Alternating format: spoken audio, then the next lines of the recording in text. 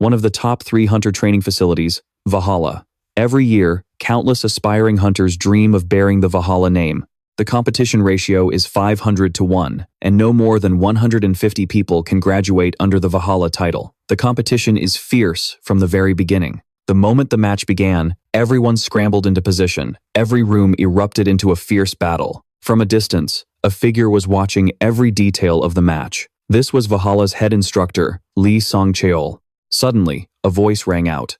There are a lot of people in this year's exam. This young man was the heir of the Do family. The head instructor looked at him sternly and said, "Well, that all depends on the selection process. So, are you here to see your niece?" Do leaned against the railing, looking down below, and replied, "That's right. In the Do family, we have high hopes for So-yeon." The older man heard this and added, "Do So-yeon? Do So-yeon, the genius born into the Do family, one of Korea's 5 great families." At just 10 years old, she already had the mana capacity of a high school student. At 13, she could infuse mana into her sword to enhance her weapon. And at 16, she challenged every single member of the Do family and defeated them all. That's what's written in her file. "Is there something I don't know?" The man from the Do family replied thoughtfully. "Some say she can communicate with the family's Guardian Constellation. Can you believe it?" Lee Sang-cheol asked in surprise. "Are you telling the truth?" Do glanced at the older man, affirming, "Of course. That's why our expectations are so high. It's the very reason Korea has the 5 great families. Because each house is linked to a Guardian Constellation. Normally, a hunter receives a blessing or signs a contract with a Guardian Constellation. However, the Guardian Constellations of the 5 great families are different from the others. Blue is the Do family, the Sword God. Red is the Choi family, the Blade Emperor. Gold is the O family, the Fist King. Green is the Ju family, the Bow God. The members of the 5 great families, who receive the blessing from their corresponding constellation, possess talent and abilities far beyond others." Hearing this, Lee Sang-cheol thought to himself, "There's a huge difference between receiving a blessing and making direct contact. Contacting a Guardian Constellation means signing a contract directly with them."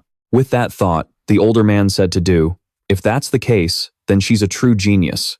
Do pointed down below and immediately replied, "Right? So how's my niece doing?" The instructor replied with a blank expression, "It looks like she hasn't started yet. It seems she'll be starting soon, probably in about 30 seconds.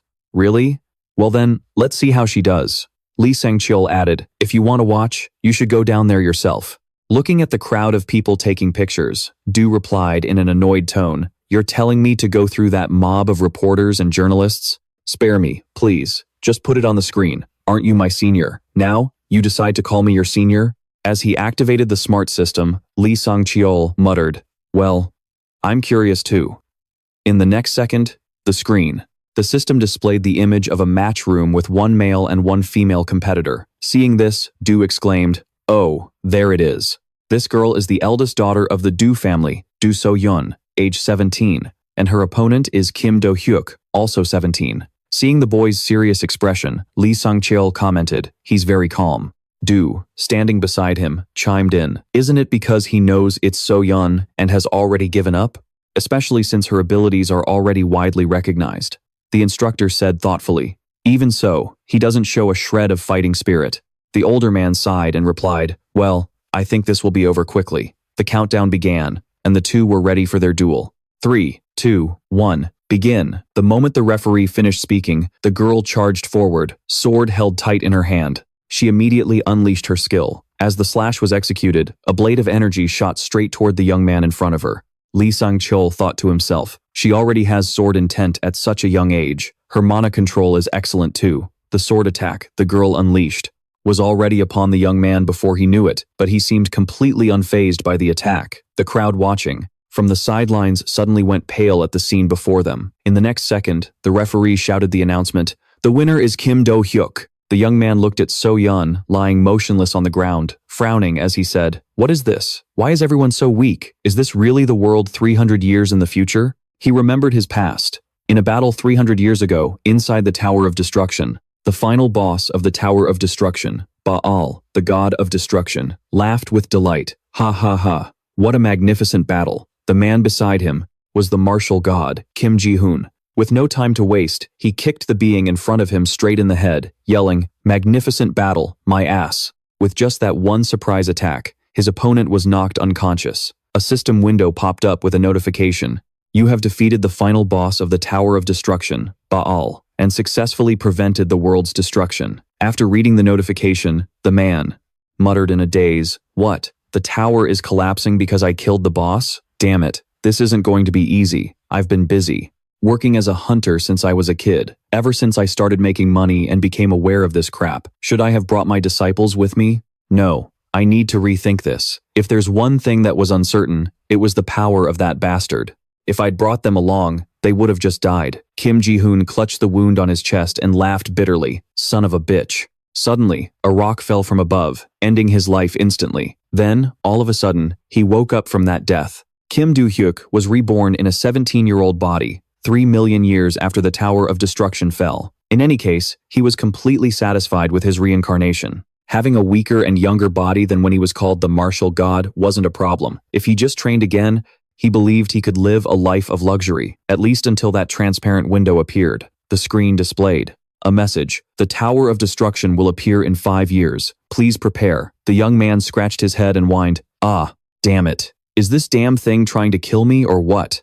A moment later, Kim Do-hyuk tried to calm down and think, "I should have just thrown that bastard into the lava back then. Now there's nothing I can do. I'll destroy the tower once and for all, and then live the rest of my life in luxury." Just then, the system suddenly changed. He stopped in his tracks, staring at it intently. The next second, a different message appeared. "Retrieve your weapon and memories on the 3rd floor, 5th room on the right. Vaha, find the weapon and memories. Vaha, the Constellations room. I think I get the weapon part, but memories? I should check out what this Vaha is first." A few days later, at Vaha, on the 4th day of the competition, the top 10 matches are about to begin. All participants, please come to the arena. Kim Do-hyuk started walking, saying to himself, "I guess I should go." After the two were in position, the referee announced, "Fighters, take your positions." The crowd roared with excitement, ready to witness a thrilling match. Looking at the two fighters, the coach thought to himself, there are even more people today, because all 5 families are here, and because of the existence of the newcomer, Kim Do-hyuk. His opponent is the eldest son of the Oh-sun family, Oh Se-hyuk, age 17. He thought to himself, so this is the guy who beat Yoon So-in on the first day. He doesn't look that strong. Well, if I beat him, my image will definitely improve. With that thought, he smugly said, "Hey, you, the countdown starts now. 3 seconds. I'll take you down quick." Kim Do-hyuk asked curiously, "TYDQ? What's that an abbreviation for?" The blonde guy replied, "It means take you down quick." Hearing this, Do-hyuk immediately shot back. "Oh, then. GLI. Oh," Se-hyuk sputtered. "What?" A guy in the crowd clenched his fist excitedly and shouted, "It means get lost, idiot." The match began. Oh Se-hyuk wasn't good with words, strategy, or martial arts. However, he had one talent that surpassed everyone else: raw muscle power. He could do things that others couldn't without mana, and with just a little bit of training, he could become exponentially stronger. His superior muscle power was completely innate. That alone was enough for him to be called a genius. Standing before his opponent, Kim Do-hyuk provoked him with a beckoning finger. "I told you to get lost, you idiot." Immediately, the guy flew into a rage, clenched his fists, and charged forward, growling, You piece of trash." Kim Do-hyuk calmly thought to himself, "I can't win a battle of raw muscle in this body. I'm not sure about other things, but his muscle power is no joke. However, just being big doesn't guarantee a win. Martial arts exist to maximize the efficiency of that muscle." The next second, just as the fist was about to connect, the young man bent his legs and shifted. Oh Se-hyuk's punch missed, causing him to lose his balance and stumble to the side. He exclaimed in shock, "Huh? What was that?" Kim Do-hyuk's hand was already pulled back, preparing for an attack. He thought with amusement, the ability to read your opponent. Snapping out of his thoughts, Kim Do-hyuk landed a palm strike on his body. With just one blow, he was instantly knocked out, lying motionless on the ground. Looking at his opponent, Do-hyuk's face was expressionless as he thought, this is what happens when you can't balance those two elements. The next second, the referee announced the result. The winner is Kim Do-hyuk. Even though this body is weaker than my original body before reincarnation, I'm sure I won't have any trouble working as a monster hunter like before. The fight ended, and Kim Do-hyuk turned and walked away. Many people had been watching their match. Seeing his cold, retreating back, they exclaimed in shock, was Oh Se-hyuk really knocked out by that single blow? Seriously, I never thought Oh Se-hyuk would go down from such a simple-looking attack. From a distance, a figure was hidden in the shadows, watching Kim Do-hyuk's every move as he left. This person was the patriarch of the Fist King Oh Sun family, Oh Chun-shin, age 48. He thought to himself, those fools, how was that a simple attack? Even if my son neglects his martial arts training and only focuses on building his muscle, he could easily dodge a punch from anyone his age, yet he couldn't dodge that one. Oh Se-hyuk was blinded by rage and only focused on charging at Kim Do-hyuk, while also using a magic spell he almost never uses to try and end the match quickly. But that Kim Do-hyuk kid just tilted his head slightly to the side to dodge it. Because he was overconfident that Do-hyuk would definitely get hit, his entire center of gravity was shifted in that single instant. The kid took down his opponent, and Kim Do-hyuk used his open hand. That means that kid moved even faster than Se-hyuk's top speed. The moment Se-hyuk charged in, Kim Do-hyuk already had a plan. That alone is an extraordinary talent. Thinking this, he quietly observed the situation around him. After watching the match, everyone was clamoring to find information about this talented young man. Unfortunately, it seems plenty of other people have seen his value too. This upstart kid. So, not all of them are complete idiots. Kim Do-hyuk, I will recruit you into our clan. At any cost. Right now, in an arena, the roar of the crowd echoes nonstop. Choi Ein, we love you, Choi Ein. Our protagonist frowns at the crowd and complains, are they serious? They're a bunch of lunatics. Why? Are these damn guys who've already done their military service calling a 17-year-old girl big sis? The final ranking match, Kim Do-hyuk versus Choi Ah-jin. This girl is the second daughter of the Choi clan, Choi Ah-jin, age 17. The match begins. As soon as it starts, the girl readies her sword. The two stare each other down for a moment, neither willing to make the first move. Kim Do-hyuk thinks to himself, what's this? Is she waiting for me to attack first? Well, at least she's trying to read the situation, which already makes her better than the rest of them. So, should I just end this? Lost in thought, he walks straight toward the girl, his face unchanging as he seriously observes his opponent. From her hand, the girl unleashes her special skill. A current of electricity is generated. The very next second, a spectator shouts in shock. Is that lightning? At just 17, she's already mastered the Choi clan's elemental, control. All 5 children from the 5 clans have performed exceptionally well up to this point. With the sword in her hand, she creates a pressure that makes the audience hold their breath. Ah-jin rushes toward him and decisively swings her sword right at her opponent's face. Suddenly, she's startled to find that Do-hyuk has vanished in a near instant. A voice suddenly rings out from behind her. Hey, if you stare so intently at the spot you're about to attack, you're basically telling me exactly where to go, aren't you? Hearing the voice, the girl immediately swings again, but Hyuk successfully dodges the blow. Without giving her a moment to recover, Kim Do-hyuk strikes back with his powerful hand. The girl takes the full force of the blow and is sent flying backward. Kim Do-hyuk thinks to himself, so, she blocked that with her sword. No wonder it didn't feel like I hit her directly.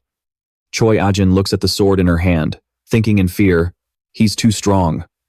While the girl is still reeling, a hand suddenly lands on her sword. Kim Do-hyuk has closed the distance. He looks at her, flashes a smile, and says coldly, now, try this on for size. As soon as the words leave his mouth, he unleashes a devastating punch. Choi Ah-jin collapses in pain instantly. Kim Do-hyuk suddenly thinks, with a puzzled look. Something felt off about that last attack. It felt like my form wasn't quite right. He turns to leave, muttering, whatever. I won anyway. The very next second, the referee announces, the winner is Kim Do-hyuk. The system window updates shortly after. 1. Kim Do-hyuk. 2. Choi Ah-jin. 3. Jiang Duan. 8. Lee Trang-gon. 9. O.C. Hook. 10. Kim Y. Men. After the match, our exhausted protagonist starts heading home. Suddenly, a crowd of reporters rushes toward him, making him exclaim in shock, what the hell? A barrage of questions follows. Mr. Kim Do-hyuk, please tell us. Please listen. Student Kim Do-hyuk, please join Chunmyung. Without a doubt, our guild has a 30-year history. If you join, we'll give you the best possible treatment. Please join our guild. A 30-year history. Our guild is better. By now, Kim Do-hyuk is furious. He grits his teeth and screams, all of, "You, shut the hell up." News about Kim Do-hyuk immediately hits the papers. Is Kim Do-hyuk a lunatic? Is it true that after ranking first in the entrance exam, he chased off and cursed at the guilds that made him offers? Hasn't he gone too far? Total comments, 92. Readers flock to leave their opinions. Ho ho, they even have a... It's hilarious, watching him lose his temper and scream, "Get lost, you bastards." Another user, named Guardian Constellation, also commented, "Seriously, LOL, I agree with them. To be honest, seeing him curse like that makes him seem like a total villain. Right, Sam?" Someone else wondered, "Is he really a villain? Tell me something I don't know." But honestly, Kim Do-hyuk has no class. It's awful. No matter how angry you get, cursing like that is going too far. And in public, too. Kids these days.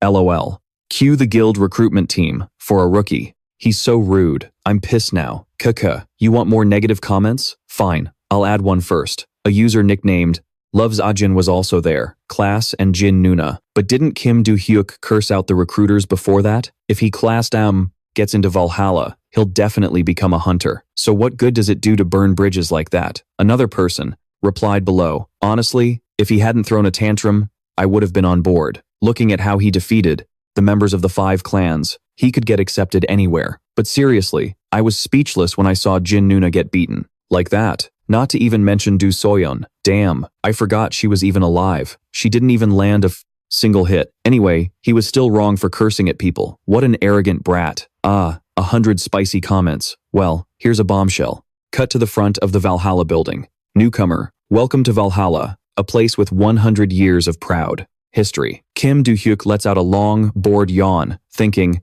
this is so tedious. Then, he suddenly glances around. All around him, everyone immediately averted their eyes, avoiding his gaze. Kim Do-hyuk thought to himself, am I standing out too much today? Well, it didn't matter. A system window had popped up earlier with a message. Please find your weapon and memories on the 3rd floor, in room number 5 on the right side of Valhalla. Find your weapon and your Valhalla memories. My room, he thought to himself, as he walked through the academy grounds. I just need to go in and then leave. It's not a big deal, and I've already figured some things out.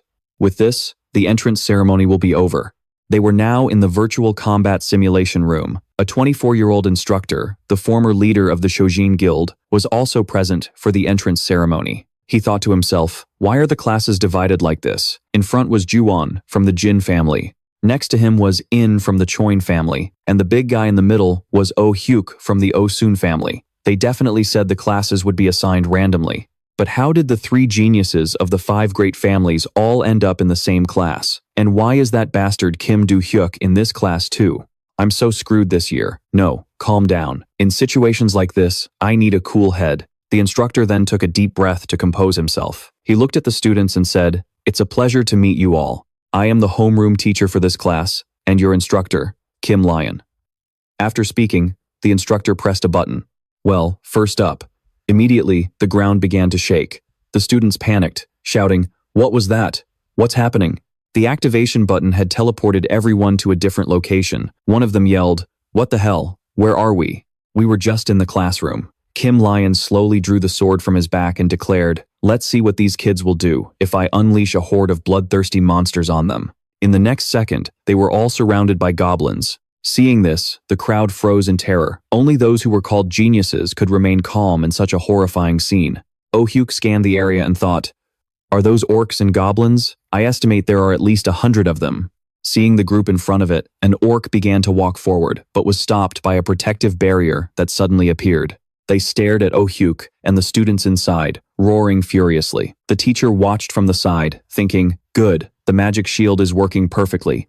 Then, Lion called out to Kim Do-hyuk, come here. Our protagonist walked over as the teacher instructed. The instructor pointed at the horde of monsters and asked, these monsters, can you handle them by yourself? You mean the ones charging at us right now? Yes. Seeing Do-hyuk's contemplative face, Lion smirked to himself, good. Now his ego has surely been taken down a notch. For students, they had mostly only seen monsters in books, never in real life. It's no wonder he's scared. Stop pretending to consider it, and just refuse. I'll start when he backs down. Suddenly, a smile broke out on the corner of Kim Do-hyuk's mouth. The teacher thought in shock, Is he? Smiling? Lion put on a friendly face and said, "So, it seems you think you can handle them on your own?" Kim Do-hyuk replied, "Of course." Kim Lion thought to himself, "This bastard is still all talk. Then get to it." With an incredibly smug look, our protagonist said, "Just like that? What's this? As far as I know, I never heard we'd be doing anything like this on the first day. It's as if you're trying to test me. There must be some kind of reward, right?" The instructor replied. "So a reward is the condition? Now we're getting somewhere. On the condition that I handle them all by myself, what will you bet?" Lion thought for a moment, then answered, "If you handle all the monsters, I will do anything you want that is within my power." Hearing this, Kim Do-hyuk raised a hand to his chin in thought. A moment later, he continued, "It's a little lacking, but I accept this condition." Lion added, "I don't think you understand, but the monsters in this system will attack us for real. Ah, just give me the sword." "A sword? Can't you fight without a weapon?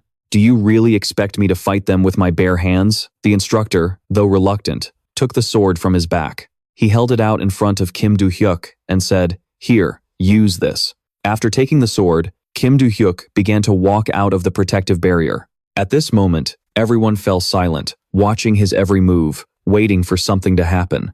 Kim Do-hyuk drew the sword, his eyes like a demon's. Each swing of the blade instantly purified the monsters. Sharp slashes were unleashed, cutting through the monsters' bodies. With an exhilarated expression, Kim Do-hyuk displayed his skill. Suddenly, a sinister smile spread across his face as he faced the monsters. As he fought, Hyuk thought, "It's been 300 years since I last held a sword. I guess I'm not too rusty." Back then, the world was turned upside down by monsters, and we used whatever we could get our hands on as weapons. But a sword still feels the most familiar. Lost in his thoughts, an assassin-type monster approached him. Kim Do-hyuk anticipated this, slightly turning his body to dodge. "Just as I thought. Their patterns are simple. They're just NPC monsters. Just cleverly created fake monsters." Meanwhile, inside the protective barrier, everyone was frozen in astonishment, witnessing this scene with their own eyes. The instructor, Kim Lion, was no exception. "I can't believe it. The thing I gave Kim Do-hyuk was just an ordinary sword. It doesn't have any magic power or any other kind of strength. But he can cut through everything so easily. He's slaughtering them." It was like cutting through mud, so Yeon was frozen speechless, while Oh Hui-uk whimpered, "This is insane." Nearby, Choi Ah-jin didn't take her eyes off Kim Yu-hui-uk for a second, watching his every move. After the assault, Kim Yu-hui-uk sheathed his sword and spoke decisively. "I want to go down to the constellation room. You'll keep your promise, won't you, sir?" Seeing this, the instructor was too stunned to even speak. Well, as the sun began to set, Kim Ji-hoon announced to the class with little enthusiasm, "That's all for today. You all must be exhausted since this was your first class, so head straight to your rooms and get some rest." Down below, Kim Yu-hui-uk had already gotten a nice nap in. The young man grimaced and complained to himself, "Wait a minute, what kind of goddamn class takes this long? I'll just take what I need and get out of here as fast as possible. Come to think of it, I've never thought about teaching, and I've never even been to school before." On the way back, he kept thinking, "Even though the class was boring, I did get some useful information. It's about the constellations. In my past life, there was no such thing as a constellation. From what I've heard, constellation is the term for the transformation of those with a grand destiny into gods. Most constellations are linked to hunters through their holy relics, and they grant them special powers. Valhalla in Korea is the third largest academy in the world. With so many constellations and holy relics, I guess, everything they teach about swordsmanship and how to kill monsters is useless to me. I should head to the dorm and seriously train my martial arts.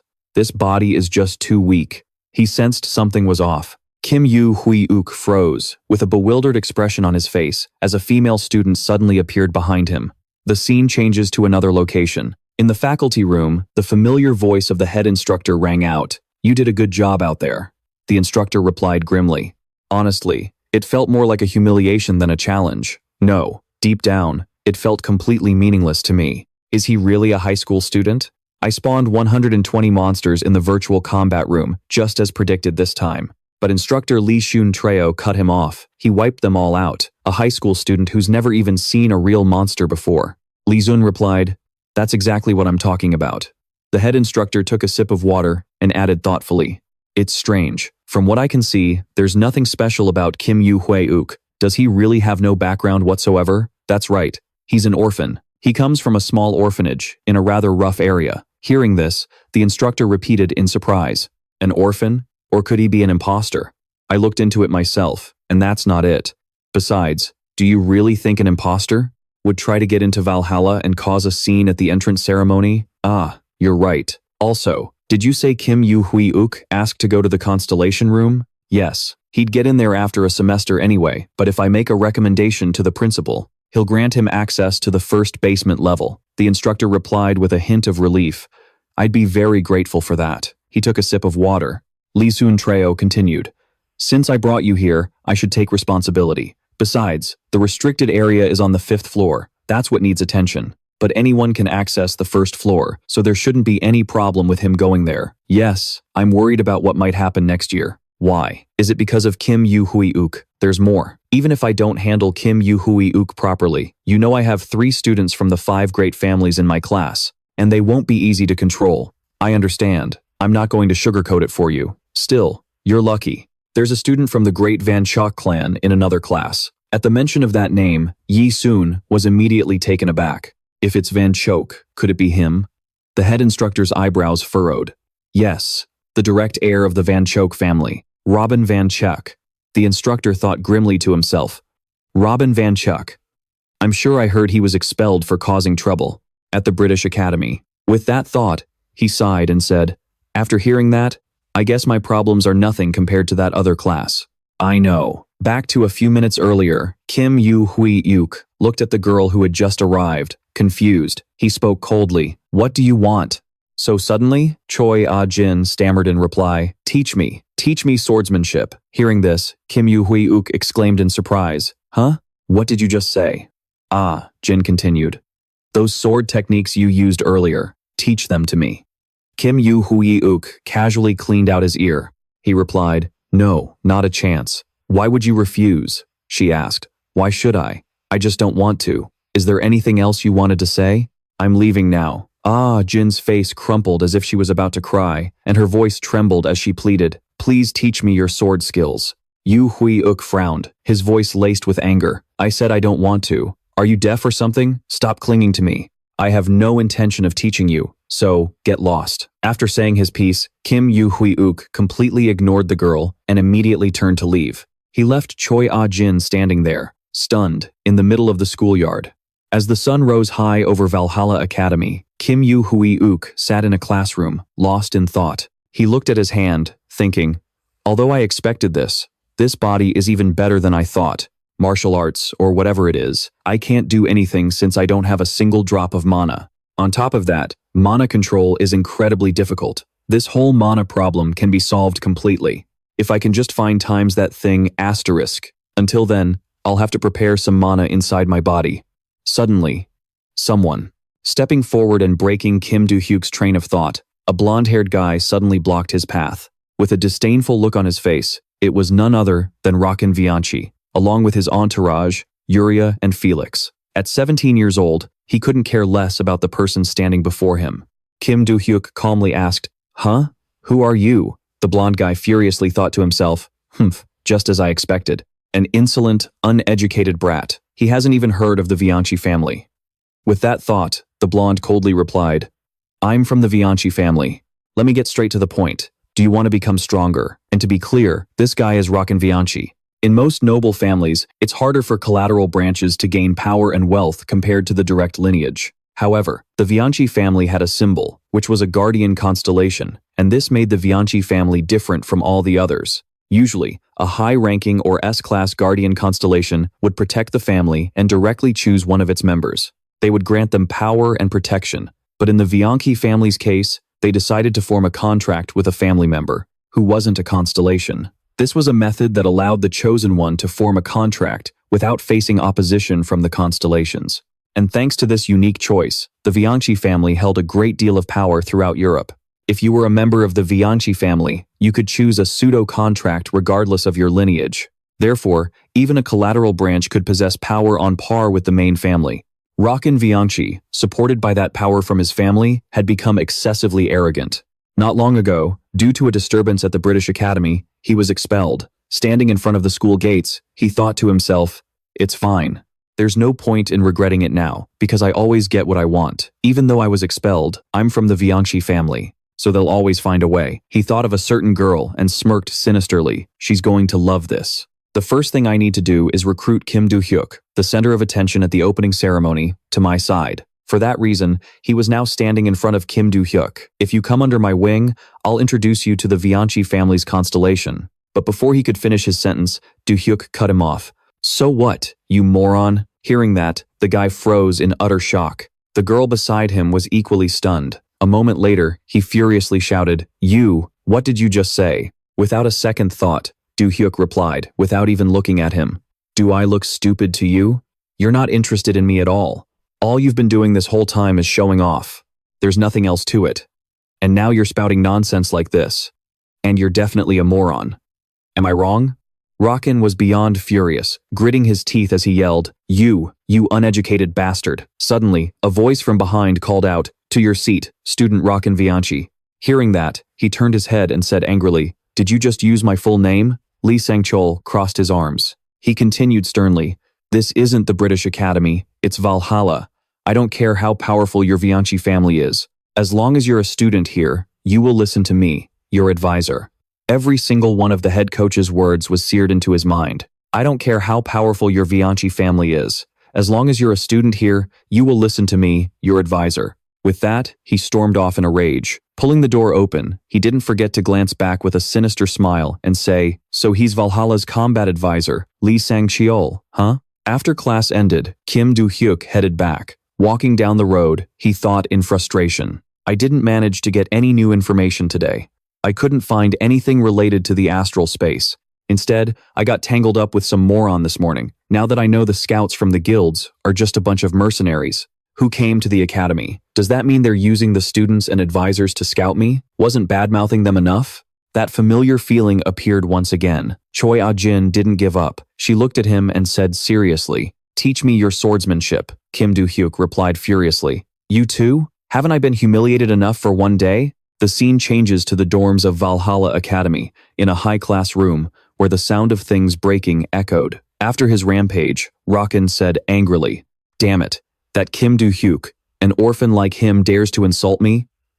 Yuria, call DISA. There's someone who needs to be taught a lesson."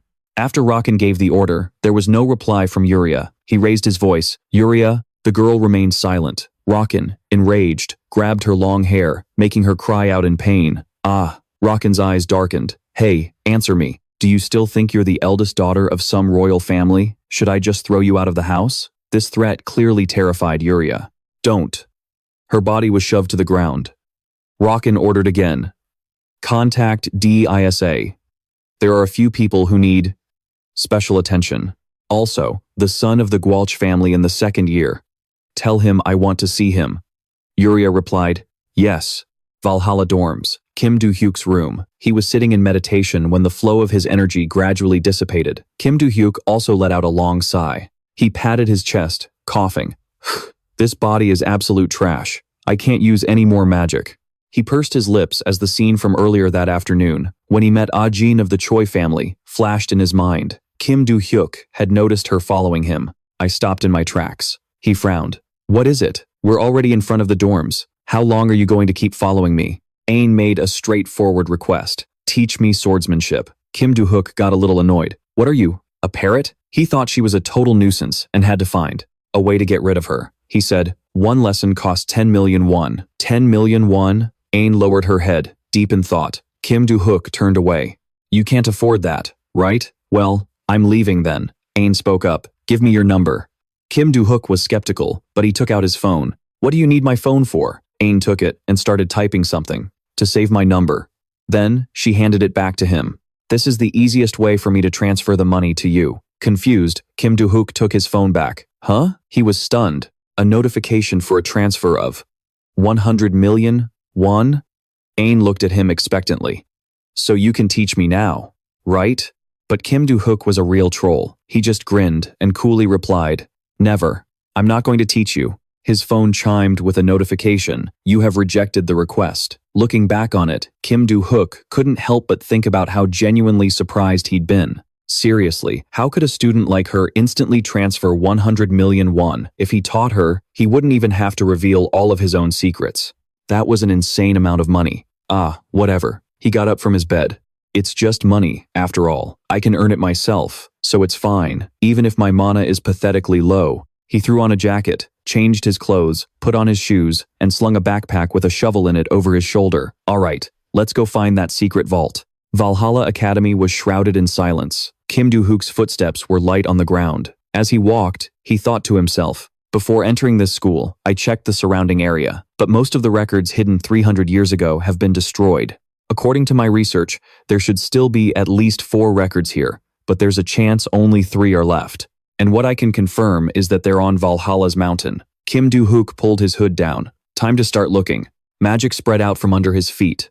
Kim Do-hyuk sensed his surroundings. The location of the records could be pinpointed by the reaction of the magic stone he carried. I can feel them with the small amount of magic I have. In the distance, a light began to glow. Kim Do-hyuk opened his eyes, found it. He headed toward the light source, slammed his shovel into the ground, and started digging. Panting, Kim Do-hyuk cursed, "This pathetic body." He exhaled sharply, scooping up a shovelful of dirt. If I had known I'd have to work this hard, I would have buried it somewhere shallower. If it wasn't for the Tower of Destruction 300 years ago, I wouldn't have had to do this at all. The world was on the brink of destruction. Back then, there was no place for my wealth to exist. So I created the records and buried them all here. The contents inside are still safe, right? I sure hope so. Dawn was breaking in the distance. After a long night of hard work, Kim Do-hyuk had finally dug a deep hole. Panting, he wiped away his sweat, finally found the records. He fumbled around, searching. But where's the keyhole? He felt a raised point. Ah, here it is. Magic gathered between Kim Do-hyuk's palms. A normal key wouldn't work on this lock. I'm creating a chain of magic and turning it into a key. He inserted the key into the lock. Perfect. It fits. The pitch-black underground vault was finally opened after 300 years. Kim Do-hyuk climbed down, pushing off the edge to jump to the floor below. The glittering light that reflected onto his face was the light of money and wealth. Are you all doing well, my children? The entire room was filled with shimmering gold coins. Kim Do-hyuk felt at ease. Now I don't have to worry about money. I can freely investigate times that thing, times now. He noticed something. There are gems mixed in with the gold. Here they are, my gem treasury. He bent down and picked one up. To maintain the seal, I infused them with a little bit of magic. But the day has come for me to use them. The mana within the gem flowed out. Kim Do-hyuk absorbed it, as expected of my gem treasury. Magical energy is flooding my body. He completely drained the mana from the gem in his hand. Kim Do-hyuk began to calculate. First, I need to deal with the leftovers. Should I leave the heavy gold bars and just take the lightweight, valuable gems? Back at Valhalla Academy, Kim Do-hyuk was slumped in a chair, trembling and pale as a ghost. He recalled the moment Ain had followed him. He stopped, and she stopped too. What is it? We're already in front of the dorms. How long are you going to keep following me? Exhausted from the overexertion, Kim Do-hyuk thought, if I really plan on unearthing more of these things in the future, I'm going to have to become a greedy, crazy son of a bitch. My whole body is aching just from all that digging.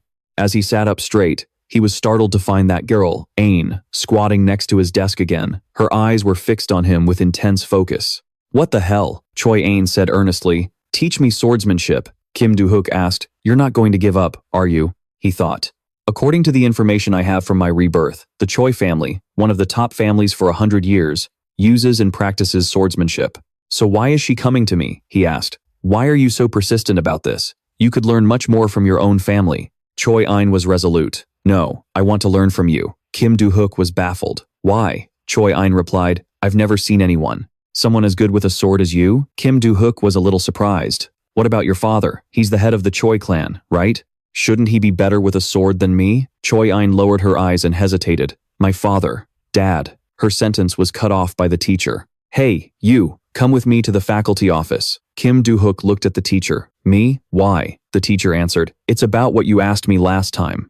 Didn't you want to know? Kim Do-hyuk stood up. I'm on my way. He walked past Choi Ain, thinking to himself, time to find that secret basement. Soon, night began to fall. Choi Ain reached her hand out toward Kim Do-hyuk. Let me.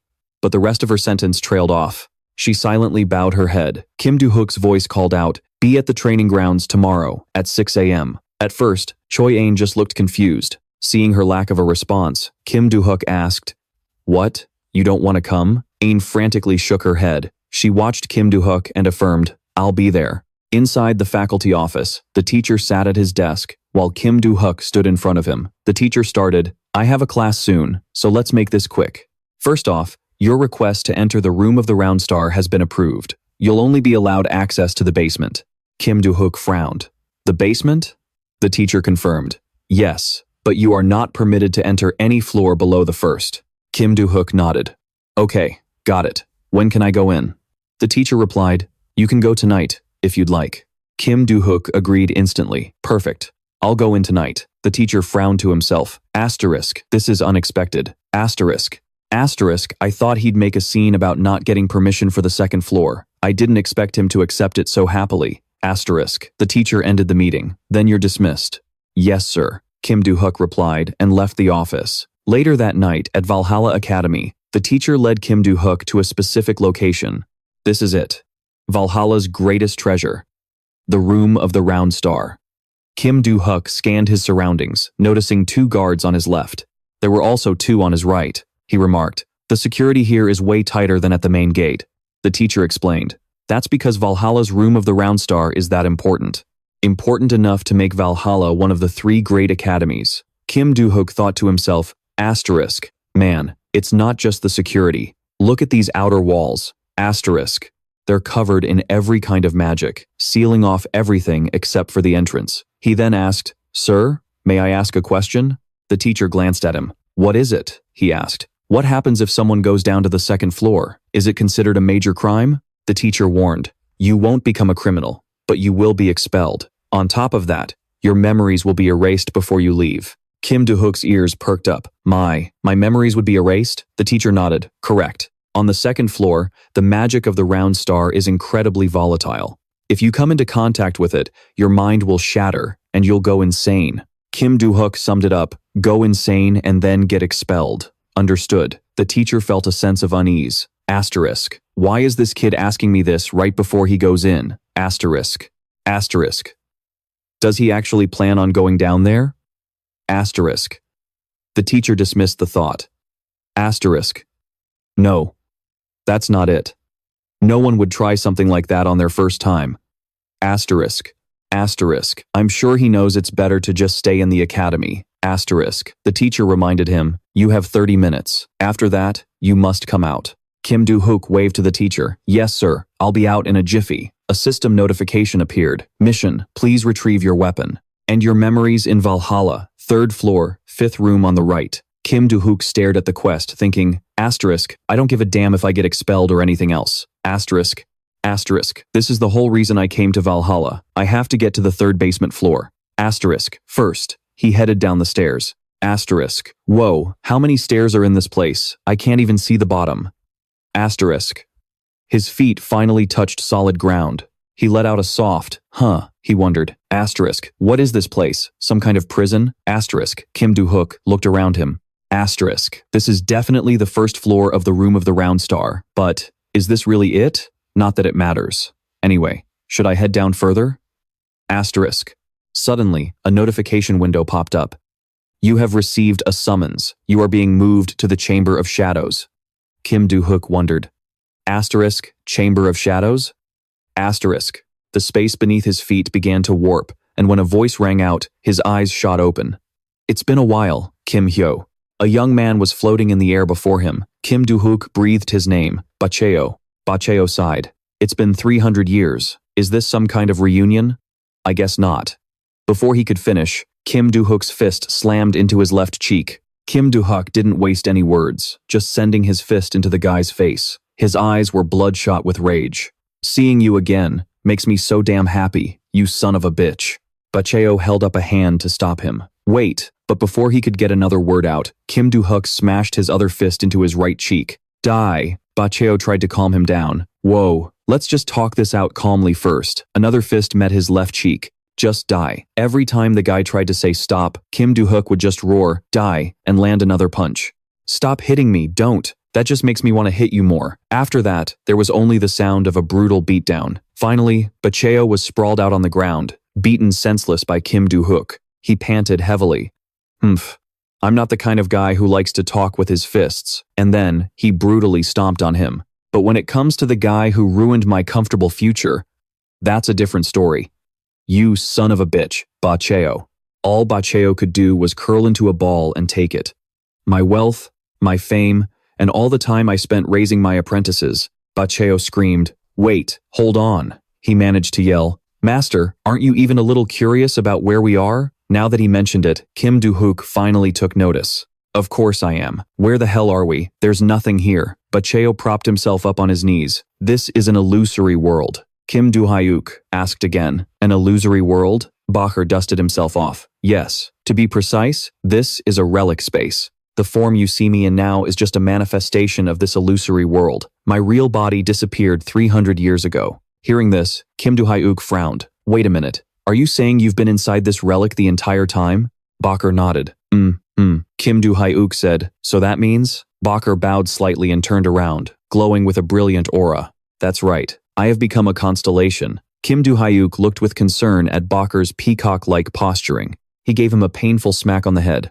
Ah, you bastard. The teacher was still waiting for Kim Do-hyuk outside. He stared intently at the entrance. Kim Do-hyuk stepped out and was carefully inspected by security. After passing the check, he walked over to his teacher. The teacher asked, You didn't cause any trouble, did you? He replied confidently, Of course not. I just took a little walk. I couldn't go any farther, or I would have passed out. The teacher trusted him. He said. I understand.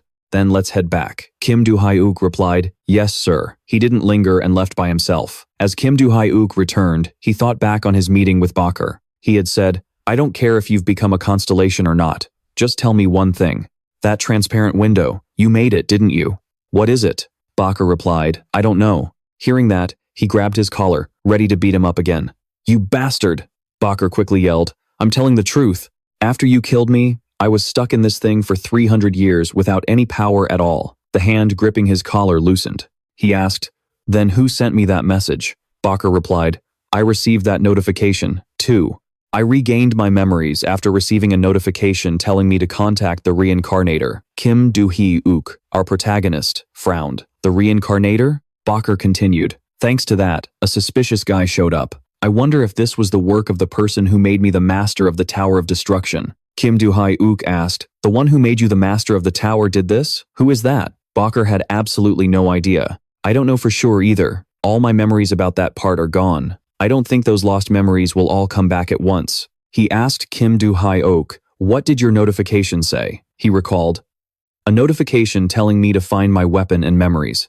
I couldn't read what was below it because it was covered by squares, but I don't remember losing any memories. I still have my memories from the tower, Bacher said. Perhaps they are memories that haven't yet returned to your mind. You've already found the weapon, so those memories should appear on their own. Kim Do-hyuk was skeptical. What weapon? I haven't found any weapon. Bacher explained, You have. This space is inside the world of the weapon that has become a sacred relic, Sword Devourer. I became a constellation just because I used the sacred relic. Huh? He stopped when he saw his master's expression wasn't quite right. Kim Do-hyuk roared in anger. Hey, you damn brat. Kim Do-hyuk's thoughts returned to the present. He thought, my Sword Devourer has become a sacred relic, and there's a constellation inside it. What the hell is this situation? I feel like destroying it and just being done with it. But still, he summoned Sword Devourer. No matter how weak it had become, it could still contain Bacher, the man known as the King of Destruction. I guess only the owner of Sword Devourer would know. A notification window appeared. He said, Sword Devourer doesn't need something like a confirmation. A voice suddenly rang out. Hey, you're the one who ranked first at the opening ceremony, Kim Do-hyuk, right? A group of unfriendly-looking guys approached. The blonde in the lead had an arrogant attitude. Your senior is standing right in front of you. Aren't you going to greet me? He was a second-year student at Valhalla Academy, the eldest son of the Sanjiai family, Lyric Sanjiai. Kim Do-hyuk scoffed. Senior? Bullies like you have underclassmen? The big bald guy next to the blonde postured aggressively. Lyric frowned. This guy's got some nerve. Just because you ranked first in the freshman class doesn't mean you can get away with not greeting your seniors. The guy with the buzz cut was holding something long and wrapped up at the end. Lyric said, You, go deal with this guy. Lyric sneered. Go easy on him. The buzz-cut guy stepped forward. Hey, newbie, he lectured. The difference between a first year and a second year. Before he could even finish his opening line, he was sent flying by a vicious kick to the chest. Kim Do-hyuk let out a ferocious grin. Stop your rambling and fight, you damn thugs. The gray-haired guy turned pale after being kicked by Kim Do-hyuk. Before he could react, our protagonist leaped into the air to build momentum, then slammed his entire foot onto his opponent's face. Watching their buddy get brutally beaten, the thugs could only stare with wide eyes. The gray-haired guy was thrashed, his body flying like an arrow and slamming hard into the nearby fence. Lyric's face twisted in anger. He glared daggers at the protagonist and hissed through gritted teeth, "You bastard!" As soon as the words left his mouth, his expression changed when he saw Do-hyuk's weapon. He muttered, "A new sword." He didn't even have a weapon a moment ago. Kim Do-hyuk then spoke up. "It feels great to hold a sword again. It's been a while, hasn't it?" He held out his hand, a sly, provocative smile on his face. "Come on, hurry up. This'll be fun. If you just keep standing there, I'll crush your head." Flashing back to 3 hours earlier, Lyrich was having a conversation with Dokdu. After hearing what Dokdu said, Lyrich looked surprised. When asked why, the man named Dokdu replied with a sinister smirk. "So, you just need to do one incredibly simple thing, and that's to take care of a student. Of course, I'll give you a reward, one that can help the Sun Ji family. He's a first-year student, Kim Do-hyuk. Take good care of him, all right? You can even use weapons. I'll clean up the mess. You'll do it, won't you?" Lyrich gave a slight nod. "I understand." With that, he walked out of Dokdu's room, brimming with confidence. He thought to himself, it doesn't matter if he's the top-ranked first year. A first year is still just a first year. There was a fundamental difference between first-year and second-year students, all because of the contracts with the constellations. Students at Valhalla must go to the constellation chamber during the second semester of their first year and sign a contract with one of the constellations. After signing a contract, a student becomes what's known as a contractor and is then considered a second year. Upon becoming a contractor, students can wield the power of the constellation they've contracted with. And since Kim Do-hyuk came from an ordinary family with no guardian constellation, Lyrich was sure he could take him down easily. Back in the present, Lyrich suddenly found himself regretting those earlier thoughts. He frowned, thinking to himself, "That's what I thought, anyway." But before Lyrich could even compose himself, Kim Do-hyuk took the initiative and attacked. The redhead in Lyrich's group saw his comrade get hit and roared, "This damn freshman!" He barely got the words out before our hero's sword was at his neck, freezing him mid-sentence. Without hesitation, Kim Do-hyuk slammed his sword into the redhead, sending him flying. The moment he dealt with the redhead, another guy charged forward with a club. He swung down on our hero with all his might. Asterisk, clang, asterisk. But the powerful blow only hit thin air. The guy's face went pale as he wondered, "Where did my attack go?" By then, Kim Do-hyuk had already appeared beside him without him even noticing. He sarcastically asked the guy, "Did you miss?" The black-haired guy flinched in panic, and before he could recover, our hero's sword smashed right into his face. Watching his underlings get taken down one by one, Lyrich started to tremble. He glanced at his men scattered on the ground, breaking out in a cold sweat. He thought to himself, "No way. He's taking down second years, one after another." Before becoming contractors, second years definitely have stronger martial arts or magic than first years. So why are they so useless? What is that strange swordsmanship? It looks like he's barely using any force, yet his opponents are getting hit with incredibly powerful blows. Kim Do-hyuk glanced at the guys huddled in a corner. He pointed his sword at them and said, "Well now, didn't I say I'd crush the heads of anyone who just stood still?" Lyrich looked over at his underlings, cursing under his breath. Damn it. Everyone was hesitating, unsure if they should charge in or not. Seeing things were going south, Lyrich had no choice but to step forward and taunt them. "What are you afraid of? You bastards. He's just a first year." Our hero scoffed in response. "Oh, this ringleader seems to have some guts." Lyrich, filled with rage, charged forward with his sword, shouting, "Shut your mouth."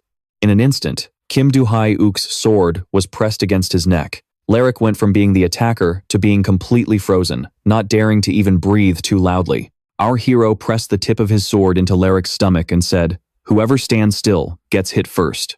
As soon as he finished speaking, he put force behind the blade and pushed. Lyrich was wounded, tears welling up in his eyes as he wondered, when did he get that close? With that thought, the guy passed out cold and collapsed. But Kim Do-hyuk wasn't done. He knelt beside Lyrich, raised his hand, and timed smack, asterisk hit him across the face, saying, Wake up, you punk. Who are you? Why'd you bring your gang to jump me? Lyric answered stiffly. Didn't you hear me before? We're your seniors, a year above you. Kim Do-hyuk shot back.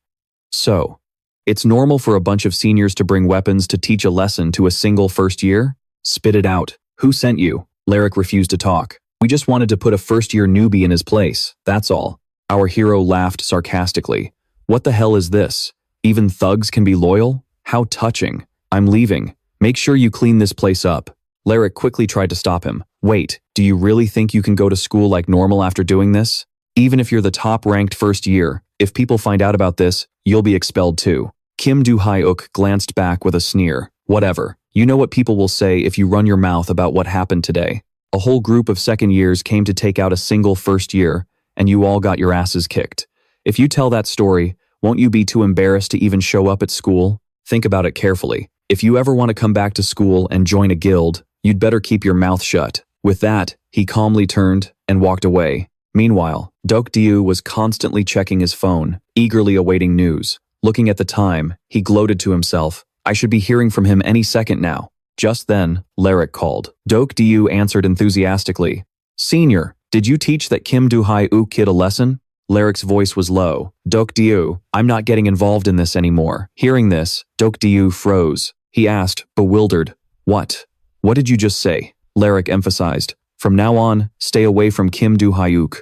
Do-hyuk thought to himself, what the hell is going on? He was so confident just a little while ago. On the other end of the line, Lyric said, well, I'm hanging up now.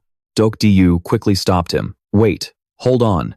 If you're saying this because Kim Do-hyuk defeated you, why don't you just report it to the Academy's administration? JC Do's careless words were like rubbing salt in Legic's wound. All he could do was grit his teeth and stay silent. Seizing the opportunity, Do-hyuk pressed on. If the wounds are visible, isn't that proof? You could use that to expose him. If you do, I'll pay you the full amount I promised. And my clan will even throw in some extra. Legic flatly refused. Even if the Venchich clan pays us, we can't get back the honor we've lost. I'm hanging up. Hearing the dial tone on the other end, Do-hyuk desperately yelled into the phone. Hello? Are you still there? Getting no response, Do-hyuk went ballistic. He roared, Legic, you son of a bitch, before slamming his phone to the ground.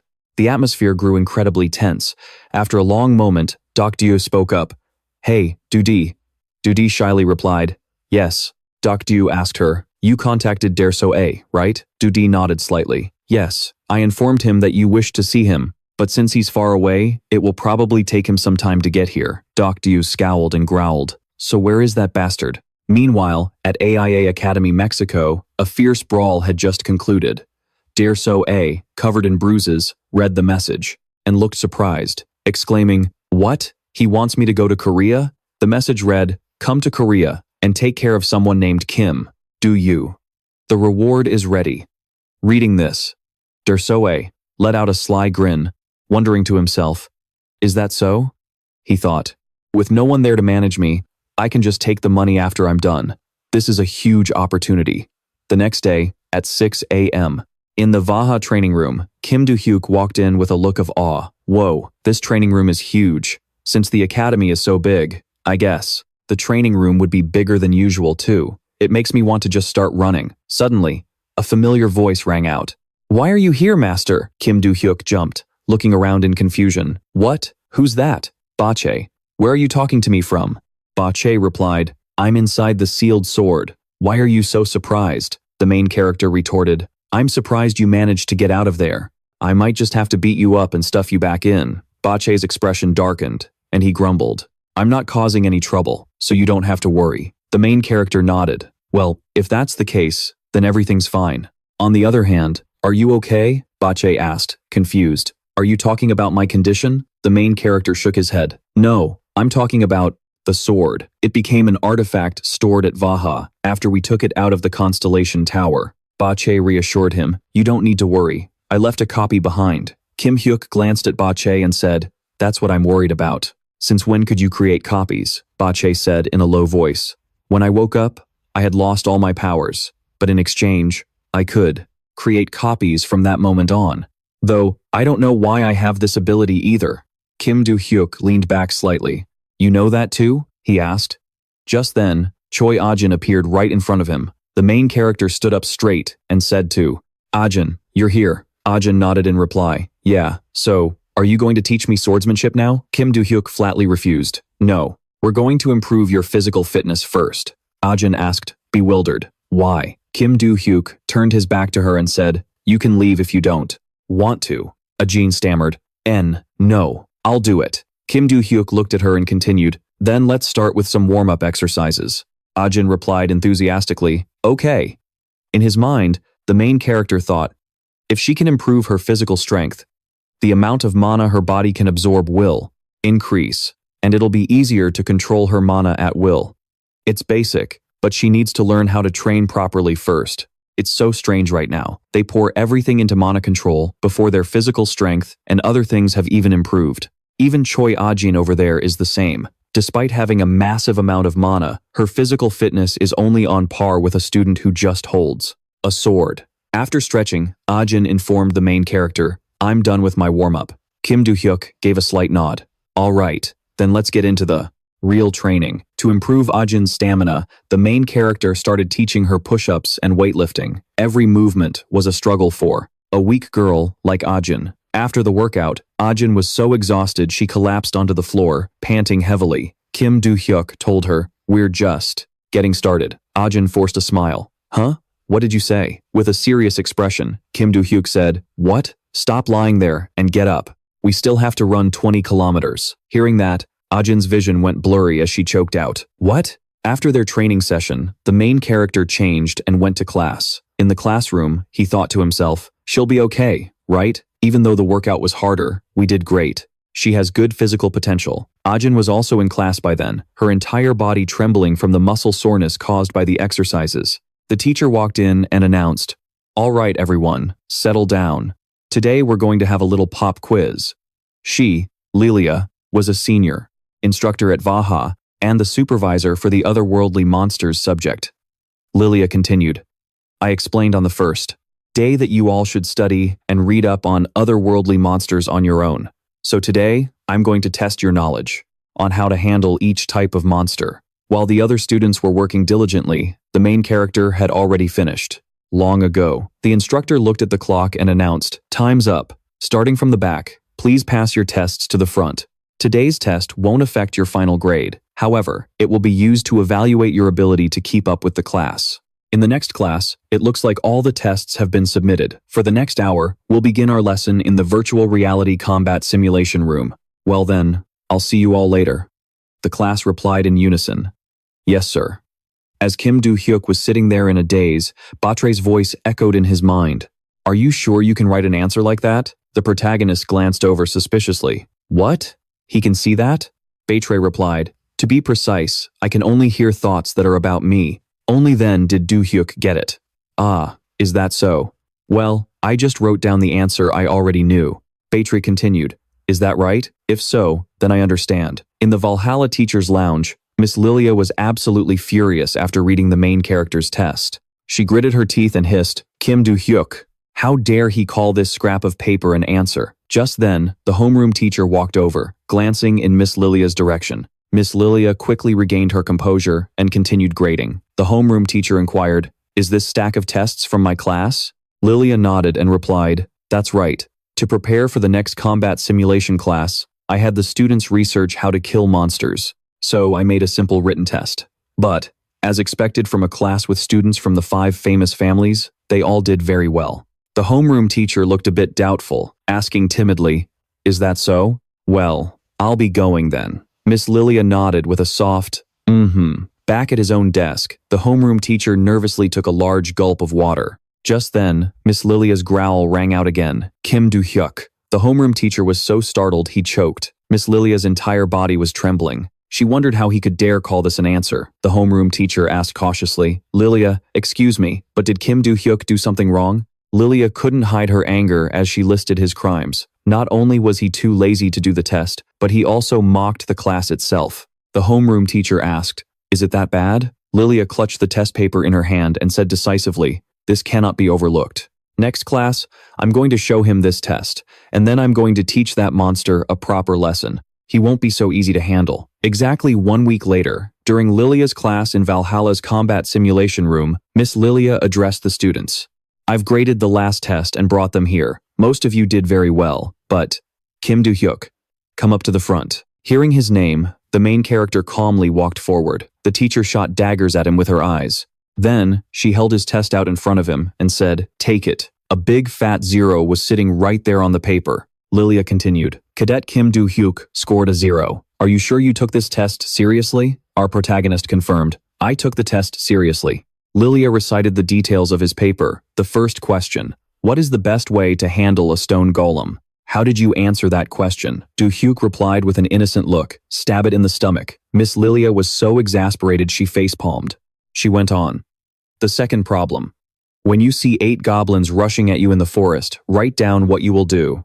Kim Do-hyuk looked at the teacher and replied, starting with the first one rushing forward, you stab them one by one and send them to hell. Lilia questioned him sternly. You're not being serious. I wouldn't let this slide, even if you pretended to have studied a little. The best way to kill a golem is to stab it. The stone golem's defense level is B+, meaning a sword with normal attack power won't be able to do any damage to it at all. But you're telling me you'd use a sword against that kind of monster? The main character calmly replied, yes, it's all over in one strike. Lilia gritted her teeth, thinking to herself, his arrogance knows no bounds. He's still spouting such nonsense. She said to Kim Do-hyuk, I understand. Since Cadet Do-hyuk is so confident in his answers, I'll give you a chance. She pressed the button to start the combat simulation. She and our protagonist were immediately teleported to the monster. Lilia told Kim Do-hyuk, if you can defeat this monster exactly as you wrote on the test, I will regrade your paper. The main character blinked, scratching his head as he replied, I understand.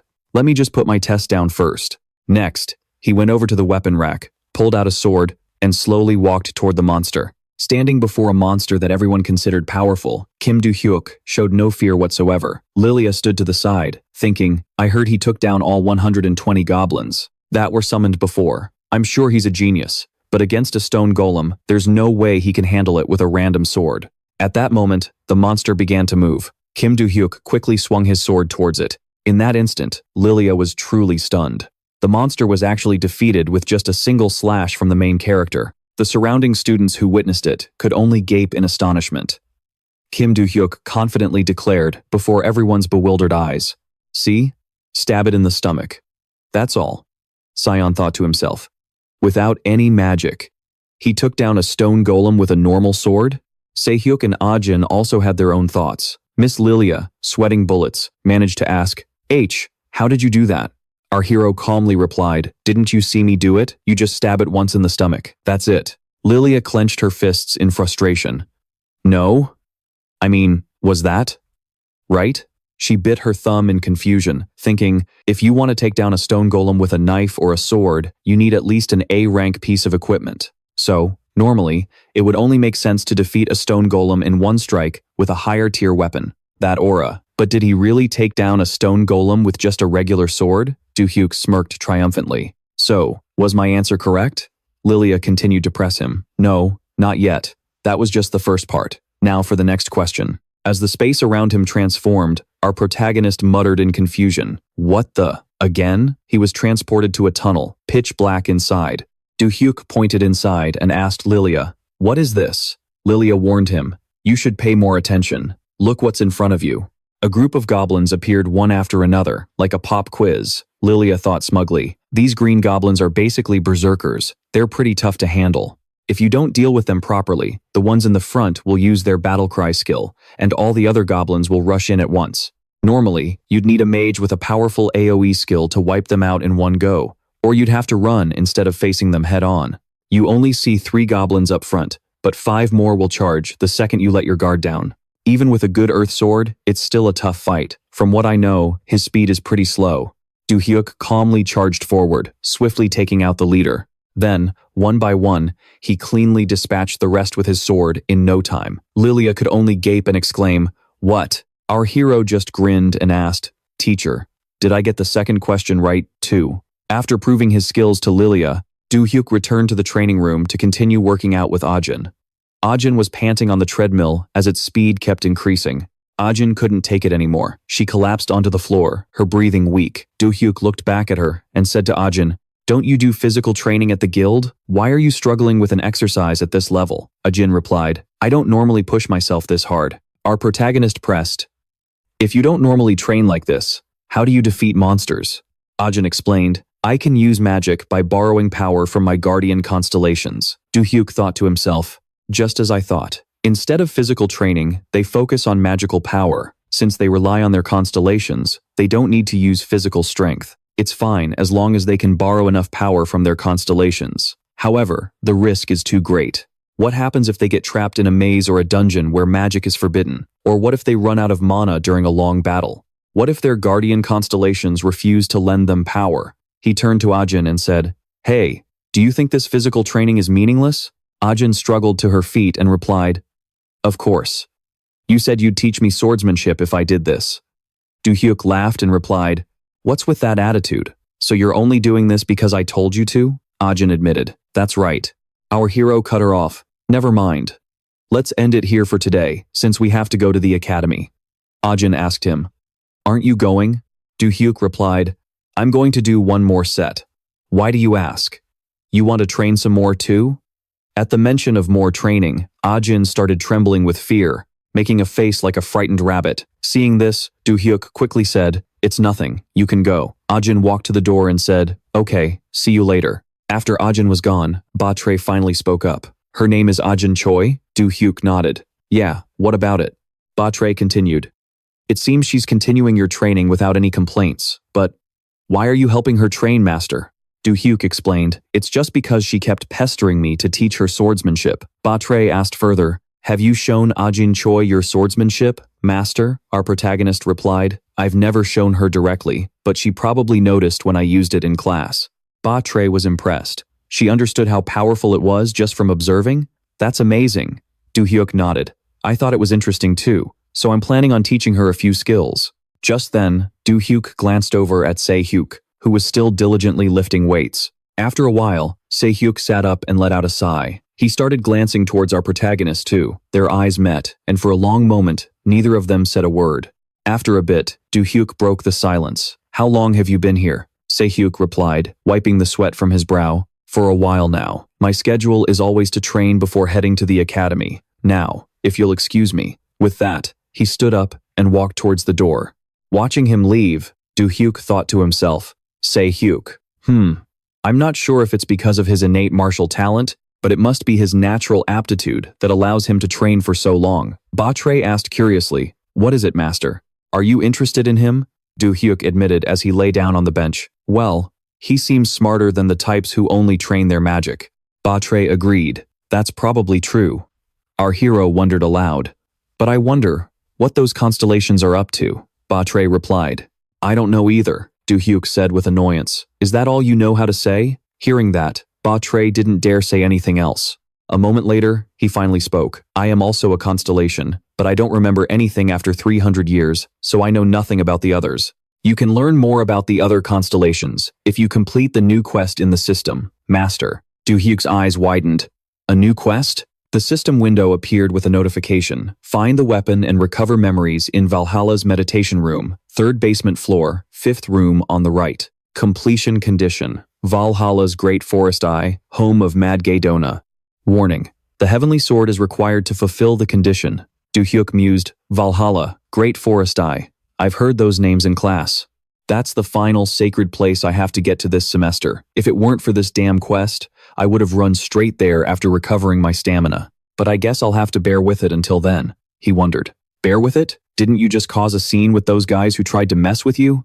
Do-hyuk continued. I meant that bastard looked like he was going to get in my way, so I took care of him early to save some time. If I hadn't, I wouldn't have been able to stand it. My secret has to be kept under wraps. At the same time, in the United Kingdom, London, at the Venetici family estate, Adelia sat alone in the large room. Facing her was the butler. She asked him, So, tell me what happened. The butler responded in a low voice. The labyrinth on the outskirts has been cleared. Adelia's face lit up with joy as she said, Excellent. Is there anything else? The butler added, I'm thinking of recruiting some talented people I found thanks to this labyrinth. I've discovered some survivors of the Robert Guild. Adelia pried. Are they strong? The butler continued. The 2 I found are both A-rank contractors. Adelia instructed, All right. If that's the case, They are worthy of receiving the Venatici blessing. Test their abilities and bring them here." The butler replied, "Understood."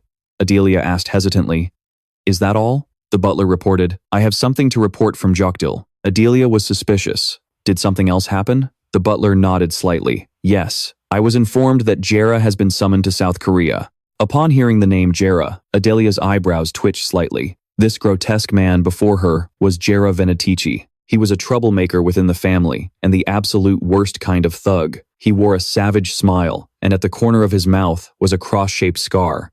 It made every smile of his all the more hideous, like that of a true murderer. His eyes were always listless. Within those eyes was an extreme coldness, one that could genuinely terrify anyone he looked at. He often wore a suit with a blood-red pattern. He had used the Venatici family name to commit numerous horrific acts. At the age of 19, he killed 5 people from the British Academy over a simple argument. As a result, at the age of 20, his name was completely erased from the Venatici family. He had been living in hiding for many years. That same Jera was now on his way to meet Jokdil.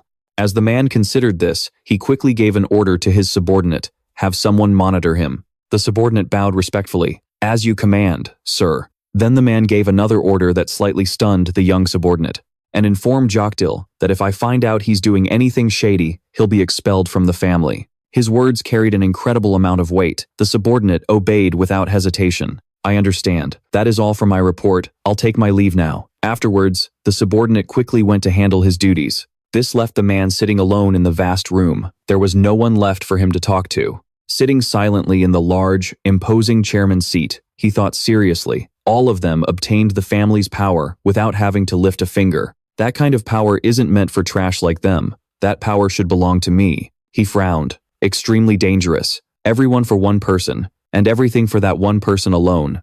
In the end, it will all be mine. He then leaned back gently into the soft leather chair, his eyes fixed on the portrait of the black crow beast god. The picture was framed and hung neatly behind him. He thought with arrogance, "Isn't that right? My guardian constellation."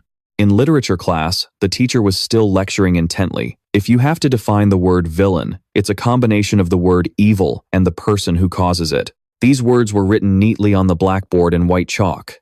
In modern society, the word villain is mainly used to describe people who use the power of the constellations for evil purposes. Villains usually act alone, but sometimes they form organizations. The most notorious of these is the Doksunho. Kim Do-hyuk sat at the back of the class, deep in thought, not paying any attention to the lecture. He even reached out his hand to clench the empty air, thinking, "This body, while I can feel myself getting stronger through training, this body is also capable of using mana." Kim Do-hyuk opened his hand again and looked at the lines on his palm. "It might not be at a genius level, but it's still better than my body before I was reincarnated. But something's a little strange. It's true this body has never been trained in how to use mana, but why is its condition so terrible? The first day I tried to meditate and circulate my mana, I could barely complete a single cycle. Because this body accumulates less mana than a normal person, and my stamina is so weak that I almost passed out just from shoveling some dirt. Mana circulation is the method of gathering and circulating ki throughout the body. Even if it didn't have any advantages, a normal body like this should never be this weak. Could something have happened to it before? The young man put his hands behind his head, leaning his chair back leisurely in a relaxed pose. "I don't know. And what's the use in panicking now?" Suddenly, someone's index finger tapped on his desk. Kim Do-hyuk looked toward the sound. The stylish, blue-haired girl named Yoon handed him a piece of paper. As he folded it neatly, Kim Do-hyuk noticed a slip of paper. He picked it up and opened it to see what was inside. The small note had just one word on it. It was so simple, he couldn't figure out what Yoo So-yeon wanted at all. Kim Do-hyuk furrowed his brow, his expression darkening as he thought, "What the hell is this?" As time passed and late afternoon arrived, the golden twilight painted the long, straight corridors of the academy. Even the rows of towering skyscrapers were bathed in the beautiful color of dusk. The teacher in the classroom announced, "This week, you are all permitted to leave the academy. Any of you who wish to go out must submit a permission slip individually. Class is dismissed." Kim Do-hyuk stared intently toward the podium at the front of the room. He thought to himself, "Leave the academy, huh?" After that, Kim Do-hyuk went to the administration office and picked up a permission slip to leave the academy. The information was clearly written on it. Year 1, Class A, name, Kim Do-hyuk. Reason for leaving, a walk. He clutched the paper tightly as he walked down the hall, his eyes fixed on it. He recalled the conversation in the faculty office. Leaving campus? You want to go out, sir? Yeah, there's somewhere I need to be. Where are you headed? To times that, times place. Suddenly, a voice pulled Kim Do-hyuk back to reality. He stopped in the hallway and turned around to see who it was. Turns out, it was Yoo So-yeon, wearing a backpack and slowly walking toward him, her eyes fixed on him. So, is following me around fun for you? What? Kim Do-hyuk snapped back. I was even kind enough to reply to your note.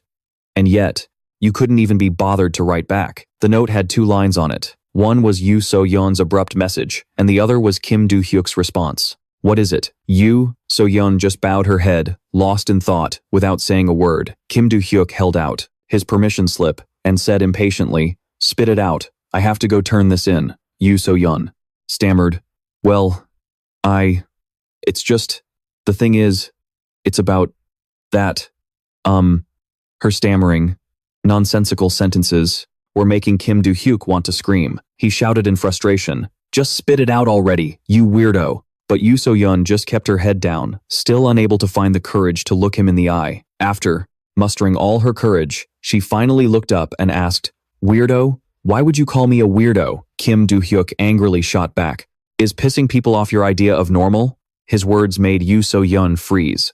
"What the hell is it you want to say?" she stammered. That thing." Her mind flashed back to what happened when they were together outside the academy. Yoo So-yeon had seen Kim Do-hyuk drive a dagger straight into the chest of a goblin. The massive, grotesque gray goblin trembled and let out a hideous shriek as it was stabbed. Yeah.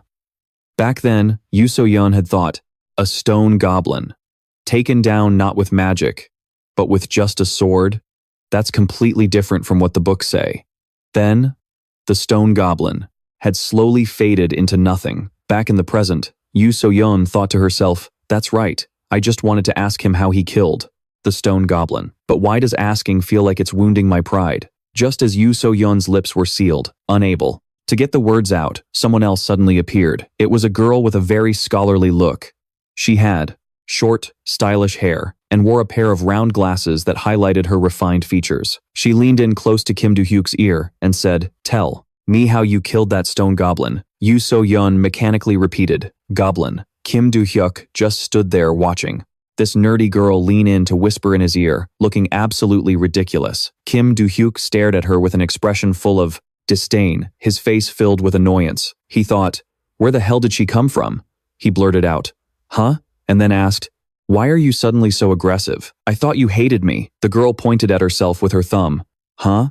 Me?" Kim Do-hyuk was taken aback. "I mean, you should. I completely shut down all of your questions before. You're not mad that I humiliated you the other day?" The girl replied, "I don't care about that. I've always believed there was only one way to take down those monsters. But you showed me there are plenty of other methods." She placed a hand on Kim Do-hyuk's shoulder. "So, would you like to be my assistant?" Kim Do-hyuk replied, "I have to refuse. I need to submit this permission slip." But the girl wouldn't let it go. She was probably an instructor at the academy. She kept clinging to Kim Do-hyuk's arm as she followed him. "Why not? Be my assistant. We can research all the different ways to defeat monsters together." With an ice-cold expression, Kim Do-hyuk gave a blunt reply. "No, I refuse." Yoo So-yeon stammered, trying to intervene. "Don't go." Wait a second." But the other two's conversation completely drowned out her voice. "I'll personally sponsor everything you need. Aren't you ashamed of yourself, doing this to a student?" "I should be, but I don't care, as long as I can research with you." The words Yoo So-yeon wanted to say got stuck in her throat. She just stood there, dumbfounded, her hands frozen as if to stop them. But they were already long gone. Yoo So-yeon sighed. Whatever. I guess I don't need to ask anymore." The next day, Kim Do-hyuk showed up at that same spot. He looked up. This was the night market. It was a bustling area, with light pouring from a towering high-rise blazed down onto the street by the dorms. And inside his room, Kim Do-hyuk sat alone. Lost in thought, Kim Do-hyuk picked up his phone. His ego asked him, "What are you looking for, master?" Kim Do-hyuk replied coolly, "Information on where I'm going tomorrow. I need to find a trading platform to sell the treasures that we found in the dungeon. It has to be a reputable one." His ego replied, "I see. Kim Do-hyuk stared at the screen. A flicker of satisfaction crossed his face. Found it. On the screen, the text read, "How to enter Taepyeong Market. From what I've gathered about this market, after you pay an entrance fee, you can trade anything you want, free of charge. While it seems like a place anyone in the world can use, there's apparently a black market run by some unsavory types. The reason this illegal market even exists is because its creator is a constellation overlord. A constellation overlord known as the Hidden Ruler. That's right, since it was created and is actively maintained by a constellation, high-level players use it openly and frequently. And even though it's illegal, the government shows no signs of cracking down on it. This is also why it was so easy to find out how to get in. I guess I'll have to use it for now." The search result appeared on his screen, "How to enter the market. Today, I'm going to show all you readers how to get in. But no matter what you want to call this method, it's really nothing special. Just go to the link pinned in the comment section and click Book a Room. After that, you'll be given an address, somewhere within 50 kilometers of your current location. All you have to do is go there and open the door, and you're in the market." Kim Do-hyuk thought with a hint of skepticism. A link in the comment section? A notification popped up on his screen. It was from Choi Ah-jin, with an emoji. The options were close or view. He thought to himself, He chose to read it. The message from Choi Ah-jin was just 4 adorable, crying rabbit emojis. Kim Do-hyuk replied, "What's this? What's wrong? Is something up?" Choi Ah-jin sent 2 messages back to back. "I don't think I can make it to training tomorrow. I have to go out for something," he thought to himself. "Well, I have places to be too, so it would have been difficult anyway." Kim Do-hyuk simply replied, "K." On the other end, Choi Ah-jin saw the notification and let out a confused, "Huh?" She replied with a question mark. Kim Do-hyuk sent one back, then typed, "I'm just saying, have fun." After that, Choi Ah-jin responded with a barrage of adorable, laughing rabbit emojis. Kim Do-hyuk was instantly annoyed. "Stop using those," Kim Do-hyuk thought. "Why does she keep sending me this useless crap?" Anyway, the post said that, "If I open the link in the comments, I can book a room and get the location." He tapped the screen. This has to be it, right? The scene then shifts to an unfamiliar location. Kim Do-hyuk, wearing a hoodie, with the hood pulled low, walked silently through the streets. He glanced around the city as he walked, his phone screen glowing. "It's telling me to go somewhere around here, and find a place inside an old cafe." After walking for a bit, Kim Do-hyuk stopped. He was standing in front of a rundown coffee shop. It was tucked away on a small, dark street corner. A dim light seeped through the cracks in the brown wooden door, giving it a desolate and dreary look. He opened the door and strode inside. Glancing at his phone, Kim Do-hyuk thought, just enter the cafe and head straight for the right corner. He made a few turns and then spotted a door with a bright light shining from it in a small corner. He said, "That must be it." Without hesitation, Kim Do-hyuk opened the door. Beyond it lay a street bathed in an ethereal purple glow. Kim Do-hyuk looked up, taking in the strange light. So this is the place? He wondered. The night market. That brilliant purple light wasn't coming from lamps. It was the breathtakingly beautiful glow of the moon. White light also spilled from the buildings and shops lining both sides of the street, making the night market feel even more bustling. The street was crowded with people. From the rooftops, chimneys billowed out plumes of black smoke, obscuring the moonlit sky. Kim Do-hyuk looked around for a moment before realizing something was off. This is strange. I'm sure this is my first time here, but why does it feel so familiar? Especially this scene. The purple sky and the moon behind the clouds. It's exactly like the night sky I saw 300 years ago. A man walked up and struck up a conversation with Kim Do-hyuk. "First time here?" Kim Do-hyuk glanced over at him. The man was tall and well-built, with a bright, kind face. He was dressed in black from head to toe. Kim Do-hyuk thought to himself, a leather jacket. This must be the staff member I read about in that post. The post he'd read had said, 1. Bring 2 million won with you when you enter the market. You'll see a staff member in an old-fashioned leather outfit waiting to collect it. Just think of it as the entrance fee. While the market is useful, be aware that there's a 5% tax on any income you earn here. Kim Do-hyuk replied to the man. "Yeah, that's right," the man guarding the gate replied. "Then I assume you already know the rules." The marketplace. Kim Do-hyuk took out a wad of won, held it up, and said, "You know your stuff." Kim Do-hyuk handed the wad of cash to the man. "Thanks a lot," he thought to himself. "So, I've already used up all the money I earned from taking first place at the opening ceremony. Now I've only got 30,000 won left, but as long as I can make some money here, I'll be fine," the man asked Kim Do-hyuk. "Anything else you want to ask?" Kim Do-hyuk replied, "Just one thing. I want to sell some jewelry I own. Where should I go?" "Are you looking to auction it?" Kim Do-hyuk answered, "No, I just need to sell it fast," the man explained to him. "In that case, you should head to District 3 of the marketplace. There are a lot of merchants there who buy everything from jewelry to weapons. You can sell other things there too, if you want." Our guy, Kim Do-hyuk, asked, "Who's the most reputable person here?" He immediately replied, "If you have gold or jewelry, Moit is the one who buys at the best prices. So, how do I get to District 3 from here?" "Just go straight. When you see the road split in two, just keep going straight through it." "Thanks a lot." The guard added one more thing. "Oh, and one more piece of advice.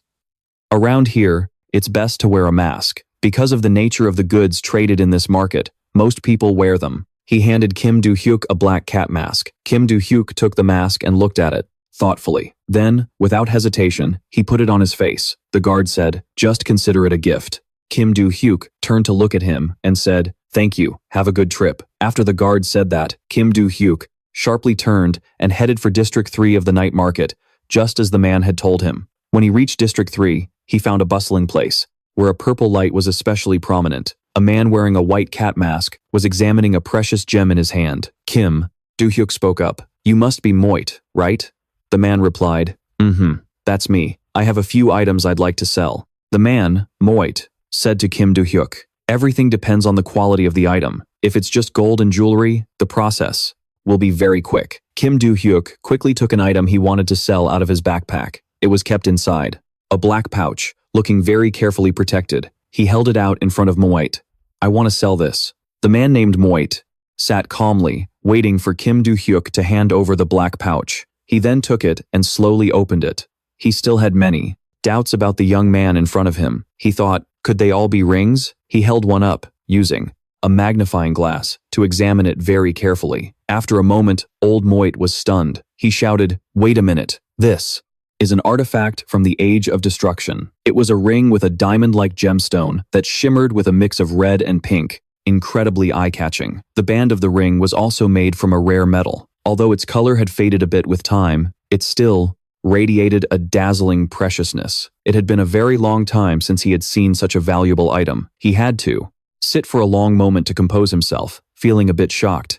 "I've looked at it from every angle. This is an Age of Destruction artifact, no doubt about it." Moit looked down at the black pouch of rings on the table, wondering, are the others like this too? Inside the pouch were many precious rings. They all emitted a mystical purple light, and just a glance at their prominent details was enough to see in their value. Moit realized something. They were all from the same era. Just then, Kim Do-hyuk suddenly spoke up. "Hey." The words startled the old man a little. Kim Do-hyuk stood there like a statue and asked him, "How much will you buy them for?" The old man named Moit stroked his beard, thinking, "Let's see."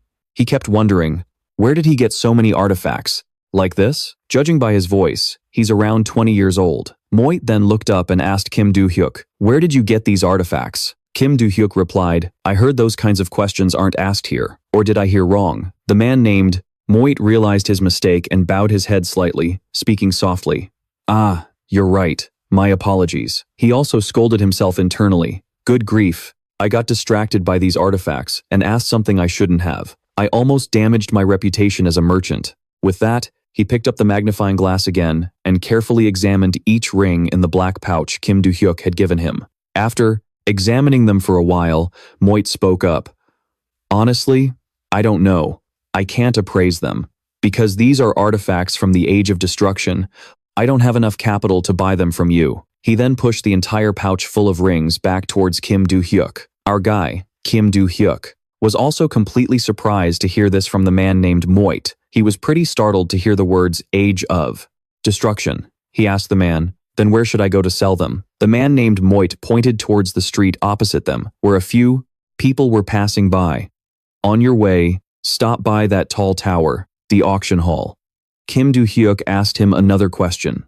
"If I auction them, how long will it take to sell them?" "On average, about 2 to 3 weeks. There are a lot of people with prior bookings, so it'll take some time before the auction house opens its doors. After that, will I need to come to the market in person again?" The man stood up and answered him, Since you'll still need to be verified to receive payment, yes, you'll have to come. Kim Do-hyuk thought to himself, what a hassle. Getting down to business, Kim Do-hyuk asked, you said you couldn't appraise them earlier, but how much do you think they'd go for at an auction? The man pondered for a moment, clearly thinking hard.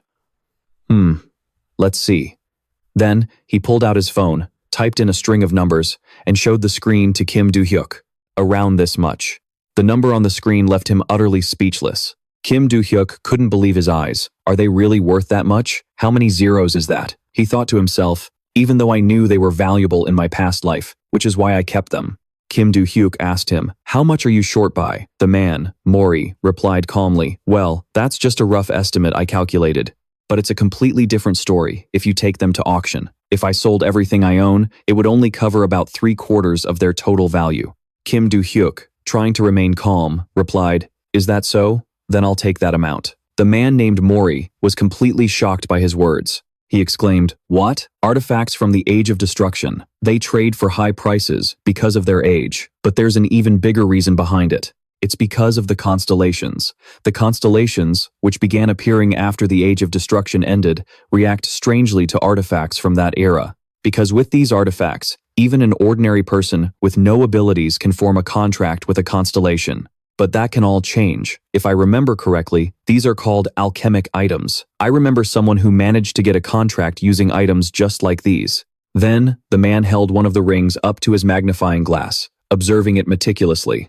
A mysterious, dark purple smoke swirled out from the ring. He remained focused on his appraisal, double-checking it. I'm sure of it. These are from that age.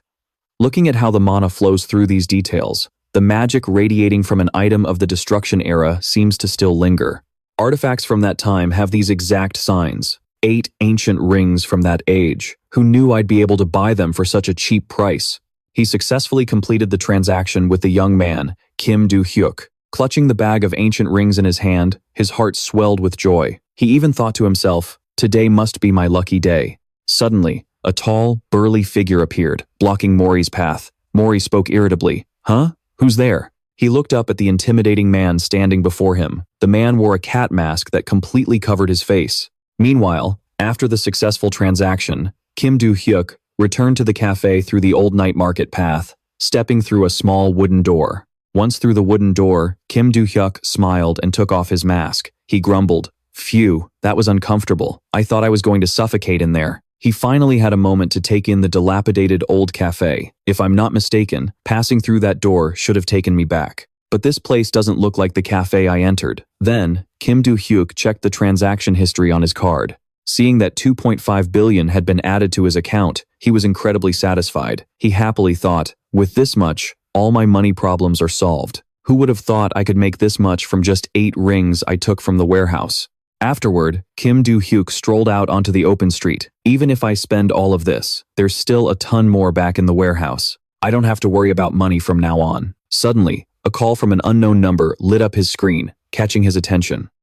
He wondered. An unknown number? Who could this be? Despite his curiosity, Kim Do-hyuk answered the call. Hello? On the other end of the line was Lilina, a high-level trainer from Valhalla and the supervisor for otherworldly monster research. She spoke with great excitement. Hey, Kim Do-hyuk, what are you up to? Let's go grab a bite. But in stark contrast to her enthusiasm, Kim Do-hyuk was cold. He shot back. How did you get my number? Lilina replied. Because I'm an instructor at Valhalla, of course. That's not important. Let's go get some food. Meet me in front of the Valhalla gym. Lunch is on me today. Before Kim Do-hyuk could even refuse, she hung up. Helpless, Kim Do-hyuk spoke into the dead phone. Hello? He looked at his phone, annoyed.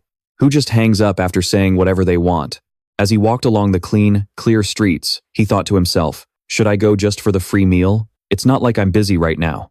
Meanwhile, back with Mori, the jewelry merchant, the situation was tense. The tall, imposing man in the mask standing opposite him did not seem easy to deal with. Mori had no idea what his purpose was for being here. He asked, why have you come here? The man replied slowly, is our relationship that bad, Mori? Mori retorted, even if we've met a few times, a normal merchant doesn't usually speak with the market owner. It turns out, he was the owner of the black market, Black Sea. The market owner said, the way you treat me is precisely why I like you, Mori. But Mori just asked again, so why are you here? Black C placed a hand on the table, leaning his weight closer to Mori. Nothing important. It seems you just registered an item for auction anonymously, didn't you? Mori was a bit startled, but he quickly regained his composure and asked, "Then how did you know it was me?" Black C replied, "The one who truly owns this commercial district isn't me. It's a constellation. That's why I have to go around collecting the information they want. That being said, would you mind if I took a look at the item you registered for the auction?" Mori replied without a hint of defensiveness. Of course. But inwardly, he thought, this is strange. This is the first time the market owner has ever come to find me. Is this the first time Black Sea has been interested in an artifact, or is it because it's from the Age of Destruction? With that, Moit took out the black bag containing the ring Kim Do-hyuk had sold him earlier. It's in here. Black Sea took out the ring and examined it carefully. This is a bit much, Moit asked in surprise. Why the sudden change of heart? A status window popped up with a notification. Asterisk. The patron constellation is looking intently at this item. Asterisk. As soon as he saw hundreds of lines of text appear on the screen, he said immediately, "It seems my patron constellation really wants this ring." At a restaurant in Valhalla, the instructor and our main character were meeting and enjoying the food the restaurant had brought out. Taking a bite of a small pasta roll, the instructor exclaimed happily, "Wow, this is delicious." The next second, she noticed Do-hyuk looking away. Confused, she asked, "What's wrong? Why aren't you eating?" Do-hyuk replied, "I was just wondering how a place like this exists in Valhalla." Hearing that, the instructor explained, "It split off from the school cafeteria, and the restaurant staff created this place. You didn't know?" Kim Do-hyuk brought some food to his mouth and replied, "Not interested." "So, why'd you call me here?" The instructor's expression turned serious as she answered, "About that. I want you to become my teaching assistant." Without a moment's hesitation, Do-hyuk replied, "No thanks." His answer left the instructor frozen on the spot. "Shouldn't you at least think about it for a second? There are a lot of benefits to being a TA. Didn't you already know what I was going to ask? You should at least hear me out. So, what are the benefits?" Seeing him ask, she smiled faintly and added, "First, you'll get a scholarship and a ton of grants. Plus, you'll get to write a research paper with me. If you want, you could write about how to attack different types of special monsters. If you do that, your name will be honored at the prestigious Monster Research Association, and money and fame will follow." Kim Do-hyuk bit into a slice of pizza in his hand and continued nonchalantly, "And you can go outside twice a week instead of once a. Anything else?" The instructor put a hand on her chin, thought for a moment, then said excitedly, "And you'll get to work with me. You're getting ahead of yourself."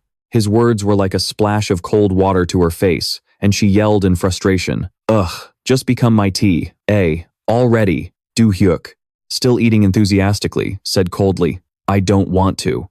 Inwardly, he thought, asterisk. Honestly, if there were any real benefits, I would have considered it. Asterisk. Asterisk. But none of these are appealing. The most important thing right now is to get to the Dalim Eye, and I can only get there during the asterisk. Asterisk. First year final evaluation. Even if she's an instructor, she can't help me with that. Asterisk. Thinking this, he added aloud, "Anyway, I'm not going to be your TA, and I'm not writing a paper with you." The instructor, not ready to give up, said, "Well, what about this? How about an information exchange? If I can give you information you need, you can tell me how to attack that type of monster. What kind of information?" "It's about that girl on your team, Choi Ein." Hearing this, he paused for a moment to think. Asterisk. I just helped her train a bit. Did we really look that close? Asterisk. He replied to the instructor. Not interested. The moment the words left his mouth, she immediately said, "I heard that Choi Ein was disowned by her clan." Hearing this, Kim Do-hyuk replied with a blank expression. "Oh, is that so? Well, I'm leaving." Seeing him stand up, the instructor quickly tried to stop him. "Where are you going? I'm done eating, and none of the benefits are appealing. So now that I'm done, I'm leaving. What else is there to do?" The instructor, on the verge of whining, added, "Even so, you have to give me at least a little information. In return, I don't care." "But you already heard what I had to say," Do-hyuk said with a serious expression. "Fine, there is one thing I'm curious about. They're still just kids. Why are you so strict when you teach them?" The instructor replied, "As an instructor specializing in mystical monsters, it would be wrong of me not to give it my all. Normally, a monster's attack patterns directly affect the student's survival rate. These students can't even remember the basic attack patterns, so I have to be strict with them. Is that just your personal opinion? Hearing this, the instructor put her hands on her hips and replied, amused, it's not an opinion, it's my responsibility. Oh yeah? Cool. Well then, good luck with that. And with that, he left, leaving the instructor standing there dumbfounded, trying to hold him back. Hey, Do-hyuk, you should give me some information in return. Yeah, but I don't want to. Immediately after, the scene shifts to Shihung, the headquarters of the Regressed Choi clan. There, a young man and woman were sitting obediently before a man with an incredibly stern expression. This man was the guild master of the Chuhan Guild and the head of the Choi clan, Choi Jong-sok. He looked at the two young people before him and said, the reason I've called you here today is to ask about your intentions before you participate in the placement test, carrying the honor of their clan. These were Choi Jong-suk's two children, the attack team captain of the Chuhan Guild, the eldest son, Choi Jae-in, and the second daughter, Choi Ein. Their father slowly drew his sword and continued, if you pass this test, you will have the opportunity to form a contract through the sacred artifact in Udo. That is the ritual required to become the clan's successor. However, if you fail, you will be disowned by the clan. So, will you participate? The eldest son answered his father without hesitation. Yes, I accept. A flicker of sadness crossed Choi Ain's face as she added, I will do it. Suddenly, an oppressive wave of mana began to radiate from the man, pressing down on the two of them. Then, he closed his eyes and said thoughtfully, very well. The placement test will be held in 3 weeks. You may leave now. Yes, sir. Immediately, the two of them turned to leave. Suddenly, her brother, walking ahead, spoke coldly. Hey, did you not get the hint? Choi Ajin replied blankly. What are you talking about? Jin Gyu turned back and continued. When you said you were going to participate in the ranking test, didn't you see the look on father's face? At that moment, the girl tried to recall the memory. Her father's face flashed in her mind. Her brother said with a sneer, it seems you really want it. To become the family head? Huh? You? The illegitimate child? Hearing this, Choi Ajin's anger flared, but she gritted her teeth and held it in. Not stopping there, her brother continued in a mocking tone. Look at that face. Oh, I'm so scared. Don't delude yourself into thinking you'll win the test. You can't even receive a blessing from a constellation. How could you possibly fight me, someone who's already made a contract? What, have you given up already? If so, just keep leeching off the family's money. I'll make you pay it all back, eventually. My times, dear times, sister. With that, he opened the door and entered his room. Through the crack, he didn't forget to toss out one last taunt, see you later. After he left, Choi Ajin was left in a complete mess. Standing there, a memory from her past suddenly flooded back to her. Her mother had told her then, Ajin, you must become the head of the family. If you do that, you will finally be free. The girl's expression darkened at the memory of that warning. The scene shifts to Class 1A. The teacher was enthusiastically lecturing at the front of the class. At that moment, Kim Do-hyuk was lost in thought. I get it. Midterms are coming up soon. That's what you're worried about, right? If you'd just keep quiet, I could hear it. Isn't my homeroom teacher explaining the midterm exams right now? Really? I usually don't pay attention to what they're saying. The teacher up front said, all right, you should all know this by now, but at Valhalla, exams are a very big deal. For both the midterm and final exams, the student with the lowest score will be immediately expelled from the school. So you all need to study hard, you understand? I hope you all prepare well for your written and practical tests. Don't get complacent and end up failing. In his mind, Kim Do-hyuk thought, it's not a big deal. The practical tests are simple, but the written exams require some attention. I have to stay in this academy until the end of the semester, so I can get to Dalim and do what I need to do. But I have almost no idea how to achieve that. With that thought, he used telepathy to ask his partner, the god of destruction, hey, Baek Cheon, you've attended most of the classes, right? Yes, I suppose you could say that. Then take the test for me. Hearing this, Baek Cheon froze, hesitating. Seeing this, Kim Do-hyuk continued, I'll take the test, and you just watch and tell me if the answers are right or wrong. Then tell me, isn't that the same as you delegating the test to me? That seems rather unfair. The main character gave a wicked smile. What's unfair about it? I'll be the one taking my test, but your job is to tell me the answers. That's your role, got it? A little later, the teacher, holding his lesson plan, said, that's it for today's class. You've all worked hard. Yes, thank you, sir. With his backpack in hand, Kim Do-hyuk prepared to leave. Suddenly, a voice called out, making him turn around. Do-hyuk? He asked quizzically. What is it? What do you need from me? Choi Ajin. looking as if she were about to cry, answered, "Are we training today? Why are you asking? Do you want to stop?" "No, that's not what I mean." "Then, do you want to learn swordsmanship? I think it's about time we tested your skills with a blade, because since you started training with me, you probably haven't had any time to practice your swordplay." "Well, calling it sword practice might be a bit much. I'll just teach you how to hold a sword. These are the basic fundamentals every swordsman needs to know." At that moment, Kim Do-hyuk sank into thought. "Besides, it's about time I got some practice with a weapon, too." With that decided, he continued, "Let's go to the practice hall next to the gym." Hearing this, Ajin smiled faintly and replied, "Okay." Shortly after, inside the Valhalla practice hall, Kim Do-hyuk pointed at the sword and said sternly, "How long has it been since you last used it? That sword of yours, tell me." "Well, it's been a while. I haven't touched it since I started my physical conditioning with you." "So before that, you practiced with your sword every day?" "Yes. That's right. Draw your sword." Ajin followed his command, slowly drawing her blade. Do-hyuk continued, "Put your strength into your ring and pinky fingers, and grip the hilt tightly. Ring and pinky." Choi Ajin clumsily followed his instructions. Suddenly, a surge of mana was immediately generated. The girl thought to herself in amazement, "I didn't even have to channel mana into the sword, but it feels even more solid and stable than when I hold it with both hands."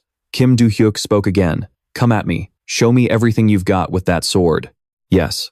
With that, Choi Ajin got into a ready stance. She added, "You'd better be careful." The sword in her hand began to crackle with streams of electricity as she dashed toward Do-hyuk. Even Choi Ajin herself was shocked by her own speed. The moment she arrived, Ajin unleashed a powerful slash. Do-hyuk, effortlessly, raised the sword in his hand, blocking the fierce attack. The man smiled and said, "You've gotten much faster, but don't channel more mana into your legs than you need to." "Okay, I understand." With that, Ajin returned to her stance. Back in the same spot, she got into her fighting stance again. The next second, Ajin rushed forward with even greater speed. Hyuk leaned back to dodge the attack but didn't forget to comment, "You've definitely improved. But right after that slash, you should have twisted your body a little more to stabilize your center of gravity." Even though he had just countered her, Choi Ajin was thrilled to be learning these things. Holding her wound, she replied cheerfully, "All right, bring it on. Keep attacking. Don't hold back like that." Ajin took a deep breath and responded, "Ha. Here I come." Ajin quickly applied everything that Kim Do-hyuk had just taught her. One person continuously attacked, while the other only dodged, until the third exchange. After Hyuk successfully dodged, the sword in Choi Ajin's hand slammed straight down into the ground. A section of the floor immediately shattered. She looked at Do-hyuk and thought, "Just as I expected." Immediately after, she changed her technique with the sword.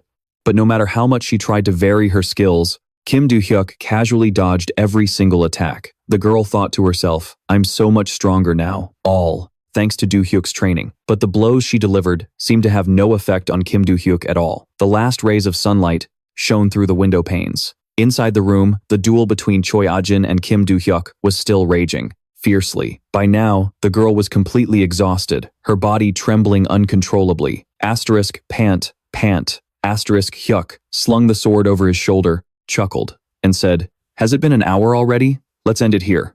"Okay." The moment the words left her lips, she collapsed onto the ground, panting heavily.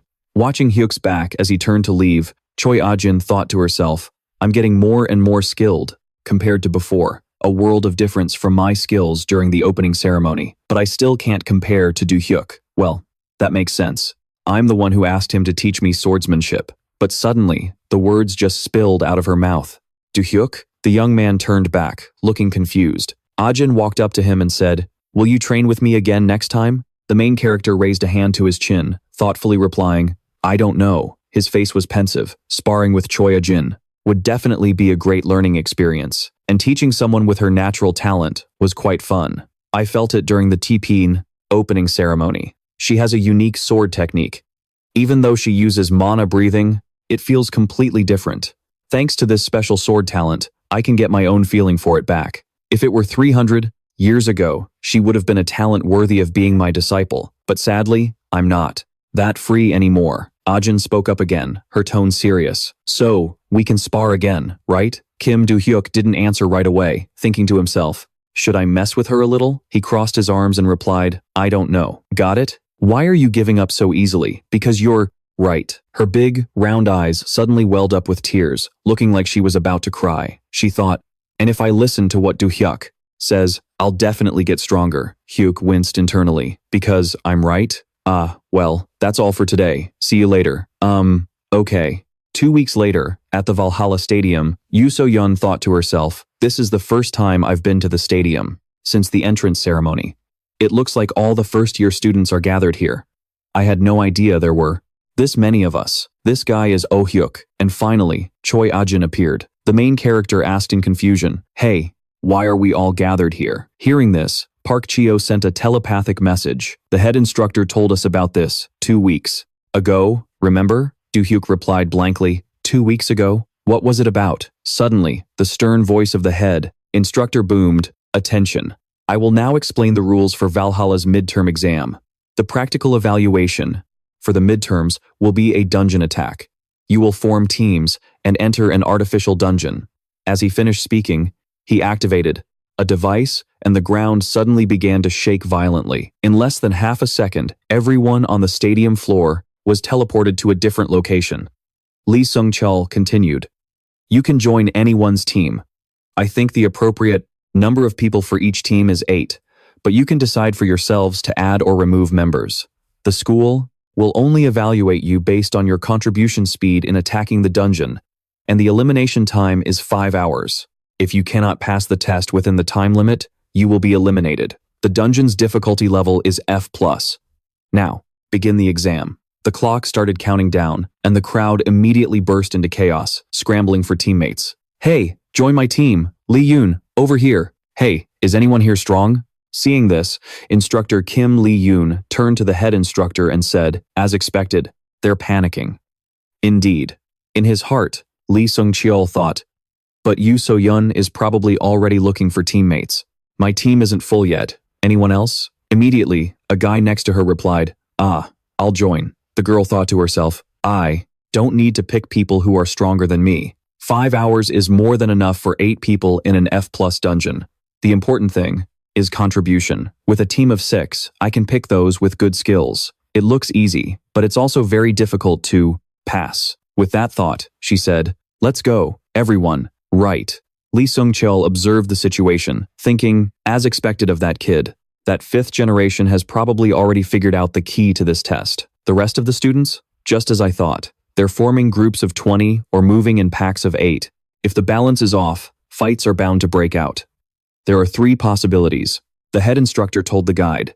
After about 30 minutes, all the students will have entered the dungeon. Get ready to start scoring them. Roger that. The main character stood there, watching everyone, lost in thought. Do students get scored the moment they step inside? Just then, his gaze fell upon the platinum blonde girl standing dazedly nearby. He walked up to Choi Ah-jin and said, you still haven't gone in? Not yet. Almost everyone's inside. What are you still doing out here? I'm going to follow your instructions. Do-hyuk. Hearing this, the guy was stunned.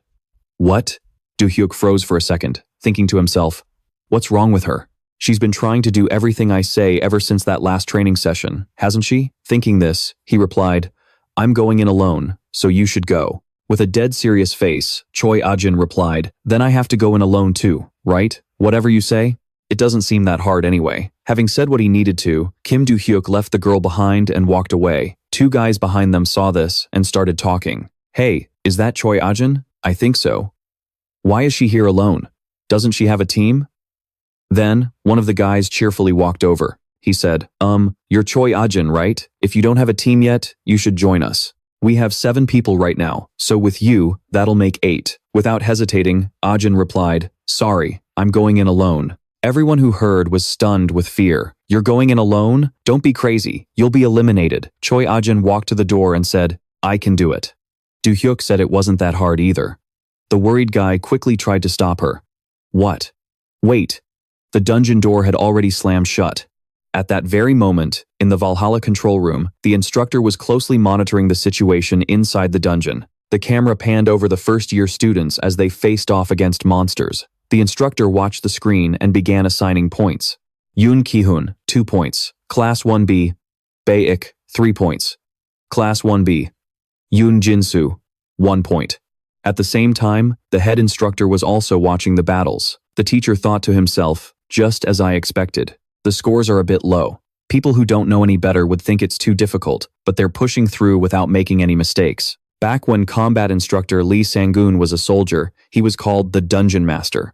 He's a legend with a 99% dungeon clear rate, so I believe he understands the core of raiding a dungeon better than anyone else, which is why the scores he gives are the way they are. I respect him immensely. Looking at the screen in front of him, Lee Sang-gun thought, there's a lot of talent this year. I believe these 5th generation kids are working with good teamwork. And among these kids, 4 of them are the most impressive. The first is Yoon So-yeon. A team leader shouted urgently, defense line, block the vanguards. Archers, keep the ones jumping out from the flanks in their positions. The beasts were charging in, madly attacking the kids. Yoon So-yeon leaped forward, shouting relentlessly, vanguards, don't fall back. Archers, fire. With that, she jumped into the air. A single slash of her sword struck the monster right in the face. The next second, the monster quickly collapsed to the ground. It slowly vanished into nothingness. Over on the side, the head instructor thought, nice. This is like a textbook practical exercise. That kid put her team members in specific positions and is commanding their movements to earn points. And on top of that, she's forming parties with members of her group mid-battle to ensure they clear this dungeon. Anyway, if this kid does well, it's only a matter of time before she can reclaim her spot at the top. If it hadn't been for Kim Do-hyuk at the opening ceremony, this kid's record wouldn't have been tarnished. By the way, what's Kim Do-hyuk doing? Data not found. The man was shocked, sweating bullets as he exclaimed, what? But this machine can search for information on all students who've entered the dungeon, right? Could it be? A notification popped up on the system. Midterm exam, artificial dungeon completion list. Number 1, Class 1A, Kim Do-hyuk. Time, 23 minutes and 32 seconds. The instructor's face darkened in horror as he thought, he's already finished? He soloed the dungeon? The clear time was 23 minutes and 32 seconds. No matter how impressive he was at the opening ceremony, can a 17-year-old kid really achieve something like this? I need to review the recording. With that thought, he pressed the button. On the screen now was an image of Kim Do-hyuk. A mob of monsters was approaching, holding clubs with ferocious expressions. A happy look on his face, Kim Do-hyuk cracked his knuckles, getting ready for the slaughter. Once everything was set, he pushed off with his feet and charged straight at the monsters to face them head-on. For a brief moment, a look of panic flashed across their faces. Seeing this, Do-hyuk, sword in hand, gave a delighted smile. With just a single swing, he sliced the beast's face in two. At the same time, another one appeared. Another massive monster was silently approaching. Do-hyuk swung his sword decisively and said, let's just slice these green goblins in two. Another giant charged angrily towards the young man, and they both unleashed fatal attacks at the same time. With his swift movements, our main character successfully dodged the blow in an instant. Kim Do-hyuk leaped into the air and raised his sword, cutting down the two monsters in front of him, and these orcs too. Slash, slash, slash. Over here, watching the videos of Hyuk's performance, everyone's faces were filled with disbelief at what they had just witnessed. Suddenly, another giant monster appeared out of nowhere. Instructor Lee Sung-cheon observed and thought to himself, a golem. It was a golem specially created for the midterm exam. This kid, his stats are like 8 people combined. Without waiting, the massive monster immediately reached for Kim Do-hyuk with its hand. Seeing this, he let out a joyful smile. In the next second, a single swing of his sword pierced through the enormous monster. Then, its protective shell was blown away. And with that, the ferocious monster's life came to an end. Asterisk, clatter. Asterisk. Watching this, the head coach coughed, looking miserable. It seemed like the top spot in this exam would go to Kim Do-hyuk. Right after the dungeon battle ended, everyone left, nursing their injuries. Another group was celebrating their victory. Meanwhile, Yoo So-yeon, Oh Hyuk, and even Choi Ain were all covered in wounds. The midterm exam was over. Shortly after, in the teacher's lounge, the system board displayed the midterm exam results. First, Kim Do-hyuk. Second, Choi Ain. Third, Yoo So-yeon. Fourth, Oh Hyuk. Fifth, Im Hoin. Sixth, Lee Haon. Seventh, Lee In-un. And eighth, Robin Vonchi.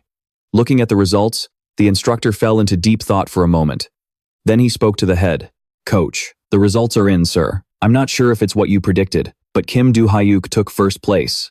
Lee Sung-cheon crossed his arms and replied thoughtfully, "Unbelievable. I predicted he would be at the top, but I never thought he could clear the dungeon alone without a single scratch. If he continues to grow in this profession, Korea might reclaim the title of the only one." Hearing this, Kim Lee-hyun said, "Isn't that the title for the strongest contractor?" "That's right. Perhaps because we haven't seen many geniuses in a long time. I got a little carried away." The instructor added, "There was one other unexpected result." Lee Sung-cheon cut him off. Choi Ein. The time that Kim Do-hyuk achieved was unbelievable, but we also didn't expect that student to defeat Yoo So-yeon and take second place. I don't know what happened, but Choi Ein also challenged the dungeon alone, just like Kim Do-hyuk, although it took to Straff. At some time, and she sustained quite a few injuries, she completed it. I knew she was the quiet and hardworking type, but I never thought she was the type who could clear a dungeon by herself. If this test had been about teamwork, Yoo So-yeon would have definitely scored higher, but Kim Do-hyuk and Choi Ein received higher scores because of their contribution level. But the results are in, so I won't comment any further. It's not something a normal student could do. Yes, the instructor thought to himself. Choi Ein. I met her when I was in the Chojin Guild. She was like a model student who only knew how to practice swordsmanship. But how did she get the idea to clear a dungeon all by herself? Could it be because of Kim Do-hyuk? No, that's impossible. What am I thinking? I need to put this aside and prepare for class. The next day, everyone gathered to see the midterm exam result rankings. Midterm exam results. First, Kim Do-hyuk. Second, Choi Ein. Third, Yoo So-yeon. Fourth, Oh Hyuk. Fifth, Im Hoin. Sixth, Lee Haon. Seventh, Lee In-un. And eighth, Robin Vonchi. Seeing Kim Do-hyuk at the top of the list, Robin Vonchi became absolutely furious. He turned to the girl next to him and said angrily, "Is Julia Diza in Korea?" "Yes, sir. Call him immediately. Get ready to go out." Shortly after, at a place called Jamsil in Seoul, the scene shifts to a luxurious establishment. A dapper Robin Vonchi walked in confidently with Julia. Seeing them, someone inside waved and said, "Hey brother, long time no see. This guy is Diza Vonchi." After greeting each other, the two sat down for dinner. Diza took a piece of steak and bit into it with relish. Across from him, Robin Vonchi was staring intently with a scowl. As he ate, Diza said, "So, this guy you want me to take care of, Kim Do-hyuk, what did he do?" Robin Vonchi replied, "Nothing. He's just some idiot from a medical school. His lowly background is an eyesore. Please, send him back to where he belongs." A sinister glint appeared in Diza's eyes as he asked coldly, "Can I kill him?" Without a moment's hesitation, Robin Vonchi answered, "Do as you wish, my brother." Hearing this, Diza said, "Well then, this is different from last time. I'll have to prepare a ship immediately." "A ship?" He then pointed towards Julia and said, "Because of that woman I had to deal with before, I had a huge conflict with the Palace clan. I don't know if it's because the Palace clan has so many members, but I had to kill a few more because the rumors spread too far. But causing trouble in Valhalla is a different story. No matter what, it's very difficult to get in there and stir things up. I get it. I'll do everything to create an opportunity for you, so don't worry about it." With a savage laugh, Diza added, "Excellent. Get my payment ready." A week later, the doctor waiting for him asked Kim Do-hyuk curiously, "Is that another pass to go outside?" "Yeah, but didn't you already go out?" "They're letting me go out again. Come to think of it, I heard that if you get good results on the big test, you're allowed to go outside. I guess that's why they allowed it." "That's right. And I don't want to waste this chance. I have to find the records." "Where are you planning to go?" "Suwon." Shortly after, at the location shown on his phone, our protagonist set off on his quest. As he walked, he thought to himself, "I think it's around here." Suddenly, a voice cut through his thoughts. "Hey." Diza appeared in front of him, flashing a sinister smile and saying, "A pleasure to meet you." The scene shifts to a high-end apartment complex. Just then, a figure appeared, standing in front of a door. His face was completely hidden by a mask. The man suddenly exclaimed, "Post." Just then, the system displayed a notification. "The constellation wants to know when the ring will appear." The man replied, "The ring will be returned to its owner after the standard inspection procedures are complete. It will then be sent to the ruler's information portal." The other party thinks you've lost your mind. He thought to himself, "What the hell is going on? I've studied the ring, even knowing it's a Genesis of Destruction artifact, but this is the first time I've ever seen such an extreme reaction." As he thought, his gaze shifted to something beside him. A black box, enveloped in a blue electrical aura, was responding. The man walked over and stared intently at the box. It's finally appeared. Hopefully, once he gets the ring, he'll stop reacting like this. He opened the box to look. Inside was a ring, radiating a purple demonic energy. Holding the ring in his hand, the masked man said, "Lord Constellation, the ring has arrived. Lord Constellation, it's here." Suddenly, his system went haywire. Now, returning to the moment Kim Do-hyuk met the stranger in Suwon, Kim Do-hyuk said coldly, "Are you?" Before he could finish his sentence, Disa cut in, "Do you really need to know who I am?" Kim Do-hyuk rested a hand on his hip and replied, "What if I have something that you need to know?" Disa flashed a triumphant smile and said, "Exactly. Aren't you curious why I was the one to find you on this mountain and not someone else? So what? You're saying you'll just leave like nothing happened after you're done?" Your senses are sharp. Our protagonist, looking annoyed, continued, "I don't want to talk about my senses. You probably don't want anyone seeing you confront me like this. I already pictured this exact scene happening a few days ago." Hearing this, Disa became enraged and spat, "You confident bastard." Saying that, he clenched his fists and rushed at Hyuk, yelling, "For a top ranker from Valhalla, you seem like nothing but a fool. Don't disappoint me, you hear?" He unleashed a powerful blow towards him, but with his swift movements, Kim Do-hyuk easily leaned to the side, dodging the attack. The punch slammed into a nearby tree. Disa exclaimed in surprise, "Oh!" The next second, the tree trunk snapped in two and fell over. He then shot Kim Do-hyuk a contemptuous look and said, "You're pretty lucky. You managed to dodge that. If you hadn't dodged, you know what would have happened to you, right?" Kim Do-hyuk smirked disdainfully and replied, "Lucky? No, I dodged it because you're just too slow." Looking at the tree, Kim Do-hyuk thought to himself, "But this guy is definitely strong. He might be twice as strong, maybe even stronger than Oh-hyuk. Even so, it's too dangerous for me. This weak body of mine can't block an attack like that. So, the simplest way right now is..." With that thought, he took off running as fast as he could, much to Disa's surprise. He laughed in amusement and gave chase, saying, "Are you running away?" As he ran, our protagonist thought, for anyone else in this situation, the best option would be to escape, because if you don't do anything, he'll beat you to death. But for me, Disa clenched his fist, preparing to strike. He said excitedly, "I won't let you get away." Suddenly, Kim Do-hyuk screeched to a halt. He whipped around, thrusting a fist in his face and snarling, "Do you even know how to use your brain?" Disa froze for a few seconds, thinking to himself, "Is this how it ends?" I wasn't paying attention to his movements, not until this punch was right in front of my face. Due to a moment of carelessness, he took the full force of the blow Kim Do-hyuk unleashed. The next second, the impact of the punch sent him flying. Waves of physical pain washed over him. Suddenly, his eyes changed, as if he'd just seen something terrifying. At that moment, Kim Do-hyuk looked like a demon, cackling. He aimed a kick straight down. Luckily, he managed to lean away and dodge it. As Do-hyuk's foot hit the ground, an immense pressure was instantly created, crushing everything around them. Disa finally managed to regain his composure and sat up, observing what had just happened. "Look," Kim Do-hyuk said coldly, "you're the lucky one. You were able to dodge my kick." Hearing this, Disa's face flushed with anger as he yelled, "You bastard!" He got to his feet and wiped away the blood, with a smirk and continued, "What you just did, that was surprising. You must know who I am, right?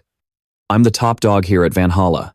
Disa thought to himself, Kim Do-hyuk. What kind of drug did that bastard take to get so strong? Members of the Vinci family use their clan's talent to enhance their combat abilities, even if just by a little. That family's talent is an innate ability for potion crafting. I could easily use any potion given to me. My parents made me drink hundreds of thousands of enhancement potions. By the age of 16, I was already stronger than a full-grown adult. My parents wanted to use me to gain recognition from the family. But after all that, he now looked at the two people in front of him. With a twisted smile, I didn't want to live my whole life under their control. In less than 5 minutes, he personally ended the lives of the two people closest to him. With my overwhelming power, why would I ever need the family's approval? I was always a thorn in their side. I was exiled from the family by some guy who called himself the family head. But I didn't care. In this dark world, whenever I took on a commission, most of my problems could be solved with money. I could be even more reckless now that my ties with the family were severed. Honestly, when I got the commission from Rockin, he offered cash. But I was more interested in this Kim Do-hyuk guy. He ranked first in Valhalla's entrance exam. I heard he's a total lunatic. After he spewed all that trash talk to get rid of the guild's spies, I wondered, how much fun would it be to play with a guy like that? I'll try to have some fun messing with him. But then, A shiver ran down his spine. He thought, who times this guy? Seeing him frozen, Kim Do-hyuk said, "Hey." After coming to his senses, Disa suddenly asked a completely unrelated question. "What kind of drugs are you on to be that strong? I doubt it's some cheap potion an orphan like you could afford." Hearing this, Kim Do-hyuk let out an amused laugh. "Huh? What did you just say?" "Haha, drugs?" The guy was laughing so hard he was crying, clutching his stomach as he continued. "Ah, this idiot. What nonsense are you spouting? Turns out you're a juicer, huh?" His nerve struck, Disa replied, both nervous and angry. "So what? Aren't you using drugs to get stronger, too?" Kim Do-hyuk rolled his shoulders and answered, "Of course not, you moron. I got strong through hard work and training. In a way, I could compare you to Oh-hyuk, but that would be too rude. Comparing someone with natural muscle like him to a punk like you." At that moment, his rage hit its peak. He thought, "This son of a bitch. You're done for. I don't have enough power to use times at times here." But, as he spoke, he drew his weapon. In an instant, a dark energy enveloped Disa. Seeing this, Kim Do-hyuk frowned and thought to himself, "That's some nice magical power. I can feel the energy surging." "Kim Do-hyuk, you think I'm gonna let you go that easily?" Before he could even finish his sentence, Kim Do-hyuk slammed his foot right into Disa's face. Our protagonist said with amusement, "Are you really that stupid? What kind of idiot waits for their opponent to power up?" He took the full force of the protagonist's kick and was sent flying. But it didn't end there. Do-hyuk clenched his fist, preparing a punch. The next second, before Disa could even get his bearings, he delivered a crushing blow right to the blonde's face. A look of speechless terror. Kim Do-hyuk's hand reached out again, his voice chilling. "Hold on, wait a second." Right after, Do-hyuk grabbed a handful of his sleek, blonde hair. He leaned in close and whispered, "You can't pass out just yet. You stupid potion-chugging junkie.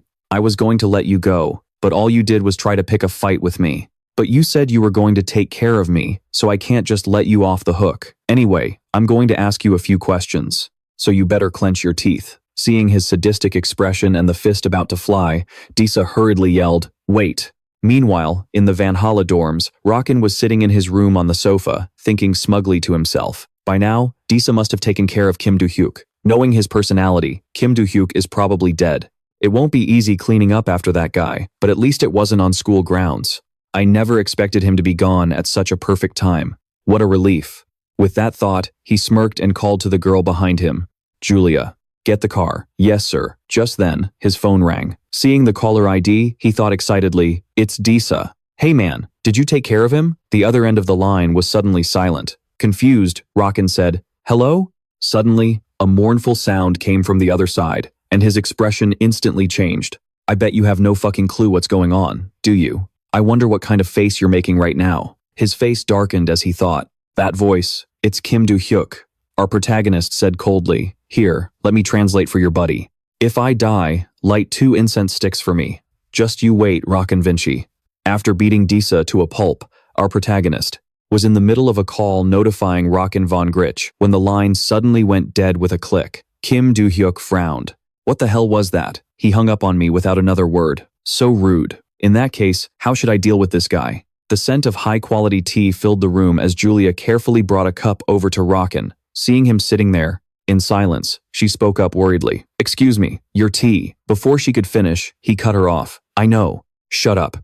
Put it down and get out." Julia placed the teacup on the table and replied cautiously, "I understand." He then fell into silence. The pressure kept building in his mind. Rockin's face twisted in horror as he thought, Kim Do-hyuk, I never imagined he could defeat Jazera.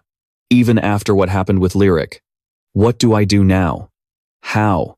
Can I get rid of him? I already know he's the one pulling all the strings. Did Jazera screw everything up? That piece of trash. At this rate, it's only a matter of time before word reaches the von Gritsch family. But this whole thing has already spiraled out of control. Damn it. Wait. Hold on. On the other hand, maybe it's not that big of a deal. He's from the lower class, right? There's no way he could ever meet them, but just in case, I won't mention this for a while. I'll just watch his every move from now on. After handling things himself, Kim Do-hyuk continued on his journey. Inside his mind, his disciple Bakter spoke up. Master, was that guy you just beat up born without a brain? Do-hyuk replied, when the time is right, I'll report him. For now, I'll keep this information to myself since there's nothing else I can do. Bakter crossed his arms, asking, "Why didn't you just kill him?" My past self would have, but doing that now would only bring more trouble. I'm not Kim Hyo-oh anymore. I'm the high school student, Kim Do-hyuk. Sure, that sounds just like you, but hey, there's something I'm a little concerned about. What is it? I'm talking about the magic that guy was giving off. It felt strangely familiar to me. Familiar? Yes. If he had released a little more, I could have confirmed it, but I've definitely encountered that magic before. Didn't you feel anything special about it? 300 years ago, didn't monsters kill dogs and cows to perform that kind of magic? I guess you're not very good at judging people by their magic, are you? It's actually a much more sophisticated technique than people think. Shut up. Could it be related to the jade-faced demon blade that guy mentioned? It's possible. Flashing back 30 minutes earlier, Kim Do-hyuk looked at Jazera and said, "Hey, who sent you after me?" Seeing the man mumble a few words, he chuckled softly. "Ah, that's right. I did dislocate your jaw." And with that, Kim Do-hyuk reached in and snapped his jaw back into place. "All right, this might hurt a little." The next second, Jazera screamed out in agony. He then asked, "Now, who gave you the order?" Jazera suddenly fell silent. Seeing how stubborn he was, Kim Do-hyuk sighed in frustration. He sat down, took the man's hand, and said coldly, "I put your jaw back in place, so you could answer me. Do you really think staying silent is the smart choice here?" Jazera asked in confusion. "What? Why are you holding my finger?" Kim Do-hyuk's face twisted into a sinister grin. The next moment, Jazera let out a blood-curdling scream. "Aargag." Do-hyuk looked at him and said, "You better start talking fast. Spill it all before I break the rest of your fingers." In excruciating pain, he finally answered, "Rockin'. Von Gritsch sent me." Hearing that, Kim Do-hyuk thought to himself, "I wondered if it was him, that brat who picked a fight with me last time." He said to Jazera, "Then who the hell are you? Why are you taking orders from a little punk like him? You don't look like a student at Valhalla. So who are you working with?" Jazera let out a faint smirk and replied, "You're really asking me that? You probably won't like the answer, but you always find another way to win." He picked at his ear threateningly. "Huh? You want me to break 2 more fingers?" After a moment of thought, Jazera decided to answer. "I am Jazera, of the First Calamity. I took on this commission as a mercenary." Kim Do-hyuk thought to himself, "I've heard that name, First Calamity, somewhere before." The next second, he pressed further. "Being a mercenary must be fun, huh? You're just a hired bully," Jazera retorted. "Are we all just trash in your eyes? You're just a lucky bastard. The constellation is the First Calamity to worship the jade-faced demon blade. Of course, I also have a contract with a constellation. If I'd been able to channel my magic for another 30 seconds, the outcome of this fight would have been different." Kim Do-hyuk held his head in exasperation. "Oh my god, you bastard. You love to run your mouth, don't you? I was going to spare you if you cooperated and told me who you're working with, but you." Kim Do-hyuk shoved his hand into the man's mouth, and Jazera's face paled with sheer terror. He said coldly, "You better shut your mouth." A piercing scream immediately echoed through the air. A wiki entry for the First Calamity appears. The first evil race to worship the jade-faced demon blade. Have you ever heard of the First Calamity? Along with the other lowlifes, these sons of bitches are the ones I want to meet the most. Let me be real with you. Yesterday, when I was heading home from work, Kim Do-hyuk searched as he walked down the street. Searching for info on his phone, he thought to himself, "Just as I figured. Everyone sees these guys as the villains. Anyway, I'm pretty pissed. I can't find my notes anymore. That son of a bitch, Rock R, just keeps trying to humiliate me. Rock R. How am I going to teach this guy a lesson?" Right. In this day and age, you've got to use modern technology. First, I recorded Jesus' entire confession, and I need to find a place to post this. A call from Do-hyuk appeared on the phone. The platinum blonde teacher, who was working on her lesson plan, stared at her phone in surprise, her eyes lighting up. Answering the call, Do-hyuk, "Does this mean you've finally agreed to be my assistant? That's not why I'm calling. Do you happen to know any reporters?" The article stated that Cadet A had immediately informed his instructor about the incident. They also filmed the evidence that Cadet A had recorded and given to the instructor. The V.N. Chi Clan's conspiracy to murder a Valhalla cadet. Last Thursday, Cadet A, a Valhalla student on leave, was attacked by a violent individual. Reportedly, Cadet A successfully fought back, subdued the culprit, and exposed this information. Cadet A immediately informed his instructor about the incident. They also filmed the evidence that Cadet A had recorded and given to the instructor. Another newspaper also published similar information, the VN Chi clan's conspiracy to murder a Valhalla cadet. The article, published on the 20th, stated that Valhalla Academy, renowned for nurturing talent, is deeply concerned. Concerned for its students, it is tightening its security system, and met with Cadet A on his way home to proceed with the upgrades. The new system was featured on the front page. On Hit Bulletin, the most noticed comment was from the boss. I'll clear up the confusion surrounding the VN Chi clan's attack on the Valhalla cadet. Poster A210 wrote, last Thursday, a first-year student at Valhalla, on leave after midterms, was attacked by some vile member of an evil cult. But what's crazy as hell is that the cadet who got attacked managed to beat them and force them to spill the beans. That cadet reported the incident to his instructor at the academy and handed over the scumbag.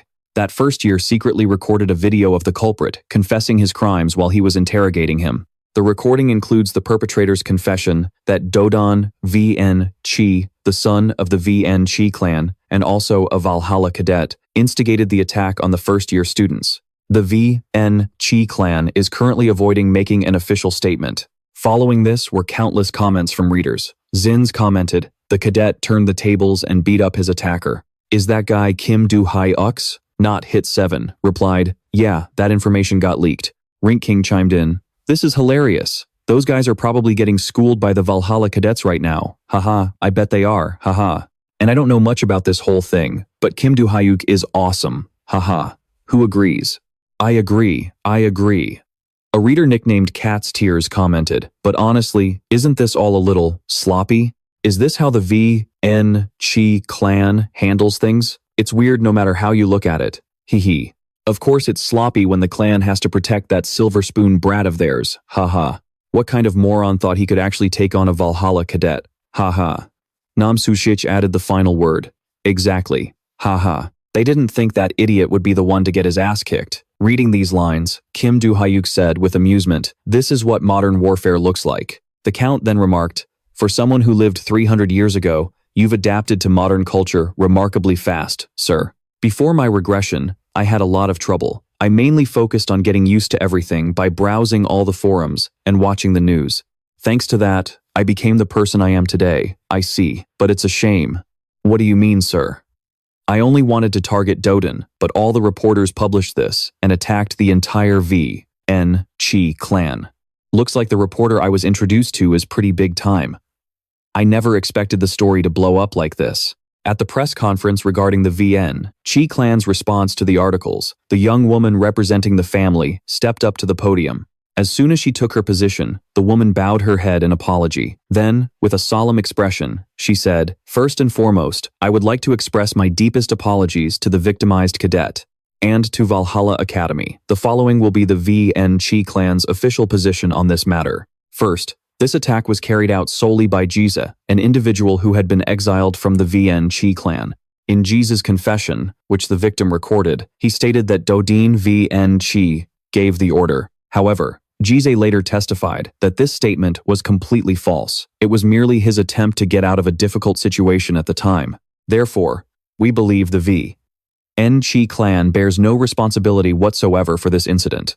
Although the perpetrator was an exiled member, he was once part of the VN Chi clan. Therefore, we have a moral responsibility, and we will provide compensation. As the acting head of the VN Chi clan, I will visit the victim to apologize in person and handle all related matters. To Jogan Vins, who is currently studying at Valhalla, even though he didn't directly plan this crime, we believe he has other connections to the culprit. Therefore, we will be summoning him back to conduct an in-depth internal investigation within the Vins family. The family's prosecution has also been scheduled. We will strive to ensure there are no further doubts. After she finished, the woman bowed her head in thanks and left. The reporters, seeing this, quickly shouted, wait a minute, aren't you taking any questions? How do you plan to compensate the victims? Elsewhere, Rockin watched the news, trembling non-stop with fear. Just then, his phone rang. You have a call from father, he nervously answered and greeted his father. The voice on the other end said, Rockin, return to England for a while. This is an order from the family.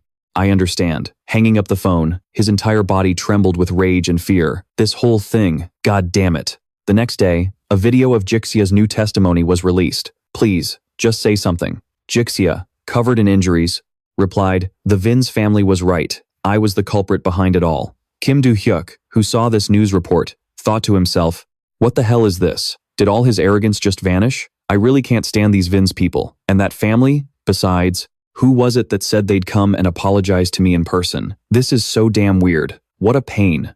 Lost in thought as he walked, he unknowingly arrived at the teacher's office. He stood there thinking, class should be ending soon. There's something I want to ask. Should I ask her for help? A little while later, at the Valhalla campus garden cafe, he was met with the radiant smile of his teacher. Kim Do-hyuk, holding a glass of water, said flatly, "No." Hearing this, the teacher leaned on the table in surprise and said, "Huh? Why? How did you know what I was about to say?" Taking a sip of water, our protagonist replied, "You want me to be your assistant again? Don't you? It's obvious." With a hurt expression, the teacher sat down and continued, "Then why did you call me? I'm a busy person, you know." "Wait, is this a date?" Hyuk said helplessly.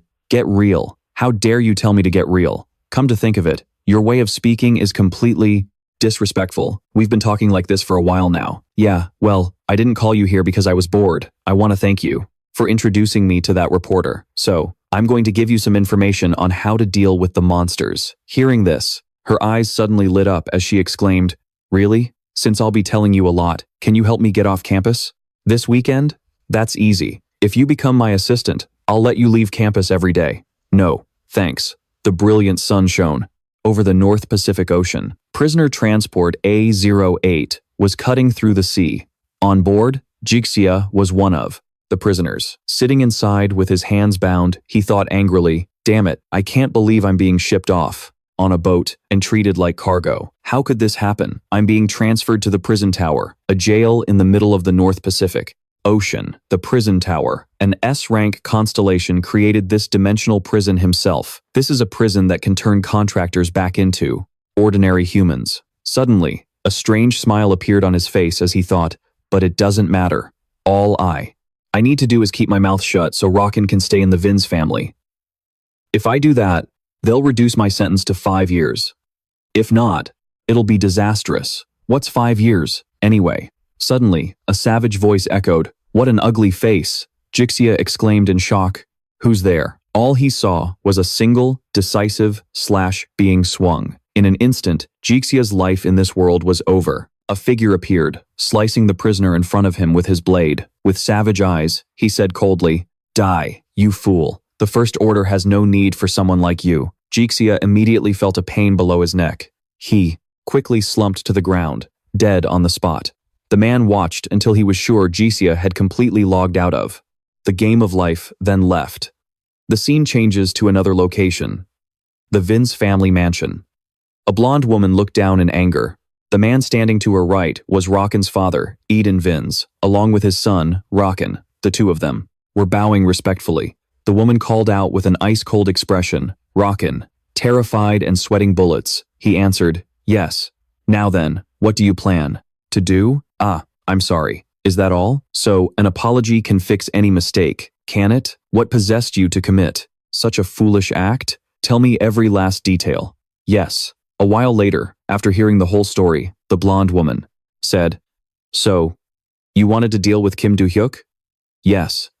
Seeing him confirm without a moment's hesitation, her hand instantly gripped the armrest of her chair in fury. "Is that really the entire explanation you can offer?" She slowly walked towards him. "You acted on your own because you believed he had insulted the Vin's family. However, your true motive came from your own bruised ego, did it not? Furthermore, with this outcome, you are the one who has truly dragged the reputation of the Vin's family through the mud. What should we do now, Rockin' Vince?" Hearing this, his face suddenly turned pale, his voice trembling as he carefully replied, "This matter." He bowed his head and knelt on the ground, mustering all his courage to say in a single, quick breath, "I will do anything to rebuild our family's honor." The woman's eyes widened as she continued, "What are you talking about?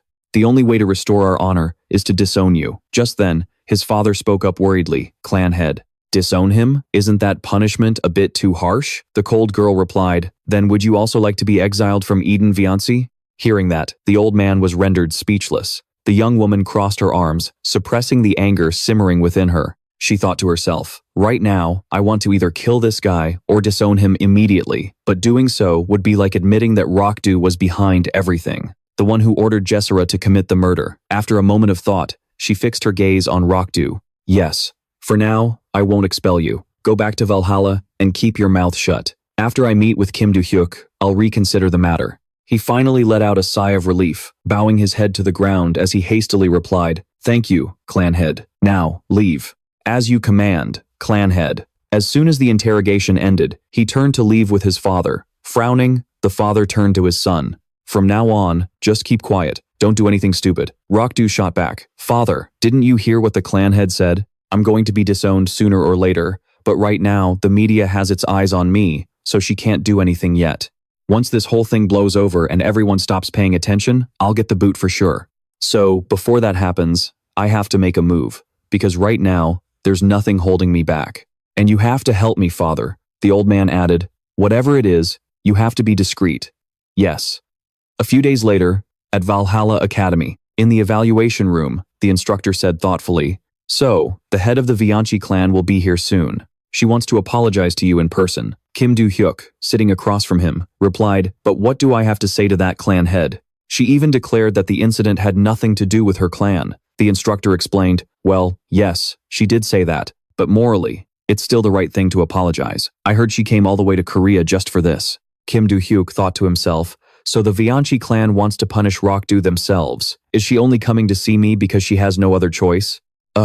Damn it. This is such a pain. The instructor's voice cut in again. Honestly, both myself and instructor Lee Sang-cheol are very upset about this situation. The sequence of events started with a Valhalla student being attacked. Then, the attacker confessed that he received orders from Jessera. But I can't believe they're actually trying to protect their clan's reputation by completely dismissing the confession you recorded. At this point, they're just trying to cover up the truth. Regardless, to protect the students, both Rokdu and the head of the Vianchi clan need to be expelled from here. But not long ago, the Vianchi clan made a massive donation to the academy. It's hard to believe that most of Valhalla's funding comes from donations from major clans, and that the academy will just turn a blind eye if they get enough money. Hearing this, Kim Do-hyuk replied, I get it. I'll talk to this clan head. The instructor froze in surprise and exclaimed, How can you be so calm about this? What's the big deal? I'm always calm. Suddenly, a knock came from the door. Kim Lee-sung glanced worriedly toward the door and said, She's here.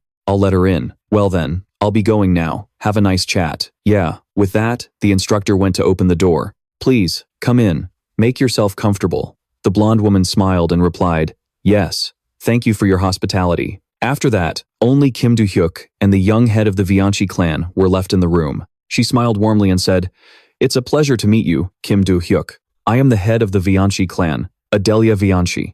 Do-hyuk, sitting on the sofa with his hands in his pockets, replied, Oh yeah, nice to meet you too. Adelia, the Vianchi clan head, now sat in front of Kim Do-hyuk. The atmosphere between them was tense, neither of them sure how to begin. Adelia stood up and said seriously, First of all, Mr. Kim Do-hyuk, regarding the attacker from the Jessera clan, I offer you our deepest apologies. With that, she bowed her head sincerely. Do-hyuk replied, Well, you already said he'd be disowned by the clan, so I guess it's fine. Adelia continued, I've also been told that Rokdu Vianchi has been causing you trouble at the academy recently. Do-hyuk quickly replied, That was just a one-time thing. It's not important anymore. You said Rokdu wasn't involved in this incident. Since you've made that clear, I have no complaints. Actually, there's something I need to discuss with you regarding that matter. We issued an official statement immediately after the attack, but unfortunately, we're in a situation where neither the media nor the public believes it. Kim Do-hyuk nonchalantly cleaned his ear and said, Yeah, I guess so. He thought to himself, She talks as if a single word she's saying is true. That damn woman. Adelia chuckled lightly and continued, That is why I have come to speak with you. I was hoping to create an opportunity for us to resolve this misunderstanding. Would you be willing to help us, Mr. Kim Do-hyuk? Without a moment's hesitation, he said flatly, No. The Vianchi head chuckled in response. I thought you might say that. But if you help us just this once, I promise you our clan's full support. And my full support until you graduate. Of course, I can also recommend you to some of the guilds sponsored by the Vantrich family. To ensure I can continue supporting you even after you graduate, I will help you rise to become one of Korea's top hunters. That way, you won't have to struggle anymore. Kim Do-hyuk sneered and said, So if I just make a statement, this all goes away? Unbelievable. To think you people would offer so much just to shut my mouth. You must be desperate, huh? He pointed his finger in the girl's face defiantly and said, I'm pissed that you're acting like nothing ever happened. So you tell me, why the hell should I play along with you people? I don't need a reward or anything else. I just want to watch how you'll live with the shame that Rockin has left on the Vantrich name. Hearing this, her expression changed instantly. She said angrily, you piece of trash. At that moment, she unleashed an oppressive aura that made the person next to her gasp for air. Who do you think you're talking to? Kim Do-hyuk, completely unafraid, teased her with amusement. Oh ho. So, you finally decided to show your true colors? It must have been hard keeping up that calm facade, huh? Adelia glared and said, I came to this stinking academy to make things comfortable and convenient for you, and you dare to act so arrogant? Should I just kill you right here, right now? I was trying to be generous and give you a chance, and you just throw that chance away like this? The protagonist laughed, amused, and replied, really? Go ahead and try. Hearing this, she exclaimed in shock. What? Do-hyuk continued. Didn't you say the Vantrich family had absolutely nothing to do with the assassination attempt on me? To back up that lie, you wanted to pour a ton of money and time into me, but now you're going to kill me? I guess that's the only thing you can do now, right? The young man crossed his legs and said with a confident voice, oh, and by the way, even if you did actually attack me, you couldn't kill me anyway. Hearing this, she seethed with anger and shot to her feet. Kim Do-hyuk, I'll make you regret what you've done today. After saying that, she yanked the door open and left. The young man laughed in amusement and said, in the end, she couldn't do a thing. Doesn't that just mean she's all talk? From within Kim Do-hyuk's mind, his disciple Baher appeared and said, I don't think this was important enough for me to intervene. But master, did you really have to go that far? Hey Baher, yes? Those delusional bastards who think others should worship them. They're the type of people I hate with a passion. I know what she's planning to do. Those scumbags will try to control anyone they don't like. That's why I hate you too, Baher exclaimed, bewildered. Huh? Well, there are no more classes today, so maybe I should head to the training hall a bit early? Shortly after, in front of the Valhalla Stadium, as Do-hyuk was walking, he suddenly saw something up ahead. He thought to himself, what's this? Is that Choi Ah-jin? And who's that next to her? This guy was the eldest son of the Choi family, Choi Jin-gun. He crossed his arms and said sternly, Choi Ah-jin, you don't actually think you can win, do you? No matter how hard you train at Valhalla, it's not going to do you any good. So, if you still want a place in this family, don't show up to the entrance exam this weekend. I don't want to see you get humiliated, either, Choi Ah-jin replied decisively. No. Her answer made her older brother exclaim in shock. What? He glared at her angrily and said, I gave you one last chance, and you dare refuse it? You really don't get what's happening, do you? Ah-jin quickly replied, I. Suddenly, a voice from a distance cut their conversation short. You're the one who doesn't get it, you bastard. Choi Jin-gun looked around, confused. What? Who the hell just called me a bastard? Kim Do-hyuk walked up next to Ah-jin, angrily pointed at her brother's face, and said, that would be me, you bastard. Why would you try to stop someone who's poured so much sweat and effort into training and tell them to give up? Choi Jin-gun scowled and said, who are you? You don't even know who I am, and you dare curse at me like that? Kim Do-hyuk rubbed his head, annoyed, and replied, why are there so many damn scumbags today who love showing off their fake power? I don't give a damn if you're a king, a president, or whatever the hell else. Don't come onto academy grounds and make demands of a student. If you're done barking, then get lost. Then he turned to Choi Ah-jin and asked gently, you agree, right? Choi Ah-jin? Choi Ah-jin looked at Kim Do-hyuk, her eyes filled with emotion and admiration. Her brother, who had just been thoroughly chewed out, said furiously, you bastard. You'll find out during the test, Choi Ah-jin. After saying that, he turned and left, fuming with bitter resentment. Ah-jin immediately said, thank you, Do-hyuk. It's nothing. Let's go train.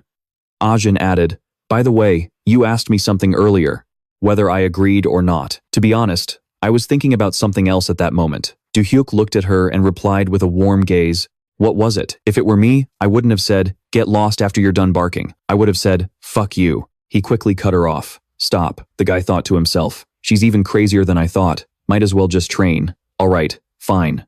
So, you can't train after this weekend at that time? I've got something I need to do, so I can't train either. Instead, we'll just train hard today. With that said, the two of them walked into the stadium and began their workout. A few days later, on a hill near Sohung, someone was parting the trees in the forest. Do-hyuk was looking at his phone screen as if searching for something, with Batre on his back, who asked with a curious expression, "Master, are you here to find more items from your old records again?" Do-hyuk replied, "Yeah." Batoche complained, "Haven't you already found plenty of artifacts and storage stones from your records?" Do-hyuk had to explain, "That's true, but I want to know just how many items are left in the remaining records. If I find them, I think there might be some kind of miracle hidden within what's left." Batoche asked again, "A miracle?" Do-hyuk replied excitedly, "Yes. If I can find it, I might be able to overcome the huge physical weaknesses I have in this body. If only I'd found you sooner, things would have been so much easier," Batoche asked, confused. "Huh?" The scene shifts to the Choi Jin clan. A large crowd of reporters had gathered there. One reporter asked, "Today's the day of the Choi Jin clan's selection test, right?" The reporter next to him replied, "That's right. That's why so many of us have gathered here." Inside, a dignified man stepped out to meet the two contestants. He was the head of the Choi Jin clan, Choi Jong-suk. He continued, "The selection test is about to begin. As I previously announced, if you pass the selection test, you will be recognized as the family heir. Failure will result in exile from the family. Are you both ready?" Choi Jin-gun and Choi Ah-jin both shouted in unison, "Yes, sir."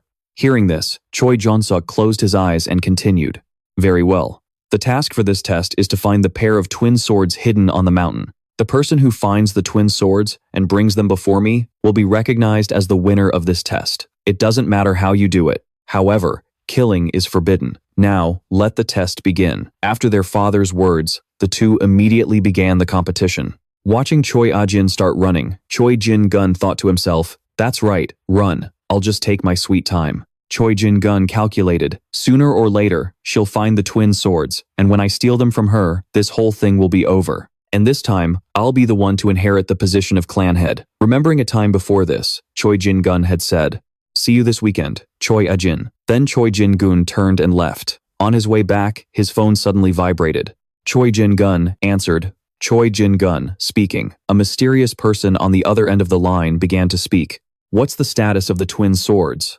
Choi Jin-gun replied immediately, "It looks like I'll have to participate in the selection test, so it might take a little longer than expected." The person on the other end asked dubiously, "The selection test? I've heard you mention it twice now. Do you have any idea how late you are?" Hearing this, Choi Jin-gun stammered in fear. I'm sorry." Choi Jin-gun asked, If I somehow manage to get the twin swords, will you keep your promise?"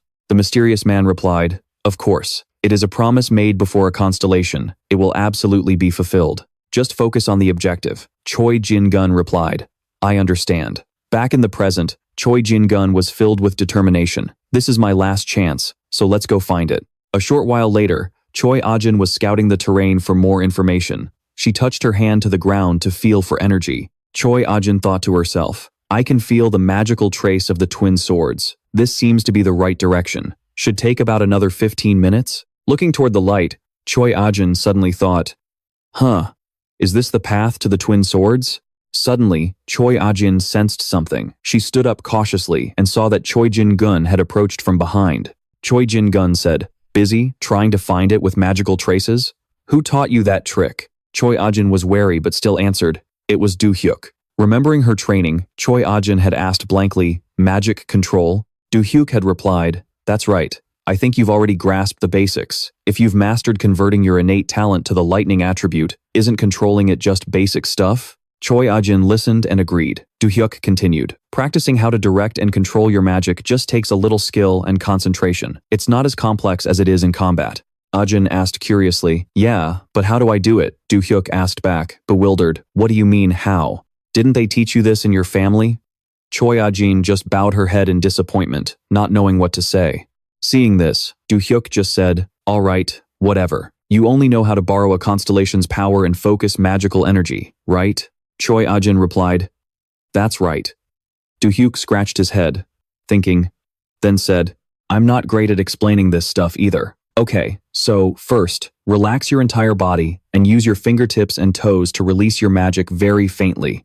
Choi Ah-jin could only reply, "Okay." Hearing that, Do-hyuk reminded her, "Stop talking." He began to teach, telling her to slowly spread the magic throughout her body until she could feel its presence in every single strand of her hair. Then, seeing the energy radiating from Choi Ein, Do-hyuk continued, "Good. Now try to feel the magic in the air around you. In this state, feel the magic slowly. Take your time. Choi Ein perceived Do-hyuk's power appearing like a blazing red flame. Startled, she opened her eyes in fear. Choi Ein collapsed to the ground, gasping for breath. Seeing this, Do-hyuk immediately asked, "You felt it, didn't you?" Choi Ein replied, "Yes, I saw the shape of the magic surrounding you." Do-hyuk then explained, "That's how you perceive the presence of magic. You can also sense the faint magical energy radiating from other people's bodies. That's something you can do with precise mana control. The more you use it, the easier it becomes to feel the residual magic left on the ground or in the air." Choi Ein listened intently and replied, "Yes." Do-hyuk continued, "The shape of any object radiates a corresponding magic, and you can use that to identify exactly what that object is. If you practice more, you'll be able to see and feel the silhouette of magic clearly. I can't teach you anything more, so you'll have to study the rest on your own." Choi Ein's face flushed red as she said softly, "Yes, thank you." Back in the present, Choi Ein was on high alert. Choi Jin-gun asked in a contemptuous tone, "Who the hell is that Do-hyuk guy anyway?" "Oh, I remember now. Isn't he that shameless bastard who was with you earlier? That idiot actually has some talent?" Hearing such insults, Choi Ein grit her teeth in anger. She yelled, "He's stronger than a piece of trash like you. Why are you even here?" Choi Jin-gun replied, "Why do you think?" He slowly drew his sword, and an energy like bolts of lightning shot out along with it. Choi Jin-gun shouted, "This is why I'm here." He immediately swung his sword at Choi Ein. Luckily, she managed to block it in time. This stunned Choi Jin-gun, who thought to himself, "Wait, not only did she block it, but she's actually pushing me back." To his astonishment, Choi Jin-gun's sword was pushed away. Choi Jin-gun thought worriedly, "What the hell? Since when did she get this strong?" Meanwhile, elsewhere, Do-hyuk was also using his perception to sense something. An energy current flowed beneath the ground. After checking for a while, Do-hyuk thought in disappointment, "It's not here either, but I took so many notes. Could it be that there's only one in all of Valhalla?" In the distance, a large pillar of energy was radiating an aura. Do-hyuk thought triumphantly, "Ah, there it is. I've found a note. It's over there." Do-hyuk's gaze turned toward the deep forest. Suddenly, right in that spot, a massive explosion of lightning occurred. Do-hyuk was startled. What was that? Choi Ein was attacking relentlessly, and Choi Jin-gun was keeping up, except he seemed to be losing steam. Choi Ein prepared to unleash a powerful blow. The attack forced Choi Jin-gun to use all his strength just to block it. After fighting for a while, Choi Jin-gun's limbs began to tremble. Even so, he continued to taunt her. "Did you learn how to be a wild boar at school? I see you're getting better at ramming into things." Choi Ein simply warned him, "Give up on searching for the twin blades." Choi Jin-gun shot back, "Are you crazy? A bastard child like you doesn't deserve them." He then lunged forward to attack. Choi Ein had a counterattack ready. Her blade crackled with electricity, glowing brightly as they both prepared to unleash their strongest moves. Choi Ein calculated, "Rotate the sword now and slash upwards." She successfully knocked Choi Jin-gun's sword out of his hand. Choi Ein thought, "While his sword is falling, I have to land a hit." She smashed the hilt of her sword directly into Choi Jin-gun's stomach. Choi Jin-gun was gravely injured, collapsing before Choi Ein. She slowly sheathed her sword and let out a sigh of relief. Looking at the defeated Choi Jin-gun lying there, Choi Ein thought to herself, "I was confident I'd land at least one hit, but I didn't expect it to be a fatal blow like this. All right, I'm going to get the twin blades." Choi Ein retrieved her scabbard. While she wasn't paying attention, Choi Jin-gun suddenly spoke up, "You don't really think you've won, do you?" Startled, Choi Ein turned back to see Choi Jin-gun picking up his sword and gathering all his strength. Jin-gun continued, "I warned you, didn't I? A blessing? What a joke. You'll never defeat someone like me, who has a contract with a constellation. Well, I'll give you credit. You managed to land a hit when I let my guard down." Choi Ein responded, "That dark energy surrounding your sword. You're a villain. Have you been possessed by a demon? But why?" Choi Jin-gun answered calmly, "Why are you asking? What are you even thinking about?" Choi Jin-gun immediately lunged to attack. Choi Ein swung her sword to defend, but Choi Jin-gun was faster. He easily dodged and prepared to thrust his sword. Choi Ein thought in astonishment. He dodged a slash at such close range? Choi Jin-gun sent Choi Ein flying with a single slash. The blow was so powerful that she was dragged a long distance across the ground. As soon as she looked up, Choi Jin-gun was already standing in front of her. He said, "You're not planning on getting up, are you?" It'd be better if you just stayed down. Choi Ain was still dazed. The lower part of her abdomen was severely injured. Bleeding, Ajin clutched her stomach in pain. Choi Jin-gun continued, I told you not to get up. If you don't move, you won't die. Choi Ajin asked back, when you spoke of your contract, was it a contract with an evil constellation? Choi Jin-gun replied, as the leader of the Jinsa Guild, I signed a contract with an A-rank constellation to save face, but now I'm on the side of the Mudo Guild. The answer made Choi Ajin think hard. The Mudo Guild. I've heard that name before. The third most dangerous group of villains in the world. Choi Ajin pressed on. So you signed a contract with a constellation from the Mudo Guild? I really don't understand. Is it better to join them? What about your life? Choi Jin-gun laughed and replied, are you serious? Listen, I want ultimate power and authority. I want to escape from petty needs. I want to have it all. Hearing those words terrified Choi Ajin. She stammered, escape from them or lose your humanity? Choi Jin-gun leaned in closer and continued, do you know when I joined the Jinsa Guild, when I was only 12 years old? Ajin was stunned. And that wasn't all. Choi Jin-gun continued, I've had to try and be a symbol for the family since I was a child. At an age when I just wanted to have fun, they expected me, the eldest son of the Choi Jin family, to be a perfect role model. The reason I'm still in the Jinsa Guild is because of the old man's supervision and my desire for the clan leader position, but it was never my choice. As a teenager, I was full of desires. That's when I met someone from the Mudo Guild. The moment we met, he invited me to join. He encouraged me, saying I could satisfy the desires hidden deep in my heart. Perhaps he already knew about my secret and my desires. Ajin asked again, what secret? Jin-gun replied coldly, the desire to destroy human beings. Hearing that, Ajin could only feel fear in the face of his gaze. Jin-gun continued, but you can't just join the guild whenever you want. I had to fulfill one condition. Acquire the family's Twin Blades artifact. If you had given up sooner, you wouldn't have had to participate in the second selection test, and the Twin Blades would have naturally become mine. Ajin asked again, bewildered. The second one? What do you mean? Jin-gun was also surprised. What? You don't remember? Jin-gun began to explain. 10 years ago, the eldest daughter of the Choi family, your sister, Choi Jin, participated in the first selection test. Ajin gasped. My sister? But wasn't she reported missing? Jin-gun explained. During that test, I couldn't control my desires. Before I went looking for the Twin Blades, I killed her on the mountain. Choi Ajin's expression became vacant, soulless, and emotionless. Jin-gun continued nonchalantly. But in the end, I couldn't find the Twin Blades. I was seriously injured and failed the test. If it weren't for that, I could have joined the Mudo Guild 10 years ago. Somehow, the old man secretly found and took your sister Ajin to be treated, but it was just a futile effort. I left her for dead, hoping she'd go missing. But suddenly, Jin-gun noticed Ajin was trembling. Ajin immediately asked, where is she? Jin-gun replied, you want to go find her? Give it up. Your mother had a breakdown because she saw her daughter's face in yours. Ajin looked up with a sharp, cold glare. Jin-gun continued, now I know where the Twin Blades are, so say hello to your sister for me. Jin-gun prepared to execute Ajin on the spot. As the sword neared her neck, a loud clang rang out. Jin-gun's face went pale, his terror evident. Do-hyuk had blocked the attack with his own sword, surprising both Jin-gun and Ajin.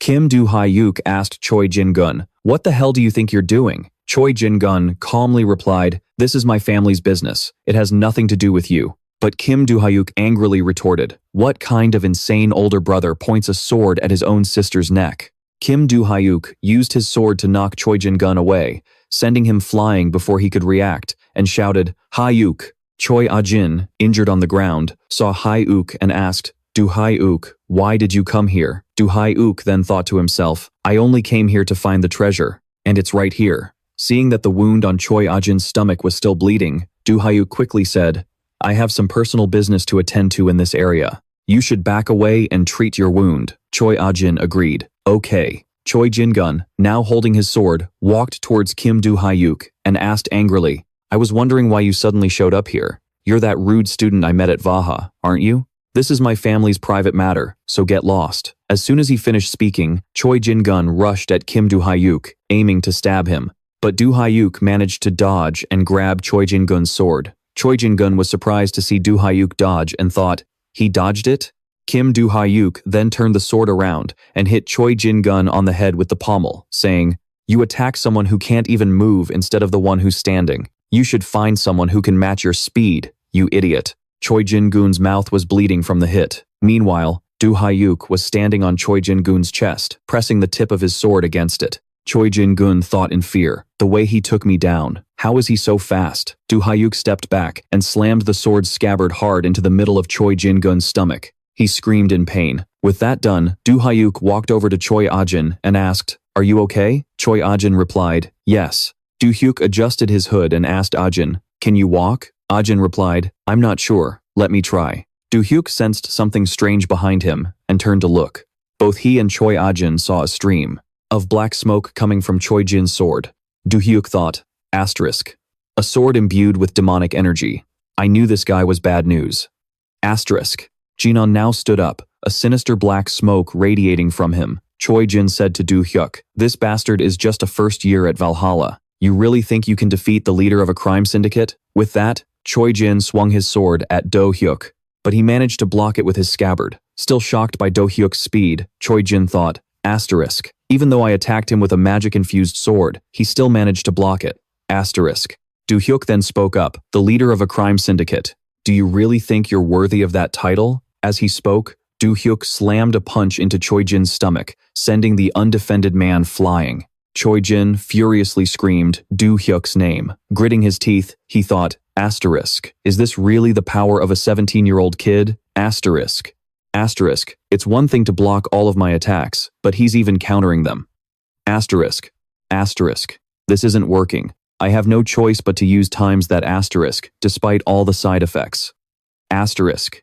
Asterisk. But if I keep getting pushed back like this, I'm done for. Asterisk. Choi Jin took out a purple crystal and gave a sinister smile. He thought, asterisk, this is an artificial holy relic. I'll form a temporary contract with a constellation. Asterisk. Choi Jin popped the crystal into his mouth and let out a horrifying laugh. After consuming the crystal, a powerful surge of black smoke erupted from Choi Jin's body. Not far away, at a nearby testing site, a group of people sensed that something was wrong. What was that? One of them said.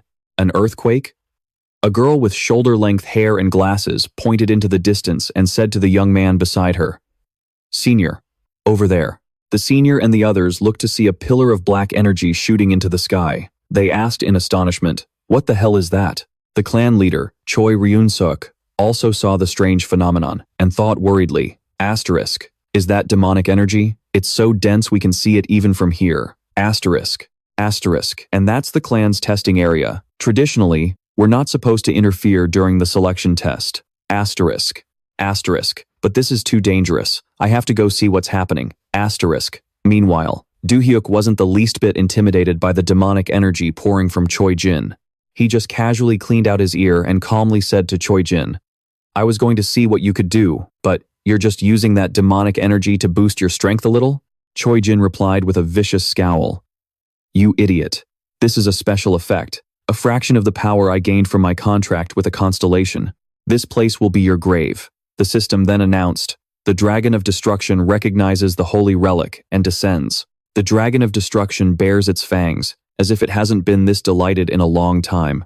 The Dragon of Destruction activates the skill. Eye of Gluttony, a black dragon with red eyes appeared beside Choi Jin. The system continued its announcements. The Dragon of Destruction has deactivated Eye of Gluttony. The Dragon of Destruction activates the skill. Eye of Gluttony. The Dragon of Destruction is panicking. The Dragon of Destruction screams, "I must get out of here." Hearing this, Choi Jin panicked and called out to the Dragon of Destruction. "Lord Constellation?" The system announced. The Dragon of Destruction refuses the call of the Holy Relic and cancels the contract. The Dragon of Destruction reclaims all its power and departs. The Dragon of Destruction left Choi Jin's body. He collapsed to his knees. Just then, Do-hyuk pointed the tip of his scabbard at Choi Jin's stomach and asked, "So, who's killing whom?" Do-hyuk shoved the tip of the scabbard deeper into Choi Jin's gut with his hand. Choi Jin was sent flying, landing face down on the ground. The man with the goatee was Hanba, the guild master of the Dragon King worshippers. A system message appeared before Hanba. The Dragon of Destruction says, "Because of you lot, I've gotten into big trouble." It roars. "Do you want to be wiped off this god-forsaken planet?" Hanba said fearfully, "Forgive me. Please. I'm sorry." As he spoke, Hanba dropped to his knees, kowtowing in apology. The system message continued. the Dragon of Destruction, warns you not to distribute any more artificial artifacts in the future. Hanba kept his head to the ground and shouted in terror, I understand. The system added, the Dragon of Destruction tells you to behave. Hanba stood up and thought, asterisk, what was that all about? What on earth could have angered the constellation? Asterisk. Asterisk. The artificial artifact. I have a feeling that brat I planted in the Choi clan, Choi Jin, must have done something wrong. Asterisk. Asterisk. He got into big trouble? He's afraid of something? The Great Constellation. I have to find out what happened. Asterisk. At the Valhalla dormitory, in Kim Do-hyuk's room, Do-hyuk returned, took off his backpack, and pulled out a book. He thought excitedly. Asterisk. Finally, I got my hands on it. Asterisk. Divine Martial Arts. Baji asked, Do-hyuk, Divine Martial Arts. Do-hyuk replied, that's right, this is the main reason I was looking for this book. It's a breathing technique for cultivating ki that can raise one's magic power to an extremely high level. Baji asked, is it different from the technique you used in your past life, master? Do-hyuk answered, the breathing technique I used before was just a piece of trash. Back when I was small and weak, I just bought a random one from the market, mastered it, and used it until the very end. After hearing Do-hyuk's explanation, Baji replied, I see. Do-hyuk held the book in his hands and thought, asterisk. Besides, when I first saw this divine martial arts 300 years ago, asterisk, asterisk, I couldn't change my breathing technique because the old one was already too deeply ingrained in my body, asterisk. When I fought Baji, I was defeated because my breathing technique was garbage, so I ran out of mana almost instantly. But in this life, I can start over with a new training method. I'm going to stop my physical training for now. For a while, I need to learn divine martial arts first. Just then, Baji spoke up, thinking back. Did that situation on the mountain really end well? He might have been unconscious, but you still left your classmate alone with that trash-talking bastard. Do-hyuk replied, I heard someone coming, so I left. It would have been resolved one way or another, anyway. But thinking about the mountain again, Baji asked Do-hyuk, did you kill him? Do-hyuk thought anxiously. I can't kill him. If I get caught in the middle of another incident at Valhalla, I could be expelled from the academy. Worse, I could even be arrested. There were still faint traces of magic left. He'll survive. Baji replied, I see. Do-hyuk turned back and asked Ain, can you stand up now? Ain replied, yes. Do-hyuk said, haltingly, well then. Before he could finish, he noticed a commotion in the distance. He thought, someone's coming. It's probably Choi Ain's clan. After all the noise just now, this is going to be a real pain. It'll make searching for the divine martial arts harder too. Do-hyuk called out, Choi Ain. Surprised, Ain answered, yes? Do-hyuk said, it looks like your clan is on their way, so don't push yourself. Just stay put. I have some things I need to take care of around here, so I'm leaving first. Ain replied, oh, okay. Do-hyuk pointed at Choi Jin-gun and instructed Ain. And in case they don't know what happened, just tell them you're the one who took down that piece of trash lying over there. Honestly, he's lost a lot of mana, so he's probably just unconscious. Just say that. Goodbye. Choi Ain replied, I understand. Do-hyuk. See you at the academy. Just then, the Choi clan arrived where Ain was. Later, Do-hyuk lay on his bed, thinking. He thought to himself, well, as soon as I master the divine martial arts, I'll continue searching for the remaining items, the ones I hid in my past life. Last time, when I absorbed their mana, I couldn't take it all. It was because of my body's small mana capacity. For now, I'll rest for a few days and then get back to it. Meanwhile, at the Choi clan's estate, the clan head, Choi Yeon-sok, was in a meeting with the rest of the clan. Choi Yeon-sok said, the press was there to cover the selection test for our clan's successor, so the incident was all over the news immediately. Have you all read the articles? The clan members all replied in unison, yes, clan head. In most of them, the Choi clan was portrayed as a disgrace. It's not surprising, considering we were found to be colluding with the world's worst band of villains, the Cult of Malediction. The Choi clan colludes with the Cult of Malediction. Choi Yeon-sok said, looking troubled, this is a mess. I never expected there to be a villain within our own clan. On top of that, an official notice was issued by the association, and we've received a stern statement from them. When something similar happened to the Varix clan overseas, it had nothing to do with us. So, we chose to remain silent. But that approach definitely won't work anymore. Now, we must do what needs to be done. Choi Yeon-sok asked the guard beside him. Choi Jin-gun has been handed over to the police. What about Ain? The guard replied, Sir, we've sent her to the clan's hospital for treatment. Choi Yun-suk asked, how is she? The guard said, the wound is quite severe, but the bleeding has stopped, and there wasn't much damage to her internal organs. And she won't need any major surgery. Choi Yun-suk sighed, I see. A brown-haired man with glasses spoke up. Speaking of her, Choi Ain, no, Lady Ain. There are several reports about her. They're calling her a genius who defeated a member of the cult of malediction. An ordinary student from Valhalla Academy. Following in the footsteps of student Kim Do-hyuk, Choi Ain, another brilliant student, also eliminates a member of the cult of malediction. This is the era of geniuses. There are several similar articles as well. Choi Yun-suk rested his chin on his hand, musing, so she luckily managed to take down her own brother, who was also a member of the cult. The situation is complicated, but it seems the press is spinning this in a positive light. The man with glasses asked, isn't that a relief, sir? Another member also chimed in. The selection test ended in chaos, but the next clan head has been decided. These articles will help her solidify her position as the successor. Choi Yun-suk thought for a moment, then said, indeed. Choi Yun-suk thought, it's a good thing that Ain has a legitimate claim to the succession, but the fact that she defeated Jin Gun on her own is just strange. I need to pay close attention to this. Choi Yun-suk recalled the moment he'd rushed to Ain's side and found Choi Jin Gun lying on the ground. Ain was wounded in her abdomen. At the time, she had told Choi Yun-suk, he came at me with demonic arts, so I took him down. Choi Yun-suk had asked worriedly, Ain, I see. But there was an immense amount of mana fluctuating on the mountain.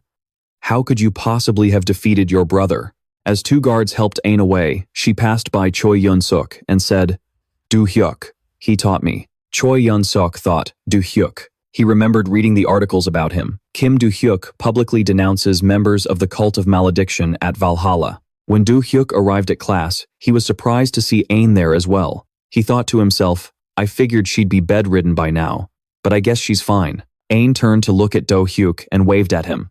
The other students in class didn't realize it and thought he was greeting them, whispering to each other, do you think Ajin just smiled and waved at me? Another friend replied, you must be dreaming, snap out of it. The night before, while Do-hyuk was training with the divine martial arts manual, Ajin sent him a message. I don't think I can continue training with you for the time being, the doctor said. I'm not allowed to participate in any physically demanding activities. Do-hyuk read the message and said to himself, with the way she was bleeding profusely, that makes sense. Do-hyuk texted Ajin back, it's fine, I have some personal matters to handle in the next few days anyway.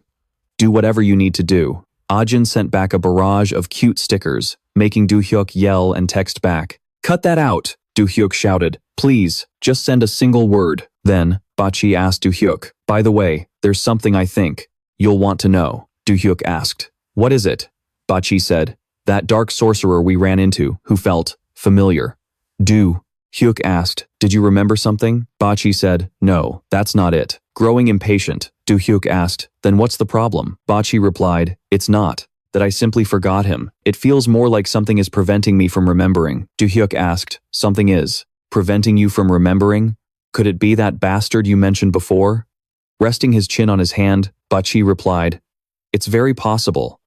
I can't be completely sure, but if I can satisfy the second condition, I might be able to remove this mental barrier. Of course, this is just a hypothesis.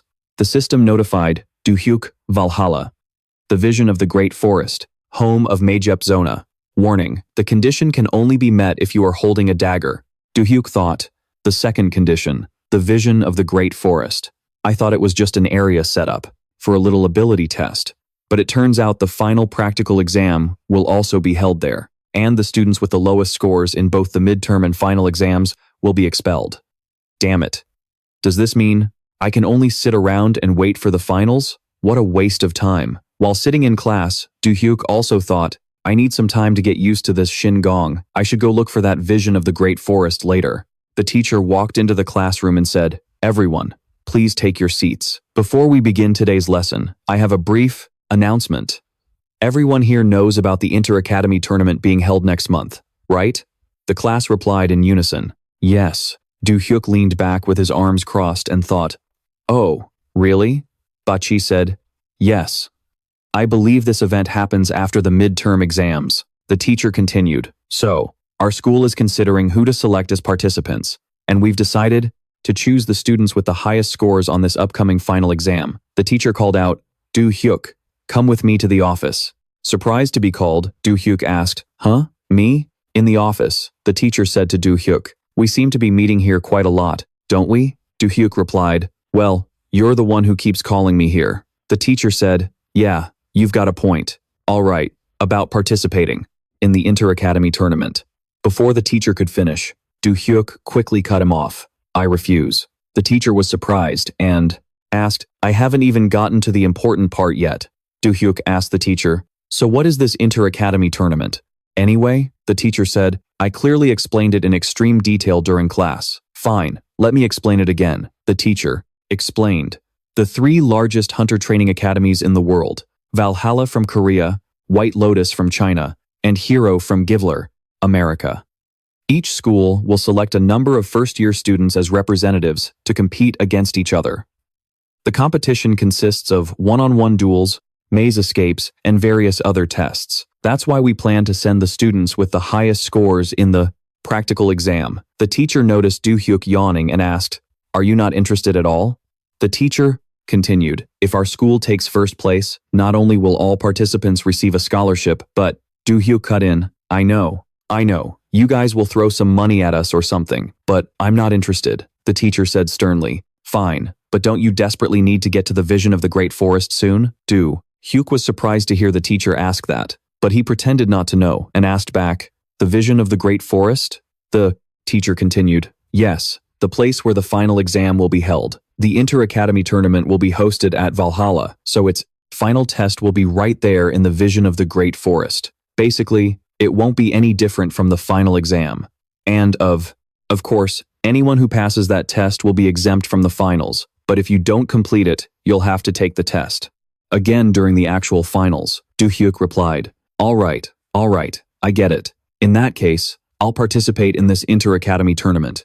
In the United Finals Kingdom at the Venchi estate, the head of the Venchi family, Adelia Venchi, asked, How are the preparations coming along? 2 servants replied, My lady, everything is proceeding smoothly. However, it will likely take another month for us to complete the preparations. Adelia Venchi said, Good, continue. And what about Valhalla and those fools? The people from Jokdu? The servant replied, There have been no unusual incidents to report. Adelia Venchi ordered, If anything suspicious occurs, you are to report to me immediately. I understand. The servant bowed and replied, Yes, my lady. Someone reported to Adelia Venus, My lady, although this matter doesn't concern us, I've heard some rather shocking news. I heard they're building a tower made entirely of paper bills in the market district. Adelia Venus asked in surprise, A tower made of paper bills? The servant replied, Yes, we believe that Blackett is the one directly responsible for this. Adelia Venus thought to herself, What is she planning? She's never done anything like this before. As Adelia picked up her system interface, she received a notification from the system. The two-faced ruler requests a private channel with you. Adelia Venus said in surprise. The constellation? In the market of District 7, a white-haired man in a mask looked out a window and said, Lord Constellation, of course we will do exactly as you ask. But, may I ask the purpose of building a tower entirely out of paper bills? A black-haired girl with red eyes and a terrifying expression on her face said, This is a gift. A gift for him. The white-haired man in the mask asked, Why would you order me to build a tower out of money? The system interface informed the masked man that the two-faced ruler says it is a gift. The masked man was confused, thinking, A gift for who? Wait a minute. The system notified him again. The two-faced ruler asks, Have you found the person who sold the ring? The masked man replied, Not yet, my lord. The merchant only gave me a vague description of the person's face and voice, but the customer's contact information was saved that day. So we are searching for him using the available records. A message came through from the other side in an annoyed tone. Hurry up. The masked man replied in fear. Yes, my lord. In the VAA staff room, Do-hyuk's teacher was looking over something, a contemplative look on his face. Just then, head coach Lee Song-chol asked, Teacher, have you finished selecting the members for the competition? The teacher replied, Ah, head coach, I've just finished. The head coach asked, May I see the list? The teacher turned his computer screen to Lee Song-chol and said, Here. The list read, Inter-Academy Competition, VAA contestants, Kim Do-hyuk, Ju-jun, Oh-hyuk, Do-jung-jin, and Choi Ein, the teacher said. Except for Do Jung-jin, they're all students in my class. Lee Sang-cheol asked, Kim Do-hyuk is participating too? That's unexpected, the teacher replied. He didn't want to at first, but after I told him that it would be held in the Great Forest's domain, he suddenly changed his mind and decided to participate. Lee Sang-cheol took a sip of water and said, How strange. Most people would hesitate after hearing that, wouldn't they? Or could it be that he doesn't know what the Great Forest's domain is? Kim Do-hyuk sleeps during every class where this is explained. Lee Sang-cheol thought with a suspicious look. That kid is the same way. It seems like he came here for some mysterious purpose. Head coach Lee Sang-cheol asked the teacher, May I gather these kids and train them a bit? The teacher replied cheerfully, Of course you can. I will clear these kids' schedules. Lee Sang-cheol turned to leave and said to the teacher, All right, good luck. The teacher also replied, Yes, good luck to you too. A few days later, in a small VAA auditorium, Oh Hyuk, Ju-jun, Choi Ein, Do Jung-jin, and Kim Do-hyuk were all gathered in the room. Head coach Lee Sang-cheol entered the room and asked, Is everyone here? He saw everyone was present and said, All 5 of you are here. It's a pleasure to meet you all. I'm sure you all saw me during the midterm exam. I am combat coach Lee Sang-cheol. The reason you're all gathered here is because you will be participating in the inter-academy competition. Today, I'll give you a brief overview of the upcoming training. There are a total of 3 parts you'll need to complete.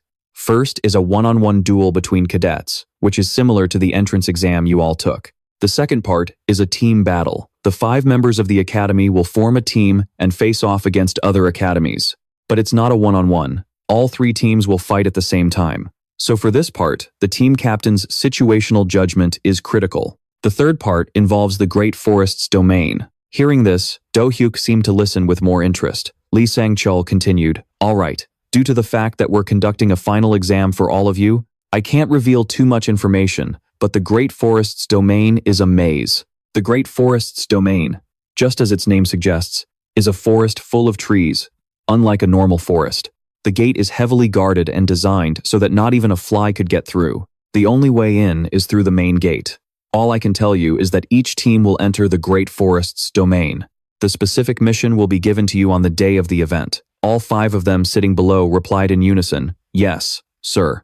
Head coach Lee Sang-cheol said, We don't have much time left. I will now explain the specific details and format of the sparring matches. All of you already have some experience working as a team in dungeon raids. Hearing this, Do-hyuk thought, What? Information on the vision of the Great Forest? Is this all they're showing of the Great Forest? If there's a barrier, I can't just charge in. This isn't going to be easy. The instructor continued to explain that it would be a team battle. Now, I will explain our training process. Any questions? Do-hyuk raised his hand. The instructor said, Kim Do-hyuk. Do-hyuk then asked instructor Lee Sang-cheol, Is it okay to train alone, sir? Instructor Lee Sang-cheol replied, Yes, that's not a problem. If you really want to train alone, then go ahead. Anyone else? Choi Ah-jin raised her hand. Then I'll train alone, too. Seeing this, the instructor thought, not just Kim Do-hyuk, but Choi Ah-jin too. The instructor said, All right, anyone else? Seeing no one else had anything to say, Lee Sang-cheol concluded, It seems that's everyone. That's all for today. I'll see you all during the training. Everyone replied, Yes, sir. The students gradually left the auditorium. Do-hyuk sat there, lost in thought. Before the competition begins, I have to at least master this knowledge. I'll absorb all the mana and be in peak condition when the match starts. And I'll use the remaining time for physical training. Choi Ah-jin called out, Hey, Do-hyuk, should I participate in the training? Do-hyuk replied, Why are you asking me that? Aren't you training alone? And didn't you say you can't overexert yourself? Choi Ah-jin touched the wound on her stomach, hesitating, but then she recalled the conversation she'd had with the instructor. I've read the article, and I know a bit about your condition, but I thought it would be better to ask you personally if you still want to participate. When Ah-jin didn't answer, the instructor asked again, You will be participating, won't you? Ah-jin asked the instructor, Is Do-hyuk participating? The instructor was surprised by her question but gave a vague answer. Kim Do-hyuk, I heard he is. Ah-jin replied, Then that's fine. The instructor was surprised that she agreed. He asked, But your body hasn't fully recovered yet, has it? Ah-jin replied, I'll be fine. The instructor said, I see. Ah-jin sat on the chair, thinking, I was already halfway to becoming the family head. However, thanks to Do-hyuk, I've found another goal. To become stronger alongside him, and to help him achieve what he wants, just like he helped me. Seeing that Ajin hadn't answered him, Do-hyuk asked again. What's with you? You start talking, then suddenly stop and smile creepily. Anyway, you can't overdo it with training, right? Ajin replied, exactly. Do-hyuk told her, then, during the training period, focus on mana control. For exercise, just take light walks and keep all activities to a minimum. Ajin replied, okay. Do-hyuk then told Ajin, by the way, after I'm done with my work, I'll give you a hand. See you later. Ajin replied, okay, at an abandoned building. A tortured man screamed in pain, please, please let me go. I'll give you anything you want.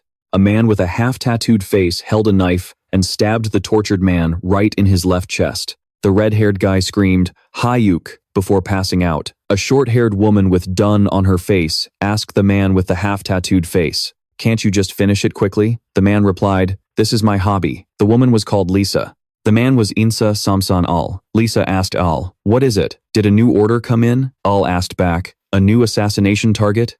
Lisa replied, yes. A cadet from Vaha. Target's name, Kim Do-hyuk. The man who had been stabbed by Lisa and Al finally died. Al pulled his knife out of the man's chest and said, by the way, why is our group, Samson, taking a job to assassinate a cadet? Lisa replied, you don't know? Nandun. I guess the client must be paying a lot. Al asked, what's the deadline?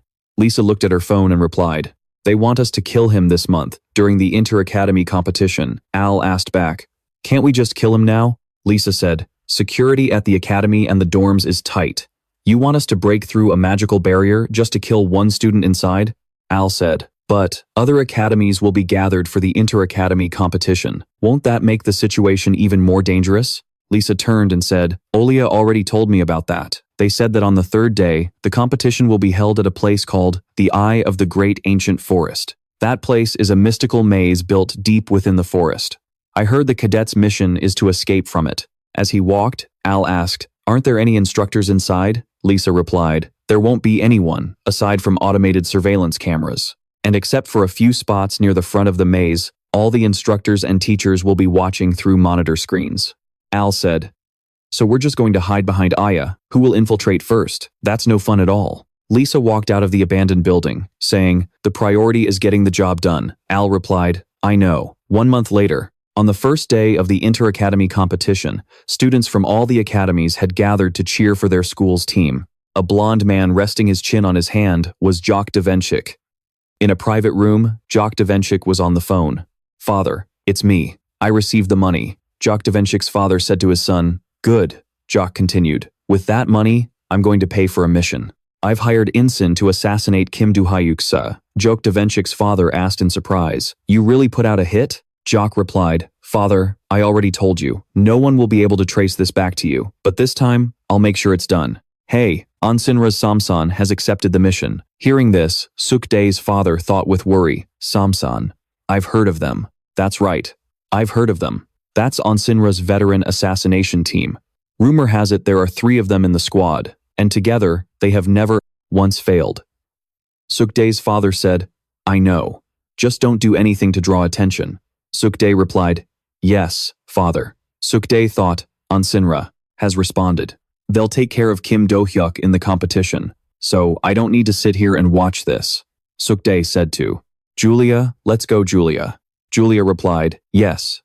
In the stadium stands, a man announced, welcome, students and everyone watching. I am the chairman of the Valhalla Council, Sim Wei-gun. Before the competition begins, I'd like to introduce the representatives from each school. First, from China, White Lotus. From the US, The Brave. And finally, from Korea, Valhalla.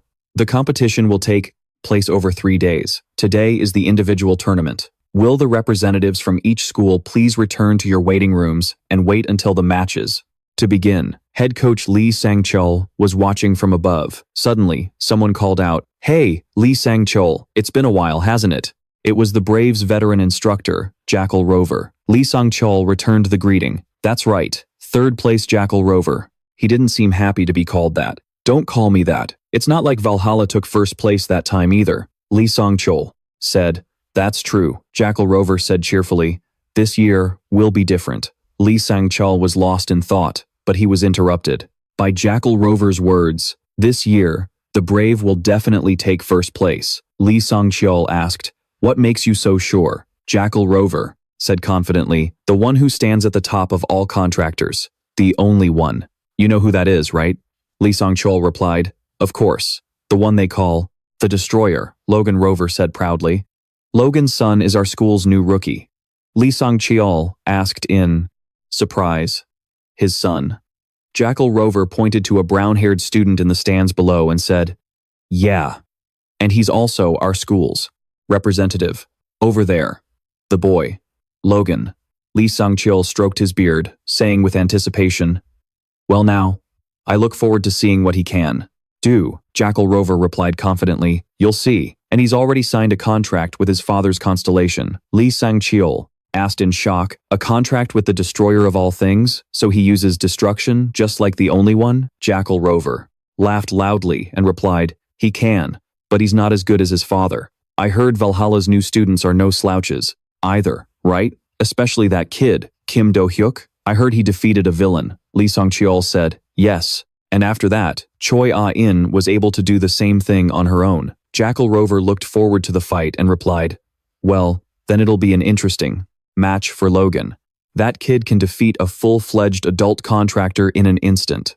Lee Sang-chul didn't say anything, just let out a small which made Jackal Rover, standing beside him, ask in surprise, what kind of reaction is that? The call for the match echoed out. The participants for the first round were revealed. At that moment, Lee Song-chul said to Jackal Rover, you'll understand that reaction soon. Enough after you watch this match.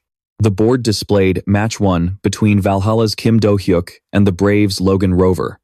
Council Chairman Sim Uigun announced, the rules will be the same for the following matches, so I will explain them now. The rules are very simple. The person who defeats their opponent wins, even if that means striking a weak point with a weapon. The arena system will automatically mitigate the damage. Instead, it will send a painful electric current to the target, so feel free to attack. There will be no outside interference. The protection system will be maintained until the next match, so participants should keep this in mind. After the countdown ends, when I say begin, the match will start. Sim Uigun began the countdown. 3, 2, 1. Kim Do-hyuk thought, a protection system? They had to use it for me again? Park Chi-soo had told Do-hyuk, you have to be able to fight through day 1 and day 2 to even have a chance to participate on day 3.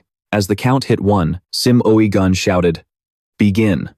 The moment he finished, Do-hyuk threw a punch at Logan Rover, but it was quickly blocked. Logan Rover said, you think you're so strong? Do-hyuk replied, no, I think I still have a long way to go. Logan Rover said with a serious expression, is that so? You're more humble than I thought. Catching Do-hyuk off guard, Logan Rover threw a punch at him, but he dodged it quickly. Do-hyuk said to Logan Rover, does it matter if I'm humble or arrogant? Either way, I'm still getting stronger. But just how long? Can you take my hits? At that, Logan Rover was startled and looked down at the punch from Do-hyuk that he'd been blocking since the start of the match. Do-hyuk then suddenly unleashed a powerful punch into Logan Rover's chest, making him clutch his chest in pain, and drop to his knees, saying, Do-hyuk, that one really hurt.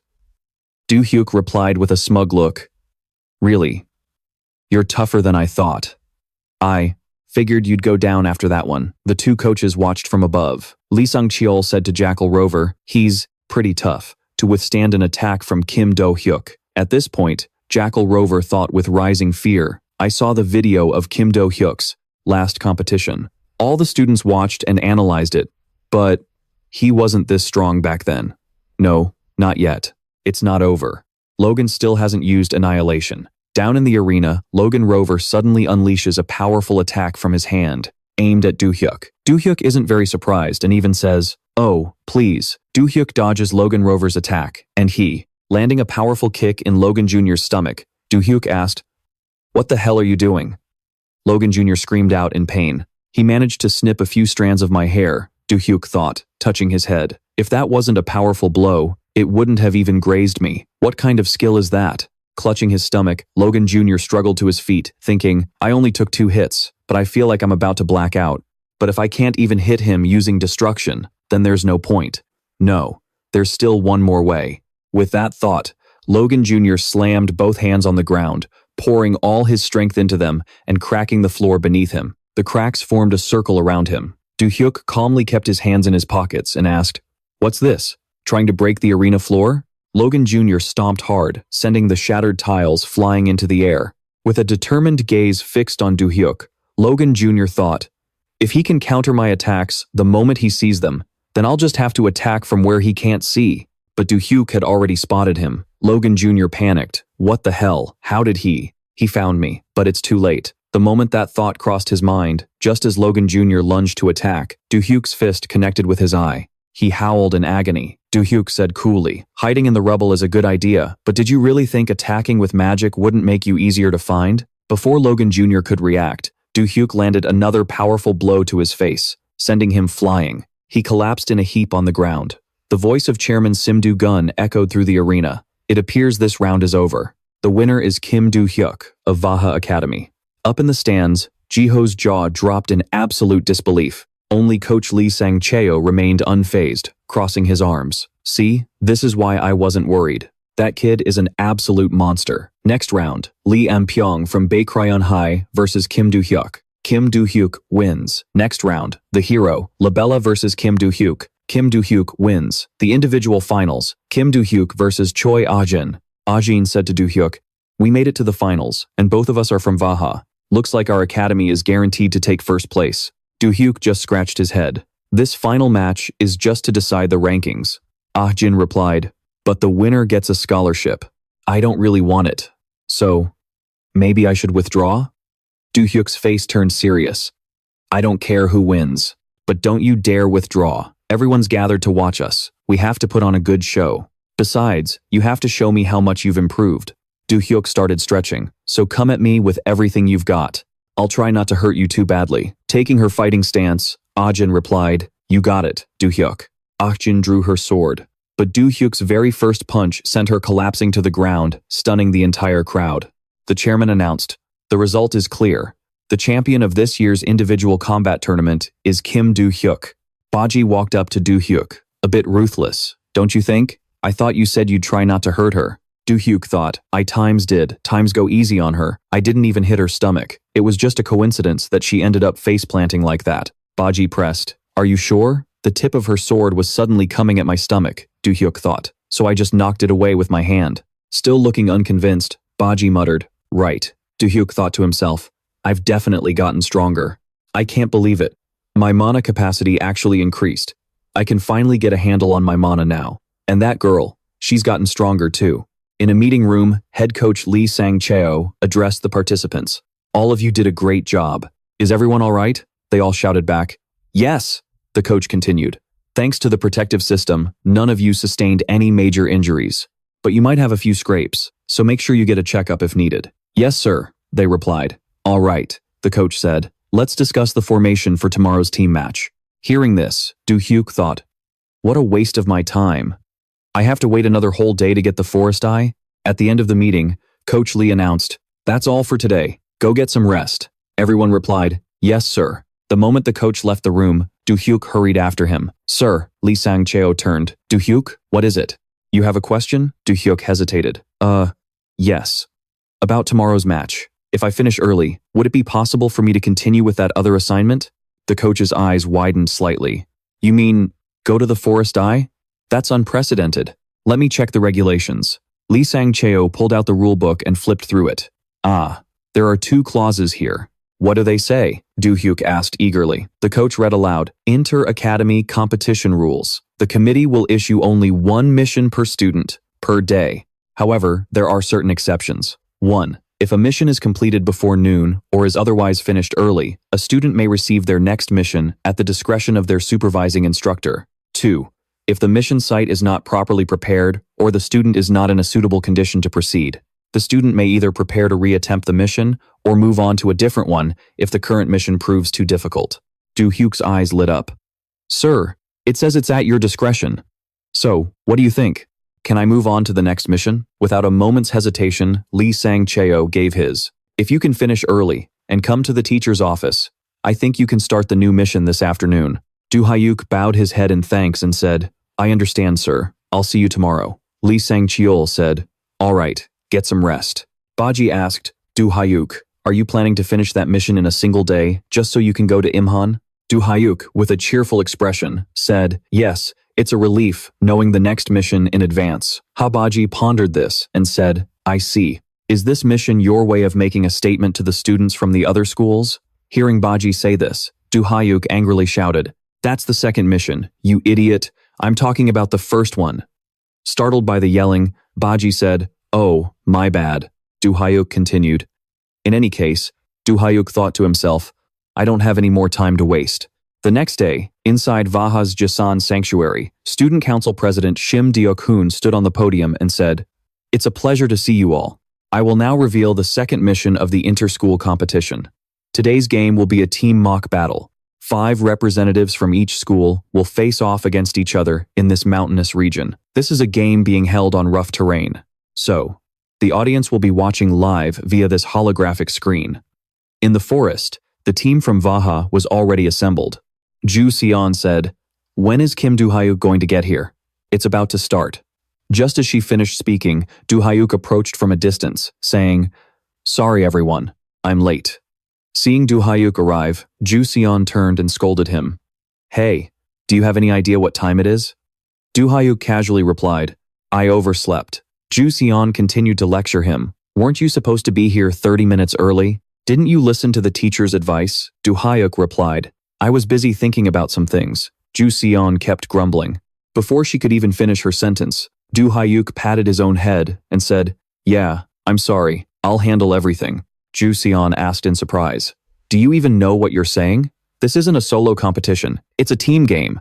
Do-hyuk said, I know. Ju Seon pointed a finger in Do-hyuk's face and berated him. Even though you won the individual match, both Do-hyuk and Baek Ryon are gunning for us. And you want to act alone? Any objections? Ajin suddenly spoke up. Excuse me. Ajin, you have an objection, right? Ajin said, Do-hyuk, can I go with you? Hyuk replied, No need, you just stay here. Ajin seemed reluctant and said, All right. Hearing this, Seon yelled, That wasn't an objection at all? Do-hyuk said to Ju Seon, Hey, you should talk less and save your energy. Ju Seon retorted defiantly, Am I being that annoying? An announcement came over the speakers. The battle will begin in 5 seconds. Do-hyuk said to everyone, I have something else I need to get done this afternoon. The announcement counted down. 5, 4, 3, 2, 1. Ju Seon asked Do-hyuk, What the hell are you talking about? Do-hyuk didn't answer and just turned to leave. Ju Seon called out, Kim Do-hyuk, answer me. Walking away, Hyuk replied, You're too loud. As the announcement hit 1, Do-hyuk said, I also have to prepare for the trip to Imhan. The announcer said, Begin. The Baek Ryon team was just starting the mission when Do-hyuk appeared out of nowhere and said to them, Found you. A member of the Baek Ryonwa team shouted, Warning, everyone, it's the guy from Vaha, get ready. Kim Hyuk held his sword, a pleased look on his face, and said, You reacted faster than I thought. A system notification announced, Baek Ryonwa has been eliminated. Hearing this, Logan Jr.'s face filled with confusion as he said, What? Logan Jr. thought, Baek Ryonwa was eliminated? But it's only been 10 minutes since we started. Those bastards from Vaha must have attacked Baek Ryon immediately. Baek Ryon probably moved quickly because they assumed they'd be targeted first. Just then, a guy in a white shirt from Logan's team spoke up. Logan, I sense magic in this direction. Looks like a group from Vaha. A moment later, the same guy said, No, it's not a group, it's just one person. Logan immediately commanded, Luke, Dan, put up a magic shield. Luke and Dan said in unison, We're on it. Logan said to Melissa, Melissa, prepare your enhancement magic. Melissa replied while setting up the formation. Got it. Logan ordered, Bela, reinforce their shield. Bela replied, I'm on it.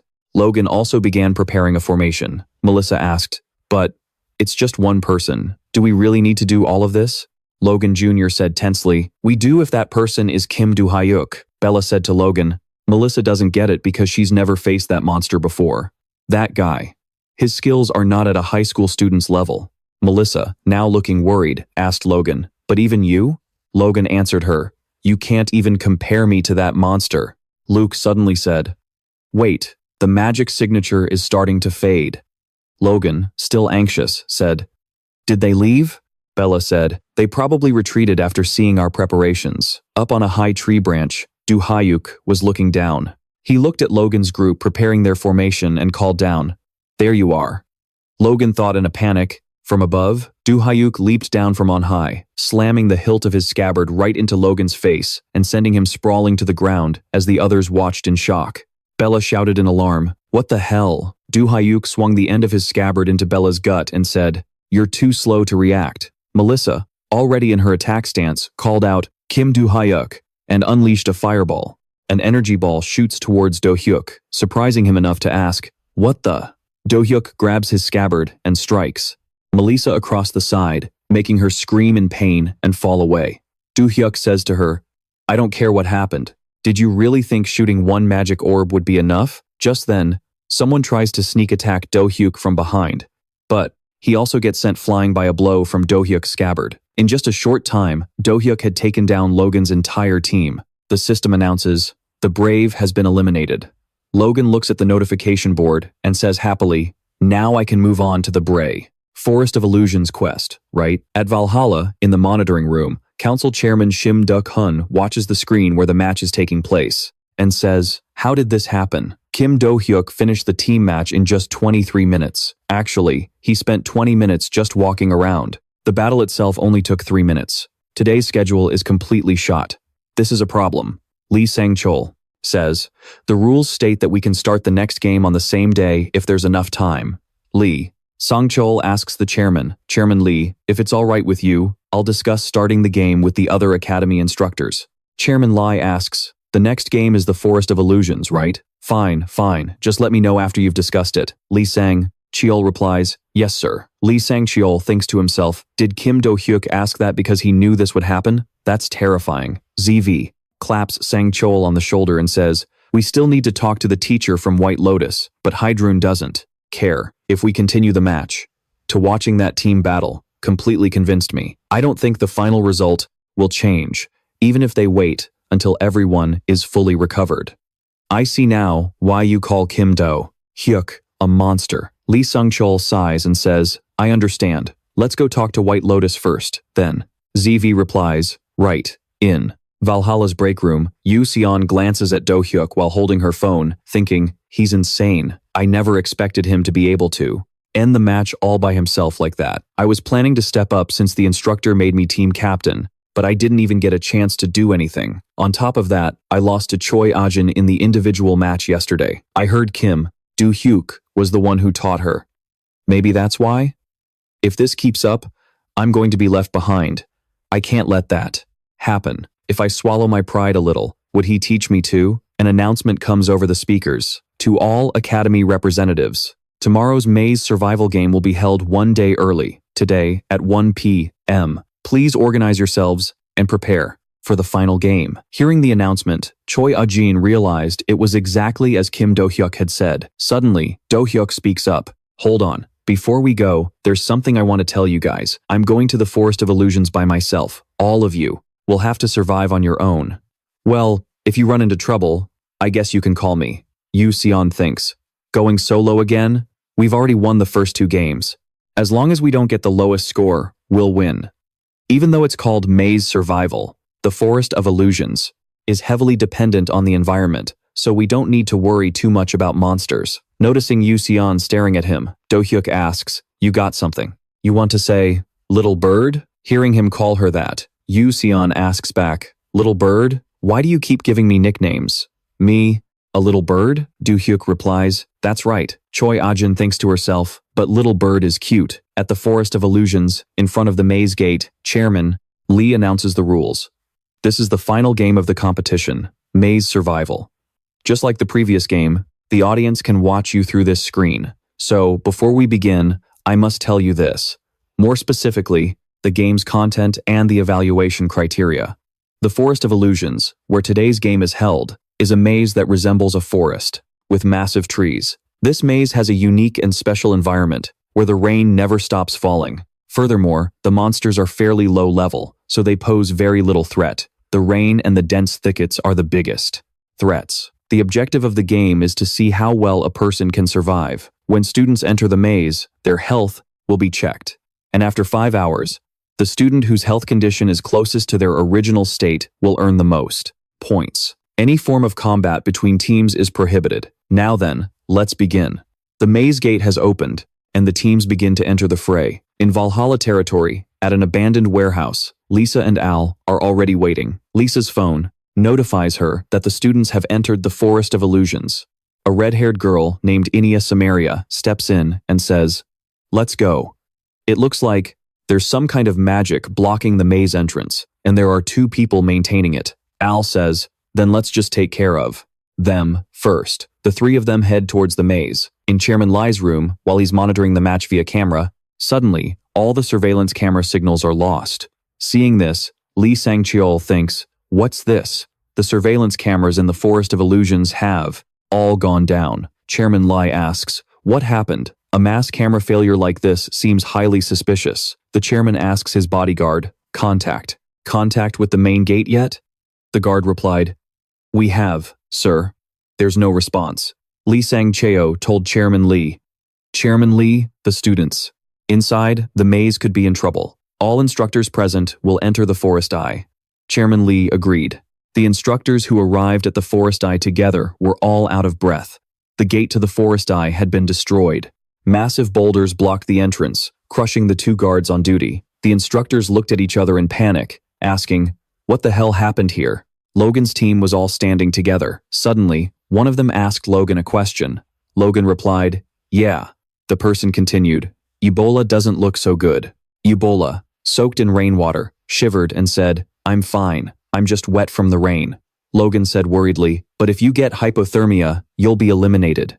Even if we can't get first place, I still want us to get a high score in this stage. Just hang in there a little longer." Logan ordered everyone to build a small shelter from the rain. "Come on, Melissa, gather some large leaves. Dan and Luke, grab some branches for support." They all agreed. "Right." Logan rolled up his sleeves and thought, "I'll level the ground and dig a pit." Logan suddenly saw a purple orb in the distance, with a look of surprise. From that orb, 3 people, Lisa, Al, and Ilya, teleported in. Seeing the rain, Lisa said, "What's this, rain?" Al walked forward and said, "Who cares if it's raining? Let's just get this over with." Al said with a fierce expression, "All right, Kim Do-hyuk. Just die quietly for me now." But the one who appeared before Al's group was Logan. Al shouted, "Ilya, hey, Ilya, this isn't Kim Do-hyuk." Ilya shielded her face from the rain with one hand and said, "I teleported to a fairly strong source of magic. The only way to find him is to pinpoint his magic signature." Lisa asked, "What does that mean?" Hearing the trio's conversation, Logan thought worriedly, "Who are these people? Did he just say he wants to kill Kim Do-hyuk? And there's dark magic pouring out of that orb. Are these guys villains?" Lisa looked at Logan and said to Al, "Don't leave any witnesses. Clean it up." Al quickly replied, I know. Logan said to the 3, "You bastards. The Academy's competition is no place for you to be messing around." Logan attacked Al with a magic orb. Al sneered contemptuously. "What'd you say?" Logan was then stabbed from behind in a fatal blow by Al. Logan wondered, "When did he get behind me?" Al said with a terrifying face. "Behind you. Still don't get it? Look in front of you." In front of Logan was another person who looked exactly like Al. It turned out Al had used a cloning technique. Logan said in fear, "What? There are 2 of them?" Al prepared to strike Logan with great force and said, "That's right, you little punk. It's called a clone." With immense force, Al shoved the blade deeper into Logan's stomach, sending him collapsing to the ground. Lisa asked Al, "Is he dead for good?" Al said, "I stabbed him so he'd die slowly." Ebola returned to see Logan lying unconscious on the ground and screamed, "Logan!" Lisa asked Al, "Hey, what's the plan? We've got another witness." Al replied, "We just kill them all. Just make sure you use your concealment skill properly." Lisa replied, "I know. Just finish it quickly." Al rushed towards Ebola and said, "I told you I know." Elsewhere, Do-hyuk was running quickly, thinking, "Where in the world is it?" The system notified Do-hyuk, Great Forest Eye, and Hala, the home of Migalzona. Warning, you must have the Thon Kiem to satisfy the condition. Do-hyuk thought, is this home of Migalzona the house that was here in the beginning? It was nothing but bushes back then. Do-hyuk suddenly saw Melissa gathering firewood, when she suddenly screamed, "No, please, don't." In front of Melissa, all her teammates had been killed by Al. Seeing Melissa, Lisa said to Al, "Another witness." Al said with an annoyed look, "This is a pain. Why do they keep popping up one after another?" Al then saw Do-hyuk appear behind Melissa. Al grinned triumphantly and said, "Kim Do-hyuk." Seeing Do-hyuk, Lisa also said happily. Our target came right to us. Al said, it seems like he heard them screaming when I stabbed them, and came running. I kept them alive for a little fun, you see? Hearing their conversation, Do-hyuk thought, target? Do-hyuk looked at the pile of people on the ground and said to Melissa, hey Blondie, I'll take care of those guys, so you go stop the bleeding on the injured ones first. Melissa, still in shock, asked, huh? Do-hyuk said, they're still alive. He looked at the injured and thought, I can tell just by looking. He probably didn't stab any vital spots for an instant kill, or rather, he did it on purpose, so they'd bleed out slowly. What a twisted hobby. Do-hyuk said to the trio with a serious face, hey, I'm in a really bad mood, so you're going to answer my questions. Did other people send you here? If so, I'll end this quietly. Hearing Do-hyuk, Al said in surprise, what? You damn bastard. You clearly don't know what kind of situation you're in. You're completely isolated in this maze. The only exit to this maze has been completely destroyed by us. Same goes for the surveillance drones. The fierce-faced Al continued, so, do you think the instructors will find out? Let's see. Even if they do, they can't get in here right away. Since the entrance is completely collapsed, cleaning up that pile of rocks will probably take them at least an hour. Do-hyuk looked at Al and said, an hour? An hour at most? Do-hyuk looked up at the sky and said with a wistful tone, so, that means I only have 1 hour to get soaked in this huge-ass forest while trying to find that thing. Is that it? With a dangerous look on his face, Al said, I don't know what the hell you're rambling on about, but now you die. Al charged at Do-hyuk with his dagger. He used a clone technique to stab Do-hyuk, but he missed, hitting the ground instead. Al looked around in confusion, unable to find him. Al thought, where did he go? He just vanished. Do-hyuk suddenly appeared in front of Al, pointed his sword at his chest, and said, you guys are so screwed. Do-hyuk suddenly struck Al, sending him flying and coughing up blood, while Lisa and Olia were still. Reeling in shock, Do-hyuk kicked them both in the face, knocking them all to the ground. Do-hyuk said to Malice, now, hurry and use your magic to stop the bleeding for the ones who passed out. If you can't handle it alone, run west. In that direction, you'll find the other students and Hala. Malice did his best to stop his teammates bleeding and replied to Do-hyuk, I'll do everything I can. Al woke up from Do-hyuk's devastating blow and panicked when he saw both Lisa and Olia knocked out beside him, screaming, what? Seeing Al was awake, Do-hyuk asked, what do you mean, what? You mean your pathetic little friends? Hearing Do-hyuk insult him and his comrades, Al could only seethe with anger. With a murderous look in his eyes, Do-hyuk asked Al, before I beat you to a pulp, answer me. You said I was the target, so who's the client? Gripping his dagger, Al prepared to get up and said, what kind of assassin? Would ever reveal that? I'm no amateur. Do-hyuk scratched his head and said, that's weird. All the other guys I've met always sing like canaries. Al gritted his teeth, thinking, this bastard. I was caught off guard before, but this time I'll definitely get him with a clone. Al's clone appeared behind Do-hyuk, aiming for a sneak attack, but Do-hyuk still quickly dodged it, leaving Al stunned. He thought, he dodged it? But it's an attack from a clone, so it shouldn't cast a shadow. How? Do-hyuk angrily asked Al, why do you keep trying to stab me in the back like a coward? As soon as he finished speaking, Do-hyuk used his elbow to smash Al in the face. Do-hyuk asked, hey, Baldy, I'll ask you one last time. Are you really not going to reveal the client? Kneeling at Do-hyuk's feet, Al wiped the blood from his mouth and said, you little brat, you're asking if I'll talk? Are you looking down on assassins? Hearing this, Do-hyuk gripped his sword, ready to attack, and said, is that so? Well then, I guess I'll just have to let loose. Do-hyuk unleashed a powerful blow that sent Al flying. By the time the instructors arrived, the scene before them was VAAH students healing the students from Hero. Josver rushed over to check on Logan. Logan, are you okay? Seeing his teacher, Logan quickly called out, instructor, it's a little hard to move, but it's not a major problem. Ja-do said, thank goodness, that's a relief. Lee Sang-cheo asked the students, what happened here? Logan recounted the events. We were ambushed by villains. It was a group of 3, 1 man and 2 women. Hearing this, Lee Sang-cheo thought, a group of 3? Could it be Sam-san? Lee Sang-cheo asked worriedly, where are they now? Logan pointed ahead and said, over there. Kim Do-hyuk took care of all of them. Lee Sang-cheo and Ja-do were both stunned to hear this. Lee Sang-cheo thought anxiously, is Kim Do-hyuk already at this level? The ground around the villains was cratered. Logan continued, while I was unconscious, I vaguely saw Kim Do-hyuk fighting. It was incredible. He completely overwhelmed the villains that I couldn't even lay a finger on, Logan said to Malice. That kid, when he fought us, he wasn't even use half of my own strength, Logan continued, speaking to the two coaches. And here I was, thinking I was strong for a high schooler. It looks like you've gotten a little too arrogant lately, Jason consoled Logan. Chin up, Logan.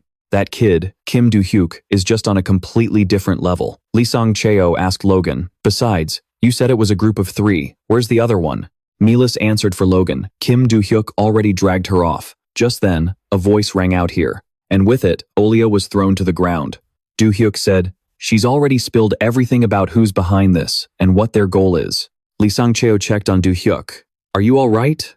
Do-hyuk replied, yes, no problem at all. Lee Song-cheo let out a sigh of relief. He said, all right, we can discuss the details once we're back at the academy. Do-hyuk replied, understood. Lee Song-cheo then addressed the students. The instructors will help the injured students get to the hospital. As for the VAA students, find the White Lotus Society and inform them that the inter-school competition is over. Back at the VAA dorm, Do-hyuk sighed in relief as he dried his hair after a shower. Once he was done, he flopped onto his bed and said, what a long day. Is it because you had to do so much? Bachi asked Do-hyuk. When you were capturing those villains, is that why you used your magic to attack? Do-hyuk closed his eyes and answered, it might also be because my magic power increased, so I wanted to use it to attack. But Do-hyuk's eyes suddenly shot open. He stared at the ceiling and thought, still, all that hard work paid off. The system notified Do-hyuk, Daerim I and Hala, the house of Miguel Zona. Warning. Sword absorption is required to satisfy the conditions. Retrieve the orb from the house of Miguel Zona. Conditions met. Do-hyuk took the blue orb out of his pocket, and he smiled, thinking, that was a close call, but I managed to finish it anyway. We flash back to the forest, where Olia had been knocked unconscious. When she came to, she touched her head and groaned, my head. Before she could even get her bearings, Do-hyuk was already questioning her. Hey, get up. What's your ability? Olia asked in surprise. What? Do-hyuk said, I don't know who you work for, but given your objective, you must be a team of assassins. In that case, you'd usually have one fighter, backed by another combatant, and a support member bringing up the rear. Isn't that the standard formation? Hearing this, Olia was completely stunned. Do-hyuk continued, in a 3-person team, you, the one in the back, must be the support. Your ability isn't for direct assassination. So what is it? Enraged, Olia's face filled with murderous intent as she screamed, get lost. I'm not telling you anything. She tried to use a spatial disruption spell to escape, but Do-hyuk stopped her. She thought in shock, this guy, how did he stop my spatial disruption? It was as if Do-hyuk had read her mind. He answered, it's obvious just by looking. It's the ability to create a subspace and move into it, isn't it? Do-hyuk placed a hand on her shoulder, his expression menacing. Perfect. You can help me with that ability for a moment. There's something I need to find. If this goes smoothly, then nothing bad will happen. Holding the orb, Do-hyuk lay thinking. Thanks to her spatial teleportation ability, I was able to find it within the time limit. Bachi asked Do-hyuk, but didn't you say, if this goes smoothly, then nothing bad will happen? Then why'd you knock her out? Do-hyuk said, that's because I asked her what organization she belonged to and who her client was, but she kept her mouth shut. If she had just told me everything, it would have been fine. Bachi quietly said, I see. Do-hyuk lay on his bed, thinking, that group of 3. They're assassins known as Samson, working for the villain Insinra, and the client is Jokdyu, just as I thought. I was planning on leaking the information about the attack to the media, just like last time. But if I barge into the Ventric house again, who knows how many stitches I'll need in my head this time. Anyway, I got the orb. Next up is, the system announced, retrieve the orb from the house of Madala. Conditions met. Face your lost memories through a deep sleep. This is your task. Do-hyuk said, what? So all I have to do now is sleep? Bachi said, I guess so. If you can find your memories, maybe I'll be able to recover some of mine too. My own notification window just popped up. Do-hyuk asked, really? He thought, well then, time to sleep. Do-hyuk turned off the light and placed the orb beside him, thinking, lost memories. I don't think I've lost any memories. Whatever. Let's just see what comes up in my dream. In the Tower of Destruction, a heavily injured Do-hyuk lay on the ground, laughing. Damn it. Rubble fell from above. A black silhouette appeared before Do-hyuk and said to him, I will be sure to remember your name, and the names of those in the world you protected. Farewell. Do-hyuk suddenly jolted awake from the dream. He sat up and thought, what? That dream. There was what I just saw, something that really happened? Is that my lost memory? Do-hyuk asked Bachi. Bachi, did any memories surface for you? Bachi answered, nothing at all. I think. I used to be a tiger. Do-hyuk asked, stunned. What? With a look of disbelief, he repeated, what? A tiger? Understanding our hero's imagination, Bachi quickly replied, not a cute, cuddly tiger like that. Do-hyuk wondered, so, do you remember anything else? Bachi shook its head. Nothing in particular. Do-hyuk thought to himself, so Bachi didn't see it. How strange. How could it be me? Forget it. It was the one who cut me down, after all. The main character asks Beatrice, so you really don't remember anything about that name? Do you know anything else that carries that name? Beatrice shakes his head. I'm not so sure. Powerless. Do-hyuk closes his eyes to think. In the end, all I learned were a few trivial memories that are completely useless. Carries a name, huh? That's so vague. Suddenly, the system window pops up, startling the main character. Huh? The blurry system screen displays boxes of characters. A few seconds later, a new notification appears. Office in the Royal Palace. Aha, Alip Joni's secret room. Find the truth about Alip Joni's secret room in the Ala Royal Palace. Do-hyuk wonders. Ala Royal Palace? Find the truth? Is it hiding some kind of secret? After class today, I'll have to ask Lily about the Ala Royal Palace. He quickly heads to the physical training room in Valhalla. There, Ajin and Sehuk are also training hard. Suddenly, Sojun's voice rings out. No way! Do-hyuk? What are you doing here? Sehuk also looks surprised to see her. What about you? What are you doing here? Sojun stammers. Well, I mean, you're probably here for the same reason I am. Even though it's a huge blow to my pride, I want to be trained by Kim Do-hyuk, Sehuk added. I'm different from you. I come here to train all the time. This has absolutely nothing to do with Kim Do-hyuk, Sojun insists. Is that so? Sehuk asks her curiously. The reason you want to be taught by Kim Do-hyuk is because you lost to Ajin, right? Sojun admits. That's right. She recalls her match with Ajin, remembering how incredibly confident she was against an opponent she considered beneath her level. And yet, every single attack Sojun launched was easily parried by Ajin. At first, the two seemed evenly matched. But when Ajin unleashed her first sword strike, its power caused a huge tremor in the wall behind them. At that moment, Sojun completely froze, wondering, did she just split my sword aura in two? Saying this, Sojun then unleashed her own sword aura towards Ajin. The sword aura split into three, attacking Ajin from a wide angle. Ajin appeared very calm, gripping the hilt of her sword tightly. She gently swung her sword a few times in front of her, just as Sojun was gloating, thinking she would attack from 3 different directions at once. Ajin was already right in front of her. Before she could react, Ajin slashed Sojun's shoulder. Sojun fell to the ground in pain. Back in the present, Sojun tells Sehuk, she's gotten a lot stronger since the entrance ceremony. I believe it's all thanks to Kim Do-hyuk. Even though I've been diligently honing my magic power and swordsmanship, other than my family, I've never had anyone else guide me in swordsmanship or weight training to build up physical strength like that. Isn't that the reason Ajin is stronger than me? Sehuk replies. Why are you asking me this? Why don't you just ask Kim Do-hyuk? Hearing that, Sojun blurts out. What? She thinks to herself. Alright, fine.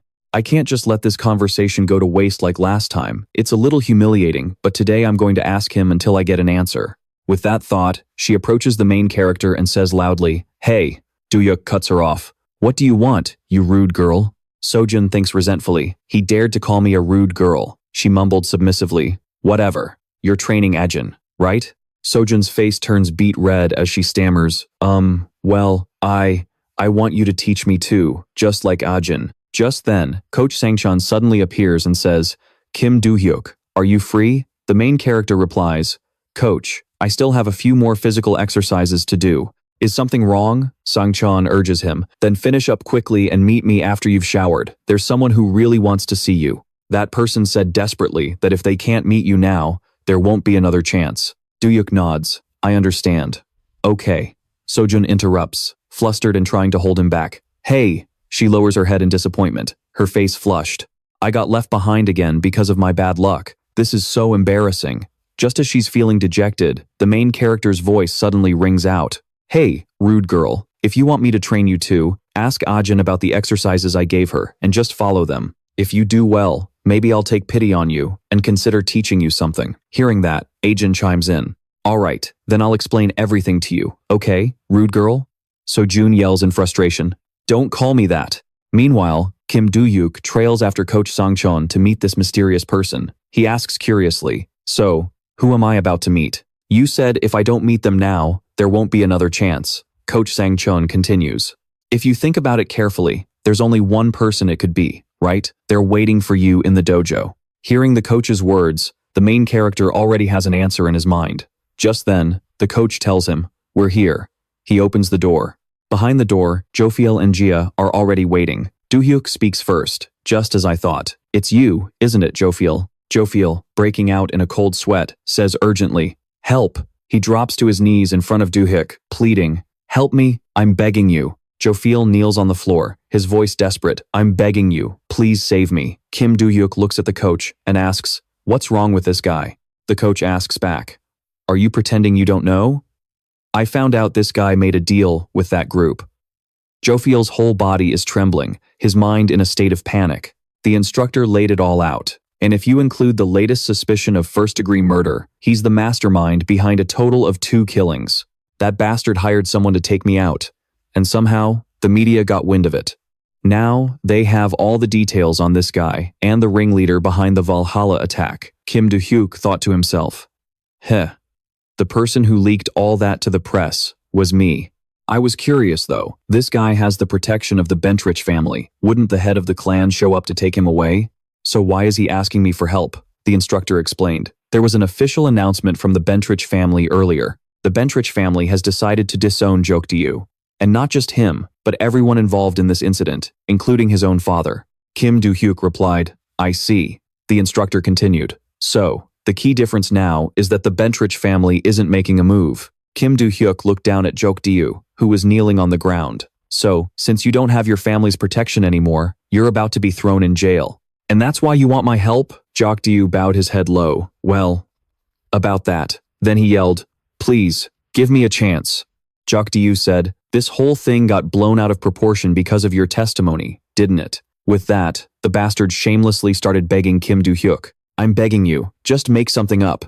Kim Do-hyuk nonchalantly cleaned out his ear. Nah, don't feel like it. Do-hyuk stammered. Huh? Is it because I haven't apologized yet? Is that it? He clasped his hands together, crying and begging for forgiveness. And I'll never show my face in front of you again, Kim Do-hyuk said coldly. No, I don't need your apology. Do-hyuk was confused. What? He stammered. I can't apologize? Then, do you want money? Hearing that was enough to piss off even the instructor. Kim Do-hyuk said icily, I don't need money either. Do-hyuk was stunned. You don't? Suddenly, he whipped his head around. He grabbed Jujia, making her cry out in pain. Do-hyuk yanked her forward. What about this bitch then? I'll give her to you. She's a descendant of the British royal family, you know. Having this woman will definitely raise your status. Kim Do-hyuk's brow furrowed. You'll give her to me? Is she some kind of object to you? Do-hyuk let out a wicked grin. Right now, this bitch is my property. He grabbed Jujia by the hair, forcing her head back. Look at her neck. See that glowing curse mark? It's proof that this wench belongs to me, he proposed. So? What do you think? I can perform the ownership transfer if you want her. The instructor frowned. That's a restriction curse. It's a subjugation spell that uses a mana-forged mark, forcing the target to be completely unable to disobey their master. It's a curse that no ordinary contractor can break, and that bastard actually used it on a human. Kim Do-hyuk's voice turned icy. I've met trash just like you before. He reached his hand toward the girl's neck. People who have it so easy, they cast restriction curses on the innocent just for fun. Mana began to radiate from his clenched fist. It was as if he grabbed one end of the curse, wrapped around her neck like a thread. The girl was stunned. What is this? With a flick of his wrist, Kim Do-hyuk started pulling the curse mark away. Jujia felt a cold friction against her neck. The curse, which she thought would bind her for the rest of her life, began to fade and then vanished completely. Jujia realized that the restriction curse had been removed. Kim Do-hyuk made up his mind. Instructor. The man looked over at him. What is it? Kim Do-hyuk asked. Do I have permission to beat the crap out of this guy? Just one punch. Do-hyuk's face went pale. The instructor said, do you really think an instructor at Valhalla would allow his students to fight amongst themselves? Kim Do-hyuk fell silent. The instructor's eyes were stern. However, If one of them is a criminal, that's another matter entirely. Besides, Valhalla doesn't particularly care for the members of the Bentrich family. So go for it. I'll take care of the fallout. The color drained from Jokdeu's face. Huh? A hand clamped down on his shoulder. Did you hear him? And then Kim Do-hyuk threw a punch. Shut your mouth, or you're gonna lose some teeth. Jokdeu screamed. Wait! But Kim Do-hyuk wasn't about to listen. He smashed his fist right into the guy's face, sending Jokdeu flying backward. When he crashed to the ground, he was already short a few teeth. With that taken care of, Kim Do-hyuk started walking back to the dorm. Barcher remarked, I really thought you were going to kill him. I wasn't that angry this time. Since regressing, Kim Do-hyuk thought to himself, if this had been 300 years ago, I would have just crushed that bastard's skull. I once had a disciple who was sold into slavery because of that damn restriction curse. Just remembering it makes me see red. Barcher perked up. Oh, really? Kim Do-hyuk recounted. I went through something similar myself a long time ago. Barcher was shocked. What? You mean, you were a slave, too? A voice called out. Wait! Jujia came running up, panting heavily. She said quickly, I was so shocked back there. I couldn't even thank you properly. She bowed deeply. Thank you so much. Kim Do-hyuk just scratched his head. Don't worry about it. From now on, just live freely. Don't worry about anything. Jujia's whole body trembled, and her eyes welled up with tears. Wiping away her tears, she replied, Okay. The next day, after class at a cafe in Valhalla, Lilia was enjoying a slice of Chinese cream cake. As Kim Do-hyuk watched her, Lilia said, The Asa Royal Palace is in China. She tucked a strand of hair behind her ear and took another bite of cream. More specifically, it's a labyrinth under the ownership of China's White Lotus Society. Kim Do-hyuk asked, The White Lotus Society, you say? The Inter-Association. Isn't that where they hold the Inter-Academy competition? Lilia replied, That's right. Kim Do-hyuk swirled the water in his cup. A labyrinth owned by the White Lotus Society? I heard that recently, unlike before, they've completely forbidden anyone from entering another person's labyrinth. He took a sip of cold water. But why would a labyrinth even have an owner? Back in the day, even dogs and cows could wander into one without any problems. If I wanted to, I could easily tear it to shreds, but it'd be a huge pain in the ass since it belongs to the academy. He asked, Is there any way to get in? Lilia looked surprised. Huh? Into the Ahalia Royal Palace? I was under the impression it was only open to students from the White Lotus Society. But you'll have to hurry. In any case, with this much time. Suddenly, she covered her mouth. In any case, with this much time. Suddenly, she clamped her hand over her mouth. Kim Do-hyuk was confused. What is it? Why'd you just cover your mouth? Lilia looked horrified. I've said too much. She tapped the table. By the way, are you just going to sit there and listen? Give me some intel. Kim Do-hyuk shot back. What are you talking about? Lilia held up 3 fingers. 3. Give me 3 pieces of information, and I'll let you off the hook. Kim Do-hyuk stood up. Thanks for the coffee. I'm leaving. Lilia quickly said, wait. Just let me tell you this one thing. Hear me out, then decide. Kim Do-hyuk sat back down. All right, I'm listening. Seeing that she'd successfully kept him there, Lilia let out a sigh of relief. She said quietly, This is a secret. The Ahalia Royal Palace has been chosen as one of the venues for the World Tournament in the 2nd semester. Kim Do-hyuk raised an eyebrow. Are you sure that's a secret? Don't all the instructors already know? Lilia stated firmly, No, not even the instructors have this information. Kim Do-hyuk asked, Then how do you know? Lilia smugly crossed her arms. Let's just say I have my sources. Kim Do-hyuk was interested. Is the World Tournament similar to the Inter-Academy competition? Lilia answered, Yes. She explained, If the competition in Korea is just for students from Korea, China, and the United States, the World Tournament is like the Olympics, where students from all over the world gather to compete. Kim Do-hyuk concluded, In other words, it's an expanded, even more unpredictable version of the Inter-Academy competition. He mused, and it's during the 2nd semester? That's still a ways off. Is there a way to get in sooner? Lilia was surprised. Huh? She thought for a moment, then replied, I'm not sure. I don't have any connections with the White Lotus Society. Let's see. I can't really guarantee anything, but this might just work. She held up one finger. But I need you to do something for me. Kim Do-hyuk tilted his head, leaning back slightly. What now? Lilia beamed. Come with me to the Global Monster Research Organization. It's just for 1 day, so don't worry about it. North London, Tottenham, the Global Monster Research Organization. Kim Do-hyuk scowled and yelled in anger. Just 1 day? What the hell? We flew all the way to London. Lilia was overjoyed that her scheme had succeeded. Well, We got here in just one day, didn't we? Her eyes sparkled. Even so, I got permission to stay for the whole week, and they even gave me Monday off, so let's live it up. Kim Do-hyuk gave her a sideways glance. You're abusing your authority. He calmed down. So, what do you want me to do? Kim Do-hyuk was led to a sealed room. In front of him was a wild boar monster, and in his hand was a sword. Outside, through a bulletproof glass window, several people were observing. They looked at the documents in their hands and discussed something among themselves. Kim Do-hyuk faced the wild boar, which was bigger than him. Before he entered, Lilia had told him, "It's nothing much. I just need you to help me make some headlines." The ferocious monster charged forward to attack. Kim Do-hyuk lowered himself into a fighting stance. The headline Lilia wanted was, Do-hyuk, the infamous monster hunter, faces a challenge at the Global Monster Research Organization. A single sword strike pierced directly through the center of the boar's head, making it scream. Then, its body, made of data, vanished. The announcer outside stated, Agile Wild Boar Verification Complete. Preparing Crystal Golem. Kim Do-hyuk scowled. There's more? An hour later, he flopped down onto a chair. What a pain. Why'd you ask me to do so much? I thought the plan was just to defeat 3 monsters. Why did I have to be verified against 10 of them? Lilia's eyes darted around. I don't know. Why is that? Kim Do-hyuk didn't seem to care much. Forget it. Why is the atmosphere here so strange? He recalled. As soon as we walked in, everyone stared at us. Then they started snickering and acting rudely toward us. Do you have some kind of beef with this place? Lilia silently took a sip of her tea. She said slowly, It's because they're resentful. An article suddenly appeared that directly refuted the monster fighting strategies that have been in place for decades. Kim Do-hyuk pointed out, Even so, isn't their verification method outdated? All I did was hold a sword and slash at a target, and that was it. Lilia replied, Because it's the safest method. It's the organization's tradition. Hearing that, Kim Do-hyuk frowned. Well, if it had to be verified that way, it would have been better if someone from the organization did it.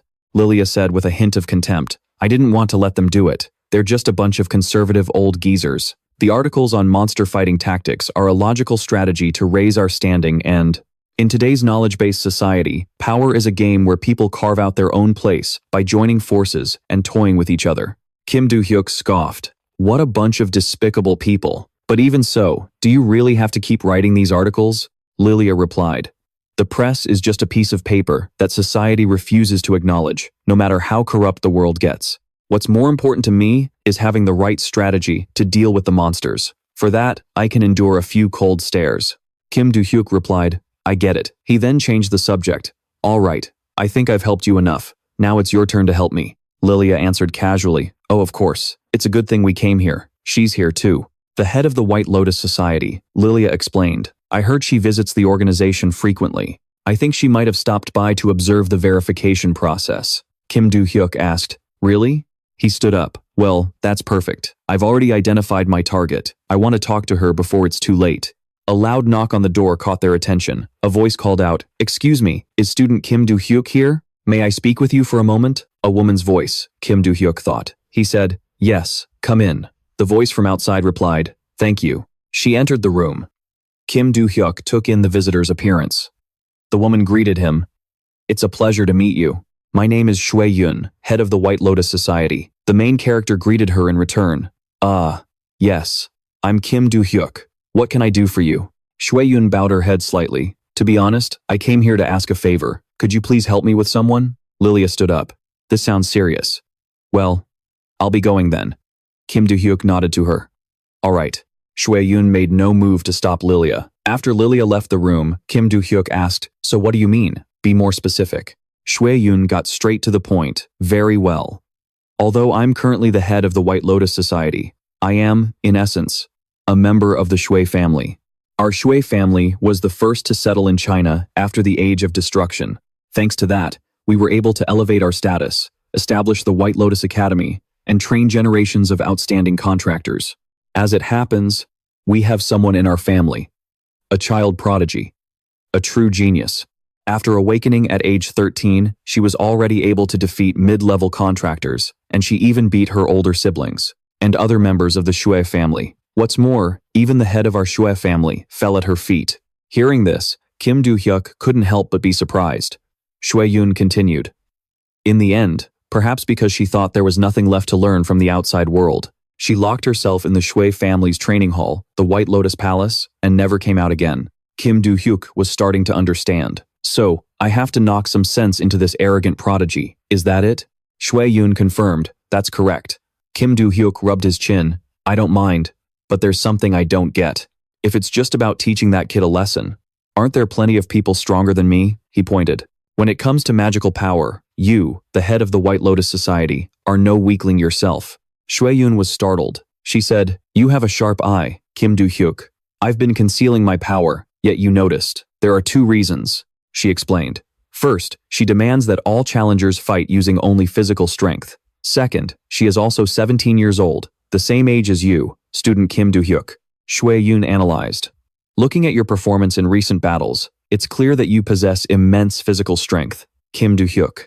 If a student like you were to defeat this arrogant girl who believes she's stronger than any other 17-year-old, her pride would be completely shattered. That is why I've come to ask this of you. If you hadn't come here, student Kim Do-hyuk, I would have sought you out myself. Kim Do-hyuk replied, All right, I'll do it.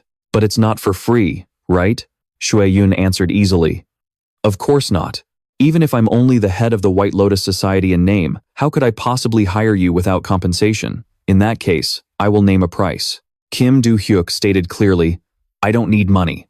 There's a place I want to go. Can you open the way for me? Shui-yun was stunned. What? China, the White Lotus Society. Shui-yun gestured. This is the White Lotus Society. Kim Do-hyuk looked at the building before him.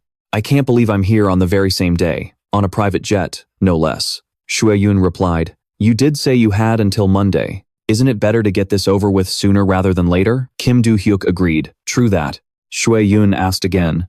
And about your payment? You wish to enter the Valhalla Palace, correct?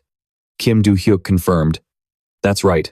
Shui-yun pushed the door open. Very well. If it's a labyrinth under our management, it won't be a problem. Shall we enter the White Lotus Society? Kim Do-hyuk had no objections. Sure. The people inside couldn't help but stare at the unfamiliar guest as Shui-yun led him into the building. Kim Do-hyuk glanced over. I want to ask something. Shui-yun replied cheerfully. What is it? Kim Do-hyuk said, During the recent inter-school competition, I got the feeling the White Lotus Society wasn't showing any real determination. Is the person I'm about to meet the culprit behind that? Seolon replied, You could say that. After facing that kid, many realized their own limits and left the White Lotus Society, both students and professors alike. So my main goal right now is to shatter that kid's arrogance and put an end to this. The Seol family, no, the entire White Lotus Society will return to its rightful place. Kim Do-hyuk ran a hand through his hair. All right, I get it, he thought to himself. Asterisk, I hope she at least puts up a good fight. Asterisk, Seol-un opened the formation.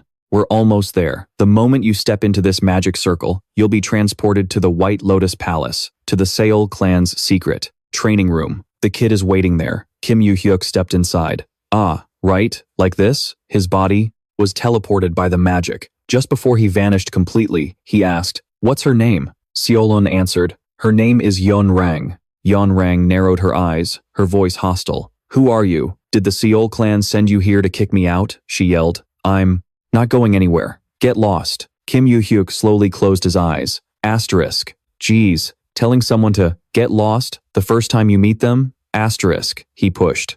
Off the balls of his feet, his entire body shooting forward like an arrow. Without warning, Kim Do-hyuk lunged forward and threw a punch. Without a change in expression, Yeon-rang caught his fist. Kim Do-hyuk was a little surprised as power gathered in her palm. Yeon-rang struck him in the chest. Her face was cold, foolish. You can't even gauge your opponent's abilities when they're right in front of you. I can't believe you just threw a punch like that. Kim Do-hyuk laughed. Are you talking about yourself? Yeon-rang was stunned. Huh? In an instant, the hand that had struck Kim Do-hyuk's chest was caught by him. He locked her arm and attacked with his other hand. Yeon-rang tilted her head to dodge, letting out an annoyed tch. Kim Do-hyuk's fist slammed into the arm she raised to block. Yeon-rang immediately felt a sharp pain and jumped back to create some distance. Wary, Yeon-rang asked, Who are you? What was that just now? Kim Do-hyuk put one hand in his pocket and beckoned with the other. It seems you can't tell the true abilities of a 17-year-old student. The main character didn't hesitate, spinning and throwing a decisive punch. In the heat of the moment, Yeon-rang hastily dodged to the side. Immediately after, the girl lunged in to attack Kim Do-hyuk. But no matter how she attacked, Our hero easily dodged every blow. The girl scowled, thinking, asterisk, why can't I land? A single hit on him? Unlike before, he's going to attack me now. I have to fall back. Asterisk. But Kim Do-hyuk didn't let her get her way. He had already closed the distance. With a wide grin, he said, where do you think you're going? A massive fist flew towards her. Caught off guard, Yeon-rang took a serious blow to the stomach. Her body was immediately sent flying backward. The feedback from the punch surprised Kim Do-hyuk, who thought, asterisk, see? She knew she couldn't dodge that last hit, so she moved backward to lessen the impact of the punch. That's enough. I figured that out right after I intentionally took her first hit. Even among my disciples from 300 years ago, almost no one at this age could move like that. Asterisk. On the other side, Yeon-rang was completely bewildered. She thought to herself, asterisk, a 17-year-old high school student? He's my age. Asterisk. At that thought, Yeon-rang let out a small laugh. Asterisk. Whatever. I'm way stronger than guys who are much older than him. I'll just put more power into my next punches. Asterisk. Seeing the girl go from bewildered to fired up, Kim Do-hyuk was also intrigued. Asterisk. Looks like that last move wasn't enough to teach her a lesson. Asterisk. The image of the two of them was being displayed with perfect clarity on a screen. Seolun was in the observation room, watching the fight. Her subordinate behind her spoke up. My lady, Seolun replied. Assistant? What is it? The assistant continued. While I know this is a sensitive subject, is this really all right? It's true that inviting a student from another school to the White Lotus Palace was unavoidable. Even if he has the upper hand now, can that student really defeat Lady Yeon-rang? Forgive me for being blunt, but you didn't actually lose. When you fought Lady Yeon-rang, did you, my lady? It's just that, aside from the attacks that required magical energy, it was a purely physical match, wasn't it? Seol-un cut him off. I have lost to Yeon-rang once before, and even if we had been allowed to use magical energy in that fight, I couldn't guarantee I would have won. Hearing this, the assistant exclaimed in shock. What? Seolun recalled thoughtfully. Back then, the difference in our mana levels was almost negligible. Is that so? Besides, that was years ago. She's likely stronger now, both physically and in terms of magical power. If that's the case, won't it be even harder to beat her? I suspect that student Kim Do-hyuk might be even stronger than you are now, my lady. Seolun didn't agree with that assessment. I'm not so sure. Although he's a student, he's defeated many notorious criminals and has even won several major tournaments, hasn't he? So Yeon-rang won't have an easy time winning against him. And even if she loses, it doesn't matter. In the arena, Yeon-rang once again rushed in to attack Kim Do-hyuk. Her long claws were ready to strike. She charged forward at lightning speed, then began slashing wildly with her long arms. Kim Do-hyuk, ducking and dodging, waiting for the right moment. The guy exclaimed, nice. The next second, Yeon-rang drove her knee straight at Do-hyuk's face. Seeing her attack land perfectly, Yeon-rang's face lit up as she thought, a direct hit to the head. But in the next instant, her expression changed completely. Yeon-rang clutched her knee, screaming in pain. Ah, my knee, she glared and complained. Is your head made of stone or something? Kim Do-hyuk chuckled in response. I don't know, you suddenly need me, so I just used my forehead to block it. You didn't think my forehead might be harder than your knee, did you? Yeon-rang thought in horror. I've thrown every attack I have at him, and he's dodged or blocked them all. I can't find a single opening. My pride has been seriously wounded, but his physical abilities are just superior to mine. In that case, having come to a decision, she said, you haven't used any of your magic power up until now, have you? Kim Do-hyuk replied, that's right. You said you preferred to fight this way. But now, I want to play a different game. Against you, I have to go all out if I want any hope of winning. Kim Do-hyuk thought to himself. Looks like I've completely shattered her pride. He replied, are you going to focus your magic power? As you wish. I guess I should show off a little, too, huh? As he finished speaking, a terrifying torrent of mana erupted from him. Yeon-rang's face fell as she thought, is that really the mana of a high school student? This guy is completely insane. I don't need physical skills anymore. I have to finish him with a single punch that combines my strength and magic. In a flash, the girl was at our hero's side, throwing a punch straight at his face. But just as her fist was about to connect with his nose, she thought gleefully, it's a hit. But in the next moment, Kim Do-hyuk tilted his head back, dodging the blow as it grazed past his face. He grinned. That's enough playing around. I'm ending this now. Before she could even react, Kim Do-hyuk slammed a fist into her stomach. The punch was so powerful that even someone with a physique as strong as Yen Lang's saw stars. She cried out in agony, You damn monster. In the observation room, Seol-yoon and her assistant were stunned by the scene before them. As requested, I've defeated her and brought her out, Kim Do-hyuk said with a slight smile, carrying Yen Lang. Still in a daze, the woman replied, You really did it. I still can't believe you beat her. Are you hurt anywhere? Kim Do-hyuk answered, I'm fine. As for her, I'm not so sure. Seol-yoon continued, Was it difficult? Our hero replied, She's strong, but I'm a little disappointed it ended this way. With that, he let go, letting Yen Lang drop unceremoniously to the ground. The shock of the pain jolted Yen Lang awake, and she rubbed her head with a grimace. She mumbled, Ugh, what the hell? But when she saw the person in front of her was Seol-yoon, she shouted angrily, Seol-yoon.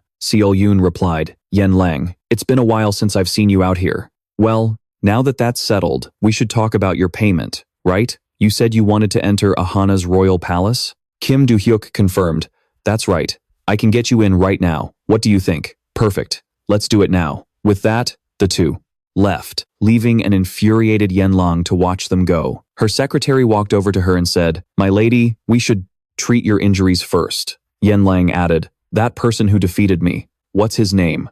Her assistant didn't dare hesitate, replying, Yes, his name is Kim Do-hyuk. Kim Do-hyuk. I'm telling you, he's one of the strongest people in the world. Watching his back as he walked away, Yen Lang thought with a small smile, And I will fight you again. A figure wearing a goat mask appeared, saying, The strongest one. Kim Do-hyuk stepped inside the palace, looking around. As he said, What is this place? Is this really a labyrinth? The labyrinth of Ahana's royal palace. He recalled Seol-yoon's earlier words. Ahana's royal palace is a special labyrinth, just like a castle. As long as you watch out for the monsters, called living armors, you can explore freely. Kim Do-hyuk then asked, How long can I stay here? About 5 hours. If you want to stay longer, you'll have to come back tomorrow. At this, our hero began to stretch his shoulders, saying, Well, 5 hours to explore, to my heart's content. No sooner had he finished his sentence than an entire army, clad in iron armor, swarmed toward him. Kim Do-hyuk said with excitement, I guess I'll have to take care of you guys first, huh? One of them, overestimating its own strength, rushed forward, and our hero drew his sword to meet the charge. With one clean slash, he sliced the living armor monster in two. In the next second, its body shattered into countless pieces. Kim Do-hyuk looked at the pile of scrap on the floor and remarked, That should be enough. He then continued deeper. Inside, Do-hyuk thought to himself, Now, where is that room? I've already checked more than 2 rooms. The room in Ahana's royal palace, Elite Ryo Joni's secret chamber, the place where one can see the truth. The only room that looked like an office, with nothing special about it. Is it really here? Just then, Uncle Cho's voice suddenly spoke up. Look to your right. Kim Do-hyuk looked where he was told. As his disciple, Park Cha, continued, The door looks a little high-end, but it seems like a normal room. Are you sure? Our hero carefully pushed the door open and stepped inside. The first thing that met his eyes was the face of some kind of scholar or Taoist sage with a long beard, who looked incredibly wise. Looking around the room, Do-hyuk noted that it really did look like a normal office. But was this really Ali Fritz? What if it belongs to someone else? Park Cho insisted. No, I think this is the right place. Look under that painting. It says Ali Frit Roni there. Kim Do-hyuk frowned, asking, How can you read that? I don't know why, but I can read it. It's probably part of the information I've started to remember. After that, Do-hyuk began to explore the room. I need to investigate carefully. I have to find the secret room in here, but searching for it piece by piece will take too long. It'd be much faster to just smash everything and search that way. As soon as he said it, he threw a punch at the desk. The next second, the desk shattered into 100 pieces. Seeing the newly revealed iron door on the floor, Do-hyuk said doubtfully, Huh? This is it? Park Cho added, Looks like it. He went over and opened the iron door, going underground. Huh? Do-hyuk started down the stairs that led downward. I can't see a thing. This is annoying. Just then, the system displayed a notification. Room within the royal palace.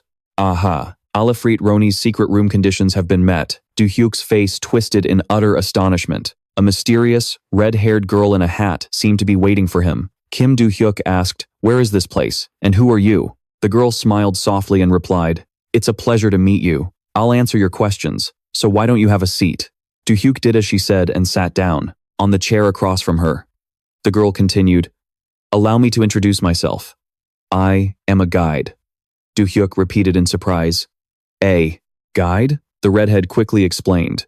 "Ah, my apologies. That's not my real name, it's just what people call me. My name was taken away." Hearing this, the main character immediately recalled the past. He had heard someone say something similar to him before. "Your name, I will take it." With that thought, Do-hyuk immediately asked, "Wait a minute, your name was taken away too?" "Precisely. I used to think it was nonsense. But when you said your name was taken, I realized it was a real thing. But what does that even mean, and how can you even take a name?" The redhead replied pensively. "A name holds power. Every living being is given a name when they are born. All the actions they take, the efforts they make, and the achievements they earn, whether good or bad, all of it is embodied in that one thing of utmost importance. In their life, their name. A name adorned with glorious achievements grants immense power. That person has been stealing names, absorbing the power contained within them. And what happens when a person's name is stolen?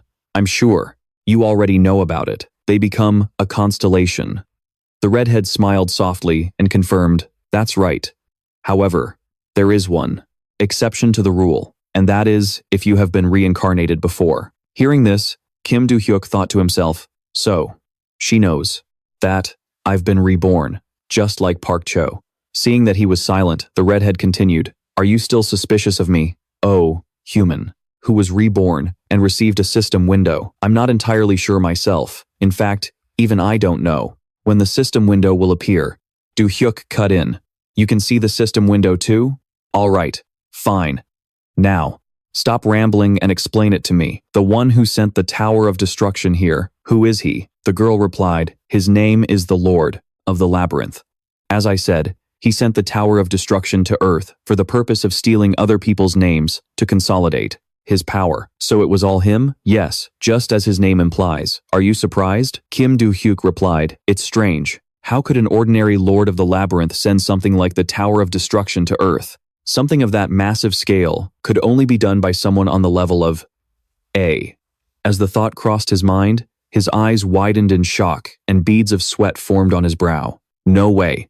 The redhead smiled and said, "So, you finally realized it, huh? The place where you live, the place called Earth, is itself a labyrinth. And you think I'll believe that? That's your choice to make, but I have no reason to come all this way just to deceive you." "I see. You said he sent the Tower of Destruction to Earth to steal people's names, right?" "That is correct. If a large-scale crisis occurs on Earth, the job of stealing names becomes much easier. Everyone is either busy killing monsters and saving people, or they're taking advantage of the large-scale crisis to commit evil deeds. Therefore, not just anyone can steal another's name and make its power their own. Only those who are the final victors can do so." Kim Do-hyuk thought grimly, "If that's true, then my disciples have probably all become constellations. At least, in the end, they all got their names back." He leaned back, speaking with a tired air. "This is so damn annoying. In the end, no matter what I do, I'm still just dancing in the palm of the Lord of the Labyrinth's hand."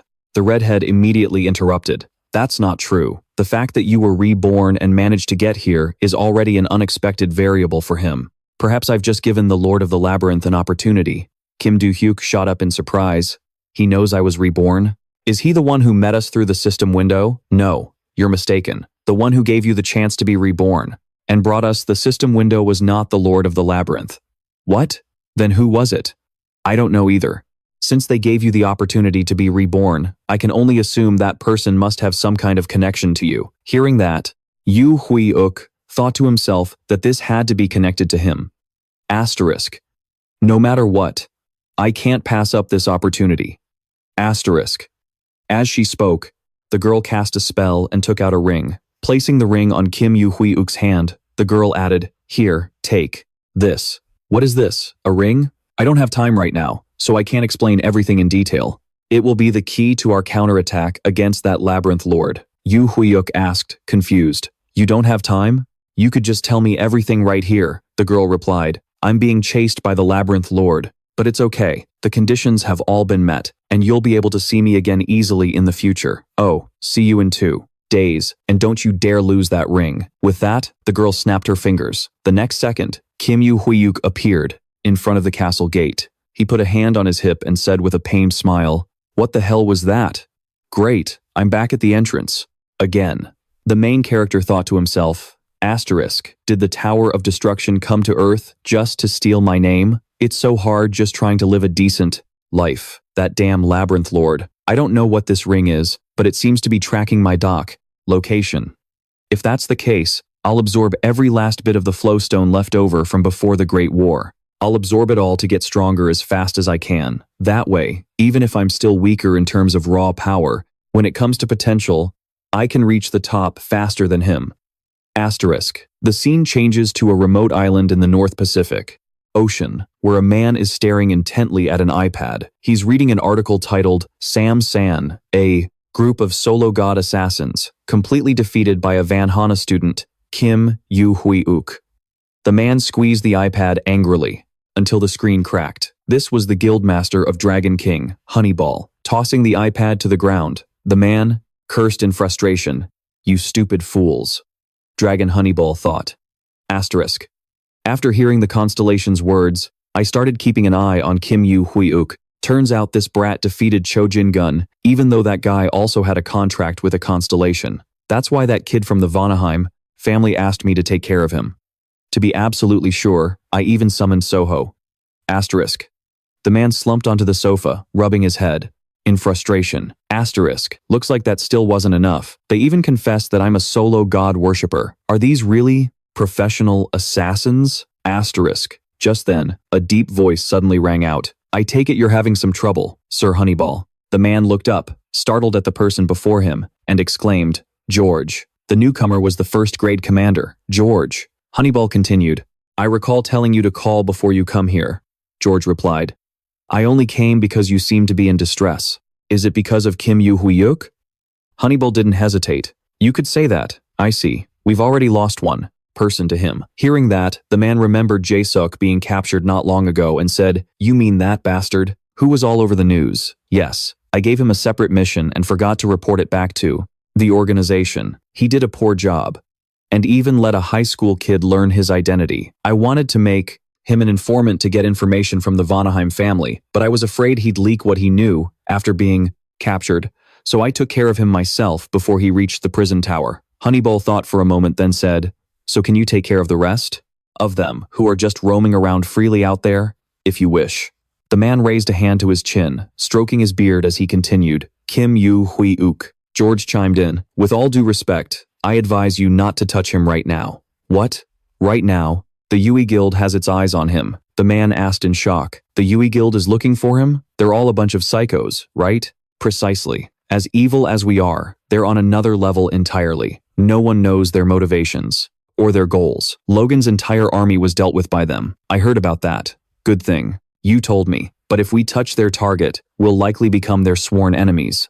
In any case, from now on, we just have to wait and see what happens next." Kim Do-hyuk was walking back to his dorm when a group of men in black suits blocked his path. The young man said sternly, "Who are you? You know this is Valhalla territory, right? Should I call you brave or just stupid?" A man who appeared to be the leader of the group was thinking back. He said, "Yes, family head, we are ready." Alia, from above, replied, "Good. You took long enough." She was the vice head of the Vanaheim family. The man bowed his head respectfully and replied, "My apologies. We needed time to prepare carefully and to make sure Kim Do-hyuk was still lingering around the Valhalla area." Alia continued, "So, you needed a contractor with the ability to create a hidden space?" The man replied, "That is correct. We have compiled a list of contractors who can bend space, and since the people we work with directly are all selected by the Vanaheim family, it's impossible for any information to be leaked." "Sounds good. And have you prepared what I told you to?" "Yes, ma'am. To prepare for the holy transformation process." "Sir, I've already prepared a monostone with an abundant energy source." She nodded, satisfied, and said, "Well done. We should get moving soon as well. Head butler, you will also join the intelligence team once the hidden space is complete." You will be in charge of leading the assassination squad, I understand. The old man hesitated about something, then continued. My lady, is this sanctuary a preparation for summoning a constellation? That's right. Does the master truly intend to do that? Alia crossed her legs and replied with a wicked smile. And what if I do? Are you scared to death of facing some high school kid? Crushed by the oppressive aura Alia was emitting, the old man hastily replied in terror, not at all. Ah, she added with a soft laugh. It's just a precaution. You don't need to worry. I understand. Besides, an incident occurred recently. The constellation, which had been silent until now, suddenly reacted. The one with the plague doctor mask said, explain in detail. That's what's bothering me. So if we summon a constellation this time, I want to take this opportunity to ask it exactly why it suddenly reacted that way. With that thought in mind, he shouted, Intelligence team, prepare for spatial disruption. The moment he finished speaking, the entire group dropped to the ground, simultaneously channeling their mana to create a new space. Seeing this, Kim Do-hyuk exclaimed, What's this? A hidden space? Seriously, whoever came up with the idea of ganging up on a high school student is a real piece of work. Pretty clever. Whose idea was this? Was it the head of the Bentheim clan? He hit the nail on the head, and the head butler froze for a second. Then he blurted out, How did you know? How could I not? Among my enemies, there are two groups that use dark magic. The other one doesn't. So who else could it be but the Bentheim clan? Hearing this, the old man took off his hat. He said, We're trapped in here too, so there's no point in hiding anymore. Summon the assassination squad. Roger. Instantly, a horde of hidden assassins materialized. The crowd stared at Kim Do-hyuk with amusement, flashing savage smiles. The young man was surrounded by hundreds of assassins, but he didn't show a hint of fear, just a slight smirk as he said, Aren't you embarrassed? What are you going to do if students from the academy come flooding in? The old man scowled and said, It doesn't matter. We're just following our master's orders. Kim Do-hyuk cracked his knuckles and replied, Is that so? Your master must have no sense of shame. Provoked by the taunt, the old man instantly became furious. He roared, Kill him! The next second, the entire army charged forward in a frenzy. One of them had just gotten close to Kim Do-hyuk when he was immediately sent flying with a single punch to the chest, screaming in agony. A massive amount of mana erupted from our protagonist. It swirled around him, injuring anyone who dared to rush forward. Every single one of them was blown away. Witnessing this scene, the head butler scowled in horror. The next second, he unleashed a fast, powerful, and decisive sword strike toward Do-hyuk. The young man jumped back to dodge the blow and said, Is swinging your sword all you know how to do, old man? Just then, two more assassins leaped in to attack. Kim Do-hyuk from behind. The clash of metal sent sparks flying. With incredible agility, Kim Do-hyuk leaped up, successfully dodging the attack. Before they could even recover, he launched a powerful kick in their direction. Looking at the assassin pinned to the ground, Do-hyuk flashed an amused smile and said, You guys don't even give me a second to breathe. The enraged head butler charged at him with a razor-sharp dagger, but just as the tip of the blade was about to touch the MC's body, he leaned to one side, dodging the blow. Seeing that Kim Do-hyuk could evade the attack in an instant, without even looking, the old man froze for a few seconds, thinking to himself, Are these really the abilities of a high school student? Do-hyuk frowned and sighed. What a pain. Something was now pointing at the old man. The MC gave a sinister smile and pushed the pommel of his sword. Even though the sword was still in its sheath, it was powerful enough to send the head butler flying backward. He thought to himself in pain and terror. I thought, what could a high school brat possibly do? But I was wrong. The master was right. The next second, the old man was lying motionless on the ground. A pair of feet suddenly appeared right next to him. He looked at the newcomer who had appeared out of nowhere, a blade already plunged into his chest. His eyes widened in horror. The MC, with a wicked look on his face, pushed the blade deeper and said with a contemptuous laugh, Finally decided to make your entrance? Head of the Bentheim clan? That person was none other than Alia. Seeing her butler lying weakly on the ground, she froze for a few seconds. Alia thought to herself, Most of the assassination squad, including the head butler, are stronger than the majority of other contractors. Unbelievable. I can't let this continue. With that thought, she drew her prized dagger and declared aggressively, You should feel honored. You're about to witness the legacy of the Bentheim clan. Ordinary people never get that chance. The person, who was none other than Alia, let out a small laugh in response. I'm supposed to feel honored to see that dull knife? The head of the clan is shameless enough to call an entire mob just to bully one high school student.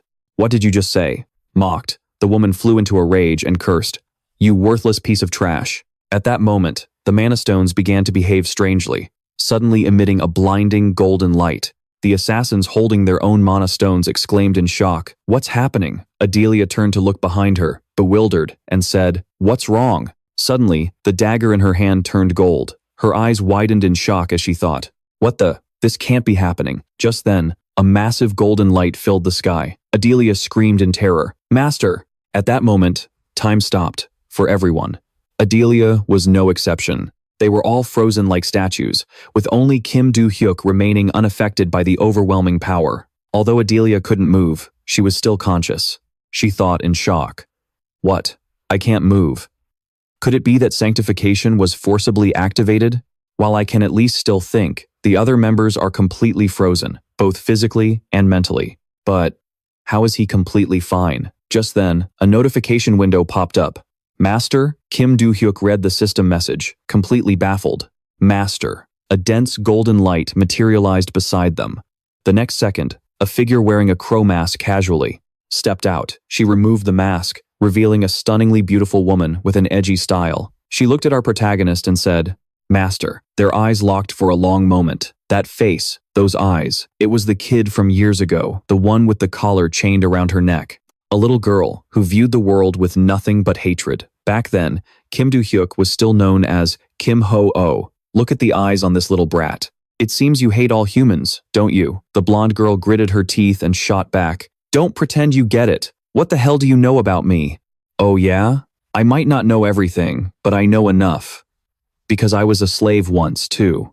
The little girl was stunned. She gasped. "What?" Kim Do-hyuk continued. "When I was a kid, I was powerless. I was kidnapped by a slave trader. After that, just like you, I lived my life as a slave, bound by a collar. Do you want to be free?" The little girl shot back, "Didn't you just say you were a slave too?" "I did." The kid gripped the iron collar on her neck and shouted in anger. "Then why are you asking such a stupid question?" "Because of this damn thing. I can't even dream of freedom anymore. So stop messing with me and get lost. I don't know how you got in here, but the slave trader will be back soon." Kim Do-hyuk let out a small laugh and replied, "The cruel thing about that collar is that it can only be removed by the master who put it on, or when that master dies. But if you're unlucky, the collar stays on even after the master is dead.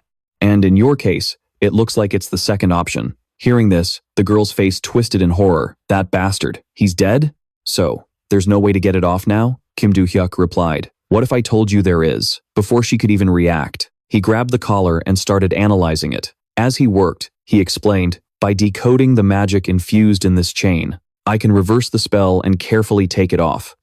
This isn't exactly my specialty, but removing a collar like this is no problem for me. After all, it's the only way I was able to end my own slavery." As he finished his sentence, Kim Ho-oh crushed the collar around the blonde girl's neck. For a moment, she was completely stunned, just staring into space. Tears welled in her eyes. It's broken," she cried out, deeply moved. "The collar that tortured me for so long." Having finished his work, Kim Do-hyuk stood up. He said, "Well, I took it off. The rest is up to you. You're free now, so what are you going to do? Find your family? Go home? I don't have a home or a family. The slave trader who kidnapped me, murdered my family, and burned my house to the ground." Hearing this, our protagonist hesitated for a moment, then said, "I'm going to travel and explore, and I'm going to crush the skulls of every last one of those slave trading bastards.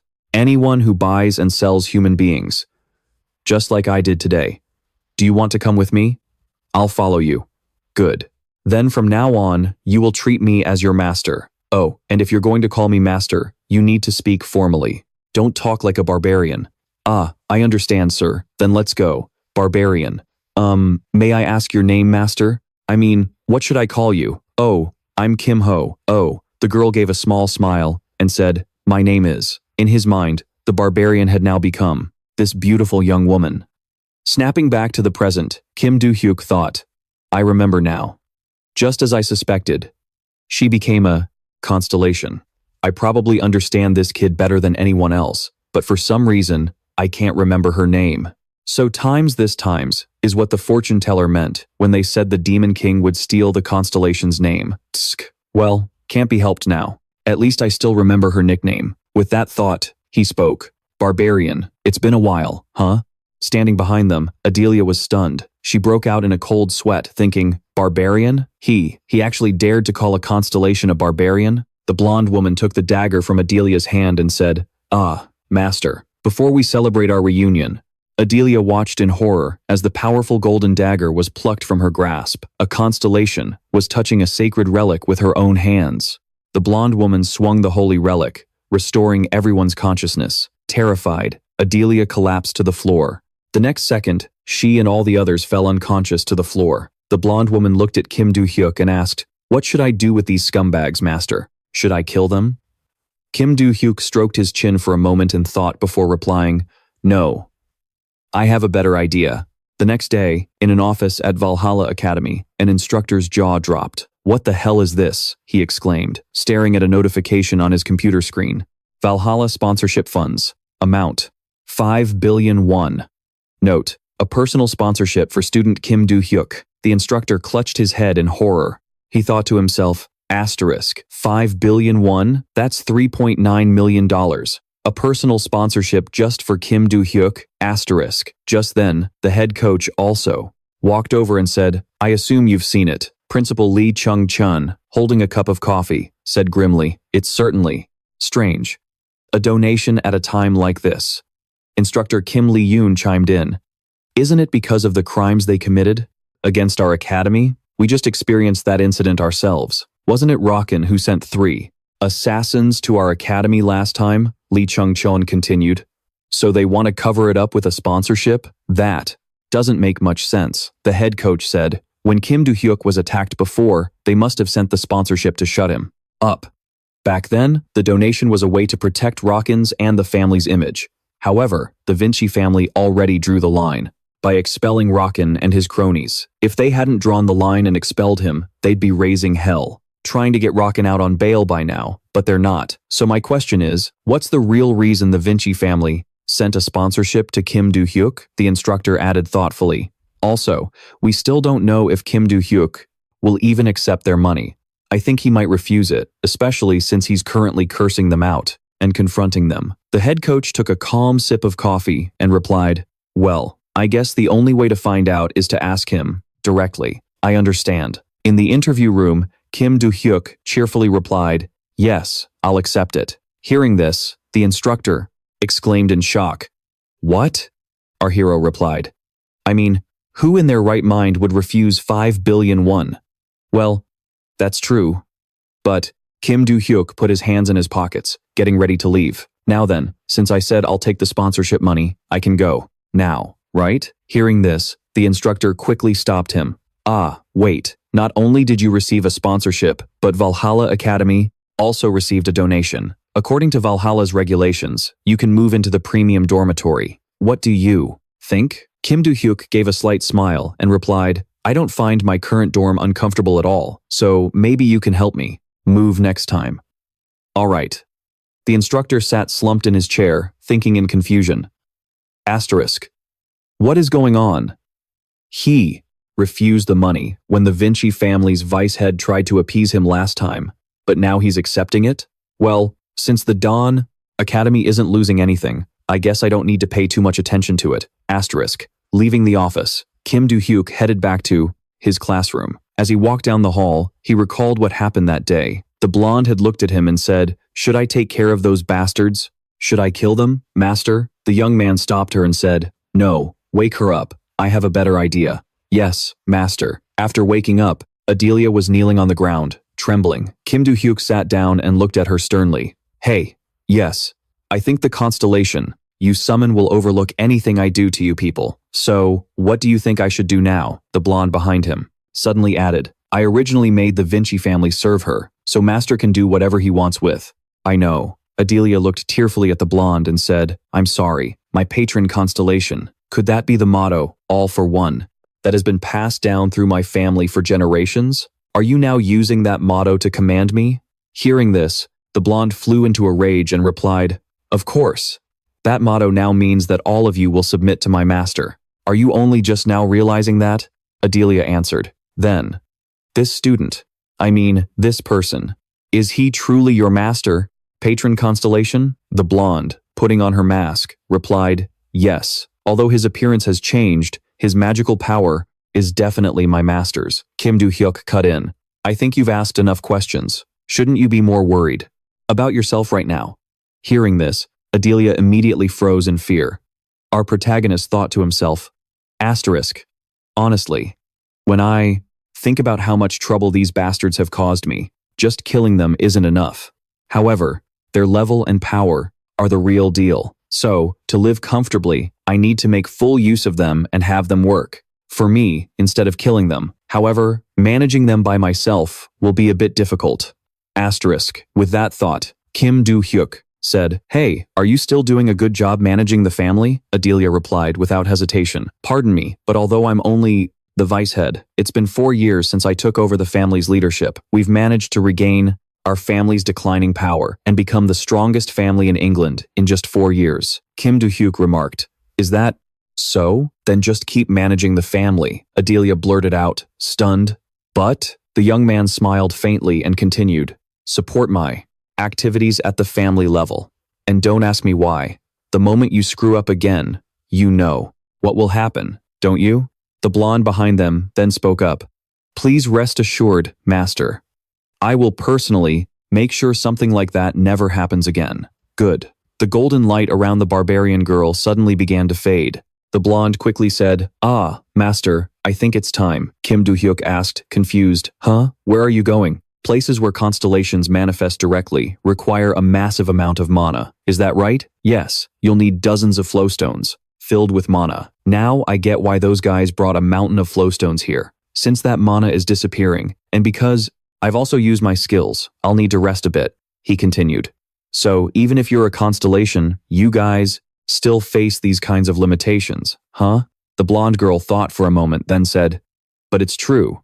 Being able to personally witness Master's rebirth like this is good enough. What about you? You should rest a bit. Ah, Master, I have one last thing to tell you.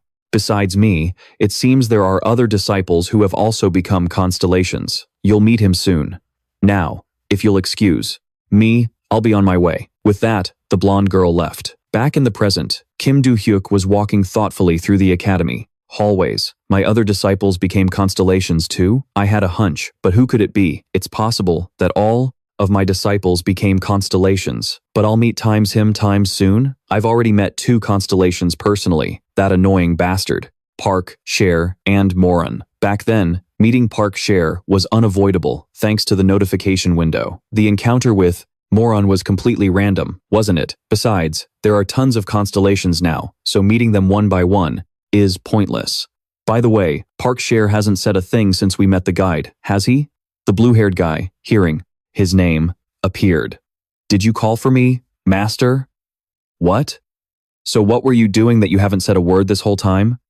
I was organizing my thoughts. My memories are cut off from the moment you entered the secret room. Your memories are cut off? Yes, in my mind. It feels like you walked out right after entering that room. And even though it's just a little, my memories are coming back. Hearing this, Kim Do-hyuk said with amusement, Do you remember what a weak and fragile being you were? How could I possibly remember such trivial memories? I have learned the concept of a name, which you should already know by now, Master. Ah, the Lord of the Labyrinth. He's the one who gave me the name Park Cher. The scene changes to a class at Valhalla Academy. The main character was sitting there, dazed, talking to his disciple telepathically. So the one who stole your true identity and gave you the identity of Park Cher was also the Lord of the Labyrinth? Yes. Since he both gave me power and killed me with the power of the Master, of the Tower of Destruction, that much is a given. Did that power affect your personality? Back when I was the Master of the Tower, I was a bit rigid. It might be due to the influence of the identity and power I received, but my current personality is quite similar to my original one. How can that guy just grant or take away identities like that? I don't know exactly how he does it.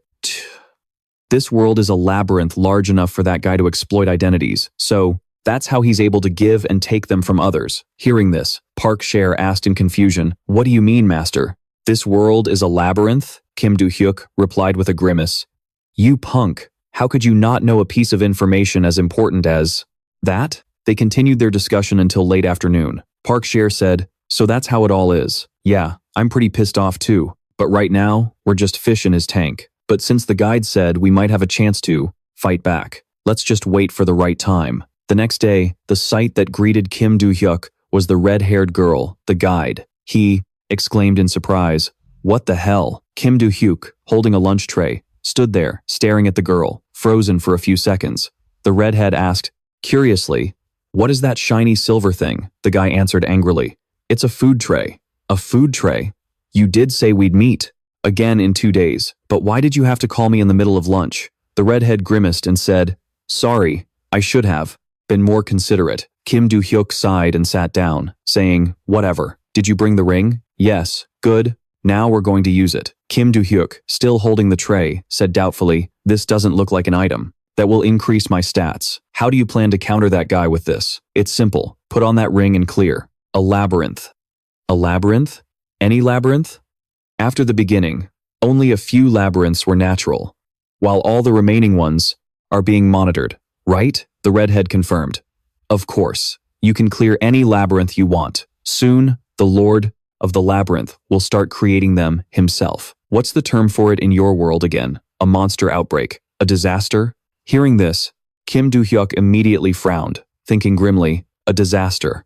When a labyrinth begins to form and split, monsters will pour out, and the surrounding areas will be devastated. Before I regressed, those things were everywhere, which is why, back then, nowhere was safe. After I regressed, things settled down, and I was able to enjoy life a little." He then asked, "So where and when will it appear, and on what scale?"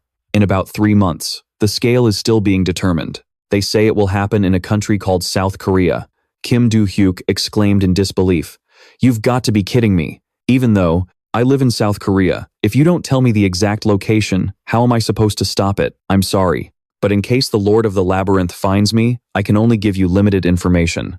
Do-hyuk sighed. Seriously. This world was already a maze to begin with. Why the hell did another maze have to show up inside of it? The Maze Lord created it on purpose. Is he trying to create another identity? Yes. I'm sure he's already made up his mind. Should I say he's getting everyone adapted before the Tower of Destruction appears? So, I have to wear this ring. And destroy the maze that appears when the disaster strikes? To be precise, how did you usually destroy mazes before? The monsters that appear in the maze are a pain to deal with, so I usually just ignored them and destroyed the Mana Stone. If you do that, the maze disappears on its own. That's usually the fastest way, but you can't do that this time. Then what should I do? Put on that ring and defeat the boss. Why do I have to do that?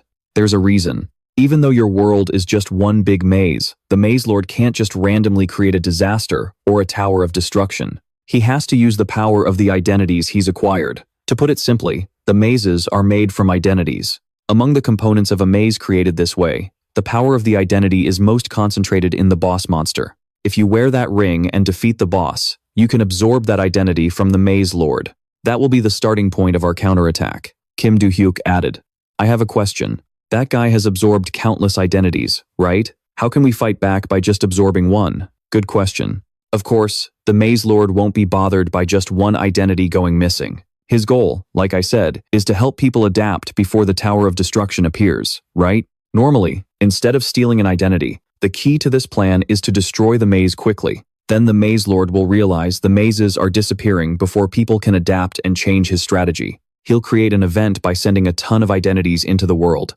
and that will be our chance to absorb a whole bunch of them. Because the identities we absorb will also give us power. Absorbing identities and turning them into power? Let me ask you something. Then how are we any different from the Maze Lord?" The redhead laughed, amused. "That's surprising. I thought you were the type who wouldn't care about things like that. Who do you think I am? I can only feel at ease when I'm doing the right thing. First of all, we will never harm innocent people to obtain identities. And if your identity is taken by the Maze Lord, it becomes shackled, preventing you from reincarnating or becoming a constellation. You'd be imprisoned. Besides, if you use the power of the identities you absorb, once their identities are no longer shackled, they'll be freed as well.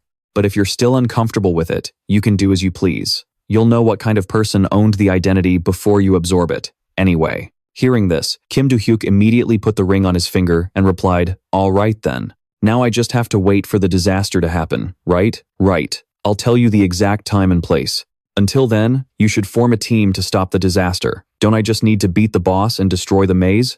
Even though the monsters inside the maze will die when it's destroyed, the ones that have already escaped will still be out there. Shouldn't we stop them? See you later. With that, she snapped her fingers.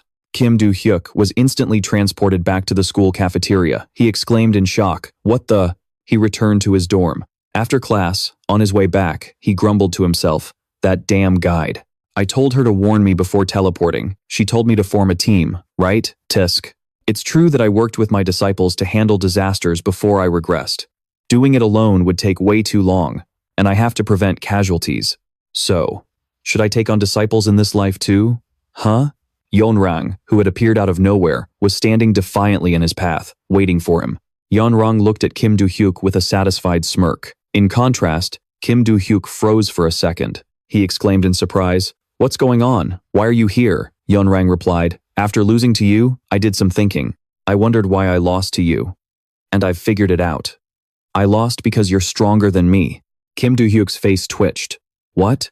It took you this long to figure out something so obvious? You know what? I thought I was a lot like you. Huh?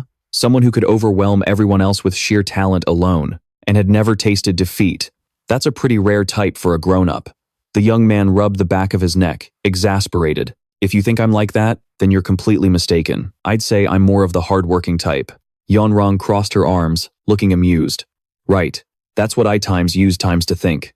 But now, I know that's not it. The techniques you used against me weren't just simple attacks. They were body movements born from countless hours of experience. When I lost, I was furious. But after I calmed down, the reason for my defeat became crystal clear. I realized I was lacking a lot of real combat experience. And then it hit me that through fighting you, I got stronger. So I want to keep fighting you until I can finally beat you." Hearing this, Kim Do-hyuk groaned in frustration. "What?" Yeonrang's eyes sparkled as she said, "Fight me. Just one match. Don't bother me with that weird logic of yours. I'm leaving." Stunned, Yeonrang quickly grabbed his shoulder and said, "Hey, what about our fight? Do you have any idea I came all the way from China just for this?" Kim Do-hyuk coldly replied, "That's not my problem. Instead of doing this, why don't you spend your time properly mastering your clan's martial arts? You think I haven't tried?" Yeonrang suddenly fell silent, her voice tinged with sadness. "I had proper training until I was 6. After that, I had to teach myself everything. You defeated me last year." Kim Do-hyuk asked seriously. "I defeated you last year, before you gained control of the pseudo-contractors there?" "That's right. From the very beginning, those pseudo-contractors I really liked me. I was the one who made the first move. They kept excluding me from the clan's regular training sessions, so I told them to send people for me to practice with so my skills wouldn't get dull. But then, out of nowhere, they started throwing fully grown pseudo-contractors at me. That's why I won so often. Luckily for me, there weren't that many of them." Hearing this, Kim Do-hyuk thought to himself, even though what the leader of the White Lotus clan said matches her story, the implication is completely different. It's obvious she's talented, and it seems true that she loves to fight. But the leader made it sound like she just goes around beating up anyone she comes across. Thinking this, he continued, "So were you forced to be locked up in the White Lotus Palace?" "It was partly my choice. I stayed there because I was sick of being seen as the clan's troublemaker. But it doesn't matter. I'm stronger than any of the adults there anyway." The girl's fist suddenly clenched as she added, "But it's fine, because I've finally found someone way stronger than me. And how is that a good thing? If I just fight you, I won't need my clan's training to get even stronger, right? Who said I was going to fight you? Huh? Why not? Please, you have to do this for me." In his head, he thought, "This is a little strange. She was isolated by her clan and locked away in the White Lotus Palace. So why does Shu Yi-yoon want to bring her back? I don't know the full situation, but from the clan's perspective, wouldn't it be better to just leave Yeonrang in the palace?" After a moment of thought, Kim Do-hyuk pushed the girl's arm off him and scowled. "All right, fine, let go of me." Yeonrang's face lit up. "Oh, so you're gonna fight me? We can't do anything in the middle of school. It's too obvious. I'm already heading to the training facility, so just follow me." Okay. At the Valhalla Academy's training facility, Choi Ah-jin and Yusun were staring intently at the door. Inside the room was also the muscular Seo-hyuk. He walked in with Yeonrang and said, "I'm going to get changed and come back. Wait here for a minute." Do-hyuk saw the girl was about to say something else and groaned, "Ugh, seriously, just wait." Choi Ah-jin immediately walked over to Kim Do-hyuk and asked, "Who's the girl?" "Do you brought with you? She's some psycho I met at the White Lotus clan. She said she came all this way just to fight me." Ajin's gaze drifted over to Yeon-rang, a hint of sadness in her voice. "Really?" Do-hyuk continued. "I'm just planning on having one match. With her." Inside, Pink Bunny was fuming but trying to stay calm. "She came all this way for him?" Yeon-lang noticed the girl looking her up and down and walked over. "What's with that look? You want to fight too?" Choi Ajin immediately replied, "No, not yet." "No? Humph." Nearby, Yoo So-yeon observed them, thinking to herself, based on her hair color, she could be a member of the Purple Clan. Did she really come all the way from China just to fight Kim Do-hyuk? How interesting. A little later, at the Valhalla Stadium, Kim Do-hyuk looked helplessly at the spectators outside the ring. "I'm pretty sure only I and Yeon-rang agreed to a match. Why are you all here?" They quickly answered, "I'm keeping an eye on her to make sure she doesn't do anything weird. I'm just with Ajin. Choi, don't mind me." "Seriously?" Yeon-rang stretched her arms and legs, saying excitedly, "I've been looking forward to this, Kim Do-hyuk, but I'm much stronger than the last time we met." Kim Do-hyuk stretched as well and said, "Is that so? Then I guess I'll have to go all out." Suddenly, he remembered the words of the red-haired guide. "Form a team to stop the disaster." Kim Do-hyuk looked at Yeon-rang and added, "Didn't you say you wanted to get stronger?" "I do." "All right then. If I win today, you can become my disciple." "Huh? What did you say?" "The whole reason I want to get stronger is to beat you. Don't you get it?" "Exactly. After you become my disciple, you can work towards your goal. Let's begin." Yeon-rang got into her stance and replied, "Humph, I hate the idea of having a master, so I guess I just have to win." With those words, she lunged forward, slamming her elbow into his chest. Kim Do-hyuk blocked the blow with his hand, a small smile on his face. "You really have gotten quite a bit stronger," Yeon-rang replied smugly. "See? You barely blocked that attack, but this next one you won't. You can't block this." Feeling the immense and powerful magic created by Yeon-lang, Yoo So-yeon's group cried out in shock. "What is this? What is this magic? Does Baekryun have a monster like this?" So-hyuk, next to her, added, "That's a huge amount of mana. Its concentration is even higher than Kim Do-hyuk's during the competition." Yeon-lang rushed forward, surrounded by a massive amount of mana. She thought to herself, "If I just land one hit, this will be a fatal blow. Even if he blocks it, the sheer force of my mana will still create a massive shockwave." Suddenly, her confident expression shifted to one of horror. "The same stance?" Kim Do-hyuk took the same stance as Yeon-lang and said, "I also enjoy a direct confrontation." Two cannon-like blasts of power surged towards each other, their fists colliding. Kim Do-hyuk and Yeon-lang were locked in a power struggle, using the exact same pose. Overwhelmed by her opponent's strength, Yeon-lang was using every ounce of her power to fight back. "I've already increased my mana's concentration. How am I still being pushed back even after all this? I didn't think Kim Do-hyuk had this much mana, did he? He's clearly stronger than before, but he's still the same person." Kim Do-hyuk said, "I'll only face you head-on this one time. The second time, I'll block and counter." With that, he leaped high into the air and swung a punch down from behind. Seeing this, Yeon-lang's heart filled with dread. "I can't even land a single clean hit on him." The next second, she was knocked to the ground. Kim Do-hyuk said with amusement, "Looks like I've gained a new disciple starting today." After being unconscious for a while, Yeon-lang shot up in a panic. She was terrified, panting heavily. Kim Do-hyuk, who was beside her, immediately asked about her condition. "You're awake?" Yeon-lang grimaced and said, "Damn it, I lost again." Kim Do-hyuk continued, "You're pretty tough. I thought you'd be out until tomorrow morning, but you're already up." She scowled in response. "Is that a compliment, or are you making fun of me? Alright, enough messing around. Become my disciple. I was just about to suggest we have a duel without magic like last time. Even so, the result probably wouldn't change. Fine, I'll accept you as my master. So, I'm officially your first disciple now, right?" Kim Do-hyuk said nonchalantly. "Probably not." Hearing this, the girl yelled, "What? I'm not the first one? Don't tell me you've been recruiting disciples since middle school." "No." Choi Ajin, who was standing nearby, suddenly spoke up.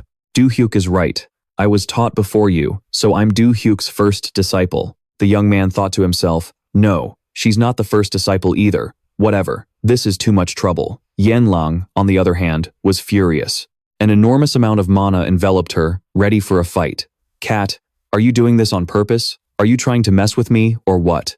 The normally shy Choi Ajin was very bold today. Not backing down, she retorted, "I am. Why are you so angry?" "Cat, My name is Yen Lang. Stop giving me weird nicknames. What's wrong with you? Kitty sounds so cute. Who are you calling cute? You want to die? This name is great. All right, you can go home now. Why should I leave? I haven't learned anything yet. You learned that you're a cute little kitty cat, didn't you? At that moment, Kim Do-hyuk raised a hand to his chin, lost in thought. This scene feels strangely nostalgic. Even before my regression, watching over my disciples gave me this exact same feeling. With that thought, he cut them off. Stop it, kitty. Yen Lang glared at him and replied, Don't you call me kitty.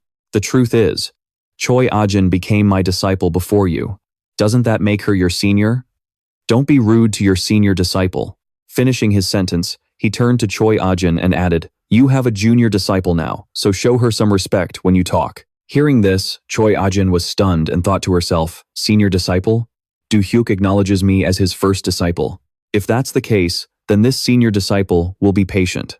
Our protagonist crossed his arms and said sternly, No more joking around. Let's just say for today, we had a bit of a rough sparring session. That's enough. Let's go home. Yen Lang added, I'm not hurt or anything, but fine. By the way, where am I supposed to sleep? Ajin asked. You haven't found a place to stay yet? Yen Lang replied, Not exactly. I wanted to fight you, so I came here on a whim.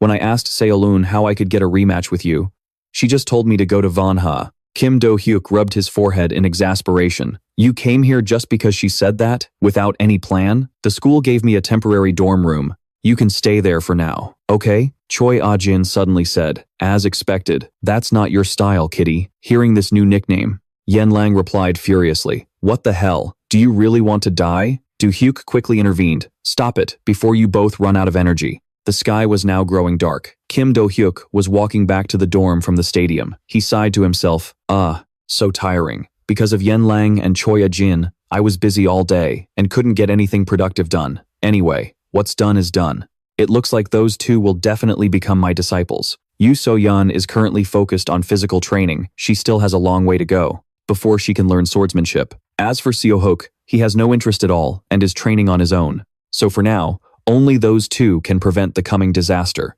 The phone in his hand suddenly rang. The caller was Adelia Vanochi. Is this Kim Do-hyuk? This is Adelia Vanochi. Yes, it's about the support fund you requested, Mr. Kim Do-hyuk. I'm pretty much done handling things on my end, including that support fund. I just wanted to give you a heads up before we meet. I already checked the scholarship fund and the support fund this morning. Oh, is that so? Do you have any other questions? Kim Do-hyuk hesitated for a moment, then said, About that. You're currently recruiting contractors, right? A disaster is going to strike in 3 months.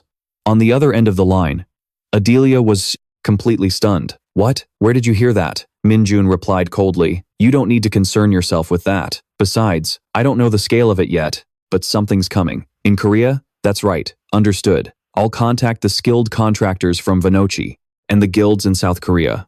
Thank you. And please, keep this confidential. Adelia stammered for a long moment before saying, Mr. Kim Do-hyuk. Yes? When your patron constellation wakes up, could you put in a good word for me? Is she still pretending to be asleep? And ignoring you? Yes. I've tried to contact her, but I haven't gotten any response, Hyuk thought to himself. She did mention she needed to rest for a while after using all her power. I guess one day wasn't enough. Alright, I'll tell her. You. The next day, after class in the Valhalla Academy training grounds, Kim Do-hyuk, Choi Ra-gin, and Yen Lang were all completely wiped out from training. Yen Lang collapsed on the ground, gasping for air. Just let me breathe. I feel like I'm gonna die. I almost died, but you're still alive and kicking. In any case, you kept up faster than I expected. I thought you'd be past. Out by the halfway point. Of course, I didn't come here to play around. Kim Do-hyuk smirked to himself. Her foundational stamina must be pretty solid.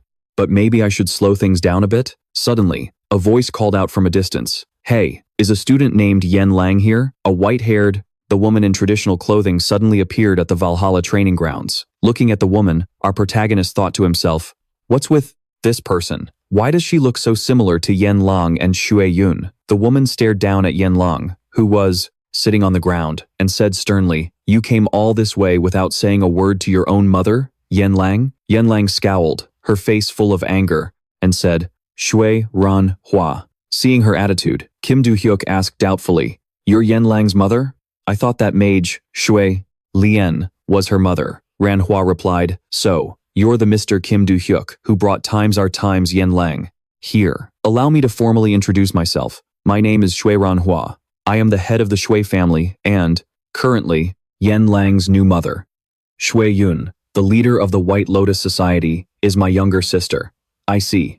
Shui Ran Hua continued thoughtfully, "But it's a bit strange. Shui Yun promised she'd contact me when Yen Lang left the White Lotus Palace, but she didn't. Instead, she sent Yen Lang here. Well, we'll ask her why later. Yen Lang, come back to the White Lotus Palace with your mother." Yen Lang trembled with rage as she answered, "You never gave a damn when I was neglected or ostracized, and now you're telling me I have to go back there?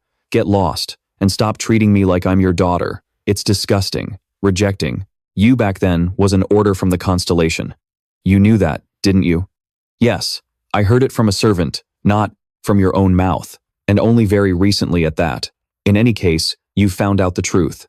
Furthermore, the constellation has instructed me to summon you this time." Hearing this, the girl was stunned. "What? This is your chance to be acknowledged by the constellation. Don't embarrass your mother any further, Yen Lang. You want me to go back right now? So that's the reason you've been trying to drag me out all this time?" "That's right." At this point, Yen Lang had reached her breaking point. Her face darkened as she said firmly, "Get out. There are students training here, so leave. Don't bother them. And this place is Valhalla, not the Shui family or the White Lotus, so don't even think about causing trouble here. Do you know why I came here? Alone? Without any guards? It was so I could take you away without attracting any attention." As soon as she finished speaking, she threw a palm strike at Yen Lang. The girl braced herself but was still sent flying backward. Her arm was already turning red from the impact. "What are you doing? Didn't I make myself clear? I won't go easy on you. Is that what this means? Then, I have no intention of holding back either." With that, she launched herself forward at lightning speed. "You remember, don't you? Even the last time you challenged me, I still beat you." Yen Lang leaped up, putting all her strength into a punch aimed right at Shui Ran Hua. The woman stood perfectly still to receive Yen Lang's blow, her expression unchanging. Just as the attack was about to connect, she easily blocked it with a single hand. "You've certainly gotten stronger, Yen Lang. I take it you weren't just playing around in the White Lotus Palace, were you?" Yen Lang immediately yelled, "That's right. I trained my ass off because I didn't want to be left behind by you people in that empty place. Is that so? Well, you should return to the Shui family and learn some proper manners." With that, she twisted the girl's wrist, throwing Yen Lang completely off balance. The girl's eyes widened in shock as she thought, "What is with this woman? Were her skills always this good?" Then, Yen Lang hit the ground hard. She quickly wrenched her hand free from Shui Ran Hua and threw a kick at her. The woman let go. Stumbling back from the kick, Shui Ran Hua remarked, "What a powerful attack." To the girl, this praise felt like mockery. The kid snapped back, "Shut up." Over on the side, Ajin suddenly turned to Do-hyuk. Should we call an instructor to stop them?" Kim Do-hyuk replied, "The head of the Seol family is making a scene in Valhalla without any bodyguards, demanding to take her daughter with her. What do you think would happen if we reported this to an instructor? It'd just cause a huge mess. Still, I can't stand that woman." "Exactly. She abandoned her own daughter, and now she suddenly shows up to take her back because she's in some urgent need?" Ajin's eyes began to well up with tears as she said, "Yeonrang, she must be so disappointed. You can tell just by the way she's throwing punches like she wants to crush her." Meanwhile, Seol Yeonhwa kept up her condescending act, saying, "Yeonrang, stop this pointless tantrum and come home with me, before you get hurt." "Hurt? You're the one who's going to get hurt." And with that, she drove a powerful kick straight into the woman's side. Seol Yeonhwa took the full force of the attack, immediately clutching her stomach in pain as she stumbled back. Seeing this, Yeonrang thought with satisfaction, "I put a lot of power into that kick. She'll be injured even if she manages to block it." But in the very next second, the girl's eyes widened in horror. "What the? One of my legs is frozen solid." "Well now, this must be your first time seeing this, isn't it?" Seol Yeonhwa condensed a block of ice in her palm and formally announced, "This is the power of our family's constellation, the Arctic Snow King. It won't be immediate, but once you return to the Seol family, you'll have the chance to train this ability through a pact with the constellation. I thought you were stronger than before. Are you just recklessly borrowing power from the constellation? What's so reckless about it? This is the natural, common-sense order of the world now. If you're a member of a family with a patron constellation, this is simply what you do. Surely you weren't delusional enough to think I was only using my physical abilities to humor your little tantrum earlier, were you? You've probably had a change of heart by now, so I'll ask you one last time. Will you come back? Without a moment of hesitation, Yeon-rang answered, loud and clear, I'm not going. Seol Yeonhwa sighed. So young and foolish. She then instantly appeared right in front of the girl, warning, don't think you'll be leaving here safely. Yeon-rang grimaced, cursing under her breath. Damn it. I can't even react because my right leg is frozen. I am going to freeze and shatter your right arm. And then you can reflect on your missing limb later, so you'll never dare to challenge the family or the constellation ever again.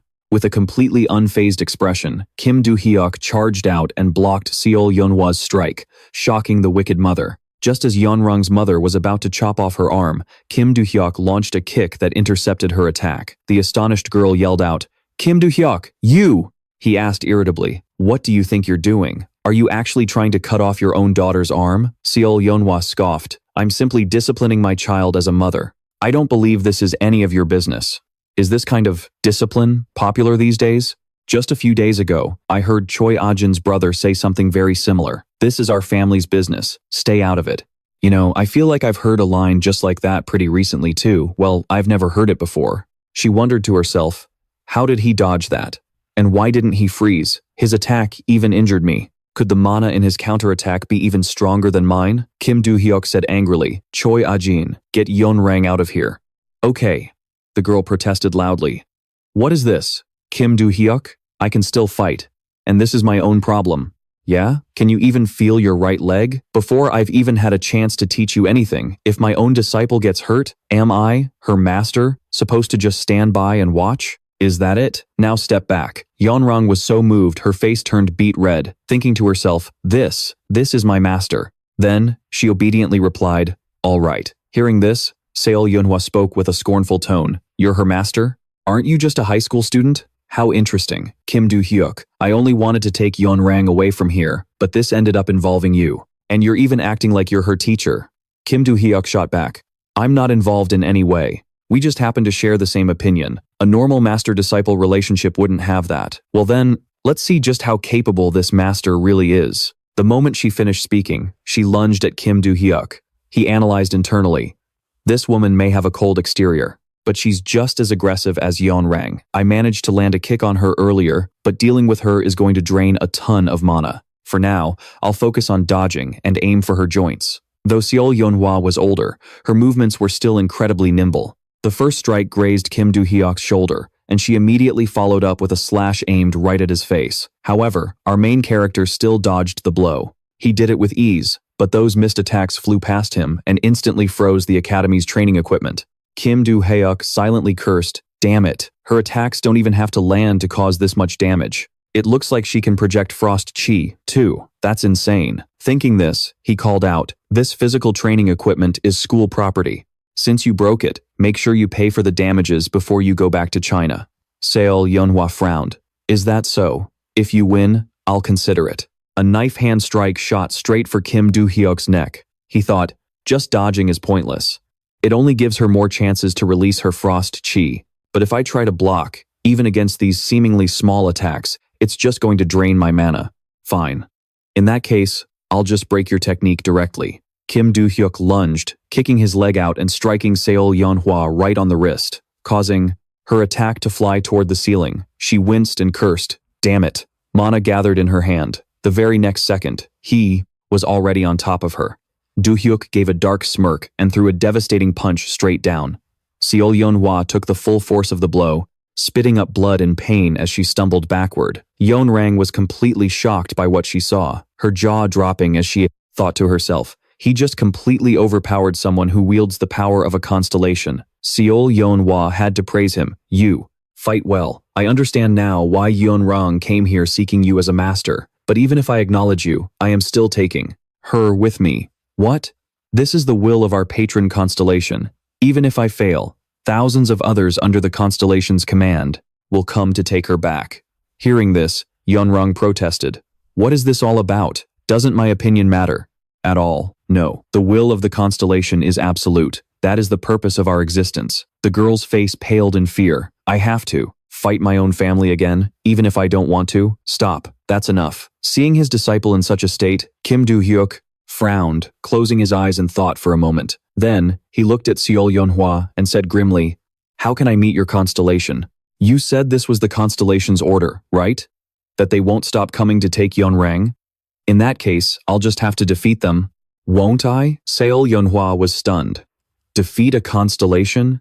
Do you have any idea what you're saying? The only way for a human to meet a constellation face to face is when it descends upon a sanctuary, but that consumes an enormous amount of mana, so it doesn't happen often.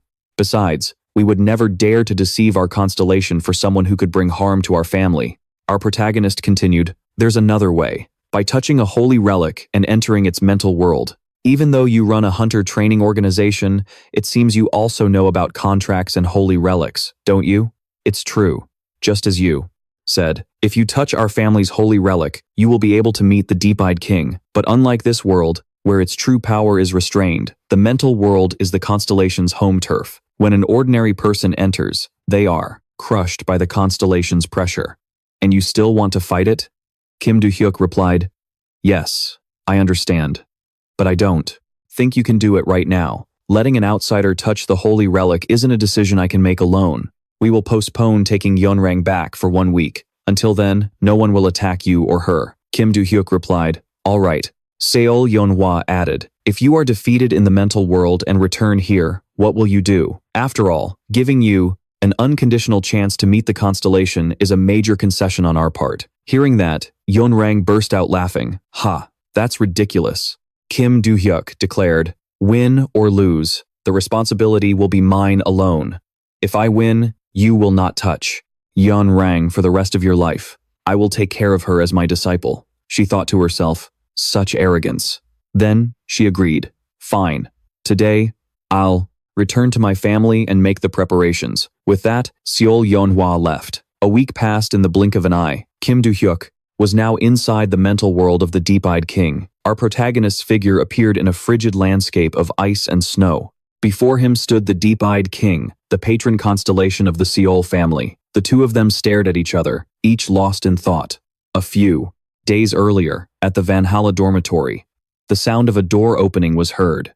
Kim Do-hyuk opened the room's door and said to Yeonrang, "Oh, it's open." He switched on the light and led the girl inside. "You can stay here, okay." Walking around, Yeonrang was completely shocked, thinking, "This is a dorm room? It's on this level? It looks like the house of a well-off family." Thinking this, she asked, "I really get to stay here by myself?" Kim Do-hyuk replied, "Yeah, this was originally my high-end dorm room, but I requested a different one, and they approved it." "I see." Suddenly, Yeonrang blushed, deep in thought about something. After a moment, she timidly asked, "Hey, Kim Do-hyuk, why are you being so nice? To me? Whether it's Seol, Yeonhwa, or the others, this is my family's business. You could have just turned a blind eye. Are you really doing this just because I'm your disciple? That's part of it. To be honest, I just don't like situations like this. I hate when people use their higher status to aggressively oppress others, saying things like, 'My position is higher, so you have to obey me.' So I got a little nosy. Does it bother you?" Yeonrang quickly waved her hands, denying it. "No, not at all. It's just, this is the first time anyone has cared about me like this. I just wanted to thank you." Kim Do-hyuk chuckled softly. "Once you start training with me and realize how painful and difficult it is, I wonder if that gratitude will disappear completely? Oh, by the way, I have something to ask. Go ahead. Your family's constellation is the Deep-Eyed King?" "Yes, the Deep-Eyed King." "Oh, what's he like?" Yeonrang put a hand to her chin, thinking, "Judging by today's attack, he probably uses ice. But I haven't been close with my family for a long time, so I don't really know. Even though they use his power, I heard he doesn't interfere much with our family. It seems there are even people in the clan who don't even know which constellation he is." Hearing this, Do-hyuk exclaimed in surprise, "Really? That's strange. Besides, didn't he order your family to bring you back? I guess there's probably no connection between me and a constellation. I don't even have one. All I have to do is win, and that'll be enough to protect her clan members. I don't know the specifics, so I'll just keep her with me and hear her out. You get some rest. Wait for your clan to get here, because tomorrow, You're going to be my guide. All right. With that, Kim Do-hyuk opened the door and left. Yanlang's eyes followed his retreating back until he was completely out of sight. She was lost in thought, her hands suddenly tightening on the straps of her backpack. At that moment, back in Kim Do-hyuk's room in the Valhalla dormitory, he was making a call. The voice on the other end of the line answered, "Hello, this is Adelia. What's going on?" Kim Do-hyuk immediately replied, "I need a favor. I just had a fight with the matriarch of the Shui clan." Hearing this, Adelia responded in shock. "What? How did that happen?" "She came to take her daughter home, and we ended up having a match." "You mean her daughter is at Valhalla?" "Yeah." Kim Do-hyuk hesitated for a moment before continuing. "The thing is, because of that fight, some of the school's physical training equipment got destroyed. Can you take care of it for me?" "I should be able to. It's just a matter of replacing the equipment quickly." "All right, I'm counting on you." "I know. Is there anything else?" "Just one more question. Do you know anything about the Shui clan's constellation? You mean the Snowheart King, right?" "I heard he doesn't meddle in the clan's affairs. The Shui clan itself is incredibly secretive, so that's all I know." "Is that right? Oh, by the way, has my disciple woken up yet?" "No, there's still no response from her." "I see." Kim Do-hyuk thought to himself, "This constellation is cunning, but at this stage, I'm guessing the Shui clan and their constellation have never even met." Adelia hesitantly spoke up. "Hey, Do-hyuk? Could you possibly check on your disciple's constellation's condition and put in a good word for me? Quickly? You're speaking pretty informally these days, aren't you? Well then, I'm hanging up." Adelia's expression darkened as she said in a panic, "I'm sorry." After hanging up, Kim Do-hyuk muttered, "How come nobody knows a thing about this guy?" The butler suddenly materialized, saying, "That doesn't sound like you at all, master. What are you talking about? Usually, you don't care who the opponent is. You just charge in and fight, right?" "That's true, but even though I've gotten stronger, my power is nothing compared to what it was before my regression. It would be foolish to just confront an enemy without knowing their strength, wouldn't it?" "Really? Besides, I've heard that a mindscape is a private space where a person can let their power run wild." "Wait a second. Then why did you times get weaker inside a mindscape, butler? Besides, with your normal level of power, your authority should be just as strong as the other constellations," the butler replied pensively. "If you wish to fight within a mindscape, I can let you in on a few secrets. Power inside a mindscape has absolutely nothing to do with the strength of your physical body." "Huh? Then what is it?" "The power you use is based on your body, so it times physical strength. Are you messing with me? A normal person, whether inside or outside a mindscape, would think so. But you, master, are no normal person. Remember that." Hearing this, Kim Do-hyuk began to smile. He replied softly, "Disciple, I think I'm starting to get what you mean." He thought to himself, "There's only one thing left to do. Go to the temple and defeat the constellation." 1 week later, at the Shui clan's estate in China, the members of the family were lined up, waiting. Kim Do-hyuk and Yanlang stood in the main hall. When Shui Ranhua saw them appear, she said, "So, you've come. I thought you might have run away." Kim Do-hyuk let out a small laugh and replied, "I'm not that irresponsible. So, am I allowed to touch the sacred artifact now?" The head of the Shui clan frowned and said, "Follow me." Kim Do-hyuk patted Yanlang on the shoulder. "I'll be right back." "Okay." He then immediately followed after Shui Ranhua. She led him to a room that was completely white, filled with snow and ice. Kim Do-hyuk observed his surroundings, thinking, "What is this place? What's with this room?" Shui Ranhua thrust her hand into the ground and pulled something out. A few seconds later, she lifted up a wooden chest. "After I returned to the clan, I asked myself, what would happen if our constellation lost to you? Then I thought, why not just make him a servant for our family? Do whatever you want, just give me the gauntlet." Without any hesitation, Kim Do-hyuk immediately reached out and touched the gauntlet. The instant his fingers made contact, he was transported right in front of the Snowheart King. The man was sitting on a throne made of ice, one leg casually crossed over the other, as he asked arrogantly, "And who are you?" Kim Do-hyuk clenched his fists and answered with a thrilled grin, "You introduce yourself first, and then I'll talk." Looking at the white-haired man, Kim Do-hyuk thought, "This guy isn't my disciple, but he looks so familiar. Where have I seen him before?" The Snowheart King scowled and said, "Whoever you are, you're certainly interesting for someone to dare threaten the Shui clan." As he spoke, he readied a fist, surrounded by countless sharp arrows made of ice. Kim Do-hyuk replied, "It seems you already know me, so what should I call you? If you're still alive after this attack, Asterisk, then times we can talk. Kim Do-hyuk smirked to himself. A long-range attack, huh? Then, he leaned his body back, dodging the blow. The chunks of ice crashed into the ground with a thunderous boom. Seeing this, the Snowheart King was so shocked he froze for a few seconds. Meanwhile, down below, Kim Do-hyuk didn't have a single scratch on him. He stood defiantly amidst the constellation's pile of shattered ice. The Snowheart King said, intrigued, "You actually dodged that? I'm impressed. An attack like that can't be avoided through conventional means. Or by simply jumping. You must have used some kind of magic to enhance your leap, right? Fine. It seems you're not just some common riff-raff. I was planning to grace you with my noble name.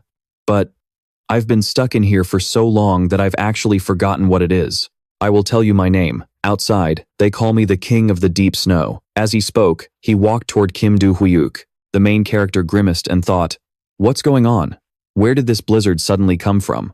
But those who worship me call me the Heavenly Chaos, while those who fear me call me the Snow Demon. Combining these two titles, I am known as the Chaotic Snow God." That's right. This man was the King of the Deep Snow, also known as the Chaotic Snow God, the patron constellation of the Snow family. Is that so? Well, I'm Kim Do-hyuk. Kim Do-hyuk. All right. The Chaotic Snow God continued. I'll remember that name. Then, he raised his right arm, and large pillars of ice immediately shot up, surrounding the main character. The young man thought to himself, he's blocking my escape route with these ice pillars. Just then, the Chaotic Snow God threw a punch, sending an ice pillar lunging toward him. Staring at the ever-increasing number of ice pillars, Kim Do-hyuk thought, ice pillars? Blocking something like this with my bare hands would hurt like hell. In that case, with that thought, the main character tightly gripped his beloved sword. Seeing this, the King of the Deep Snow found the weapon somewhat familiar. That sword is? Kim Do-hyuk powerfully shattered the block of ice with his sword, the two immense powers colliding. A moment later, the King of the Deep Snow found himself being pushed back by his own ice pillars. The constellation frowned and said, "Are you using my own ice against me? How ridiculous. All the ice and snow in this place are under my control." Is that so? Kim Do-hyuk, who had already rushed forward at some point, flashed a demonic grin and swung his sword upward from the ground. The King of the Deep Snow casually blocked it with his bare hand. "So, that's it. You use the ice pillar as a distraction to get close to me? A good idea. But you're still too weak," Kim Do-hyuk replied triumphantly. "Really? You're calling me weak?" The power emanating from the sword now made the King of the Deep Snow tremble. Kim Do-hyuk tightened his grip on the god's wrist, and a brilliant red flame instantly erupted. "Then why don't you take a taste of this and see if I'm still weak?" The fist flew straight into the Chaotic Snow God's chest. Kim Do-hyuk watched with amusement as the massive constellation was sent flying backward. The Chaotic Snow God flew in pain toward his throne. Kim Do-hyuk immediately taunted. "It's probably been a while since you've taken a punch like that, hasn't it? That attack was filled with magic, and that sword, too. I see. You're a martial god, aren't you?" "Ah, well, it's just a title my disciples gave me. But yeah, you're right."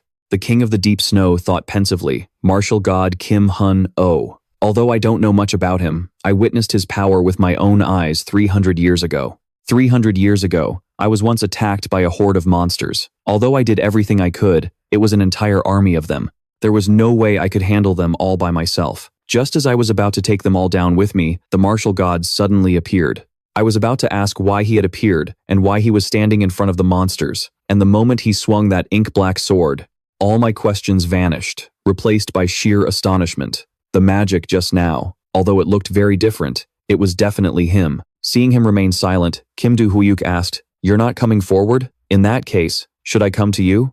"Very well, martial god. I've long wanted a proper fight with you. I will face you with my full power." Meanwhile, Yan Lang was anxiously waiting outside. She glared at the door as shadowy figures outside stared intently inside. Yan Lang thought to herself, "This is exactly why I didn't want to come to the Snow family." She recalled what Kim Do-hyuk had told her. "Then you should rest up when you get to the Snow family, because you'll have to be my guide when I arrive." If it weren't for Kim Do-hyuk's request. Suddenly, a voice cut through her thoughts. Yan Lang. The two who had just arrived were the eldest son of the Snow family, Shui Shi-lin, and the second daughter, Shui Pei-er. Yan Lang glared at them irritably and replied, "What, you here for a fight?" Pei-er quickly said, "No. I heard you had left the White Lotus Palace, so I came to see you. And even if we wanted to fight, it's not like we could beat you. Yanlang pointed toward the door and continued, "Well, if you just came to look at me, you could have just stood out there with that shady crowd behind the door." Shui Shilin answered hesitantly, "I feel there's been a bit of a misunderstanding, so I wanted to apologize." Apologizing face to face is better, right? Hearing this, Yanlang was extremely surprised. "Apologize?" Shui Peier added, because you had to go to the White Lotus Palace after our match, so we never really had time to talk. That's why I want to talk to you now, even though I know it's late. I know it's late, but for isolating you from everyone else, I'm sorry." Yanlang asked, confused, "What's this? After all this time, you've come just to say that?" Her face suddenly filled with killing intent as she flew into a rage. "You can spit out whatever you want. Are you only doing this because you're scared I'm here now?" Pyre was so frightened by her gaze that she couldn't speak. Shui Shilin, beside her, quickly added, "Wait, I know it looks like we're just making excuses, but we didn't have any other choice. We tried to see you, but our mother stopped us every time. Not only that, but even removing you from training was her order." The young woman's eyes widened in fury. "What? You didn't isolate me because you were jealous? That's what I've always thought," Pear replied pensively. "Honestly, you say we. It's normal to be jealous, but we were more proud than envious, because it was great for the Xue family to have someone even stronger than Xue Beilin. Honestly, while we were thinking that, our mother called for us and said that from now on, Yanlang was not to participate in any training. She said that Yanlang's existence would be a threat to us in the fight for the succession of the family head. She said that even with her, the current family head, backing us, all the other elders would choose you. After that, whether we wanted to or not, we had no choice but to agree with our mother and work with everyone else in the family to isolate you. But she was wrong about one thing. Neither Bayer nor I have any interest in the position of family head. Not only are we not interested, to be precise, we shouldn't be interested." At this point, Yanlang couldn't keep her composure any longer. She shot to her feet, slammed her hands on the table, and asked sternly, "What is that supposed to mean?" Suddenly, another voice came from the doorway. "About that, I'll be the one to tell you." The newcomer was none other than Shui Yun. Meanwhile, back with the Shui family's Guardian Constellation, the mixed snow god was attacking with all his might. A shower of sharp ice pillars rained down on Kim Do-hyuk. He dashed to evade the ice storm, then leaped through the air towards the mixed snow god. The Snow God King immediately threw a punch, instantly creating an orb of ice. He launched it into the air, and in the next second, sharp ice spikes grew from the orb, surrounding Du-hyuk. The guy swiped his hand to shatter it, not forgetting to complain. "What is this? So annoying." After dealing with that mess, he charged forward again. "Are you trying to distract me with these weak, pathetic little attacks?" Seeing this, the Mixed Snow King said, "A big attack? Understood." A massive ice formation suddenly appeared in front of Kim Do-hyuk. Then, a massive, bomb-like explosion went off. Kim Do-hyuk said, with amusement, "You have a skill like this? I'm surprised. I intended to freeze you completely, but I let you escape with just a dusting of snow, as expected of the martial god. Don't spit out such untrustworthy compliments. You're embarrassing me." In his mind, our main character was also secretly praising him. But this guy is a little different. If he was this strong in my past life, there's no way I wouldn't remember him clearly. This guy must have trained here. He's gained new insights and made great strides with his ice techniques. That must be why he's stronger, compared to the one from my past life. Interesting. With that thought, he sighed and continued, "If only I had met you sooner, wouldn't that have been better?" The Mixed Snow King asked, confused. "What do you mean? I'm praising your strength. Is that so?" The Mixed Snow God gave a rare smile. Instead of just being satisfied with your praise, he trailed off. The Mixed Snow King then used his magic to create a giant ice fist and continued, "I will surpass you." He wound up to throw the punch. Kim Do-hyuk gave a demonic smile and swung his sword forward. The two of them passed each other like a gust of wind. A second later, the Shui family's constellation let out a bitter laugh and added, "Forget about surpassing you. I haven't even come close to your level." He knelt on the ground in submission, while Kim Do-hyuk stood tall, a triumphant smile on his face. The ice hand suddenly emitted a bizarre, demonic aura. Our protagonist was standing there, but his mind was already inside the Shui constellation's mental landscape. Shui Renhua thought to herself, "This is taking longer than I thought. Kim Do-hyuk is using that strange magic, so perhaps the constellation Nim is deliberately toying with him." Suddenly, a look of shock crossed her face. She subconsciously stepped closer to him, thinking, "What is this?" Even though only his consciousness was damaged in the mental world, he looks completely unharmed. The young man turned around, smiled faintly, and replied, "Ah, yes, I've defeated your constellation." Hearing this, the head of the Shui family was horrified. She cried out, "What? What nonsense are you spouting?" Just then, a system notification popped up. The Snow God King expresses his respect for Kim Do-hyuk. Shui Renhua's face went pale as she exclaimed, "What?" She stared at the main character in astonishment, thinking, did this guy really defeat the constellation Nim? With that thought, she said, "Impossible. The Guardian Constellation of the Shui family cannot lose to a mere high school student."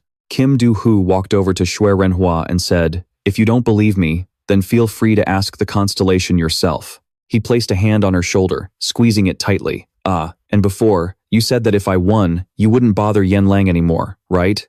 A sinister smile spread across his face. "I think we need to change that condition a little." A short while later, Kim Do-hyuk returned.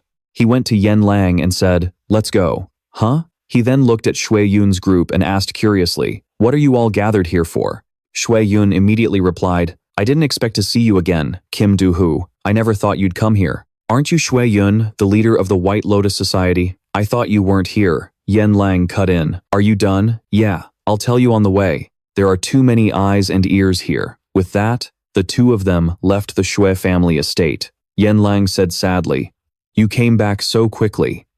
You must have lost, right?" Kim Do-hyuk was taken aback.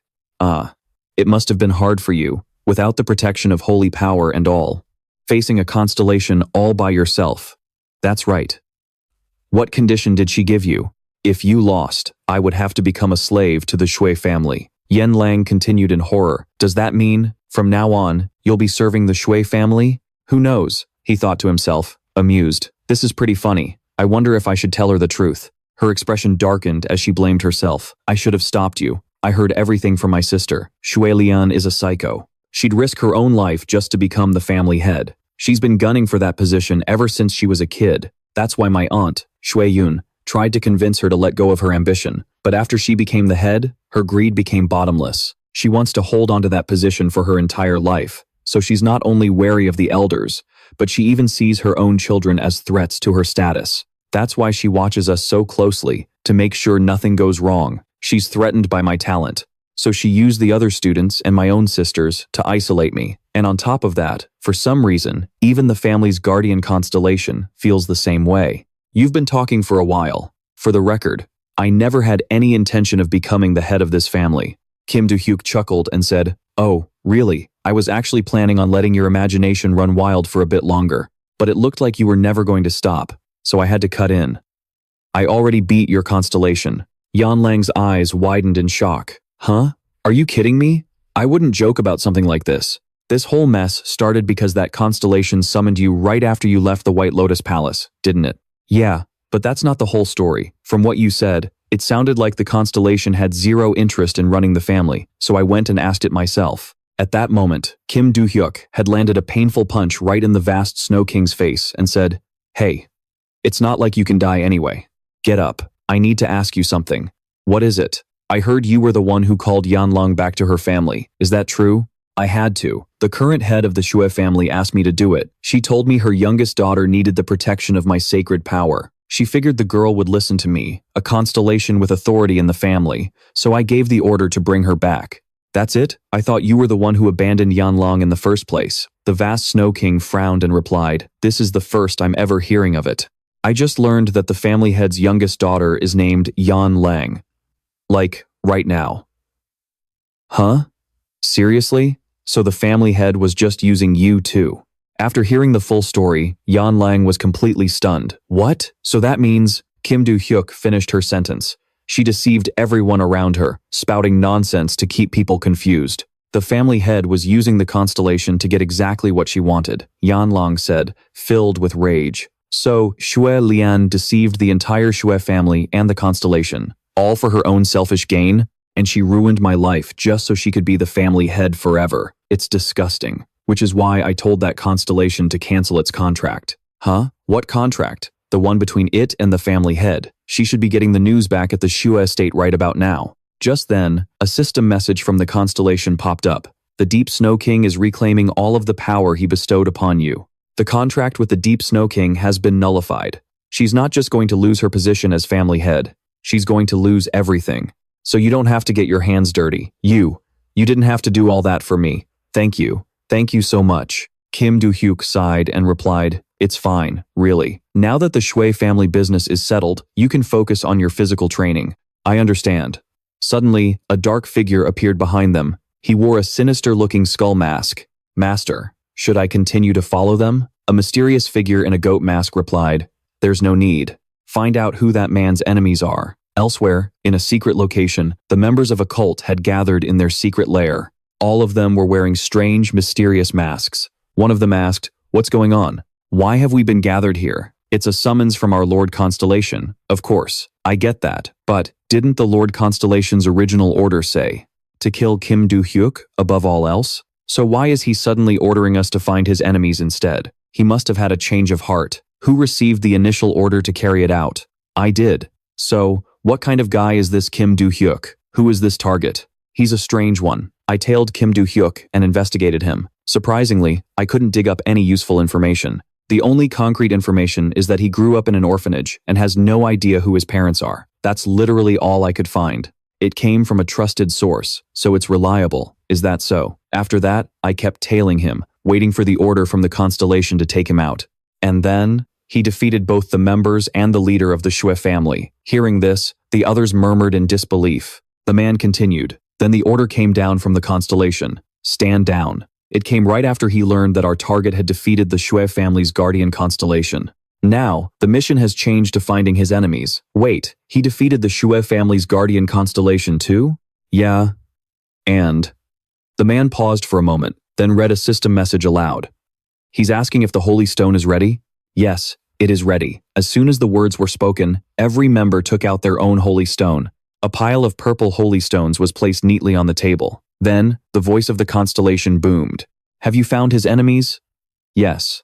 There are 3 organizations that are openly hostile towards the student, Do-hyuk. They are the Vinci family, the Yaja, and the Iru faction. The Yaja and the Iru faction are evil organizations, while the Vinci family is a large, prestigious clan from Britain. As for Vinci, they suddenly became friendly. It seems a secret deal was struck after Vinci's attack. Something must have happened when he failed, so right now, we can't tell if they're friend or foe, and although there hasn't been any hostile movement.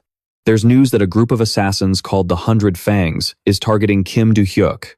Someone next to him cut in. Are they trying to make a name for themselves by targeting him? Well, probably. The Goat Mask Constellation heard this and said coldly, "Here are the new orders. Kill all of his enemies." The late afternoon sun shone down on the Valhalla Stadium. Kim Do-hyuk was reading something on his phone. A message from Choi Ah-in arrived. "Do-hyuk." The young man replied coolly, "I'm taking a break from training today. I have to go to my hometown to get something." Oh, the young man thought to himself, sounds important. What does she need to get? If it's that important, it'd be great if she brought back a holy relic. Choi Ah-in's constellation might be my disciple. After fighting the Shui clan's constellation, I checked the artifacts the Shui family had collected, but there was nothing special. Considering the impending disaster and the Tower of Destruction, every disciple is important, but now everything's been delayed quite a bit. They say the White Lotus Guild has a decent amount of holy relics. Should I pay them a visit? But just then, a voice called out from a distance. "You're Kim Do-hyuk, right?" Looking at the man, wearing a mask in front of him, he thought, if it's an animal mask, don't tell me. Kim Do-hyuk said, "Who are you?" The other man replied, "It's too conspicuous here. How about we go talk outside?" As the main character stepped forward, he said, "Well, let's see. Before I get back, you two can have a sparring match." Hearing this, the 2 people behind him gasped in surprise. Yoo So-yeon said irritably, "Huh? Why should I do that?" Yeon-rang also replied unhappily, "Me against her? It'll be a piece of cake." So Yeon argued furiously, "A piece of cake? Do you even know who I am to talk like that? Let's just fight and you'll see." Afterwards, Kim Do-hyuk and the strange man went to a secluded corner of the stadium. The man said, "I'm from the market." Kim Do-hyuk replied, "I pretty much figured that from the mask. And the outfit, doesn't the market keep the identities of its traders confidential? If you people just come to a school and call someone out like this, You'll ruin the market's reputation. Can you really bear that responsibility? Calm down. I just came to deliver a message. The main character asked, puzzled. A message? Yes. The man then took out a letter and handed it to Kim Do-hyuk. What's this? A letter? Yes. The letter was sent by the true owner of the market. If it's the true owner of the market, that's the constellation known as the ruler of the underworld. The one who created the market? Yes. Read the letter and come to the market if you can answer it. What do you mean, if I can answer it? Yes, the letter was also sent to a few other people besides you, and the constellation is looking for someone who can read it. Well, I don't know the content or meaning inside the letter, so if you, Mr. Kim Do-hyuk, can understand it and give a response, please come to the market. The master constellation is there, waiting for you. Goodbye. With that, the man left. The master appeared and said, a letter from a constellation? That's what he said. What's in the letter? I can't see it. Kim Do-hyuk opened the letter, read it, and then let out a small laugh. I should go to the market. Huh? The script used to write this letter is something I created. Kim Do-hyuk walked down the street, staring intently at his phone. The master suddenly spoke. It seems you've been going out frequently lately without needing to report it every time. That's right. It's because I negotiated with that white-haired teacher. Since the results last time were quite good, you just need to report information about monsters and how to defeat them. White-haired? You mean Miss Lilia? But did you say you created the characters written in the letter you just received? That's right. Why do you want to go there so badly? That script is from 300 years ago. There are still quite a few characters that still exist today. Should I say it's part of my training, and that by going there I might find some things I don't know? Something like that? But let's not talk about it. Anyway, just know that much for now. Let's talk about something else, before I enter my mental world and give you a beating. All right. A moment later, light from outside seeped through the crack in the door. Kim Do-hyuk opened the sturdy door and stepped inside. He looked at the second door and said, an iron door? He thought to himself, I thought I'd never come back to this black market again, and now here I am. Thinking about this is getting a bit annoying. I'm guessing the reason the sky here is purple is because of the constellation I'm about to meet. 300 years ago, the sky in this place had a similar purple color. At that moment, someone approached and called out to him, Kim Do-hyuk, are you here because of the letter? That's right. Where should I go now? Please follow me, I'll show you the way. Do I have to wear a mask like you? It's not necessary. I'll take you through a detour instead of the main route of the market. Zone 7 of the market, a modern and expensive area. Looking at the skyscraper before him through the glass window, Kim Do-hyuk thought, is the black cat here? Master. Take a look outside, huh? The yellow part of the building. It's all paper money. Was there a building like this the last time you were here? Was there? I don't really remember. You're here, Mr. Kim Do-hyuk. Did you bring the answer? The letter? I have it, but isn't that the kind of letter that shouldn't get a normal reply? Huh? So, what do you want? Let me show you what it is. Lend me a pen and paper. A moment later, the masked man handed the paper and pen to our protagonist and continued, here you go. Thanks. Watching Kim Do-hyuk intently write something, the man thought to himself, what's with him? Is he joking? I suspected 5 people of selling the ring. Among them, 3 said they would reply. Turns out, they were all fakes. The things they brought only served to fuel the constellation's wrath. Then, Kim Do-hyuk held the paper out towards the man and said, here. The man thought to himself, it looks similar to the description the constellation gave me. But as he thought this, he asked Kim Do-hyuk, but what does it mean? It means no. The system immediately flashed. The head of the underworld has replied to the constellation with no. He quickly added, Mr. Do-hyuk, you've been confirmed. You should probably go see them as soon as possible. All right. With that, he handed a black, sanctified staff to our main character. If you touch this, you'll be transported to the mental world. Okay. Kim Do-hyuk grabbed the staff without a second thought. Immediately, he was transported to another dimension. The figure of a girl with long, black hair appeared. She smiled softly and said in a bewitching voice, ah, this magical power. Even though you've changed your appearance, I can still sense your magic. Hearing this voice, Kim Do-hyuk chuckled in amusement and said, it's been a while, Luminous. The girl, with crimson eyes, shouted, ah, Master, your disciple is so happy to see you again, Master. Kim Do-hyuk replied, why are you kneeling? Get Get up. Yes, but master, you still remember these letters? You haven't forgotten them either, have you? I'm the one who created them. However, back in the past, a young girl was sitting sullenly in a sporting 5 prison cell. Kim Do-hyuk, along with a blonde man, opened the door and entered. He gently brushed the hair from the girl's face. After I took you in as my disciple, I realized you didn't know any languages or letters. You could only express your feelings and thoughts by nodding.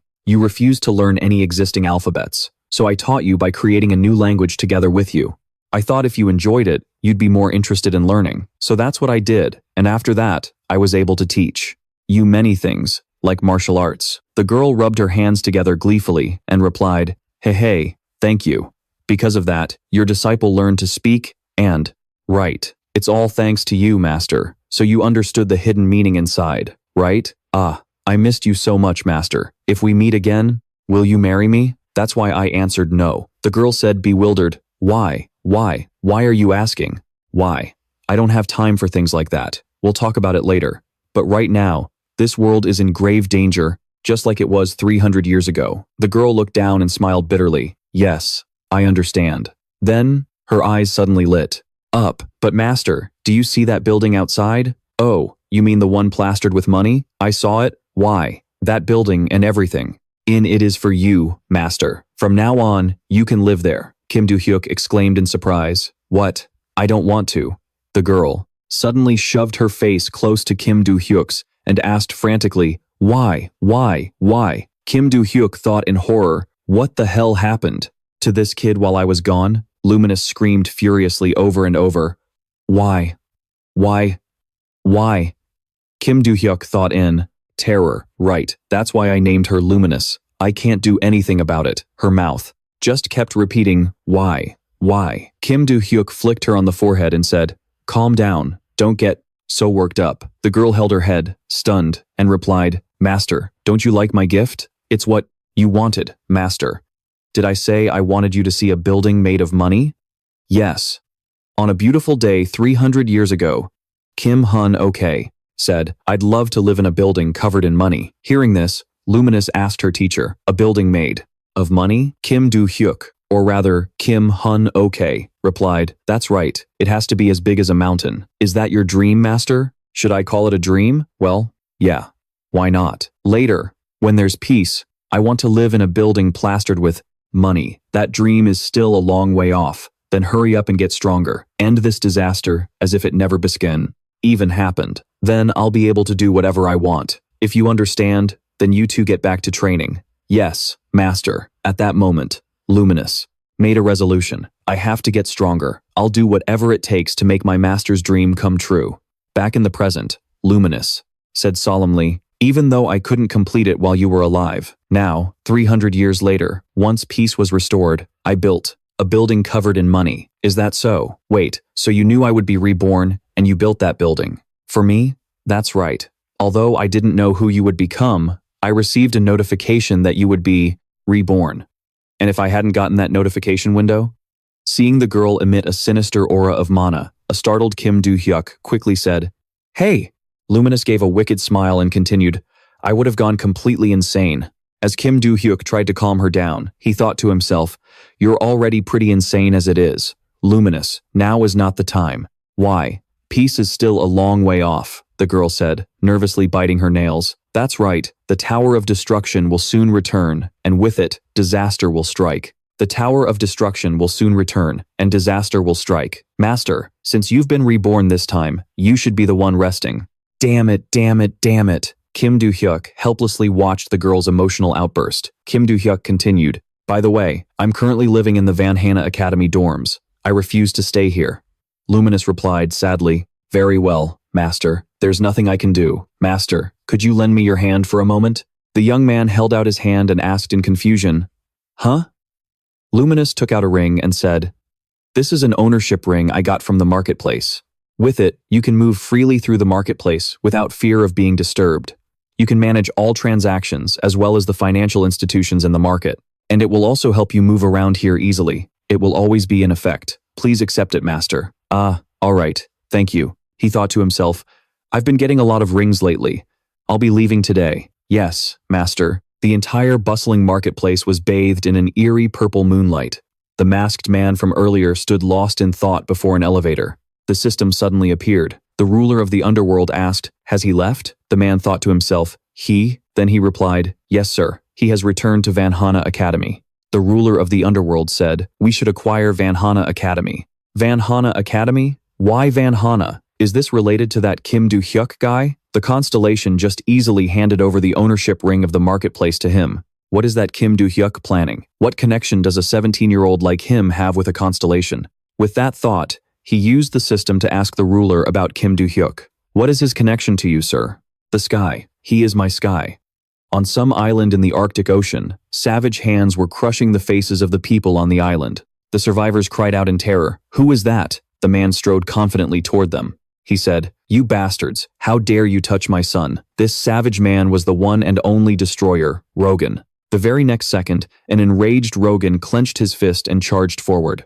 "There you are. Die." A devastating punch was thrown. In an instant, the group of men was blown to pieces, flying backward. In the corner of the room, two dark figures had escaped the punch. They whispered to each other, "Who is he? I think he's the one and only. Why is he here? It seems he wants revenge for his son. Let him handle this fodder. We'll go find the leader." Hearing the noise, Rogan looked over furiously. He yelled, "Who else is there?" But when he turned back, there was no one left. The scene changes to some gloomy land, where the leader of Yuan, Dragon King Hannibal, was standing motionless, looking around. He thought in astonishment, "Where am I? I heard there was an intruder. Then I suddenly heard an explosion, and the next thing I know, I'm here. This definitely isn't my office. Was I teleported somewhere else?" Just then, a demonic voice echoed, "How annoying." Hannibal cried out in fear. "What?" A pair of terrifying red eyes appeared, speaking coldly, "The sound of your heartbeat." The very next second, a perfectly round hole was carved into the Yuan leader's left chest. A large hole had suddenly appeared in his chest. Hannibal stood frozen in terror, unable to utter a word. The goat-headed figure was now tightly gripping the Yuan leader's heart in his hand, causing him unimaginable pain. The goat-head said, "There's no need to worry. In this space, you can't die unless I allow it." Hannibal, his face twisted in pain, thought to himself, "This space is so bizarre, and this ridiculously overwhelming power. So, this is a Constellation's mindscape. On top of that, this terrifying and unsettling magical power, and that mask." Thinking this, he asked, "Are you the Constellation of the Yugotuji family? You figured it out sooner than I expected." "Yes, I am Chutuji, the Guardian Constellation of the Yugotuji family. I heard a loud fight going on outside. Was it your family's people who attacked us? But why us?" Chutuji stood up and replied, "That's probably the one and only making a racket out there.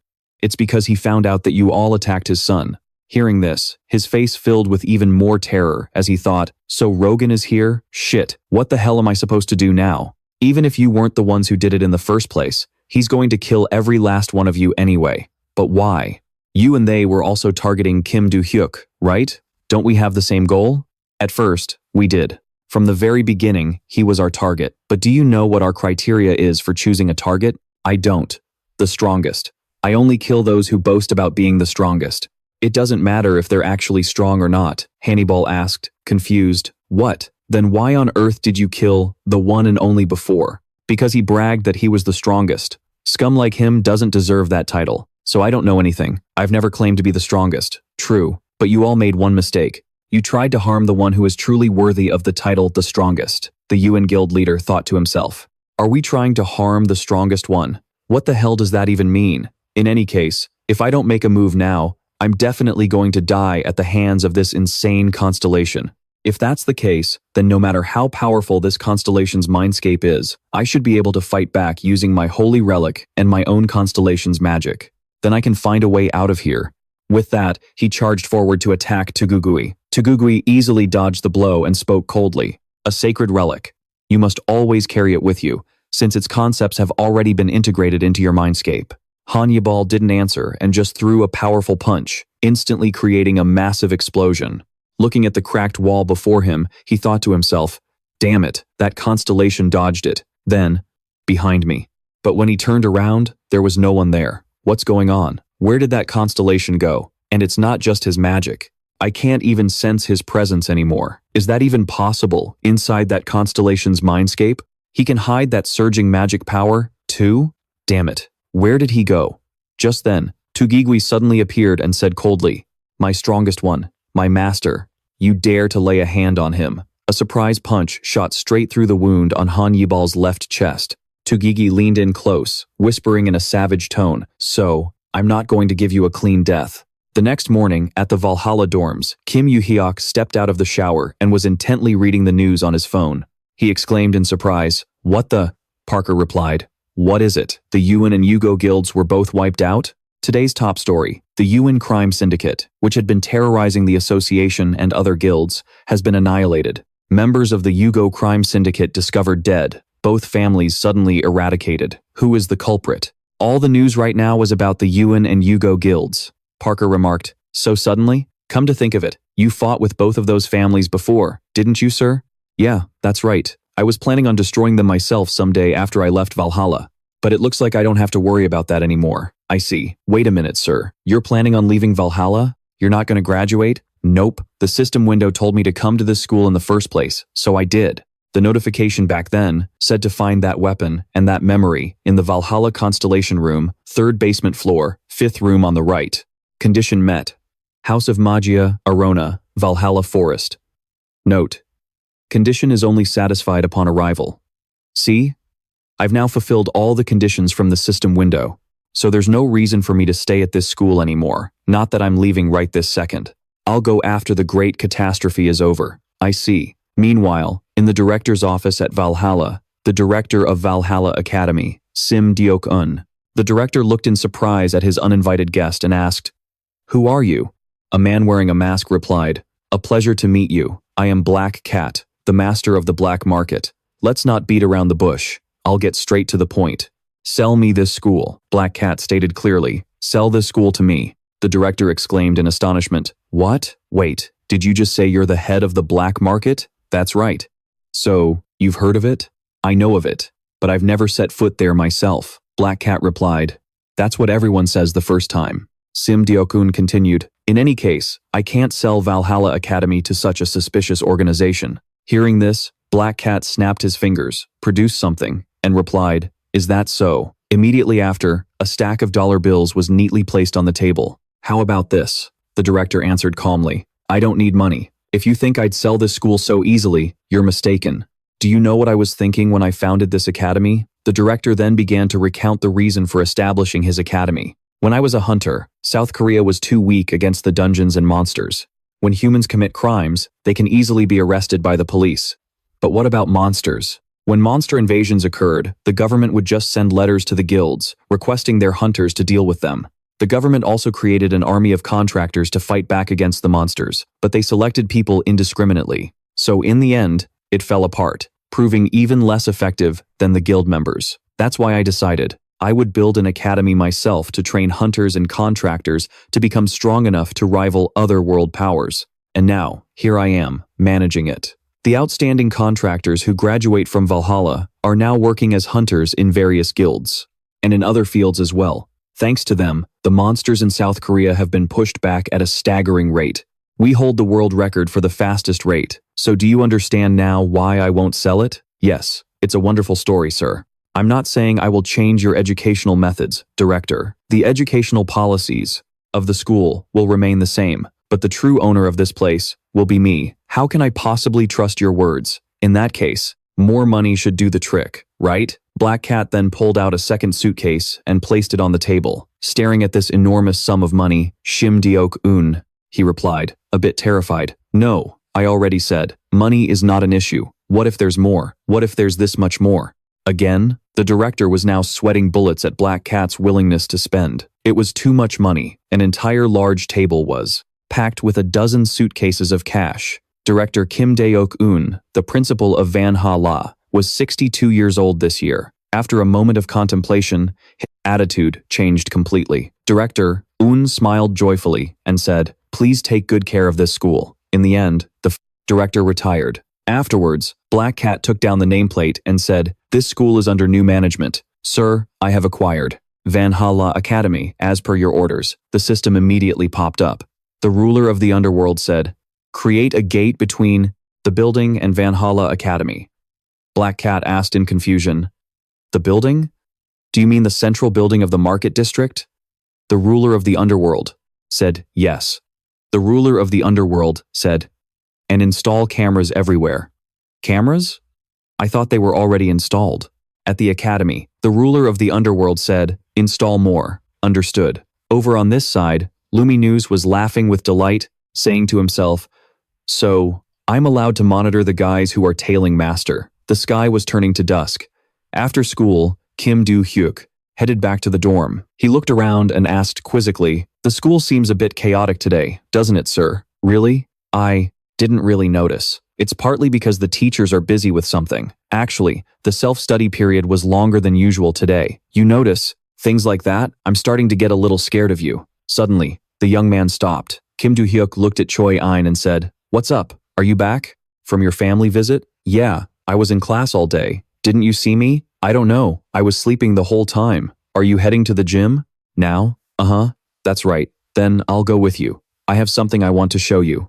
After that, Kim Do-hyuk and Choi In went to the gym together. Seo Yeon and Yeon Rang, along with CEO Hyuk, were already there. Choi In opened her bag and took something out. She held the sword in her hand and smiled faintly at our main character. Seeing this, Kim Do-hyuk asked, what's this? That's not the sword I've seen before, is it? Choi In replied, it's not. I actually went back to my family to retrieve this sword. The sword was radiating a powerful stream of mana. To be precise, this is my family's heirloom. Hearing this from behind, Seo Yeon was astonished and exclaimed, what? Is that the Blue Moon sword? The relic of Choi In? No. Is that true? You have it? After successfully passing the selection test within my clan, I became the rightful heir to this sword. Even so, isn't it a bit much? For a high school student to carry something so precious? The head of the family gave his permission, so it's fine. Do-hyuk, are you okay with me practicing with this Blue Moon sword? Kim Do-hyuk rubbed his head and replied, if that's what you want, then sure. But before that, can I hold it for a second? Seo Yeon grimaced and said, that's her family's heirloom, carrying the power of an entire constellation, and you're just asking to hold it? Kim Do-hyuk frowned and thought to himself, damn, she's annoying. Ain handed him the sword and said, sure, here you go, thanks. Seo Yeon pouted and said, you're way too easygoing. Holding the sword, Kim Do-hyuk thought to himself, this is strange. The flow of mana from the sword gives me an oddly familiar feeling. Then, Kim Do-hyuk entered the sword's inner world. A muscular man, upon seeing Kim Do-hyuk, spoke up, it's been a while. Kim Hun, oh. This person was Choi Jinga, the Guardian Constellation, sword light. Kim Do-hyuk looked at the man and exclaimed, huh? He thought for a moment, then continued in surprise. Ah, it's you, kid? Choi Jinga frowned slightly and replied, how long are you going to black? Call me kid? As you can see, I'm all grown up now. Wait, let me think. Did I ever tell you my name before? All we ever did was grab our swords and fight. There was no time for names or anything. Well, I'd like to now, but right after becoming a constellation, I forgot my own name. Kim Do-hyuk replied, even if you told me your name, I'd still call you kid. Be serious. In his heart, our main character thought, so this kid became a constellation too. Every time I think about him becoming one, I find him more and more interesting. Choi Jinga rubbed his chin, a thoughtful expression on his face. Well, I guess in your eyes, I'll always be just a kid. Back then, Choi Jinga was still just a boy. Fight me, Sword King. 300 years ago, Kim Huno replied blankly, what are you talking about, you little pipsqueak? Among all the adults around here, you're the strongest, aren't you? Then fight me.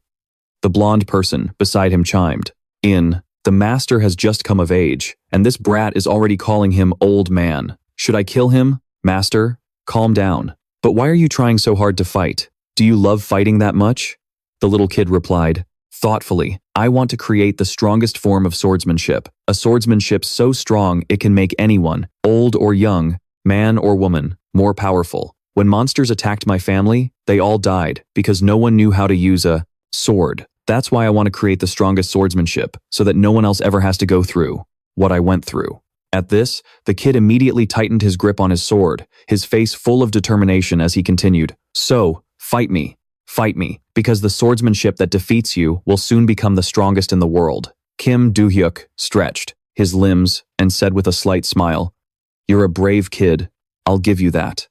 But you can't even hold a sword properly, so what makes you think you can talk about technique? If you call me big bro just once, I'll be your opponent. Fine, then. Fight me. Big bro, you're on. Without another word, Kim Do-hyuk clenched his fists and charged forward. I'm telling you now, I don't. Go easy on kids. You were a real pain back then, you know, demanding a fight with me every single week. Choi Jinga replied, that wouldn't have happened if you'd just lost to me once. Now would it? Is that something the man who wants to be the strongest swordsman should be saying? Well, thanks anyway, for guiding me after every loss. Because of that, I was able to create my own swordsmanship.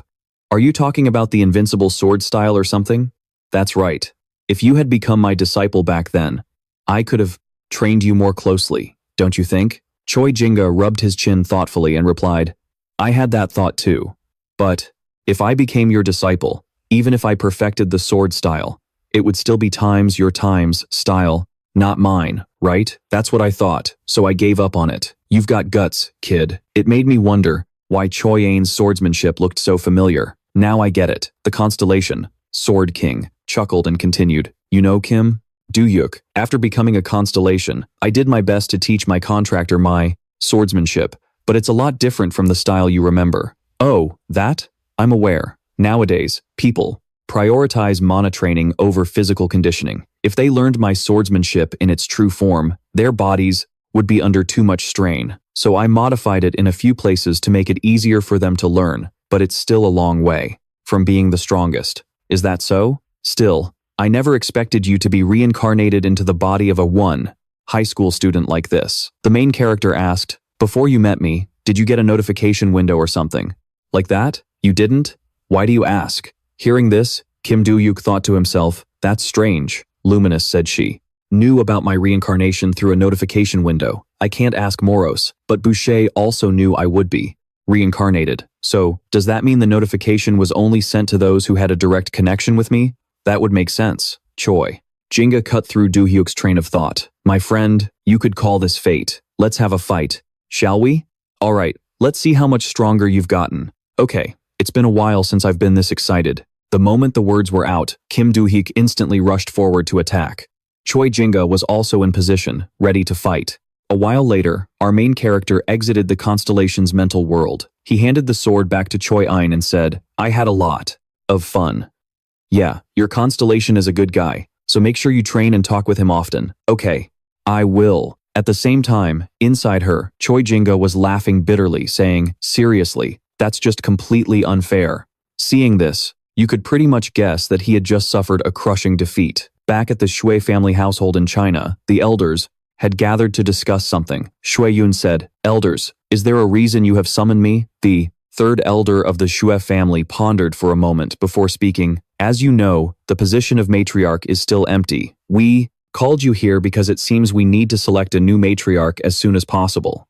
We were thinking of asking the guildmaster of the White Lotus Guild to become the matriarch. But, according to our traditions, the guildmaster of the White Lotus Guild can no longer become the matriarch. Can you think of any other candidates? No matter who the guildmaster is, we must choose a candidate better than Shui Ling, the previous matriarch. That woman was a treacherous witch who used the family's Guardian Constellation as a tool to protect her position as the head of the family. Shui Yun thought for a long time. Then she smiled faintly and replied, I understand. The candidate I would like to recommend is...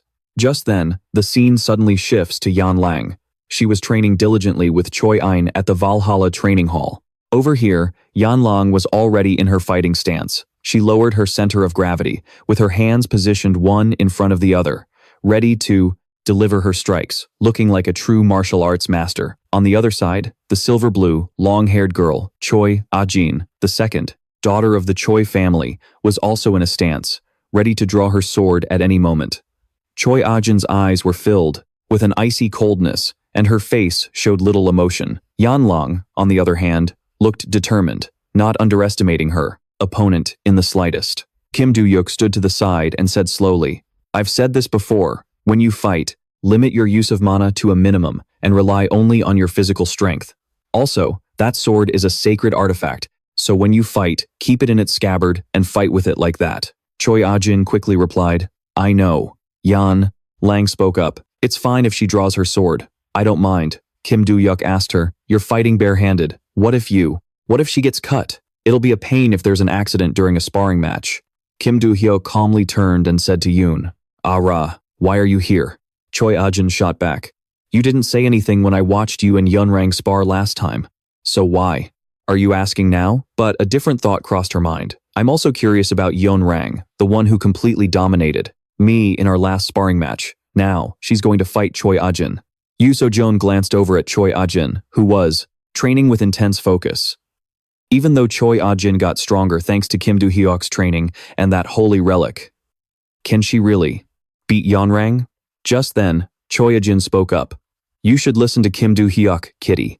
The second I draw my sword, you're guaranteed to get hurt." Yeonrang's face was cold, radiating killing intent as she retorted, "Stop calling me kitty." Her voice was a little loud, and her body even trembled slightly at the word. She was genuinely furious.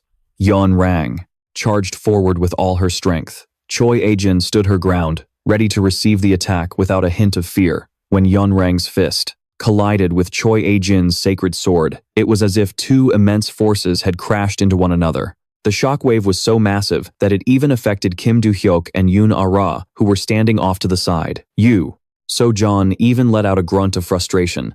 Yeonrang, fighting barehanded, seemed to be at a disadvantage.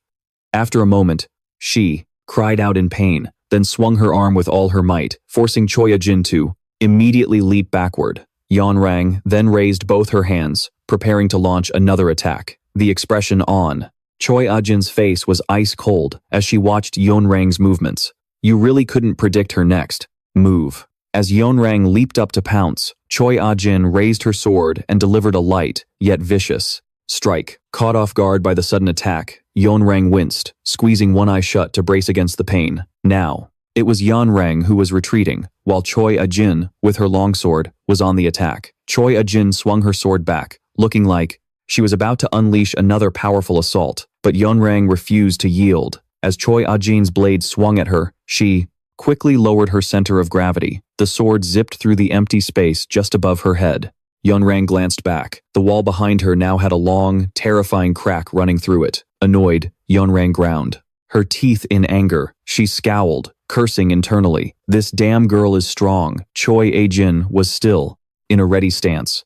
Then, Yeonrang shot forward at full speed toward Choi Ah-jin. She wondered, since when did she get this strong? At that moment, Yeonrang cupped her hands to block Choi Ah-jin's sword. The two faced off, the tension thick, a silent rage burning in both their eyes.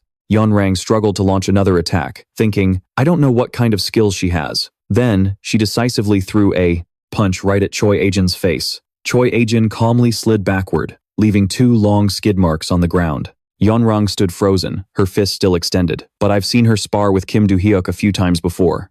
And she was never this strong back then. Her movements are completely different now. Just then, Choi Ah-jin gripped her sword and rushed toward Yeonrang again, preparing another slash. Choi Ah-jin's face remained cold and emotionless. Then, she swung her sword with a sharp whoosh. Startled, Yeonrang sucked in her stomach and leaped back to dodge the powerful slash, but the blade moved too quickly for her to evade it completely. A long, red gash appeared on her slender waist, looking incredibly painful. Yeonrang grimaced, grunting in pain. Choi Ah-jin said, "You're good at dodging, kitty. But fighting like that, how do you ever expect to land a hit on me?" Yeonrang was furious, but didn't back down. She calculated her next move. She can see all of my direct attacks, and my stamina is limited. If I keep attacking, I'll tire out first, and this will become a one-sided fight. Then, Yeonrang quickly regained her composure. I have to be prepared to take one of her hits, and then counter. The two of them stared each other down, with hard, hostile eyes. Then, Yeonrang and Choi Ah-jin charged at each other fiercely once more. This time, Yeonrang was faster. She deftly landed a punch on a completely unguarded Choi Ah-jin, caught by the surprise attack. Choi Ah-jin was knocked backward. A red bruise was already forming on her chin where she fell. Yeonrang finally gasped for air, releasing the tension she'd been holding. Ha ha ha. Lying on the ground, Choi Ah-jin groaned in pain. Then, she quickly composed herself and stood up, her face still showing a hint of pain. Just as the two girls looked ready to lunge at each other again, Kim Do-hyuk stepped in. He announced, "That's enough. The sparring match is over." Then, Kim Do-hyuk casually waved a hand and said, "You're both injured, so go get treated. I'll give each of you my assessment later. Choi Ah-jin replied, all right. He watched her walk away, having already made his evaluation in his mind. Not bad. After contracting with the constellation in her sword, it seems she's been talking to that kid pretty often. Her skills have improved in such a short time. Kim Do-hyuk glanced across from him. There, Yenrang was slumped on the floor, panting heavily. Kim Do-hyuk asked her, are you okay? The wound on her waist had gotten a little redder. Yenrang replied weakly, yeah. Yenrang struggled to push her hair back, a million thoughts racing through her mind. No risk, no reward, I guess. Luckily, I intentionally closed the distance and got inside her sword's path. If it had been the tip of the blade, forget blocking it. I would have been on the ground before I could even react. When someone swings a sword, the tip generates the most force, right? I only managed to block it. That's because I got in close and blocked near the hilt, where the attack is weaker. Then, Yenrang looked over at Choi Ein. Could the reason she suddenly got so much stronger have something to do with that artifact? Yenrang suddenly remembered Choi Ein's glove. That thing seemed strange too. She lowered her head, deep in thought. An artifact, huh? Anyway, that's enough for today. Outside the training hall, it was already getting dark, and the streetlights had flickered on. All right. A few days later, there was a development. The red-haired witch spoke. I've pinpointed the exact location of the great calamity. The witch was dressed all in black, her expression unreadable. 2 candles flickered on her table, illuminating her pale skin and crimson hair. She said, I've marked down the precise area where the disaster will strike. Kim Do-hyuk asked urgently, where is it? She raised an index finger to her lips thoughtfully and said, it's in Seongcheon. That's the name of the place. Kim Do-hyuk asked, do you know the exact date? 3 weeks from now, she replied. Last time, the window of occurrence was about 3 months, so what you're saying this time sounds much more precise. Kim Do-hyuk paused for a moment. So, the plan is to clear the dungeon as fast as possible, right? The witch replied, correct. Kim Do-hyuk asked grimly, what do I do about the monsters that escape while I'm inside? The witch seemed slightly taken aback by the question, but her voice was steady. I told you before to assemble a team. Have you found anyone useful? Kim Do-hyuk closed his eyes, and the faces of dozens of people he'd encountered flashed through his mind. Then, he said something the witch probably never expected. I think there is someone who can help. Really? She asked. Kim Do-hyuk offered a suggestion. Why don't we hire some fake contractors to cover the area? The red-haired witch nodded. That could work. Then she added, however, you are the only one who must kill the dungeon boss. Remember that. Got it. Kim Do-hyuk agreed. So, let me recap. He then took out a brightly shining ring. I'll place this ring inside it and clear the dungeon quickly. Instead of just blowing it up, we'll pierce straight through. And deal with the boss, right? The red-haired witch nodded again. Yes, do that. What should I do after? She then summoned a mystical, ethereal purple light, and her eyes seemed to glow a deeper shade of red. After a moment, she handed him a beautiful, eye-catching purple stone. Use this. What is this? He asked. The red-haired witch explained. It's a one-time use teleportation stone. If you infuse your mana into it, it will transport you back here. Kim Do-hyuk took the stone, but asked skeptically, back here? Can't you just summon me yourself? The witch replied coolly. Of course I can, but there are limits to how much an outsider can observe the situation within. I plan to carefully observe the boss's movements when the calamity hits, so you should leave the moment the dungeon is cleared. All right, he agreed instantly. Then get ready. We'll meet again in 3 weeks. With a snap of her fingers, the ethereal purple light flashed again, and Kim Do-hyuk found himself back on the street. He walked alone down the silent street, lost in his thoughts. First, I'll contact Adelia and tell some of the Venchi clan contractors to get ready. The kids I'm looking after aren't a liability at this point, so I can bring them along easily. 3 weeks from now falls on a weekend, too. I should ask them to hang out. With that, Kim Do-hyuk pulled out his phone and called the white-haired girl first. Lilia? On the other end of the line, she picked up. Yeah, hello? He said calmly. Hey, I'm calling to ask if you want to hang out. But on the other end, Lilia practically screamed through her tears. Do-hyuk, I'm in so much trouble, he asked calmly. What happened? Lilia stammered, tears still streaming down her face. I got fired from Valhalla. Kim Do-hyuk closed his eyes, exasperated. Is that so? Lilia was furious at his cold response. What do you mean? Is that so? Isn't that a little heartless? He replied flatly. You were fired because of me. You deserved to get fired. Lilia was completely heartbroken. No way. she might act a little foolish around Do-hyuk, but as a trainer, she was still great, even if she didn't get top marks on her evaluations or in that article she wrote about monsters. Outside the classroom, Kim Do-hyuk listened to her speak but remained silent. He thought suspiciously, "This is a little strange. Who fires a regular instructor in the middle of a semester and not during a break?" Lilia wiped away her tears.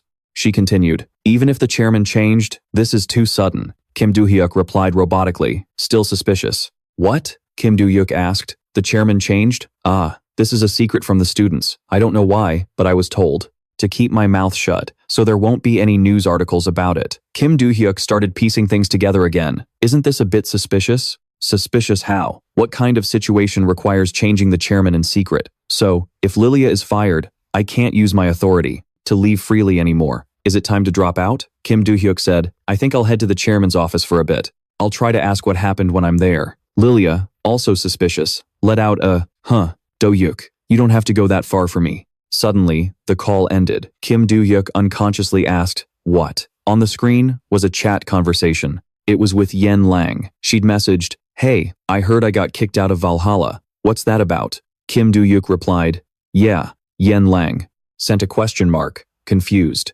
Looking at the buzzing phone in front of him, Kim Do-hyuk asked wearily, "What now? Why did she get fired so suddenly too? Why is all of this happening out of nowhere?" And strangely enough, a lot of things are happening around me. Then, Kim Do-hyuk continued walking, not seeming to care much. "Whatever's going on, I should meet the chairman quickly." Elsewhere, the chairman of the Black Cat Academy sat imposingly at his desk. He was still wearing his mysterious black mask, looking incredibly refined in a perfectly tailored black suit. Kim Do-hyuk walked in and got straight to the point. He spoke reproachfully, "I had a feeling, but it turned out to be true? Black Cat, you became the Academy's chairman?" He replied to Kim Do-hyuk, "Not exactly. I'm just the chairman on the surface. The real chairman is the holy constellation I serve." Kim Do-hyuk asked, "So, Yen Lang and Lilia, you fired them because of Luminous?" "That's right. Why?" Black Cat answered, "I will identify and rid Master of the Vixens who dare to challenge him. Do not hesitate, and expel them immediately." That is what he said. "I also wish to expel the student named Choi Ajin. Would that be acceptable?" he asked. Kim Do-hyuk said flatly, "Rein it in, and rescind their expulsion orders." He then scratched his head in annoyance and added, "I don't pay any special attention to any of them. I'm just teaching and using them. But it pisses me off knowing they were fired because of me." On Black Cat's screen, a line of text appeared. "The master of the underworld has responded with a voice of extreme disappointment." Black Cat also spoke after reading the text. "He says it's acceptable."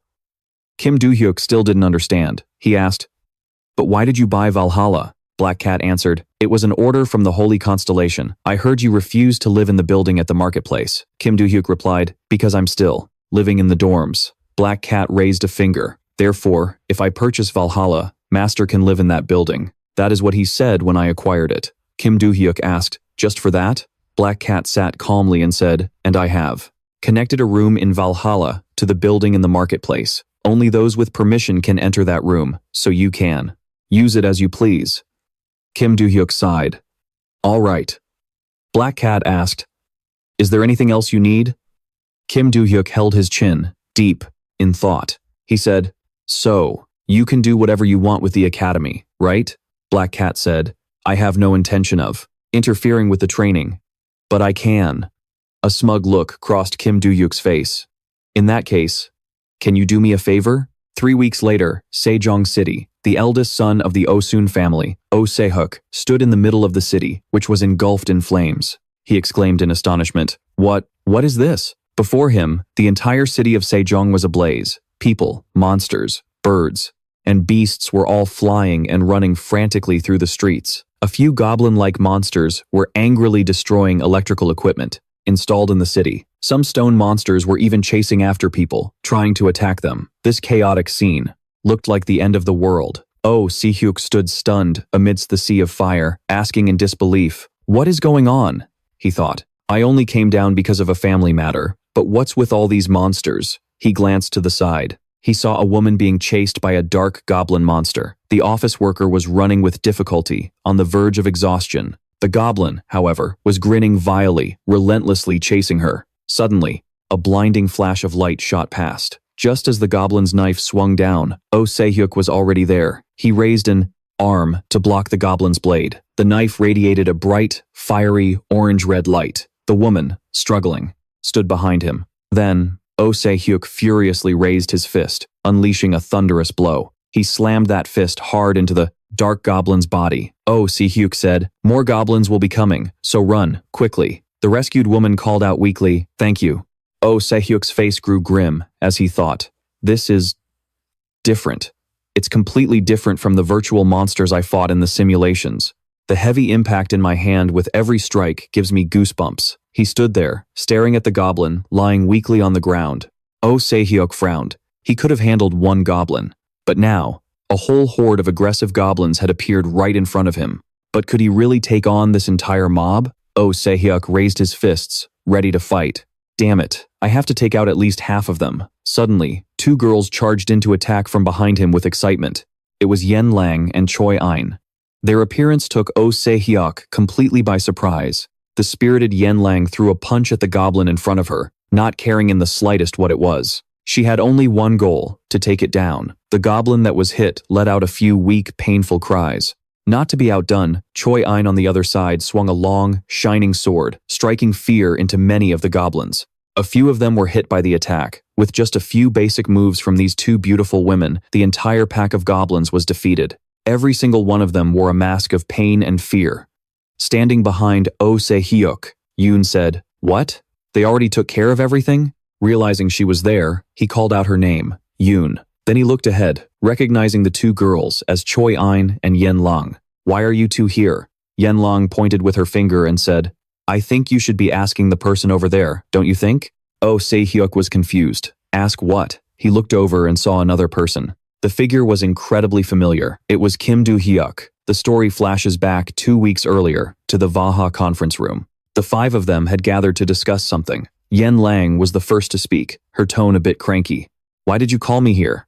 Didn't we already finish our physical training?" Kim Do-hyuk dazedly scratched his head. "I called you because there's something private I need to discuss. But before that, you can see that cat over there, right? The man known as Black Cat, dressed in black with a black mask, stood there impassively. Even he was speechless at that introduction. Kim Do-hyuk continued, "That's the current chairman of Valhalla." Hearing this, Yoon blurted out in complete surprise. "What?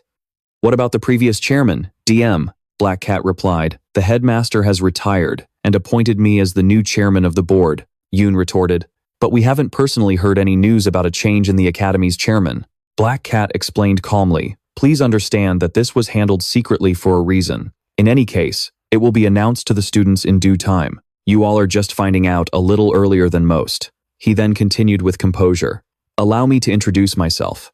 My name is Black Cat. I look forward to working with you." The name made Yoon jump in shock. "Black Cat?"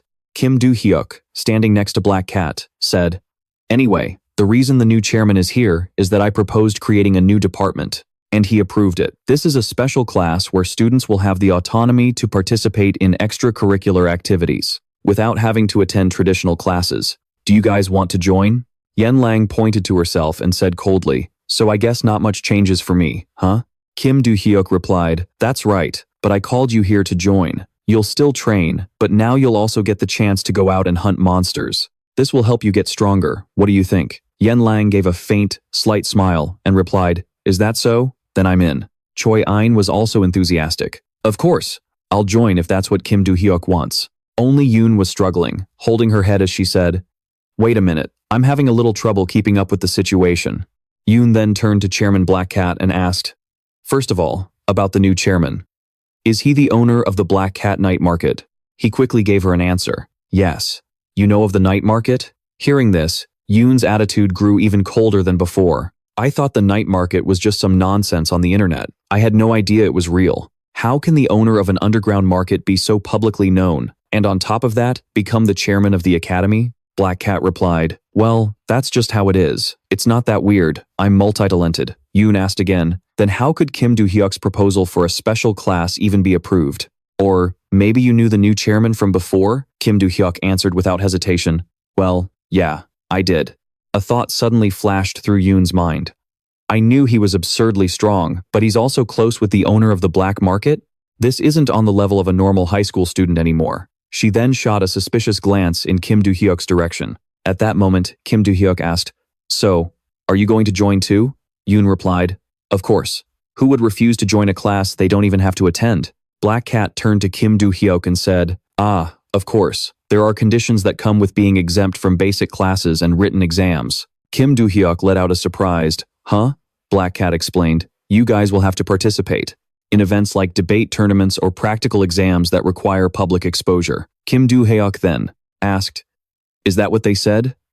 At first, I thought so too, but after looking into it more, I realized that I'm also in a position, model, has to be considered. In a way, the academy receives the highest privileges, right? So there needs to be something to convince the other students and instructors. First of all, the first students of this special class must be strong enough to be recognized by the other students and instructors, so in that respect, there won't be any issues. But from the school's perspective, it would be a shame for Vaha's strongest student to join the special class and not show for it. So I hope you can actively participate in extracurricular activities to raise Vaha's standing. Kim Do-hyuk just replied coldly, "Can't I just go hunt monsters outside?" Black Cat continued, "That would be fine, but it would also be great if you could show off your strength in front of the other students." This wasn't a request from Black Cat, but rather from the chairman of Vaha. Kim Do-hyuk felt a little annoyed. He thought, what's with this guy? Why is he suddenly so responsible about his position as chairman? I thought he just bought the academy for fun. The young man ran a hand through his hair and said, "Well, those are the conditions. Anyone having second thoughts?" Yen Lang stood to one side with a bright face. "Well, nothing's changed for me, so I'm still in. But it looks like they feel the same way I do." Choi Ah-jin replied along with Yen Lang, "Yes, that's right." Kim Do-hyuk's face hardened with satisfaction. "Good. Then this class's first extracurricular activity will be a return to the story of when we met Oh So-hyuk. In the battle with the goblin monster, Kim Do-hyuk spoke up. "Huh? Is that Oh So-hyuk? What are you doing here?" The young man, Oh So-hyuk, was also very surprised and asked back, "Bro, I should be the one asking you that. I came down for the weekend because my parents' house is here. And then this whole mess happened. Why are you guys here?" Kim Do-hyuk closed his eyes and gently swung his staff. "Why? Choi Ah-jin, Yen Lang, get ready." Upon hearing the command, the two girls, Choi Ah-jin and Yen Lang, were immediately ready. "Yes, sir." Then, the two readied their stances and weapons and advanced toward the giant monster. In front of them, they had different shapes, but what they had in common was their enormous size and glowing red eyes that shone like lasers. One even let out a terrifying growl. Kim Do-hyuk confidently and coolly drew his sword, preparing to teach them a proper lesson. As he fought, Kim Do-hyuk said, "We came here to do times this asterisk." With that, he unleashed a long, powerful sword slash.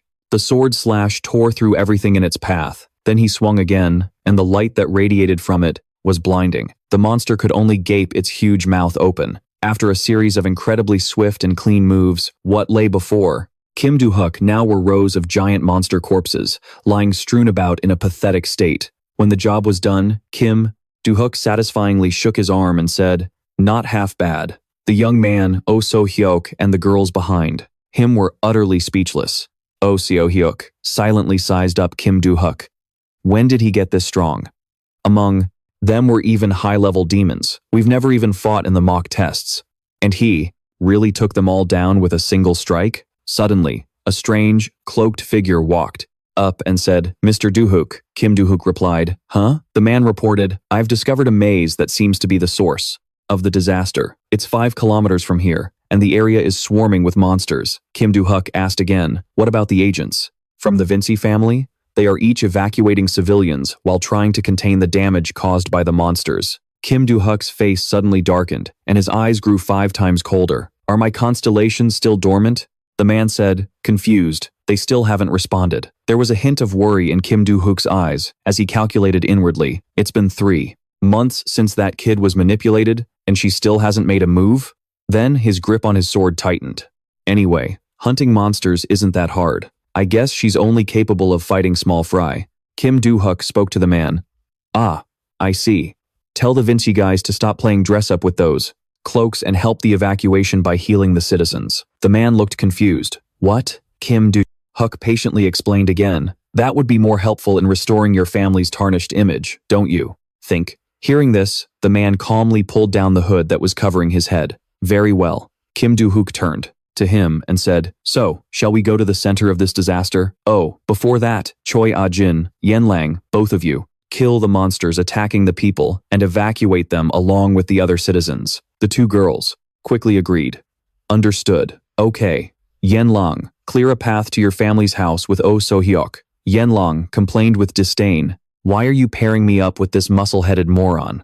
Oh So-hyuk also used a look of disgust to reply to her. Kim Do-hyuk ignored her words, resting his sword on his shoulder, his eyes burning with fighting spirit as he looked ahead. So, shall we go to the heart of the disaster? Inside the disaster's center, it was truly. The place was a catastrophic battlefield. The man in the cloak from before glanced around, his eyes darting about nervously. That slightly raised spot over there looks like the entrance to the maze. Kim Do-hyuk hummed to himself and looked in that direction. There are fewer high-level monsters, but overall, their numbers are still huge. I think the strategy of gathering all our family's agents and breaking through a single point with you, Kim Do-hyuk, providing backup, might be effective. Kim Do-hyuk calmly said, that strategy is completely ordinary, and it would take way too much time. However, it does seem like the best option. We have, but do you have any other suggestions? Kim Do-hyuk smirked mischievously.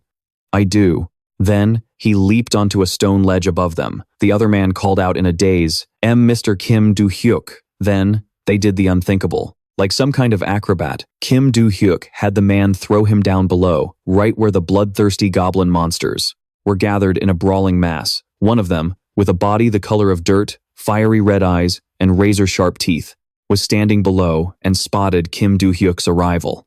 It let out a roar. Grrr.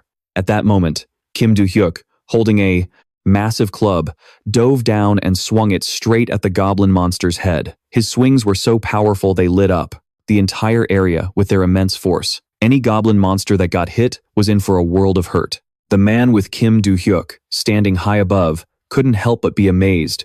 What in the world? He took down all those monsters in just a single blow?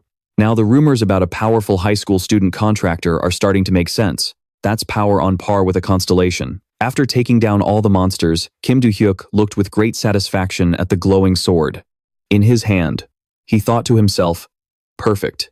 Making a contract with Luminous to use her abilities is turning out to be quite useful. Well then, time to head into that maze. With that, Kim Do-hyuk began to walk forward. Suddenly, he remembered something. Oh, right. He reached into his pocket and pulled out a ring she told me to wear. This ring to defeat the maze's boss, didn't she? Saying that, Kim Do-hyuk immediately slipped the ring onto his index finger, all preparations complete. Then, he entered the deep, dark maze all by himself, with a single thought, let's destroy this maze quickly. Truly, there was no telling what awaited him in this treacherous place. Elsewhere, in England, on Venchi Street, the head of the Venchi family, Adelia Venchi, sat alone in a spacious room, deep in thought. Seeing as information about the disaster has only just surfaced, it seems the South Korean government has only just gotten a handle on the situation. According to the latest update I received, about 50% of the people living there have been evacuated to safety. And I heard that Kim Do-hyuk successfully guided a group to the center of the disaster zone. Is he planning to go to the center alone? Does Kim Do-hyuk really intend to single-handedly destroy the maze that's the source of this disaster? Suddenly, a golden screen with a notification appeared before Adelia. The constellation asked, how much time has passed? After seeing the message, she exclaimed, my goodness, Constellation, you're awake? It's been almost 3 months. The screen displayed another message that left Adelia Venchi speechless. The constellation is thinking. The constellation asked, where is the master? Adelia replied, Mr. Kim Do-hyuk is over there. Kim Do-hyuk was in the middle of a fierce battle with the goblin monsters. With just a few swings of his sword, he cut them down. He looked like a seasoned goblin slayer. His ego spoke to him, from the looks of it. You seem to be swinging your sword normally, but you're actually cutting them down without mercy. Is this the Murim sect style? Kim Do-hyuk retorted, what's this? You've been quiet for a while and now you suddenly spout this nonsense? Where'd you hear that? His ego replied, it seems your disciples, the children who climbed the Tower of Destruction, while you were the Tower Master, used to call it that. Kim Do-hyuk asked irritably, my disciples? That's just a name they randomly attached to Their monster hunting swordsmanship. The name Murim Sect sounds so lame. Is that so? In his mind, Kim Do-hyuk thought, but this maze is bigger than I thought. If I fight every single monster one by one, I'll be late. Kim Do-hyuk immediately made a decision. And so, he held out his hand, drawing in the raw energy of magical instinct. Kim Do-hyuk's silhouette looked utterly serene and serious. His ego asked, "What are you doing?" Kim Do-hyuk answered, as if scolding it. "Be quiet. I'm searching for the maze's core by scanning for mana. Normally, a maze's boss is generated at a location that serves as its core. So, wherever there's a huge concentration of mana, that's where the boss will be." Then, once he got a result, his red eyes widened. Found it, at the bottom of the maze. His ego added, "From what I know, the inside of a maze isn't easily destroyed." Kim Do-hyuk excitedly held his sword upright. "Yeah, that's why I'm going to borrow my disciple's power." And with that, Kim Do-hyuk swung his sword, creating a brilliant arc of light that menacingly pointed forward. From his chilling slashes, a crack like a bolt of lightning suddenly appeared in the cold darkness, and from it, a brilliant light began to shine through. Kim Do-hyuk leaped down without hesitation. Below him was a second level, dirt and rock crumbling down around him. Kim Do-hyuk called out to the figure standing there, "You're the boss, aren't you?" Before him stood a towering figure, clad head to toe in armor. He wielded a long, sharp spear. His helmet had 2 long antennae, making him look like a cockroach. His face was a mask of pure killing intent, terrifying to behold. Then he exploded into motion, swinging his spear in several deadly, menacing circles. Quite a show. Kim Do-hyuk watched him intensely, letting out a small smirk. "A boss, huh? And a spear wielder? In terms of reach, I'm at a slight disadvantage. That's true. But if I use my sword skills and my abilities, it won't be a problem." With that thought, Kim Do-hyuk tightened his grip on his sword. Responding to his aura, the blade began to glow with a brilliant, mystical purple light. The most important thing is to destroy the labyrinth's core, and I bet that core stone is right behind this bastard. The best way to handle him is to counter. A foolish, wide swing will get me nowhere. The red-armored boss was itching for a fight.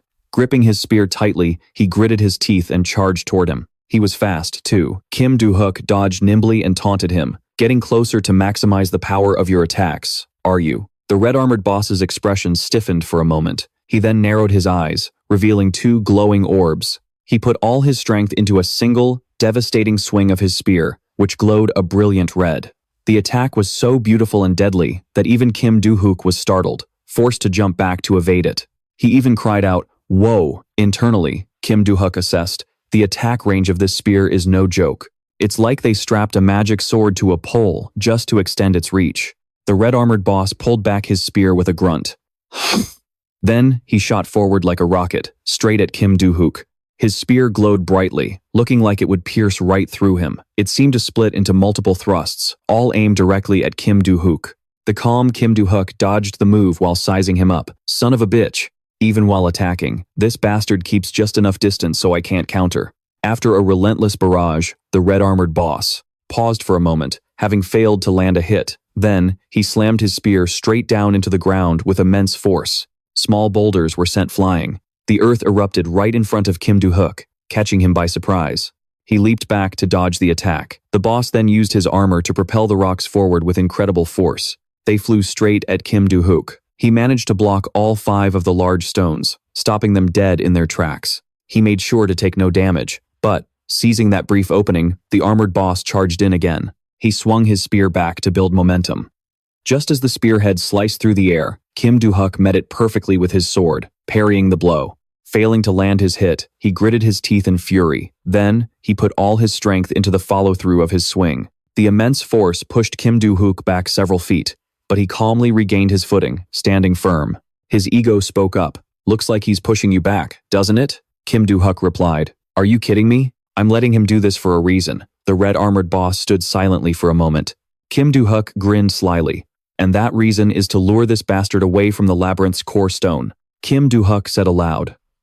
"All right, in a situation like this, instead of using my constellation's power, maybe I should just handle you my own way?"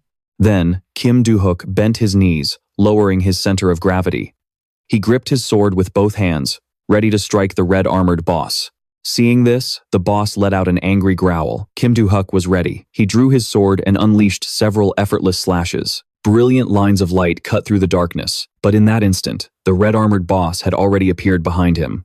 He too was enraged, his stance tense as he prepared to attack with his spear, and in front of him, countless more brilliant slashes appeared. Suddenly, the boss threw his head back and screamed in agony. "Arr!"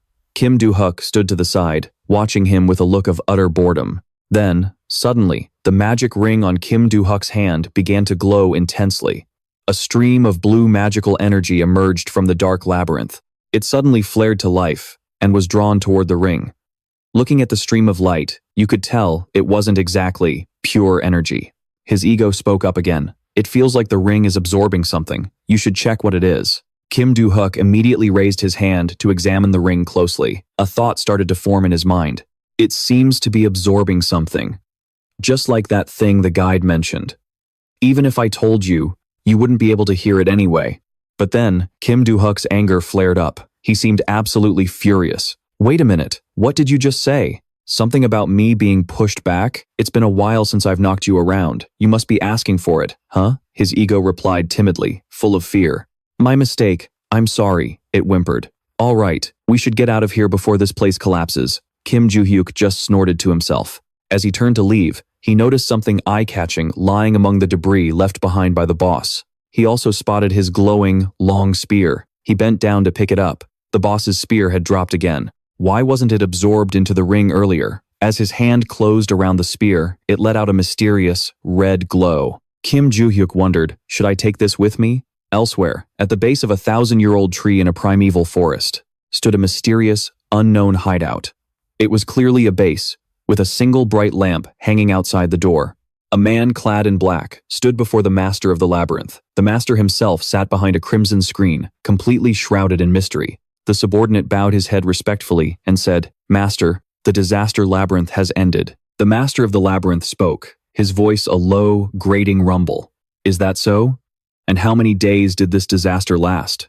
The subordinate replied, "Only for 2 hours." The master seemed shocked. 2 hours? How long did the last disaster last? His subordinate answered immediately, "For 5 days, sir." He seemed genuinely stunned by this answer. The duration was shortened that drastically? I thought I increased the disaster's level and overall difficulty by creating those named beings who copy the abilities of the constellations. His subordinate concurred. "That is correct, sir."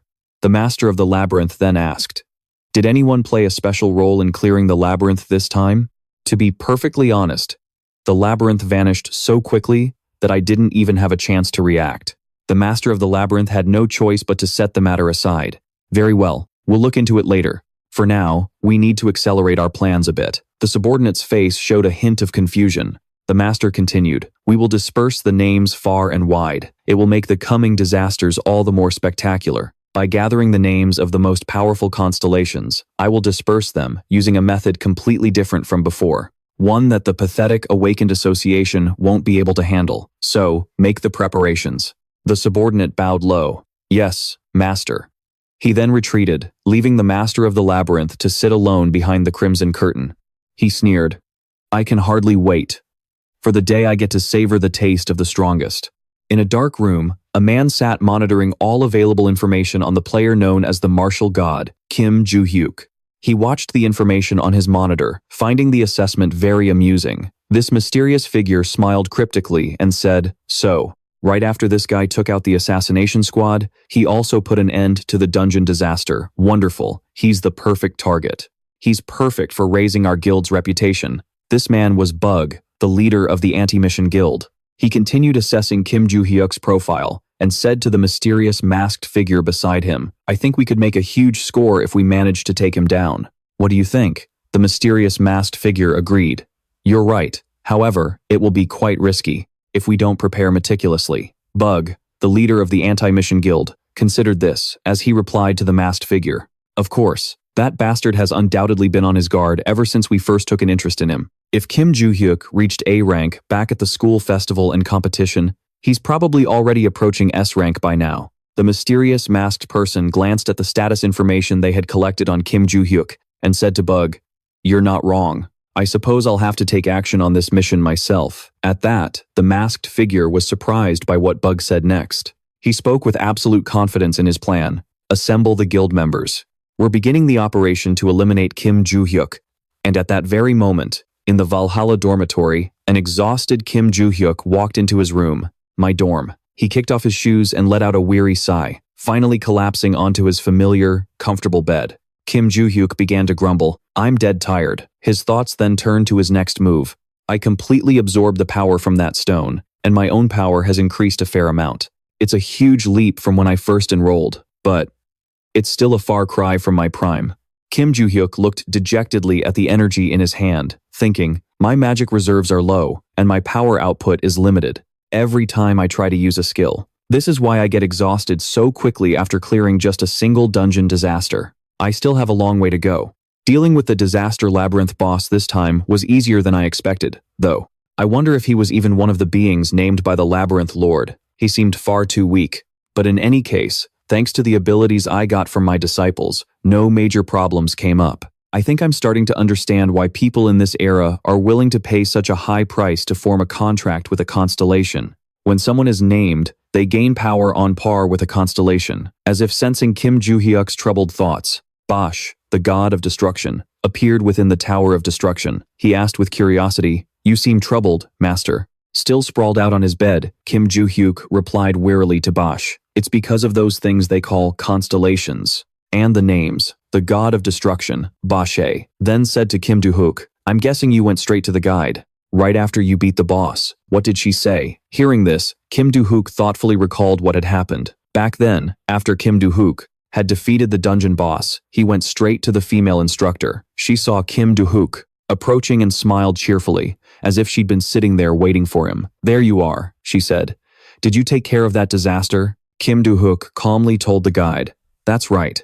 I defeated the boss quite easily and completed it properly. But right at that moment, the crystal sphere in Kim Do-hyuk's hand began to dissolve. Seeing this, Kim Do-hyuk was surprised and confused. The female instructor, on the other hand, was completely unfazed, as if this was nothing new. It's fine, she told him. That stone was a one-time use item, anyway. What about that spear? The instructor was asking about the spear in Kim Do-hyuk's hand, and when she did, he calmly told her, this spear, it dropped from the dungeon insect. For some reason, the ring didn't absorb it, so I brought it with me. Even after hearing Kim Do-hyuk's explanation, the female instructor didn't seem fully convinced. She asked curiously, really, how strange. Can I see the ring? Without hesitation, Kim Do-hyuk took the ring off. He handed it to the instructor, saying, sure. After taking the ring and studying it for a moment, channeling her power into it, the instructor handed it back to Kim Do-hyuk and said, good. It seems to have absorbed the correct name. Here, take it back. Hearing this, Kim Do-hyuk took the ring back with suspicion. The instructor continued to speak in strange, cryptic riddles, telling him, this is only the beginning. As I've said before, the names can be passed on to different people. It's highly likely that the high-ranking names will be used by the master of the labyrinth from now on. When that happens, many powerful opponents will appear. I'll try my best to find out exactly who they are. Kim Do-hyuk slipped the ring back on, pondering her words, and nodded in agreement. The female guide continued, but it's very likely they'll come from the Tower of Destruction, the place you once passed through. The mention of this place made Kim Do-hyuk immediately think of a few people capable of such a thing. He angrily pictured their faces and thought, those damn bastards are such a pain. Looks like I'll be running into them a lot more now. Kim Do-hyuk, annoyed, told the instructor, thinking about that bunch gives me a headache. The instructor encouraged him, hang in there. You can do it. All right. We'll meet again soon. Before the names get passed on too far, I hope you'll eliminate some of their forces. With that, the instructor snapped her fingers and vanished. Back in the present, Kim Do-hyuk wearily recalled the memory to the god of destruction, Bosch. Well, she said the more powerful, high-ranking names might be passed on again. After hearing Kim Do-hyuk's story, the god of destruction, Bosch, understood the trouble he was facing. I see. They're from the Tower of Destruction, you say? I was in that tower, but for some reason, I can't remember anyone from there at all. Hearing this, Kim Do-hyuk just calmly said to Bosch, well, the first floor only has basic monsters. The god of destruction, Bosch, replied to Kim Do-hyuk. That's true. Those people probably didn't have any names to lose. It's highly likely that bunch will come from the second floor or higher. Kim Do-hyuk agreed, saying, right, from now on, the number of annoying bastards is going to increase as they're granted names. Wait a minute, if you lose your name in the Tower of Destruction and then descend, wouldn't you turn into a labyrinth insect like them? At Kim Do-hyuk's sudden question, the god of destruction, Bash, shot up in fear and asked, what? No, no way. Didn't I tell you that I was forced to become a member of that tower? Kim Do-hyuk also sat bolt upright and spoke seriously to the god of destruction, Bashe. Damn it. That stuttering of yours is just making me more suspicious. Try saying, damn you, Lord of the Labyrinth. The god of destruction, Bash, didn't hesitate and repeated it back to Kim Do-hyuk. Damn you, Lord of the Labyrinth. Damn you, Lord of the Labyrinth. Damn you. Kim Do-hyuk smirked slyly and said to Bashe, you didn't need to repeat it a second time, but all right, you pass. Hearing that, the god of destruction, Bashe, let out a sigh of relief. However, Kim Do-hyuk wasn't entirely convinced and thought warily, something still isn't right. Even if he was forced, why doesn't Bash have that power? Looking at all my other disciples and the other constellations, even if they can't directly influence this world, they should still be able to provide a portion of their authority to those who make a pact with them, shouldn't they? But this disciple is the only constellation with no power whatsoever. Come to think of it, I did hear that my own name was stolen by the Lord of the Labyrinth. That's why I was reincarnated, instead of starting out as a constellation, and why people who knew me before still call me by my old name. Whatever. This isn't something I can solve just by overthinking it. Right now, training is my top priority, until my strength returns to the level of my past life. I'll find the answer to this whole mess. With that thought, Kim Do-hyuk fell asleep. Before he knew it, the next day had arrived. After class at the gym, Oh Se-hyuk, the eldest son of the Oh-san family, was there. After his workout, he was drenched in sweat, but Se-hyuk was still lost in thought, replaying the scenes of Kim Do-hyuk killing the dungeon boss the day before. He felt a bit discouraged, thinking, Kim Do-hyuk, I know he's strong, but even so, I still don't want to admit it. However, after witnessing what he did in the catastrophe dungeon, even though I couldn't help him at all, I had to admit he was just too good. And it wasn't just Kim Do-hyuk. Even the 3 people he trained could easily take down those monsters. If only I could be taught by Kim Do-hyuk too. With that thought, Se-hyuk mustered up his courage.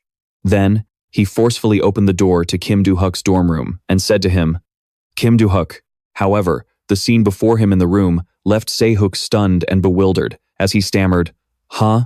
He saw Yen Lang in Kim Do-hyuk's room, and with an embarrassed look, she was holding up a white towel that seemed to be Kim Do-hyuk's and smelling it. What a shocking and embarrassing sight. The scene was incredibly easy to misunderstand. Let's go back 30 minutes. After Kim Do-hyuk and Yen Lang finished their training together, Kim Do-hyuk said to her, let's stop here for today. Hearing this, Yen Lang let out a sigh of relief, finally able to rest. At that moment, Kim Do-hyuk handed Yen Lang a towel and told her, here, this is for you. Yen Lang took it and happily said to Kim Do-hyuk, ah, thank you. Kim Do-hyuk used another towel to wipe his own sweat and said to Yen Lang, so, are you done complaining about not being able to keep up now? Hearing this, Yen Lang replied cheerfully and proudly to Kim Do-hyuk, of course.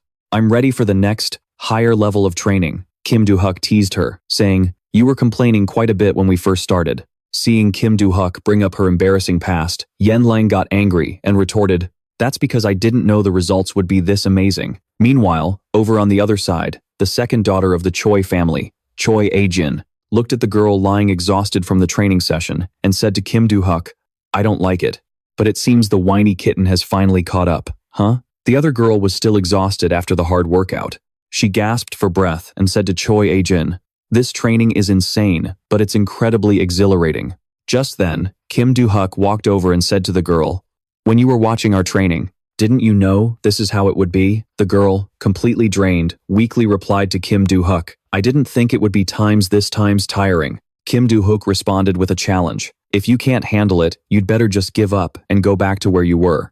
Hearing this, the girl looked at Kim Do-hyuk with a slightly annoyed expression. After thinking for a moment, she shot back. Even if it's tough, this is much better. I'll do my best to keep up with everyone. Hearing the girl's stubbornness, Choi A-jin helplessly turned away and clicked her tongue. Hearing that, Yoo-eun, a genius born into the Yushin family, one of the top 5 families in Korea, showed her displeasure and asked Choi A-jin, did you just click your tongue? Choi A-jin didn't bother hiding it and shot back at Yoo-eun, Yeah, I did. You heard it? Yoo-eun angrily replied to Choi A-jin. Just you wait, I'll leave you in the dust soon enough. Seeing them get along so well, Kim Do-hyuk smiled with satisfaction. Then he spoke to them in a serious tone. Originally, I planned to help you review your fighting style after a sparring match. But the fatigue from breaking through your limits is still there. So, it's best to maintain the current level of training combined with rest. Choi A-jin also turned to Yen Lang and said, That's right. Hearing this, Yen Lang understood her current situation and said to Kim Do-hyuk, I understand.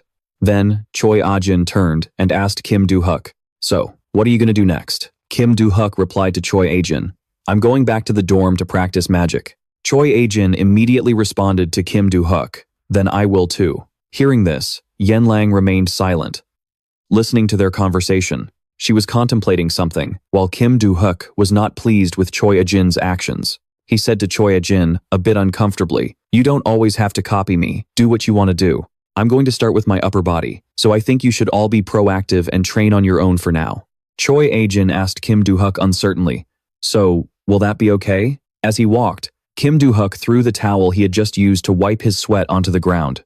Then he turned and said to Choi A-jin, Besides, we're the only ones using the gym anyway. So just keep practicing when you're free. I'll observe and point out where you need to improve. That's what Kim Do-hyuk said. Choi A-jin immediately agreed, telling him, All right. Yoo Jung also stood up to leave and said to Kim Do-hyuk, I think I should get going, too. Yen Lang, are you staying to practice more? Yen Lang had been silently watching everyone until now. Hearing her name, she got a little flustered and told Yoo Jung, I'm not that tired yet. I think I'll keep practicing. Hearing this, Yoo Jung just calmly said to Yen Lang, That's great, but don't overdo it. See you tomorrow. Yen Lang replied to Yoo Jung, Okay. After everyone else had left, Yen Lang was the only one left in the training room. She looked down at her hands, assessing her physical condition, and thought, I can feel one thing for sure. I've gotten a lot stronger. Ever since I started training under Kim Do-hyuk, especially when I'm in a focused state, the monsters I used to struggle to beat are now pathetically weak compared to me. But Kim Do-hyuk, he's still on a completely different level.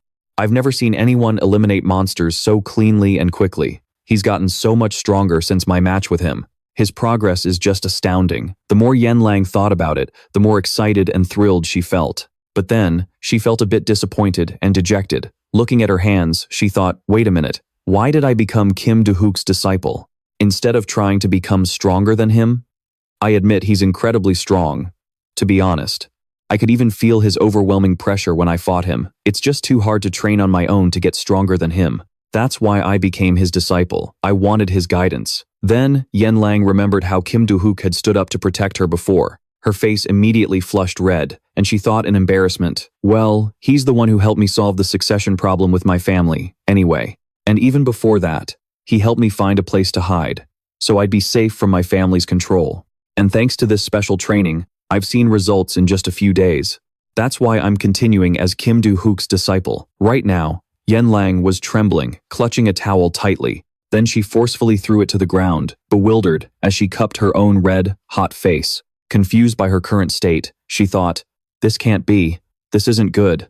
My heart goes crazy whenever I think about him. And when it beats like this, I just want to see Kim Do-hyuk. It's not that I don't train seriously when I'm alone, but I just want to train with him. Calm down. We're going to keep training together anyway, right? I'm not a pervert, so I need to stop these weird thoughts.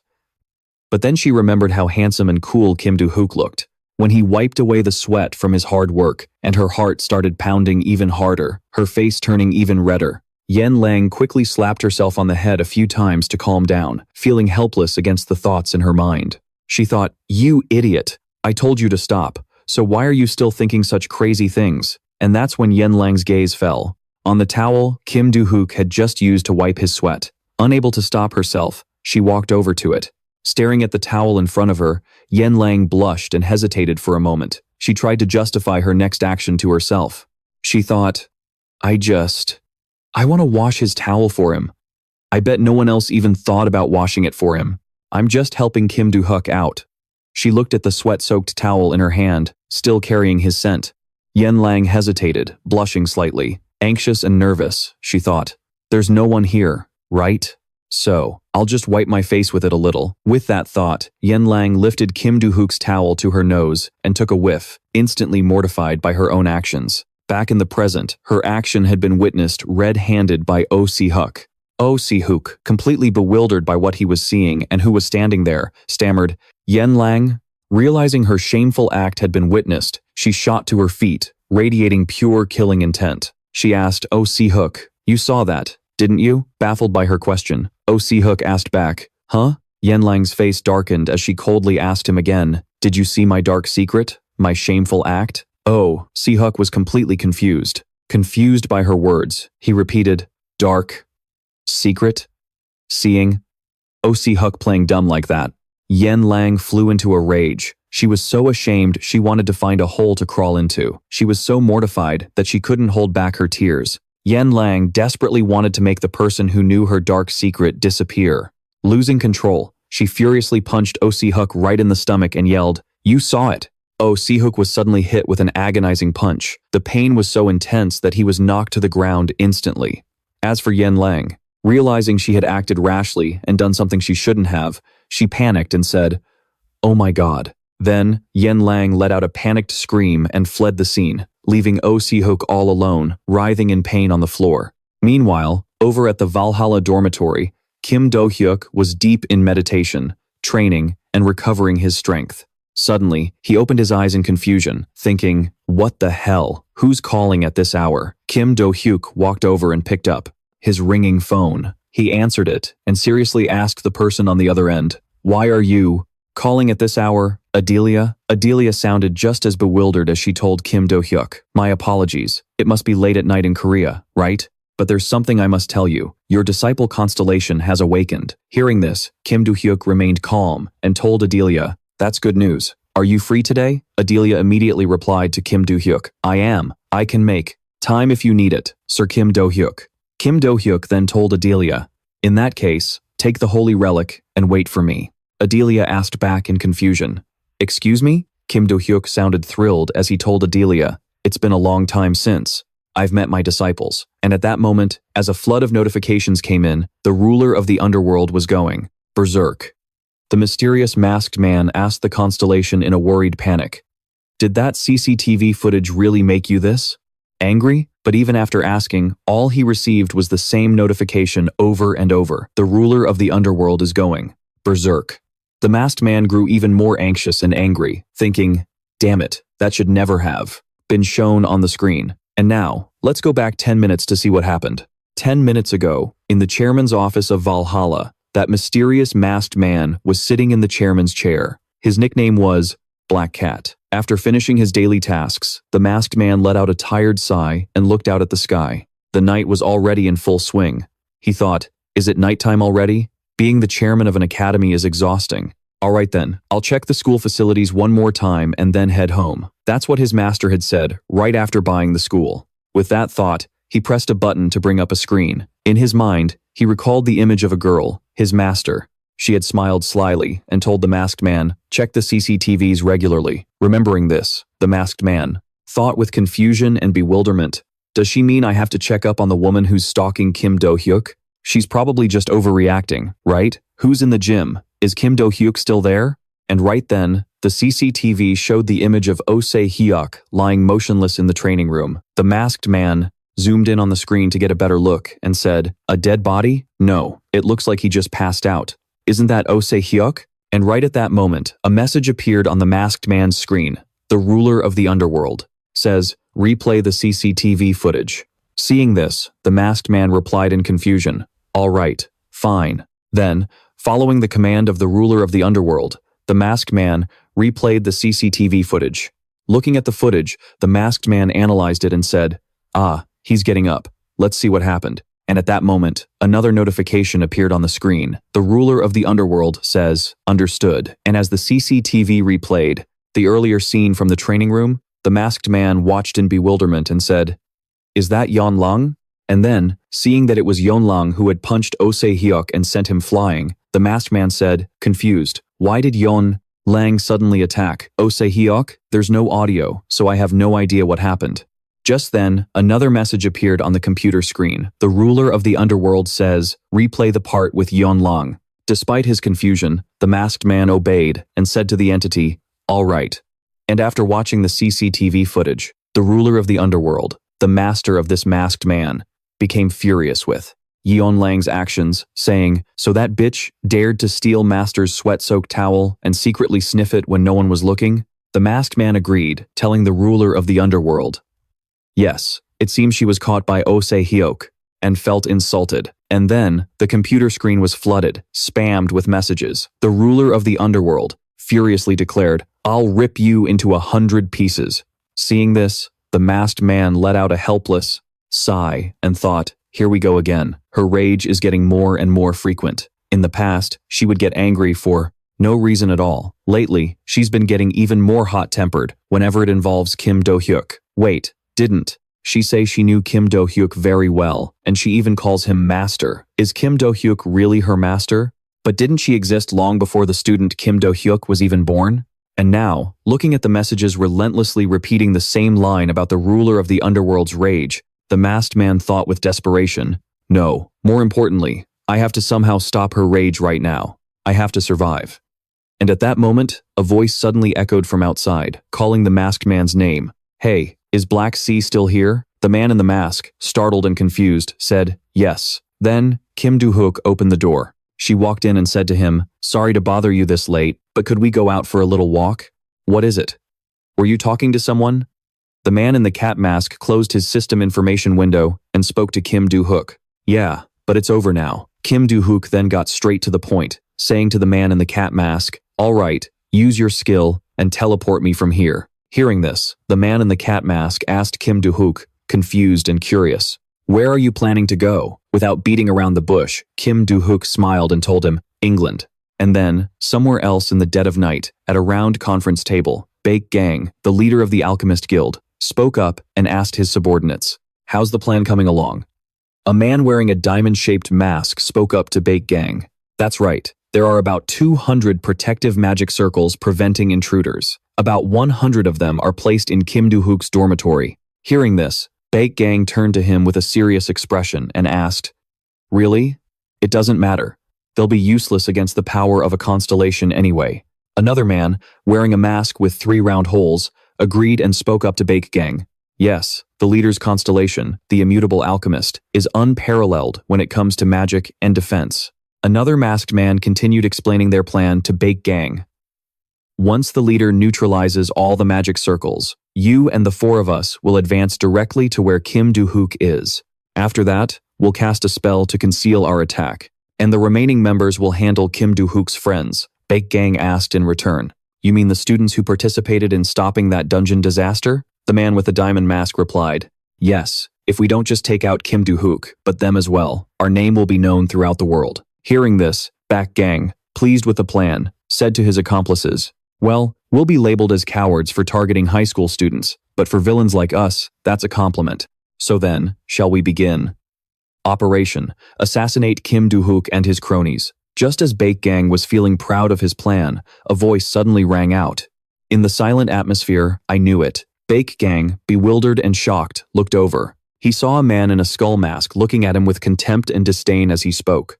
I was going to keep watching and wait for the right moment, but now you're saying times going to assassinate times him, asterisk? Before Baek Gang stood a group of 4 assassins, whose powerful aura and style made it clear they were not to be trifled with. They spoke to Baek Gang with contempt. We should have killed you a long time ago. Forget the surveillance and all that nonsense. Well, since our constellation told us to kill you anyway, let's just move the plan up to today. Hearing this, a frightened and confused Baek Gang asked them, who are you people? The girl with purple hair and a face mask pulled down her collar to reveal a symbol on her neck, speaking condescendingly to Baek Gang, you see this, and you still don't get it? Seeing the symbol, a single horizontal line, the character for 1 on the girl's neck, Baek Gang said in confusion, the unicorn god, it can't be. Is it really that guild? Hearing Baek Gang ask such a stupid question, the girl scornfully said to her comrades, what's wrong with this guy? Is he really that stupid? Her comrade next to her replied, well then, it can't be helped.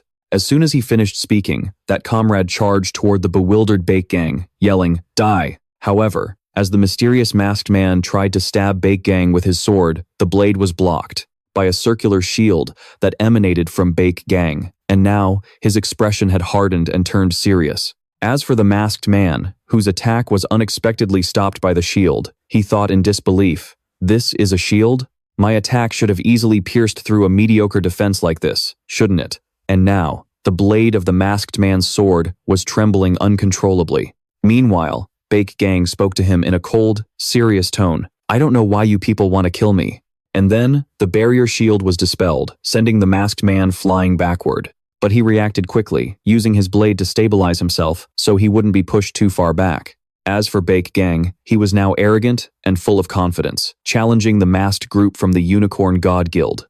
"I'll show you just how different the power of an S-rank constellation is." And as Baek-gang touched the gold ring on his hand, a golden flame immediately enveloped him, projecting an aura that showed he was not someone to be trifled with. Seeing his power, the girl then turned to her comrade in astonishment and asked, "An S-rank constellation?" Her blindfolded friend was not surprised at all, and calmly told the girl, "That's right. The constellation he made a pact with is the Immutable Alchemist." Hearing that the Divine Horn Guild knew about the constellation he'd contracted with, Baek-gang was completely stunned and bewildered. And just then, the masked man who'd attacked him earlier was standing right behind him. The man spoke with a calm arrogance. "Surprised that we know about your constellation? But whether we knew or not, you're a pretty famous guy, you see." Hearing this, a bewildered Baek-gang spun around. Staring at the man, he asked in confusion, "What?" The masked man calmly began to explain the situation to Baek-gang. "The relic you have equipped right now. It's a relic from the Age of Ruin, isn't it?" Hearing that, the look on Baek-gang's face instantly changed. He grew pale with panic, shocked that they'd discovered his secret. The more she heard, the more curious the woman became, turning to her companion to ask, "So, does this mean the S-rank constellation we were searching for, and everything we did, was all a waste of time?"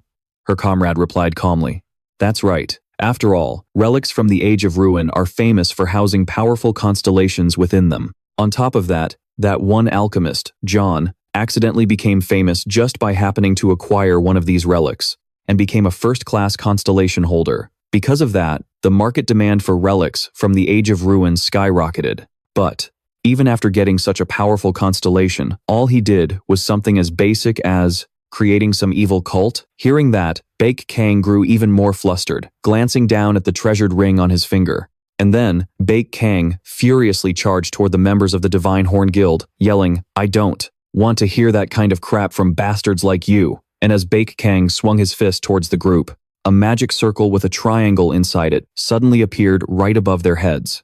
As they looked up in surprise at these trap circles, from within them emerged a barrage of powerful spikes that shot towards them. But the members of the Divine Horn Guild weren't the type to be taken down so easily. They reacted in an instant, managing to dodge the attack. The woman, surprised that such a thing was here, cried out to her companions, "What was that? A magic circle? He set up traps like this all over his own base?"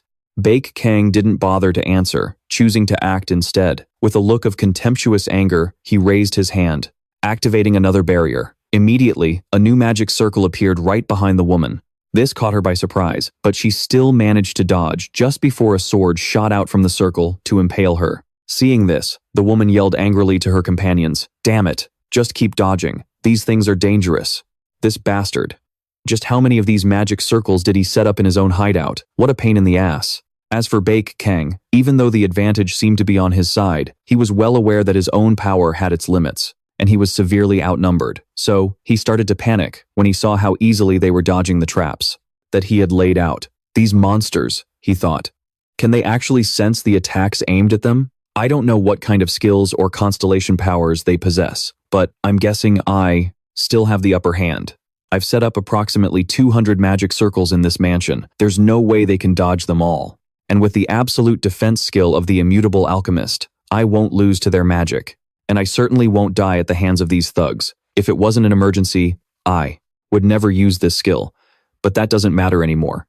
With that thought, Baek-gang swung his arm, unleashing his power to activate the rest of the magic circles. As he did, he spoke with arrogance to the members of the Divine Horn Guild, "Die." However, even though Baek-gang had activated the magic circles on the guild members, Absolutely nothing happened. Everything remained exactly the same, and the members of the Divine Horn Guild calmly and nonchalantly said to Bei Kang, "Were you planning on killing us with those little magic circles? Because, strangely enough, I don't feel a shred of pressure." Seeing this, Bei Kang began to panic, completely confused by the situation. What happened? He thought.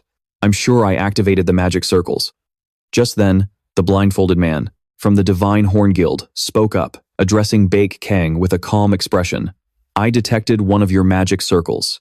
The very moment I stepped inside this place, there were about 1,200 small magic circles containing a simple spell called Blood Chain, and all 1,200 of them have already been blocked and neutralized by me."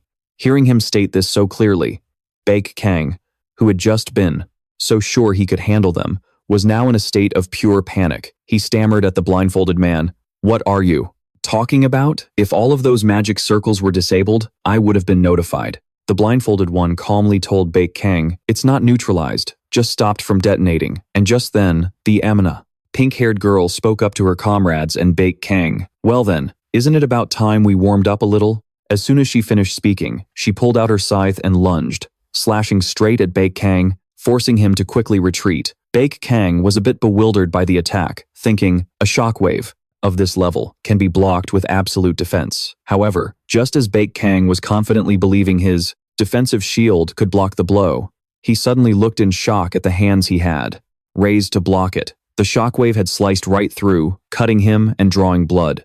While Bei Kang was still reeling in shock and fear from the attack, the girl seemed dissatisfied with her own move and said angrily, "Damn it, that was a little weak." Her comrade next to her chimed in, "I guess so. It needs a little more power." Seeing how strong they were, capable of piercing through his protective shield to attack him directly, the terrified Bei Kang thought, what just happened? Did absolute defense not work? And while Bei Kang was lost in thought, distracted from the fight, another member of the Divine Unicorn Guild seized the opportunity and swung his sword right at Bei Kang's face. However, luckily, Bei Kang noticed in time. Though it was a little late, he managed to dodge the blow, and it only grazed his cheek. Seeing this, Bei Kang furiously retaliated. He threw a powerful punch at the Divine Unicorn member, knocking him back. The man then said to his pink-haired comrade, "He's better at fighting with pure strength than I thought. I assumed he only relied on the power of his constellation, and fighting 4 members of the Divine Unicorn Guild by himself." Bei Kang was inevitably expending a lot of energy. He was tired, growing weaker, panting, and frustrated with his situation as he thought, "These bastards are too strong. I almost had them, but they retreated to defend in time. Besides, if my absolute defense isn't working, I have nothing to counter them with." Realizing he couldn't win, Bei Kang switched strategies from armed violence to negotiation, saying to the members of the Divine Unicorn Guild, "Don't you think I've held out long enough?" Hearing Bei Kang suddenly say this, the pink-haired girl was confused and shot back. "What?" Bei Kang then began to explain, trying to negotiate with them. "I don't know exactly why you're targeting us, but isn't this enough? You've slaughtered too many people, and all 100 members of the back group are dead. If you're not happy with me becoming a villain, then I'll stop. I have nothing left now, so what do you say?" Hearing Bei Kang say this, the masked member of the Divine Unicorn Guild spoke up calmly and coldly. "You seem to be misunderstanding something. Whether you become a villain or not doesn't matter, because you targeted the wrong person for assassination. That's why we're here." Hearing this, Bei Kang was confused, and then it slowly dawned on him as he thought. The most recent assassination plan was the one to kill Kim Do-hyuk today. So they're here because I dared to make a move on him? The worst criminal organization in the world came all this way for some brat? It's useless. They're not the type to be swayed by words. This is the only way to survive. Thinking this, Bei Kang activated the artifact ring on his hand. Immediately, a flash of light, a powerful surge of energy, erupted from it. Seeing this, the pink-haired girl curiously asked her comrade next to her, "What the hell is that amount of mana?" The masked man beside her looked at the energy source and speculated, "It's probably an emergency prayer." At this point, having been forced to use this skill, Bei Kang was anxiously awaiting the result. Just a second later, he received a notification from the system. "An immutable alchemist has answered your plea." Seeing this, Bei Kang breathed a small sigh of relief. He gritted his teeth as he unleashed the skill, thinking, using a massive amount of magic power to create a sanctuary and call upon, "My constellation is the only thing I can do right now. There's no other choice." And just then, the system displayed another message for Baek Kang. The immutable alchemist will permanently take your magic power and life force in exchange for being summoned. And at that moment, a mysterious cloaked figure appeared behind Baek Kang. It was clearly the constellation, the immutable alchemist, that Baek Kang had summoned. Baek Kang looked at the recent notification from the system and gritted his teeth in acceptance, thinking, even if it means I have to sacrifice my life and magic power, I have to summon my constellation right here if I want any chance of winning. However, when he saw the constellation, the immutable alchemist appear, the masked man from the one-horned god guild suddenly received a message. It was a notification from the constellation he had a contract with. He was shocked by the message, and then the masked man spoke.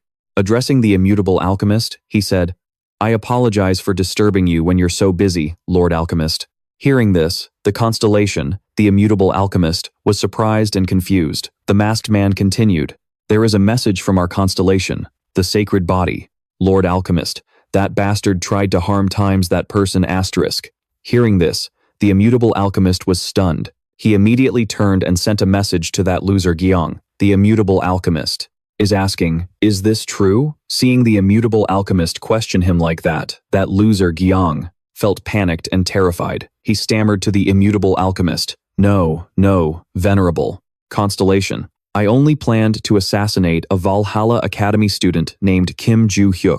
This is so unfair." But that loser Gyeong had no idea of the gravity of what he'd just admitted. At that moment, the immutable alchemist became furious. He started to send a message to that pathetic Gyeong. The immutable alchemist is. But then, overcome with rage, the immutable alchemist didn't bother sending a message and instead spoke directly to Gyeong, his voice booming, "You stupid bastard." And then, less than a second later, Gyeong suddenly received a notification from the system saying, "Your summon will be cancelled. The immutable alchemist has nullified the contract with you."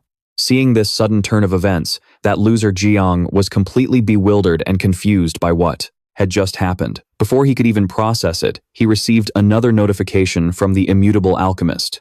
"I am taking back the alchemy ability I bestowed upon you." At this, Gyeong's confusion and panic grew even worse. Just then, the masked man from the one-horned god guild, after looking at a message from his own constellation, suddenly spoke up. "Congratulations, Lord Alchemist. Just now, the sacred body declared that times will deal with you personally." At that moment, Gyeong was utterly stunned, unable to comprehend or believe the sight materializing before his very eyes. A figure with the head of a goat had just appeared.